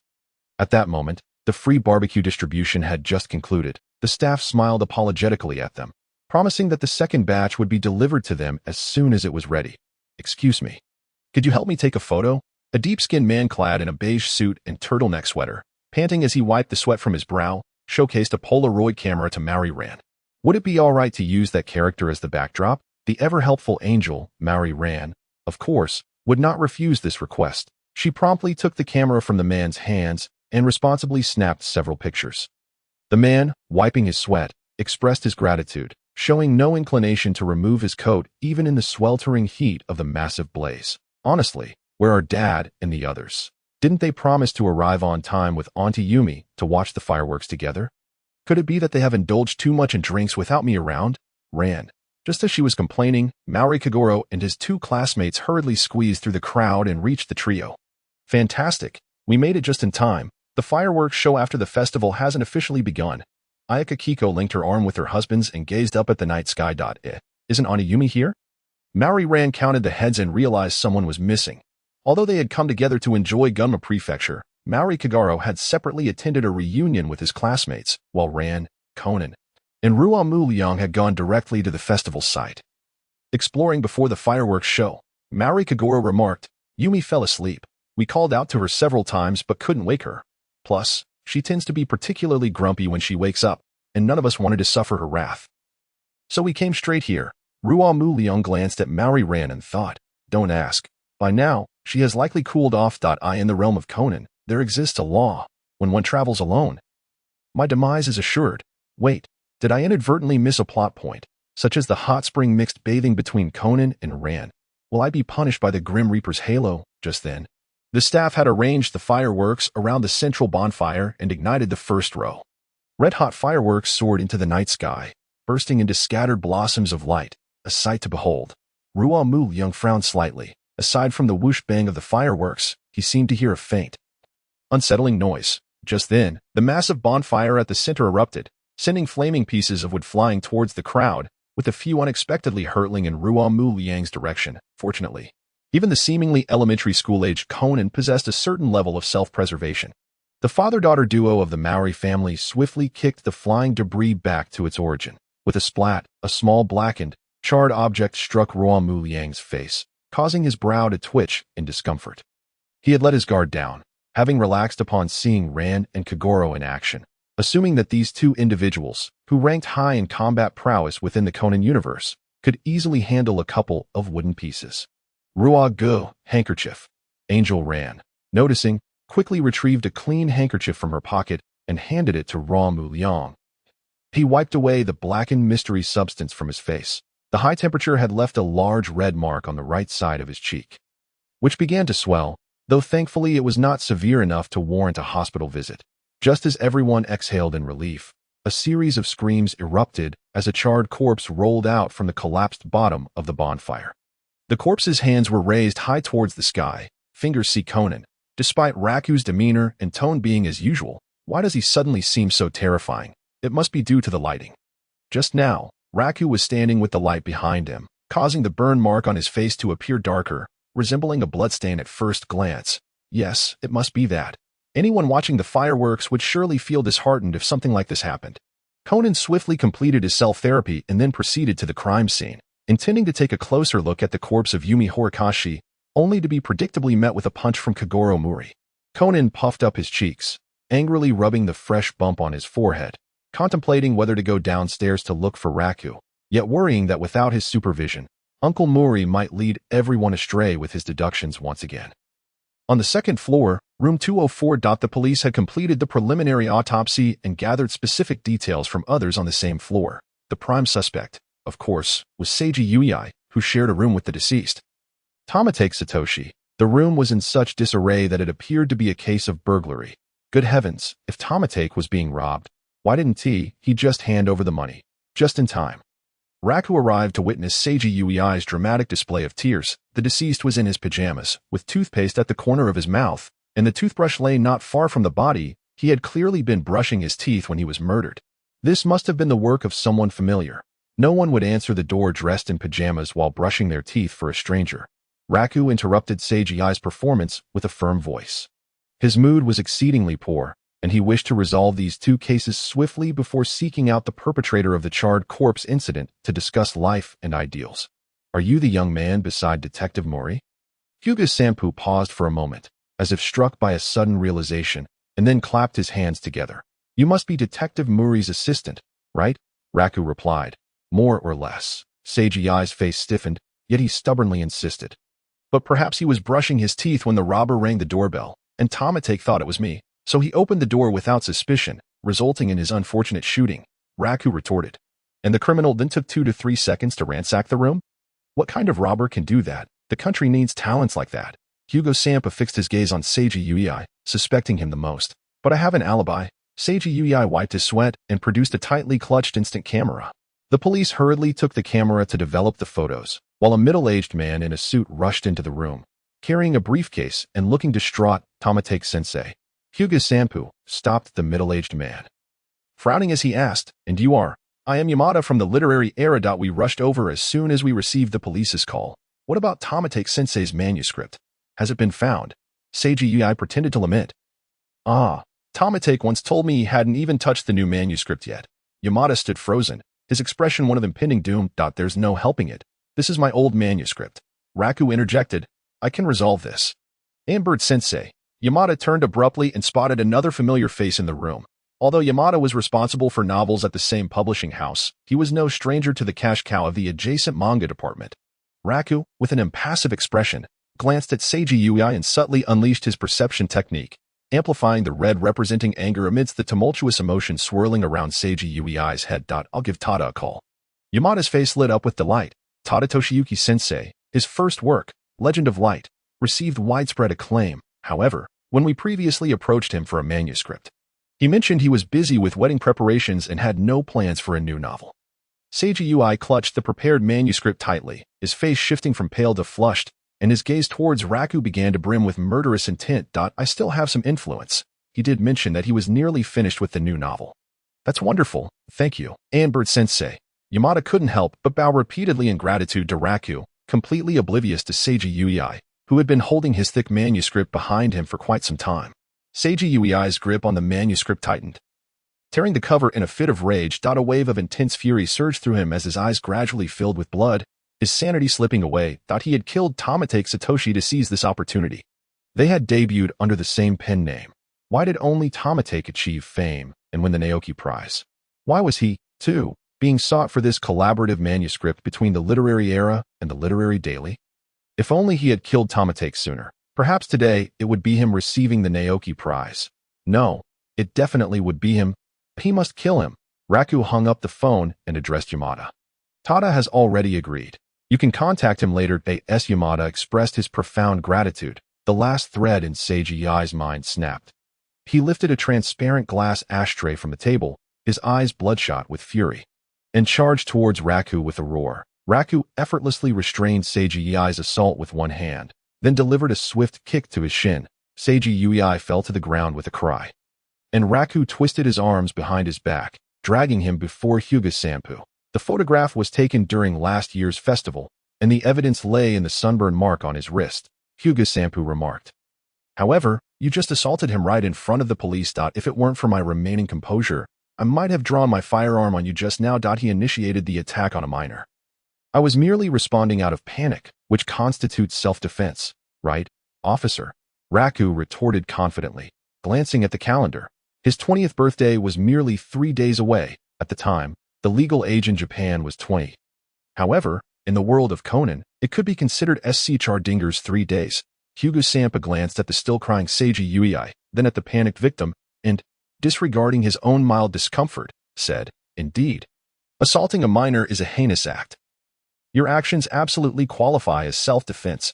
Having encountered the treatment potion before and knowing the organization had not made it available to the public, Raku could only ask a shop assistant for a piece of gauze to cover his injury, ensuring it healed slowly to avoid drawing Conan's attention. After dealing with Seiji Yui, he returned to the 3rd floor, his face adorned with a bandage. Progress on the class reunion murder case was promising. Kagoro Mori, after all, possessed a passive ability to become reliable when cases involved people close to him, and with Conan providing support, the two had nearly identified the culprit, though definitive evidence was still lacking. The murderer was Kazushi Nikado, who had once been in a relationship with the deceased, Yumi Horikoshi, for a full 18 years. During their time together, Kazushi proposed multiple times, only to be rejected by Yumi.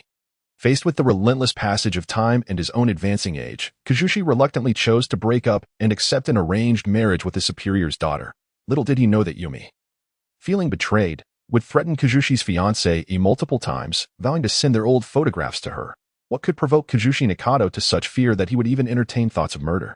Surely it was not just any photograph, but an intimate one. With this in mind, Raku halted his steps and turned to room 303, where Kazushi was staying, and predictably found hurriedly stuffed photographs at the bottom of his luggage. Raku discreetly wrapped the photos in a handkerchief and slipped them into his pocket. As he passed by Kagoro Mori, he nonchalantly handed the photos to him. Kagoro Mori exclaimed in surprise, glancing at the photographs before quickly stuffing them back, his expression turning serious as he began to admonish Raku. Children shouldn't look at such things. Raku replied, Is that really the crux of the matter, Uncle Mori?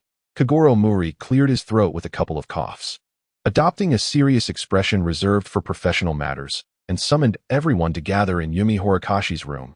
He then commenced to deduce the methods employed in the recent crime before his former classmates.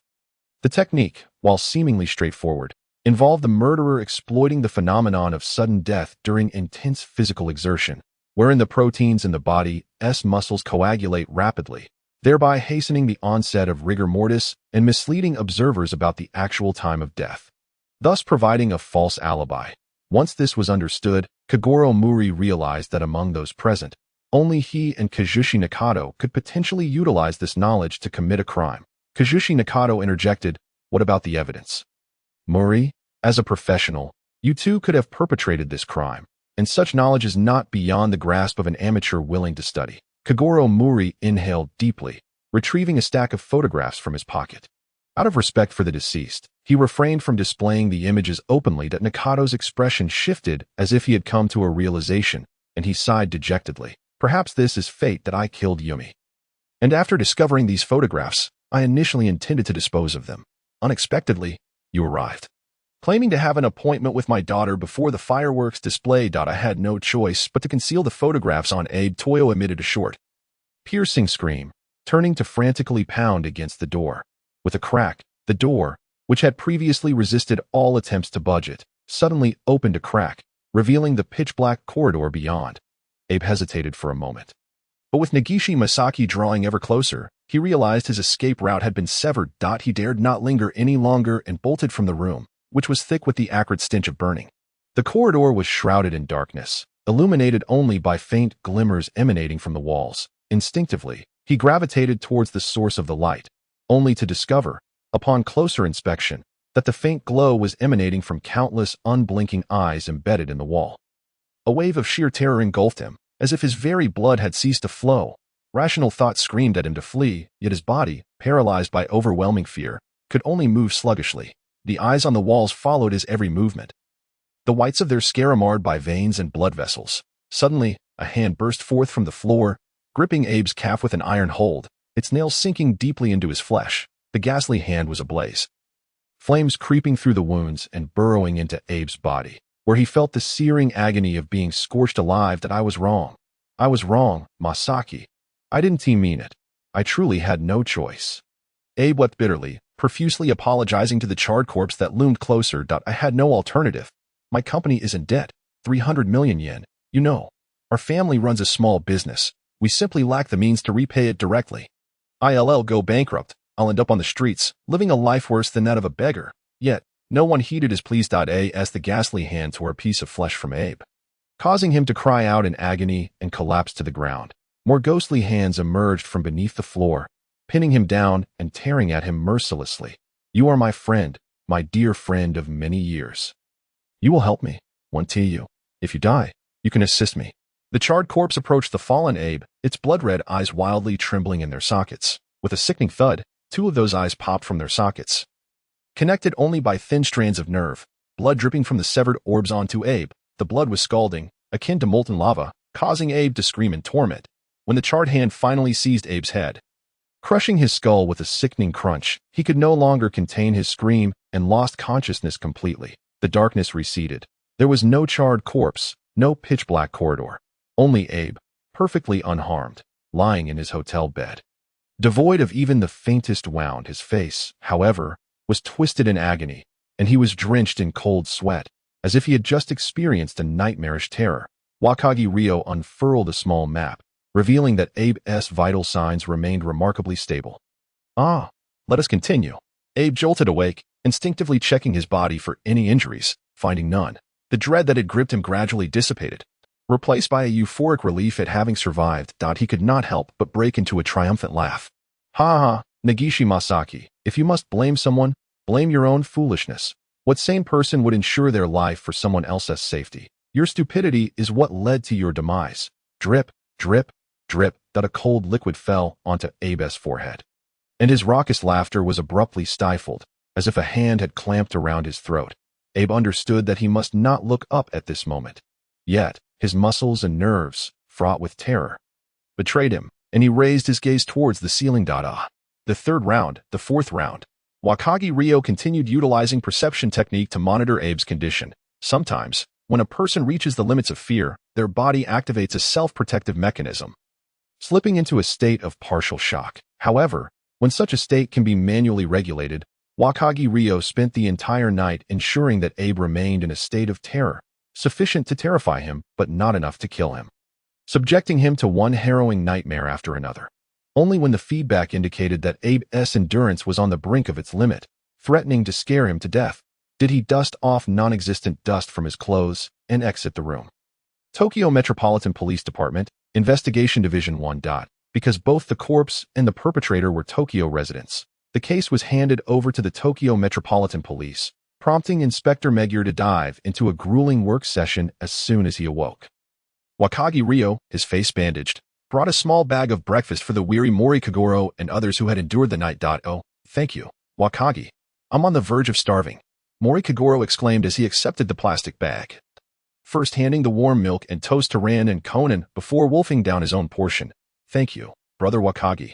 Ran, stifling a huge yawn, bore dark circles under her eyes. Meanwhile, Conan appeared relatively alert. His youthful resilience to late nights evident, though it might explain his stunted growth. Mori, when Abe Toyo arrives, once the inquiries are complete, you should head home to rest. The two children can't endure such a night. Inspector, Takagi rushed in, breathless. Abe Toyo, he has come forward, right? I'm on my way. He turned himself in. What? Exclaimed Magyar, Mori Kagoro, and Conan in unison as they dashed towards the interrogation room. Ran, still somewhat dazed, lifted her head and, in the morning light, saw Wakagi Ryo's smiling profile. It feels a bit chilly. Perhaps I'm just too tired. Time flew by, rolling back over a month, returning to the autumn days when leaves danced in the wind. Wakagi Ryo strolled atop the thick carpet of fallen leaves, heading towards the residence of a certain antique collector. This collector, Maru Tsunejuro, was also listed among the names provided by Jin. However, the intention was not to eliminate him, but rather to acquire an antique mask from his collection. Of course, Jin had remarked that if this ungrateful collector dared to demand an exorbitant price, he would meet his demise. Wakagi Ryo perused the attached images in the mission file. Having examined the white gnome mask from every angle, yet he could not discern what aspect piqued the organization's interest. Upon arriving at the collector's home, he was taken aback to find not a single servant in sight. Hesitant, he stepped into Maru Tsunejiro's yard, where he spotted two familiar figures. Ran, Conan, what are you doing here, Wakagi-san? Upon seeing the familiar duo, Wakagi Ryo understood that he need not lift a finger. The antique collector was doomed. Why are only the two of you here? Isn't Uncle Mori with you? Ran smiled awkwardly, explaining, originally, Dad was here to report on Mr. Maru's commission progress. However, it seems a guest arrived during that time. And Mr. Maru went to greet him, but he hasn't returned since. Dad grew a bit impatient waiting, so he went to check.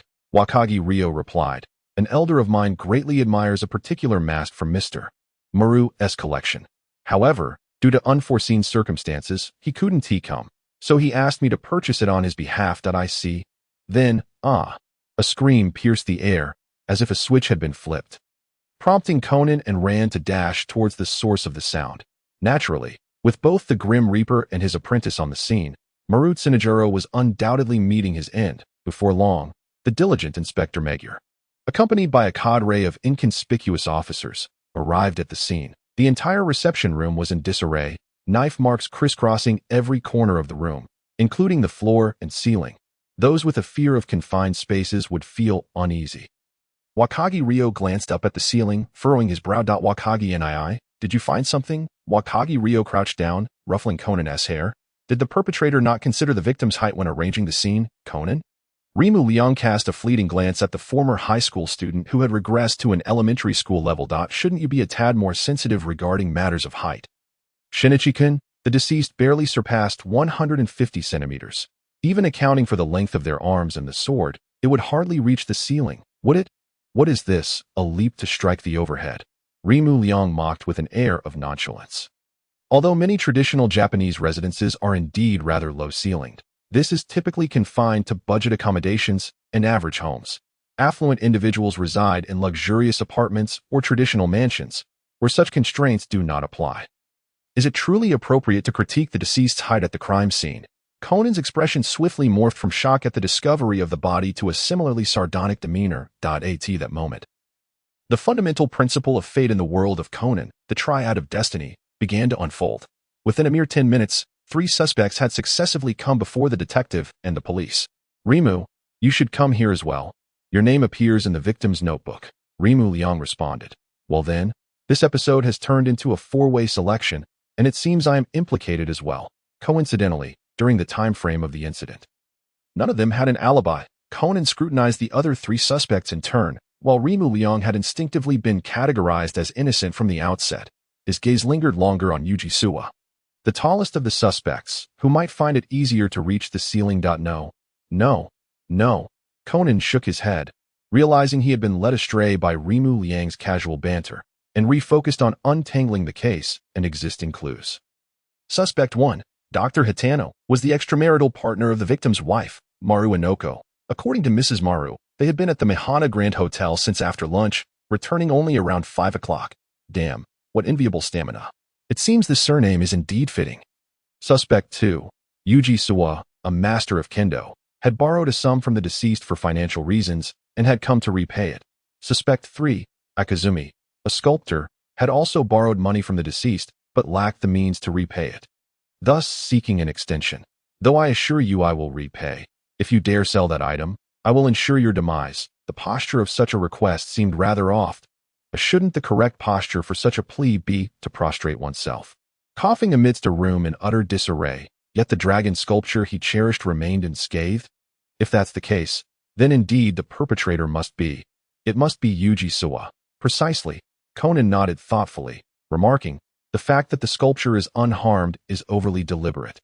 And the message on the answering machine is peculiar.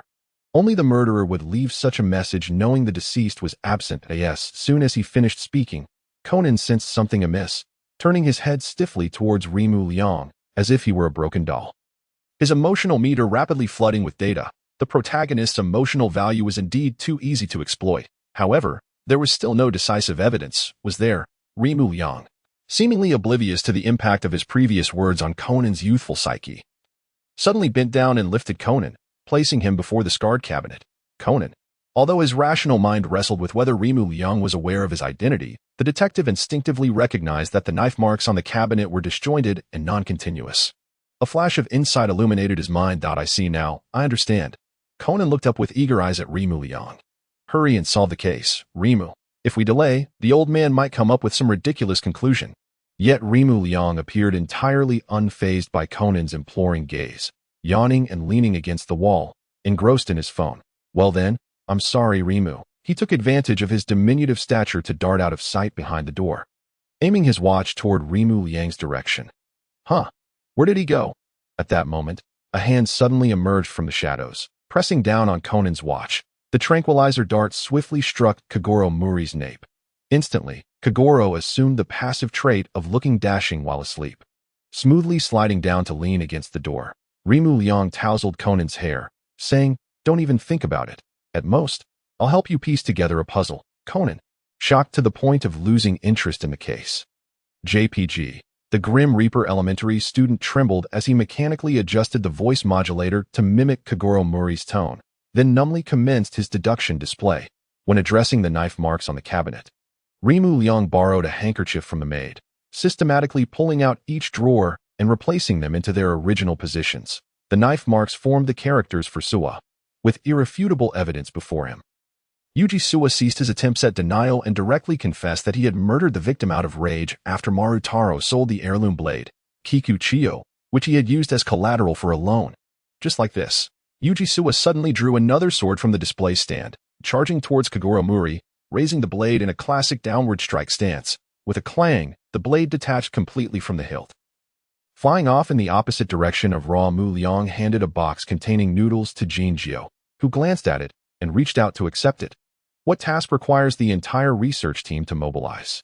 Is there no one left in the action team? Over there, Sherry wore a dark expression, remaining silent. Jinjio scoffed, saying, it's not a dangerous mission.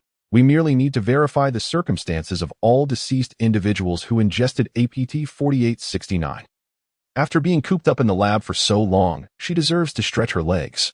Ruo Mu Liang glanced at the list on the table and, as expected, spotted the name of Kudo Shinichi, followed by the status of unknown. Kudo Shinichi, yes, it's just a routine visit, and it's quite convenient. After checking Kudo Shinichi's residence, I can easily hop over to my own place. Does even such a task require surveillance on me? Jinjio, Mayano Shiho gritted her teeth, glaring fiercely at the two before her. If anger could manifest into a tangible form, one could believe that Jinjiu and Ruo Mu Liang were engulfed in flames at that moment. Isn't this worse than Bo Ran? You can opt out. Didn't Black Death just request another experimental sample? She should be more than willing for you, the chief, to assist. Black Death is the second in command of the lab, with authority just beneath Sherry. The so-called experimental sample naturally refers to a living person. Not all tasks of the action team involve silencing targets. Often, there are instances of live captures for interrogation. Ruki Rio escorted Sherry back to the research facility.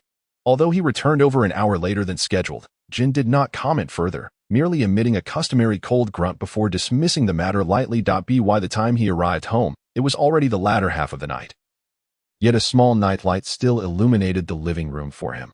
Upon hearing the sound of the door opening, Matsuda lifted his head to glance at him, confirming that Ruki Rio had returned unscathed.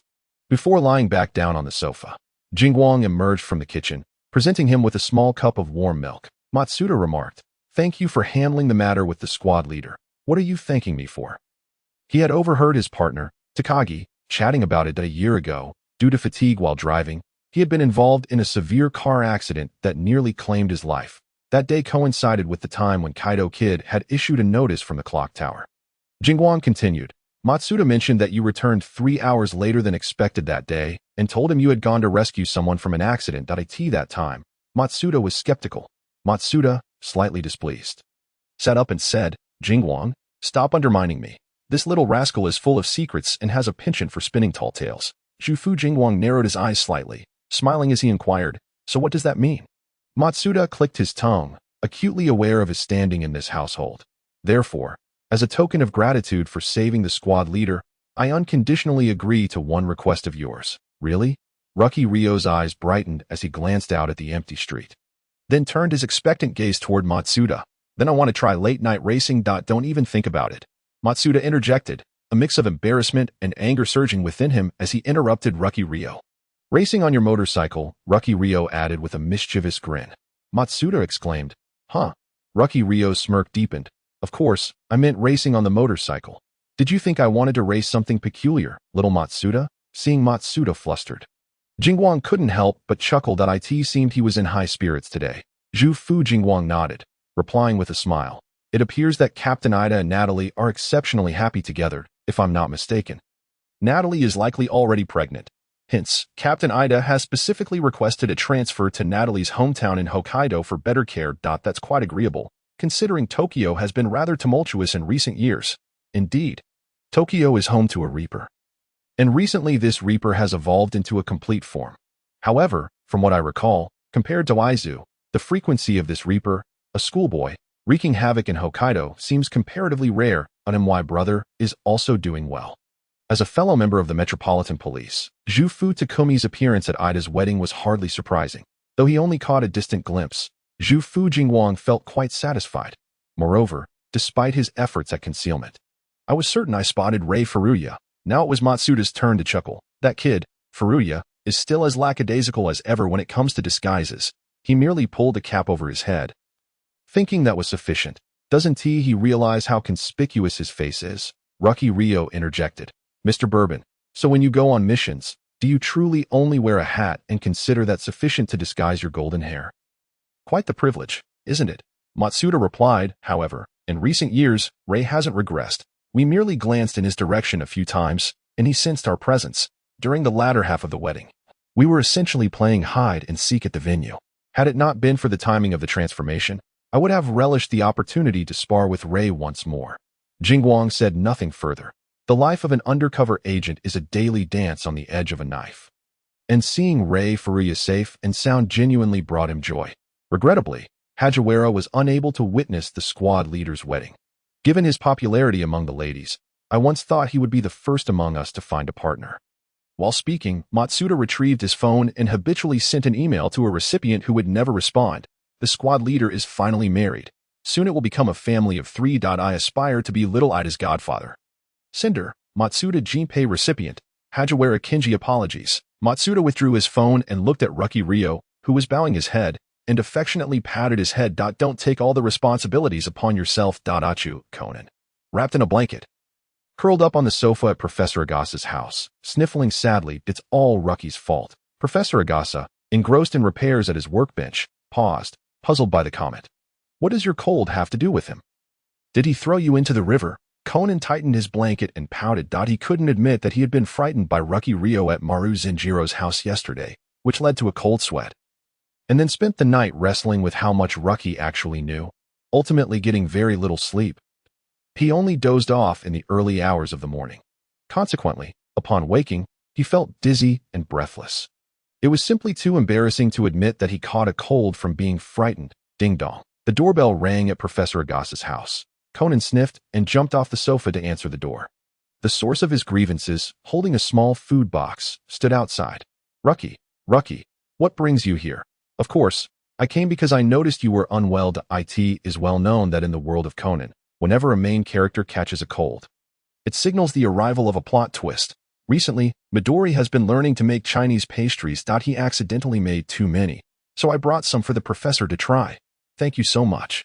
Please also extend my gratitude to Midori. His skills are truly commendable. Professor Agasa set aside his work temporarily, as there was no rush from Terai's side, washed his hands, and pinched a piece of flaky pastry to taste. It was fragrant, crispy, and not overly sweet, with a subtle floral aroma. Delicious. Conan's expression soured slightly as he watched the professor enjoy the treat. He currently had a severe cold, and everything tasted bland to him. Rucky, did you already know that I am Kudo Shinichi? Conan frowned, his expression resembling one resigned to fate. That I knew. Rucky replied. Hey, transforming from a high school student into an elementary schooler is such a bizarre occurrence. Don't you think you accepted it a bit too quickly? Shouldn't you at least do some mental preparation for yourself? Although I'm unclear about the reasons for your transformation, judging by your usual character. It could be that you offended someone while solving a case and faced retaliation, or you stumbled upon some illicit activity, driven by your sense of justice, and charged in without reporting it. The other party may have had concerns, such as not wanting to draw police attention or lacking weaponry. Therefore, instead of directly killing you and abandoning your body in the wilderness, they opted for a drug or other means to orchestrate your plausible death or disappearance. Conan, exactly. Rucky's deductive skills were truly formidable. Professor Agasa, sitting beside him and enjoying the pastries, listened to Rucky Rio's reasoning with great interest. However, I hadn't anticipated that after your transformation, you would seek refuge at Rant's house. Using Kudo Shinichi's temporary disappearance as an opportunity, you not only made her realize her feelings for you, but also stealthily assisted Muri Kagoro in solving cases, thereby enhancing your future father-in-law's esteem. This way, once you return to normal, Uncle Muri would feel too indebted to obstruct your union with Rand. Quite the scheming boy, aren't you, Kudo-kun? Both the professor and Conan exchanged puzzled glances. Actually, it was my suggestion for Shinichi to stay at Rand's house. At that time, Rand had just come to my place, and besides, Uncle Muri is a detective, so his network of information is relatively extensive, making it convenient for me to find information on the black-clad individuals who harmed me back then. Those black-clad individuals. Rucky narrowed his eyes slightly, and if he had made that expression without any light, he would undoubtedly be seen as a villain. So why not seek your parents? If my memory serves me correctly. Uncle Yuzwa not only has connections in the Neon Police Force but also within Interpol. It would be far swifter to enlist their help in investigating the individuals clad in black than relying on Uncle Maori. A detective of lesser renown. Dr. Agasa wore a bewildered expression, realizing, oh, how did I not think of that? Conan, equally perplexed, seemed to want to provide an explanation. Well, at that time, Rand happened to come looking for me. Ruo Mu Liang, without elaborating further, merely ruffled Conan's hair, displaying a smile that suggested, in any case, I don't believe it. Conan sighed, feeling exhausted. Believe it or not, it's up to you. Thus, regarding the museum incident and yesterday's events, is it true that you were aware of the truth yet chose not to participate in the investigation for this very reason? Ruo Mu Liang nodded as if it were self-evident, stating, of course. You have to curry favor with your future father-in-law. I wouldn't want to ruin the mood, would I? All right, doctor, Conan has caught a cold. I shall take him back to the Maori Detective Agency. Be careful on your way. Where is Kudo Shinichi? Hurry and let that kid out. Upon pushing open the office door, Ruo Mu Liang spotted a dark-skinned youth in a high school uniform, who slammed his palm on Maori Kagoro's desk. Exuding an air of aggression. Achoo! The three occupants of the room turned at the sound. Ruo, what brings you here? Ran exclaimed. Hey, Conan, why do you have a cold like Shinichi? Is there a flu going around? Ruo Mu Liang replied, I went to visit the doctor and found this little rascal, who doesn't stay home properly while sick, so I brought him back to be. By the way, Midori has made a plethora of snacks. I brought some for you. Hattori Heiji's sharp gaze from beneath his cap glinted with suspicion. Didn't you say Kudo Shinichi wants tea here? How do you know he has a cold? Of course, it was over the phone. When Shinichi called just now, he sounded quite nasal, Ren explained. Hattori stroked his chin, appearing contemplative. So he called specifically. It seems the rumors of you being Kudo's woman are indeed not unfounded. Both Conan and Ran's faces flushed crimson as they retorted in unison. Who said such a thing? Your friend Suzuki Sonoko did. So. What did he say when he called you? Ren inquired. Oh, nothing much. He just mentioned that he recently got the latest volume of The Great Detective and complained about the author's lack of tact. Then asked about the situation in our class at AS. She spoke. Ran suddenly realized the incongruity, for the very author being criticized was now present in her living room, prompting her to hastily change the subject. Ruo Mu Liang cast a sidelong glance at Conan, who was awkwardly sweating. So you think I'm not a person, huh? Hattori rushed forward, flinging open the office window to survey the street below. Isn't it strange? If he calls regularly, shouldn't he express concern for your well-being? If he didn't ask anything, it can only mean one thing. He is likely nearby, observing your situation. Ran was momentarily taken aback, her cheeks flushing silently. Meanwhile, Conan's expression was nearing the breaking point. Who is this dark-skinned guy? There is another possibility. Ruo Mu Liang settled onto the sofa, deftly pouring himself a cup of tea. Perhaps that Kudo fellow has found someone else to occupy his affections. Look at Holmes with Watson, and Poirot with Hastings. If Kudo met a compatible female partner while on a case, he might naturally lose interest in Ran. Conan exclaimed. Ran's blush began to fade as her imagination ran wild. She gritted her teeth and shouted Shinichi's name, then punched through Maori Kagoro's desk.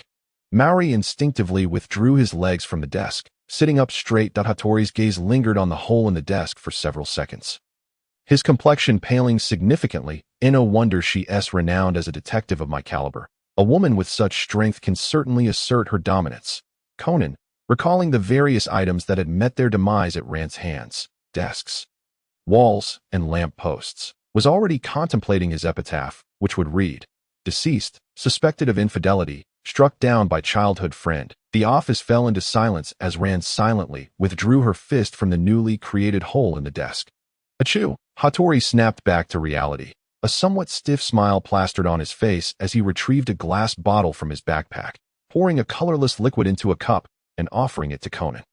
Little brother, I have a special remedy for your cold, Ruo Mu Liang remarked. It's one thing for Conan to be severely ill, but has the two from the Maori household lost their sense of smell? I can smell that potent alcohol from quite a distance. Furthermore, Conan was rather carefree, accepting the cup and downing it in one gulp, promptly becoming intoxicated and performing a challenging 720 spin before being caught by Ruo Mu Liang, who placed him back on the sofa. Here it is, the key item for switching accounts, the old white liquor. Upon noticing Conan's inebriation, Ran glared at Hattori with indignation, considering the combat prowess of this high school girl and his lack of a bamboo sword. Hattori wisely opted for diplomacy. I am Hattori Heiji from Osaka, a high school detective from Kansai. They often say, Hattori in Kansai, Kudo in Kanto. I have come to ascertain whether Kudo Shinichi is truly worthy of standing alongside me. Before we settle our contest, I must interrupt your gathering, so please accept this bottle of old white liquor as a token of our meeting. Hattori thrust the bottle into Maori Kagoro's arms.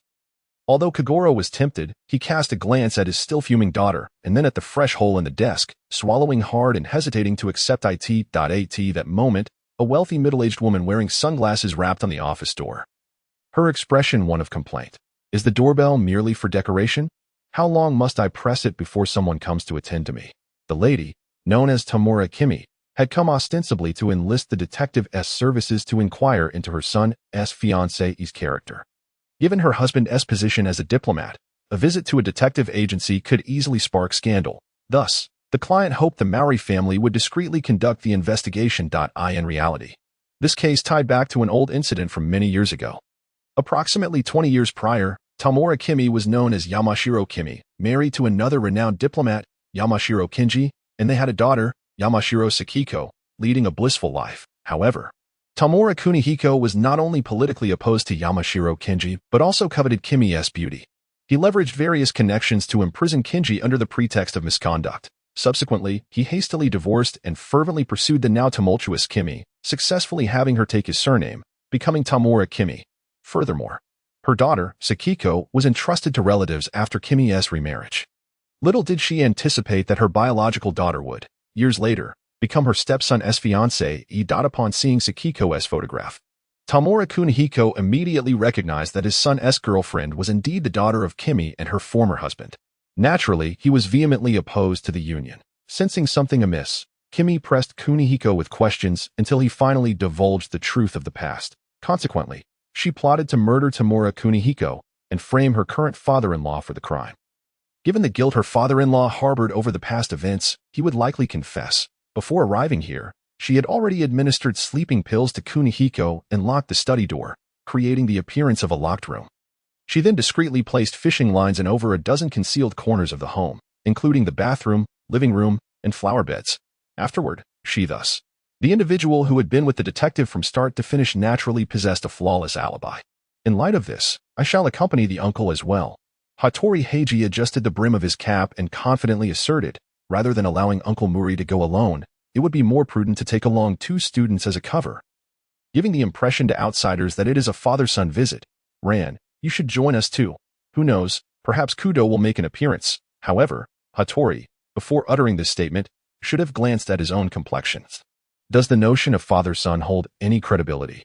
Is your father, Hattori Heizo, aware of your relentless dedication to solving cases? Takamura K, go scan the interior of the detective agency. Point 1 Detective, a young man who appeared to have already graduated. 2 high school students and a primary school student lounging on the sofa. She nodded in satisfaction, agreeing with Hattori's suggestion. The more people involved, the more advantageous it would be for her forthcoming plans. Wakaki Ryo surveyed the assembled group. The prominent figure Kagoro Muri, the notable Hattori Heiji, the diminutive Conan Idagawa, along with the professional alarmist Muri Ran. Perfect. With such a distinguished lineup, anyone who shows up will surely be outmatched. He mentally nodded in contentment, having successfully acquired another task without any effort. Indeed, diplomat Takamura Isamu was also listed among Jin's targets. Initially, the organization had uncovered numerous instances of corruption and bribery involving this diplomat, as well as his dubious activities of smuggling the offspring of affluent families abroad under the guise of diplomacy, believing such an individual would be an ideal collaborator. However, Takamura Isamu was as unscrupulous as he was arrogant. Rum had dispatched 3 subordinates to liaise with him, all of whom were met with rejection. The last time, Takamura even had someone follow the organization's members, seemingly attempting to profit from the situation. One cannot deny he is indeed a man of valor. The consequences of such brave actions led him to be placed on Jin's cleanup list, and subsequently, due to the familiarity of the name, Wakaki Ryo acquired the task from Jin. Rising to adjust his attire, he was preparing to discreetly blend into the throng of detectives to witness the iconic moment when Shinichi Kudo transformed into a child for the first time. While simultaneously seizing an opportunity for a task, his phone vibrated twice in his pocket. His organization-issued device. Report to Safe House 3 within half an hour, even though he had never received a single email from this address. Wakaki Ryo had memorized the number flawlessly. This was the designated email used by the boss to communicate with codename members. Would contacting the organization in front of Conan risk exposure? Not to mention that the famous detective was on the verge of losing his wits.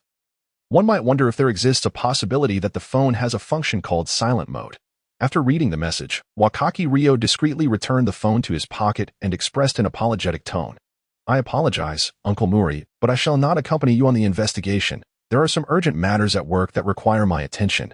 Takamura Keigo cast him a dissatisfied glance, but considering the number of accompanying individuals was already sufficient, did not voice any objections regarding Wakaki's abrupt departure. Achoo! Just as he exited the Muri Detective Agency, Wakaki Ryo let out a tremendous sneeze, having traversed into the world of Detective Conan for 4 years. He had endured numerous injuries, yet had never fallen ill. How could he possibly catch a cold after merely spending a little over an hour with the ailing Conan? Following that sneeze, a series of cold symptoms began to manifest: dizziness, fatigue, dry mouth, and rising body temperature, among others. This was not an opportune moment to meet the boss. What if that gentleman decided to conduct another round of brainwashing out of caution? It proved to be a logical truth for Wakaki Ryo that there could be no worse scenario, only a more dire one, that he found himself in the familiar underground chamber. staring at the same screen, which still displayed a chaotic array of cyberpunk-style gibberish resembling a tangle of yarn. The foggy mind, already muddled by illness, felt an even greater pressure as he faced the boss, a dull pain threatening to split his head apart. Confused thoughts surged forth. The boss is truly important to me. I must not withhold anything from him. There are several moles within the organization, and I need to report their identities immediately. Sherry will undoubtedly betray us, along with the presumed deceased Kudo Shinichi and the Silver Bullet. Did you do these things? Did you do these things? The aged electronic voice of the boss emanated from the speakers beneath the screen, temporarily restoring clarity to Wakaki Ryo's tumultuous mind. He could not allow the boss and Jin to perceive his discomfort. A truly brainwashed individual would not experience such a splitting headache while confronted with this cyber gibberish. He glanced at the scattered components on the table, hesitatingly nodding. Those were indeed his creations. Having spent 4 years in the world of Conan, he had relied on cumbersome brick-like mobile phones, occasionally using a flip phone when revisiting certain memories. His computers were all outdated desktop models. And even the latest laptops on the market were as bulky as old briefcases. This was an unbearable situation for Wakaki Ryo, who was accustomed to smartphones, tablets, and ultralight laptops. When would smart devices make their appearance in the storyline? It would likely be no less than 500 episodes later, which implies that the days without smartphones might stretch on for several months, translating to a real-time lapse of a decade or so. After all, Detective Conan had been serialized for over 20 years, and the original author mentioned that only about half a year had actually passed, even without short videos or mobile games to pass the time. Being able to browse forums would suffice. Therefore, adhering to the principle of self-sufficiency, Wakaki Ryo would occasionally tinker with components during task intervals, attempting to assemble a smartphone. After all, his genius boy persona justified this endeavor. And with the organization covering the material costs, he could experiment to his heart's content. Jin expressed considerable exasperation. Yes, sir. However, when it came to scientific research, his own laziness often took precedence, resulting in a rather erratic work ethic of fishing for 3 days and sunbathing for 2. Hence, to this day, he had only managed to cobble together a plethora of parts and a rudimentary prototype. He had no desire to bring these items back, as it was well known that Sangria had a penchant for tinkering with various mechanical components. Moreover, these creations held no lethal capability, so he simply left them in his most frequented safe house. Other members of the organization were also quite perceptive. Ever since he had incapacitated an entire team of the FBI with a collection of devices resembling children's toys 2 years ago, and nearly captured Akai Shuichi in the process, no one dared to meddle with Sangria's belongings. That incident had been a request from Rum and Jin to leave a live witness. Nevertheless, if those seemingly harmless little insects could dispense tranquilizers, who could say that other scattered parts couldn't contain poison? Sangria was rumored to possess considerable knowledge in pharmacology, and the treatment agents distributed among the organization's codename members originated from his expertise.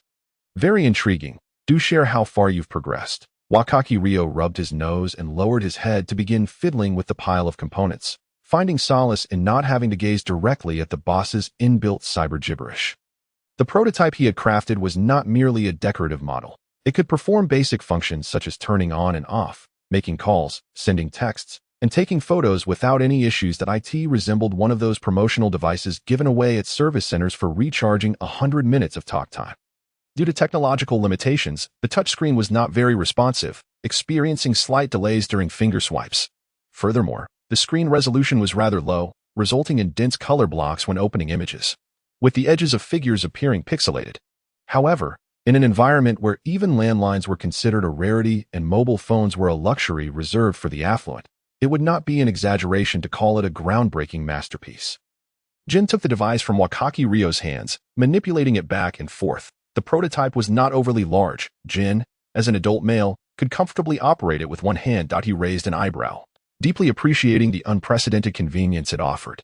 The primary motivation for creating this was due to the extreme inconvenience of mobile phones, and honestly, he preferred sitting in the laboratory working on intelligence or small inventions over daily gunplay.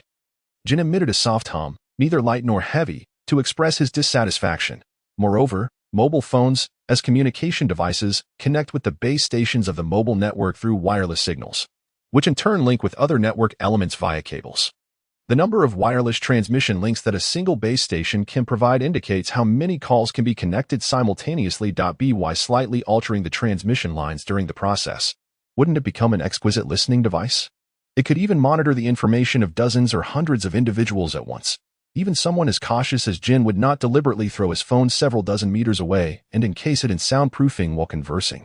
Jin paused in his exploration of the new mobile phone's features, suddenly finding the object in his hand less appealing. Additionally, the information browsing and search history on a mobile phone can roughly deduce an individual's personality and preferences, thereby gathering essential data, what is commonly referred to as big data. The cyber garble that represented the boss's emotions seemed quite satisfied, joyfully producing two wavy lines on the screen, causing Ruo Mu Liang's head to throb once more. Indeed, if smart devices could be successfully developed and launched, it would undoubtedly be a boon for Ruo Mu Liang. The data capacity that mobile phones can handle simultaneously is exceedingly limited. As a result, Moran could only reside on the server, occasionally taking over his computer, a brief escape from confinement. Creating a website would still depend on whether the target had a computer at home, which meant his third disguise had little opportunity to make an appearance. Only occasionally visiting kids' film set to cause some mischief with TKO or The Witched if the user experiences a fleeting thought of convenience or amusement while using their phone. Even if only for a second, that could be transformed into emotional value for his use. Skill points are never too many. Furthermore, there is potential for improvement within software. The fragmented time an individual has outside of work and sleep is limited. Most people spend this time on novels, games, movies, and comics, all of which can be accessed through a mobile device. Additionally, collaborations with various physical stores could be established if a person's daily needs could be fulfilled by this small machine. The addiction to its use would become increasingly difficult to shake off, wouldn't it? Suddenly, a sharp crack echoed in the confined space. Ruo Mu Liang turned towards the sound, noticing that the model phone in Jin's hand had split down the middle. The quality was abysmal. Jin expressionlessly placed the broken phone back among a heap of parts, mentally raising the danger level of the little lunatic. Ruo Mu Liang's head began to throb again, this time purely due to Jin's rigorous evaluation. This was the only finished product he had. However, all of this hinged on one prerequisite: widespread adoption. Many factors needed to be considered, such as Jin's pragmatic nature, which might lead him to abandon the use of a new phone due to its fragility. A dark line appeared on Jin's forehead. This little brat claimed to be pragmatic, but was likely thinking of being stubborn, his expression betraying him. Ruo Mu Liang, battling the splitting headache, failed to notice Jin's subtle emotional shifts. Moreover, to achieve the level I just mentioned, at least 100,000 additional base stations would need to be established within Neon to ensure comprehensive signal coverage. Without transmission channels, this device would merely be an attractive ornament, thereby rendering the initial investment a staggering figure, which is why I abandoned it shortly after creating it. Boss, Sangria, my child, have you heard of the Karasuma Group? Ruo Mu Liang paused in surprise. Could it be? Although the peak of the Karasuma Group was over 40 years ago, it did not imply that the group was in decline. Rather, it had merely shifted most of its assets to Western countries compared to Neon. Jin explained from the side. Even now, the Karasuma Group has only a portion of its industries and a few subsidiaries left in Neon, with only a handful of conglomerates like the Suzuki Group having the standing to be compared to the Karasuma. Ruo Mu Liang's brows twitched. He was unaware of the Karasuma Group's wealth, as even in Aoyama's original work, it was mentioned only briefly. However, he had a rough idea of the Suzuki Group's affluence, having heard tales of the 800 million value memory egg being treated as a toy for young Suzuki Sonoko. Discarded in a warehouse once it lost its novelty, wealthy and reckless. How many times had that been repeated? So, Jin, why do you still put in overtime every day like 007? Alright, I want to comment on that. From a business perspective, no parent company would endlessly fill the financial voids of its subsidiaries. Moreover, if all the funding for the black organization's operations came from the Karasuma Group, such a vast flow of capital would be difficult to conceal. And international organizations like the FBI would have likely already traced the funds back to the organization's roots. Boss. Therefore, funding is not an issue. Jin, step out for a moment. I need to discuss a plan with Sangria privately. 40 minutes later, Jin received a message from Boss and returned to the secret room, lifting the seemingly about to collapse Ruo Mu Liang. This child had a high fever. He needed to be taken to the medical station. Although the voice was merely electronic, enhanced by a voice changer, Jin could still discern a sense of pleasure within it. It appeared that Boss was having a delightful conversation with the little lunatic. Carrying the feverish Ruo Mu Liang out of the secret room, the computer screen in the center gradually dimmed. The organization certainly has its own medical department, as it is normal for members of an illicit organization to sustain injuries that cannot be treated at hospitals every few days. After bringing the dazed Ruo Mu Liang to the medical room and watching the attending physician finish administering saline, Jin turned to leave, but found he couldn't eat. What on earth could this little brat's obsession with his hair be?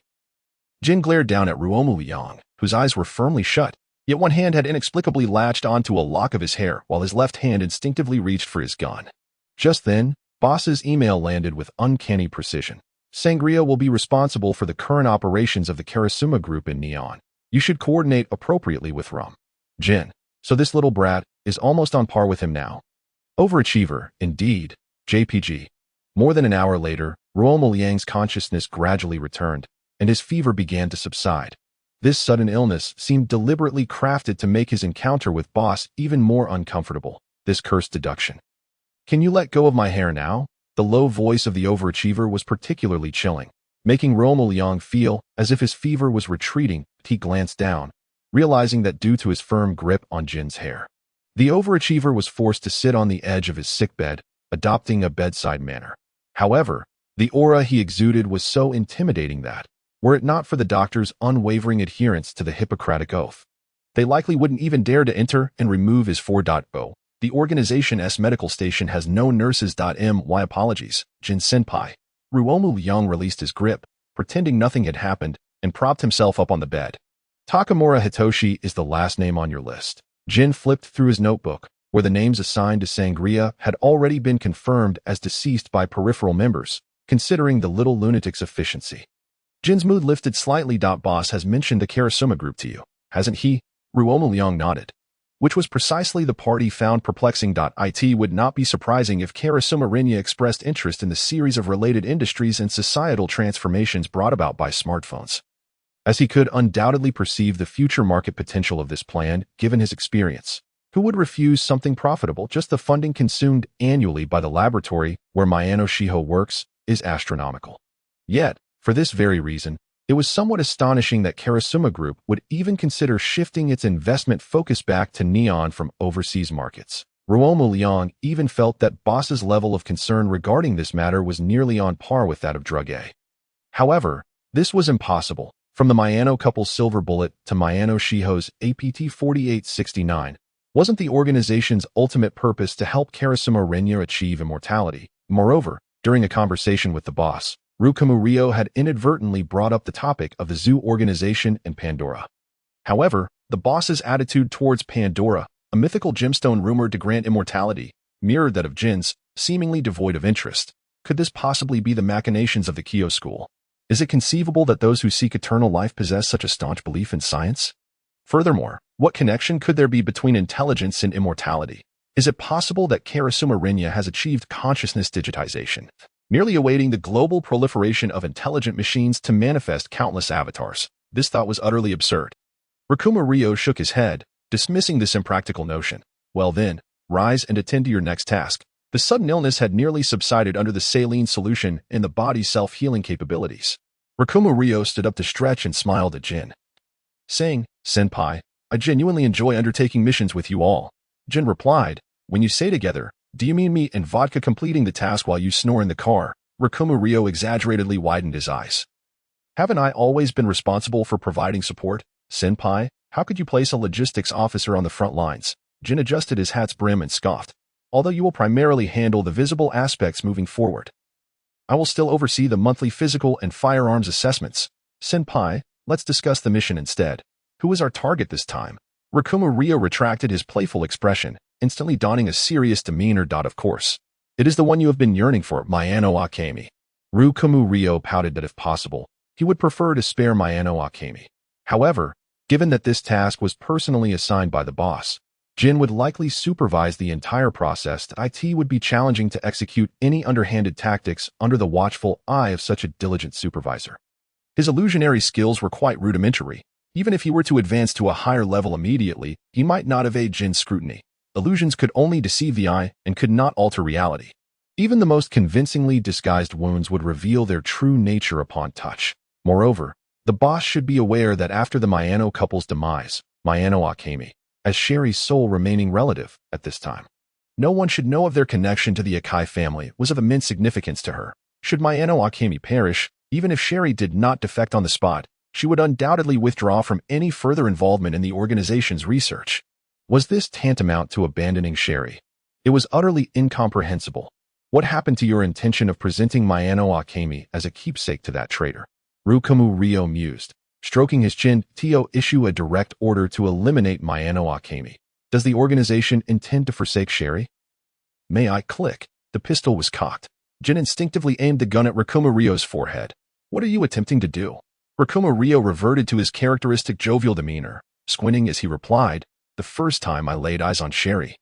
I thought she resembled a doll. If the organization ever decides to dispose of her, please do inform me. Senpai, I've always wanted a life-size doll figure. Unfazed by Jin's gunpoint, Rikumu Ryo maintained eye contact without flinching. TCH, still that little lunatic. Jin recalled the recent message from the boss, suppressing the rising urge to kill. Let's go.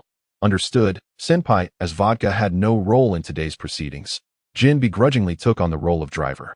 In the back seat, Rikumu Ryo opened the first-person live stream of Conan, where it appeared he had just assisted the alias Hirota Masami, Mayano Akemi, in locating her so-called father, Hirota Kenzo, Mayano Akio. Shall I leave then? In truth, Mayano Akemi's capabilities were commendable. She had orchestrated the recent 1 billion yen heist single-handedly. The native Tokyo taxi driver, Hirota Kenzo, was responsible for the escape route, while Hirota Akira, a former member of the Frontline Pachinko Association, procured the weapons, and Mayano Akemi oversaw the entire operation, infiltrating the bank as an insider. Her infiltration was relatively effortless, likely due to the absence of any formal assessments. However, her sister, Mayano Shiho's, prodigious talent overshadowed her own brilliance. Additionally, the inherently kind Mayano Akemi was indeed at odds with the organization's darkness. Not to mention, the subsequent betrayal by Black Rice served as a catalyst when Mayano Akemi proposed to the organization that she and her sister leave together. Her death sentence had already been pronounced. The bank heist had initially progressed smoothly. Yet Mayano Akemi overlooked the greed inherent in human nature. Her temporary partner, Hirota Kenzo, suddenly reneged, seeking to claim the 1 billion yen for himself, forcing Mayano Akemi and another accomplice to track down Hirota Kenzo. Of course, it could also be the will of the greater world that required her to deliver vital plot information to Conan at the appropriate moment.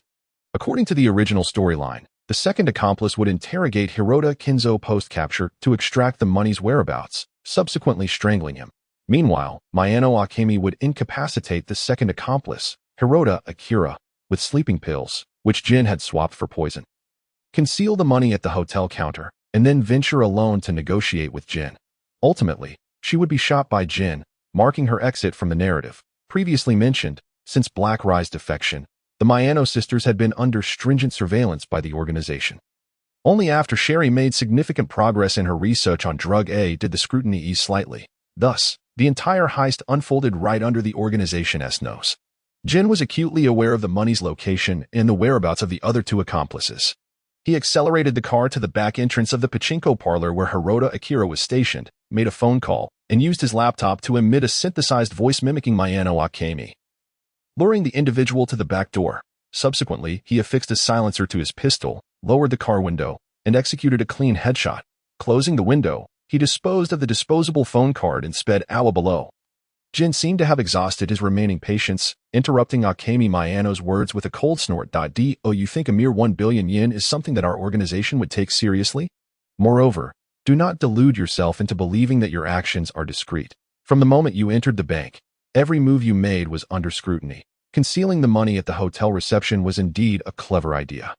However, unfortunately for you, the 3 boxes stored at the reception were taken by our people the moment you left the hotel. A sense of despair washed over Akemi Mayano as she realized she no longer held any bargaining chips. Gritting her teeth, she rapidly drew her handgun and fired in Jin's direction, perhaps motivated by an instinctive sense of righteousness, aiming for his shoulder rather than a vital point. Yet, in terms of marksmanship, Akemi was no match for Jin. 2 gunshots rang out in quick succession. Sparks flew from Akemi's hand as Jin's bullet sent her firearm flying, rendering her defenseless. The other shot came from the top of a container. fired by Ryuki Nakaki, piercing through Akemi's calf and causing her to collapse to the ground, temporarily incapacitated. Wait a moment, Jin-senpai. Jin aimed his gun at Akemi Miyano, impatiently looking up at Ryuki Nakaki, who had produced a small handheld DV camera from somewhere. Now pointed at the fallen Akemi. What are you planning to do? Ryuki's eyes widened, and she gazed at Jin with a sorrowful expression. Senpai, have you forgotten? You promised to let me prepare a farewell gift to send to Akai Shuichi. Didn't you? With agility, Ryuki leaped down from the top of the container, the DV camera capturing a close-up of Akemi's face. Her complexion was pale, a result of both blood loss and fear. What do you mean by a farewell gift? Akemi-san should still be unaware of my true identity. Allow me to introduce myself. My codename is Sangria. 2 years ago, when your boyfriend left, he gifted me a parting present that nearly penetrated this very place. Ryuki gestured to her forehead, a playful smile illuminating her features. As a token of gratitude, I have always wished to give him something in return. Akemi, clearly frightened, instinctively recoiled a few centimeters. What do you intend to do? As for the sniper, how about a high-precision telescope, Jin-senpai? Ryuki glanced back at Jin, receiving a disdainful look in response. Of course, I will have your eyes embedded in the convex lens. This way, every time your dear senior uses it, he will see his beloved at first glance. And I could fashion your hands into the telescope's stand. Isn't that idea simply perfect? Jin furrowed his brow, seemingly about to say something. Just then, a call came in from the lookout members in the distance, reporting that a multitude of police cars were approaching, expected to surround their location within 10 minutes. Enough. The police are coming. There's no time for games. All right. The video can be sent to Lady Vermouth later, and she can find a way to deliver it to Akai Shuichi.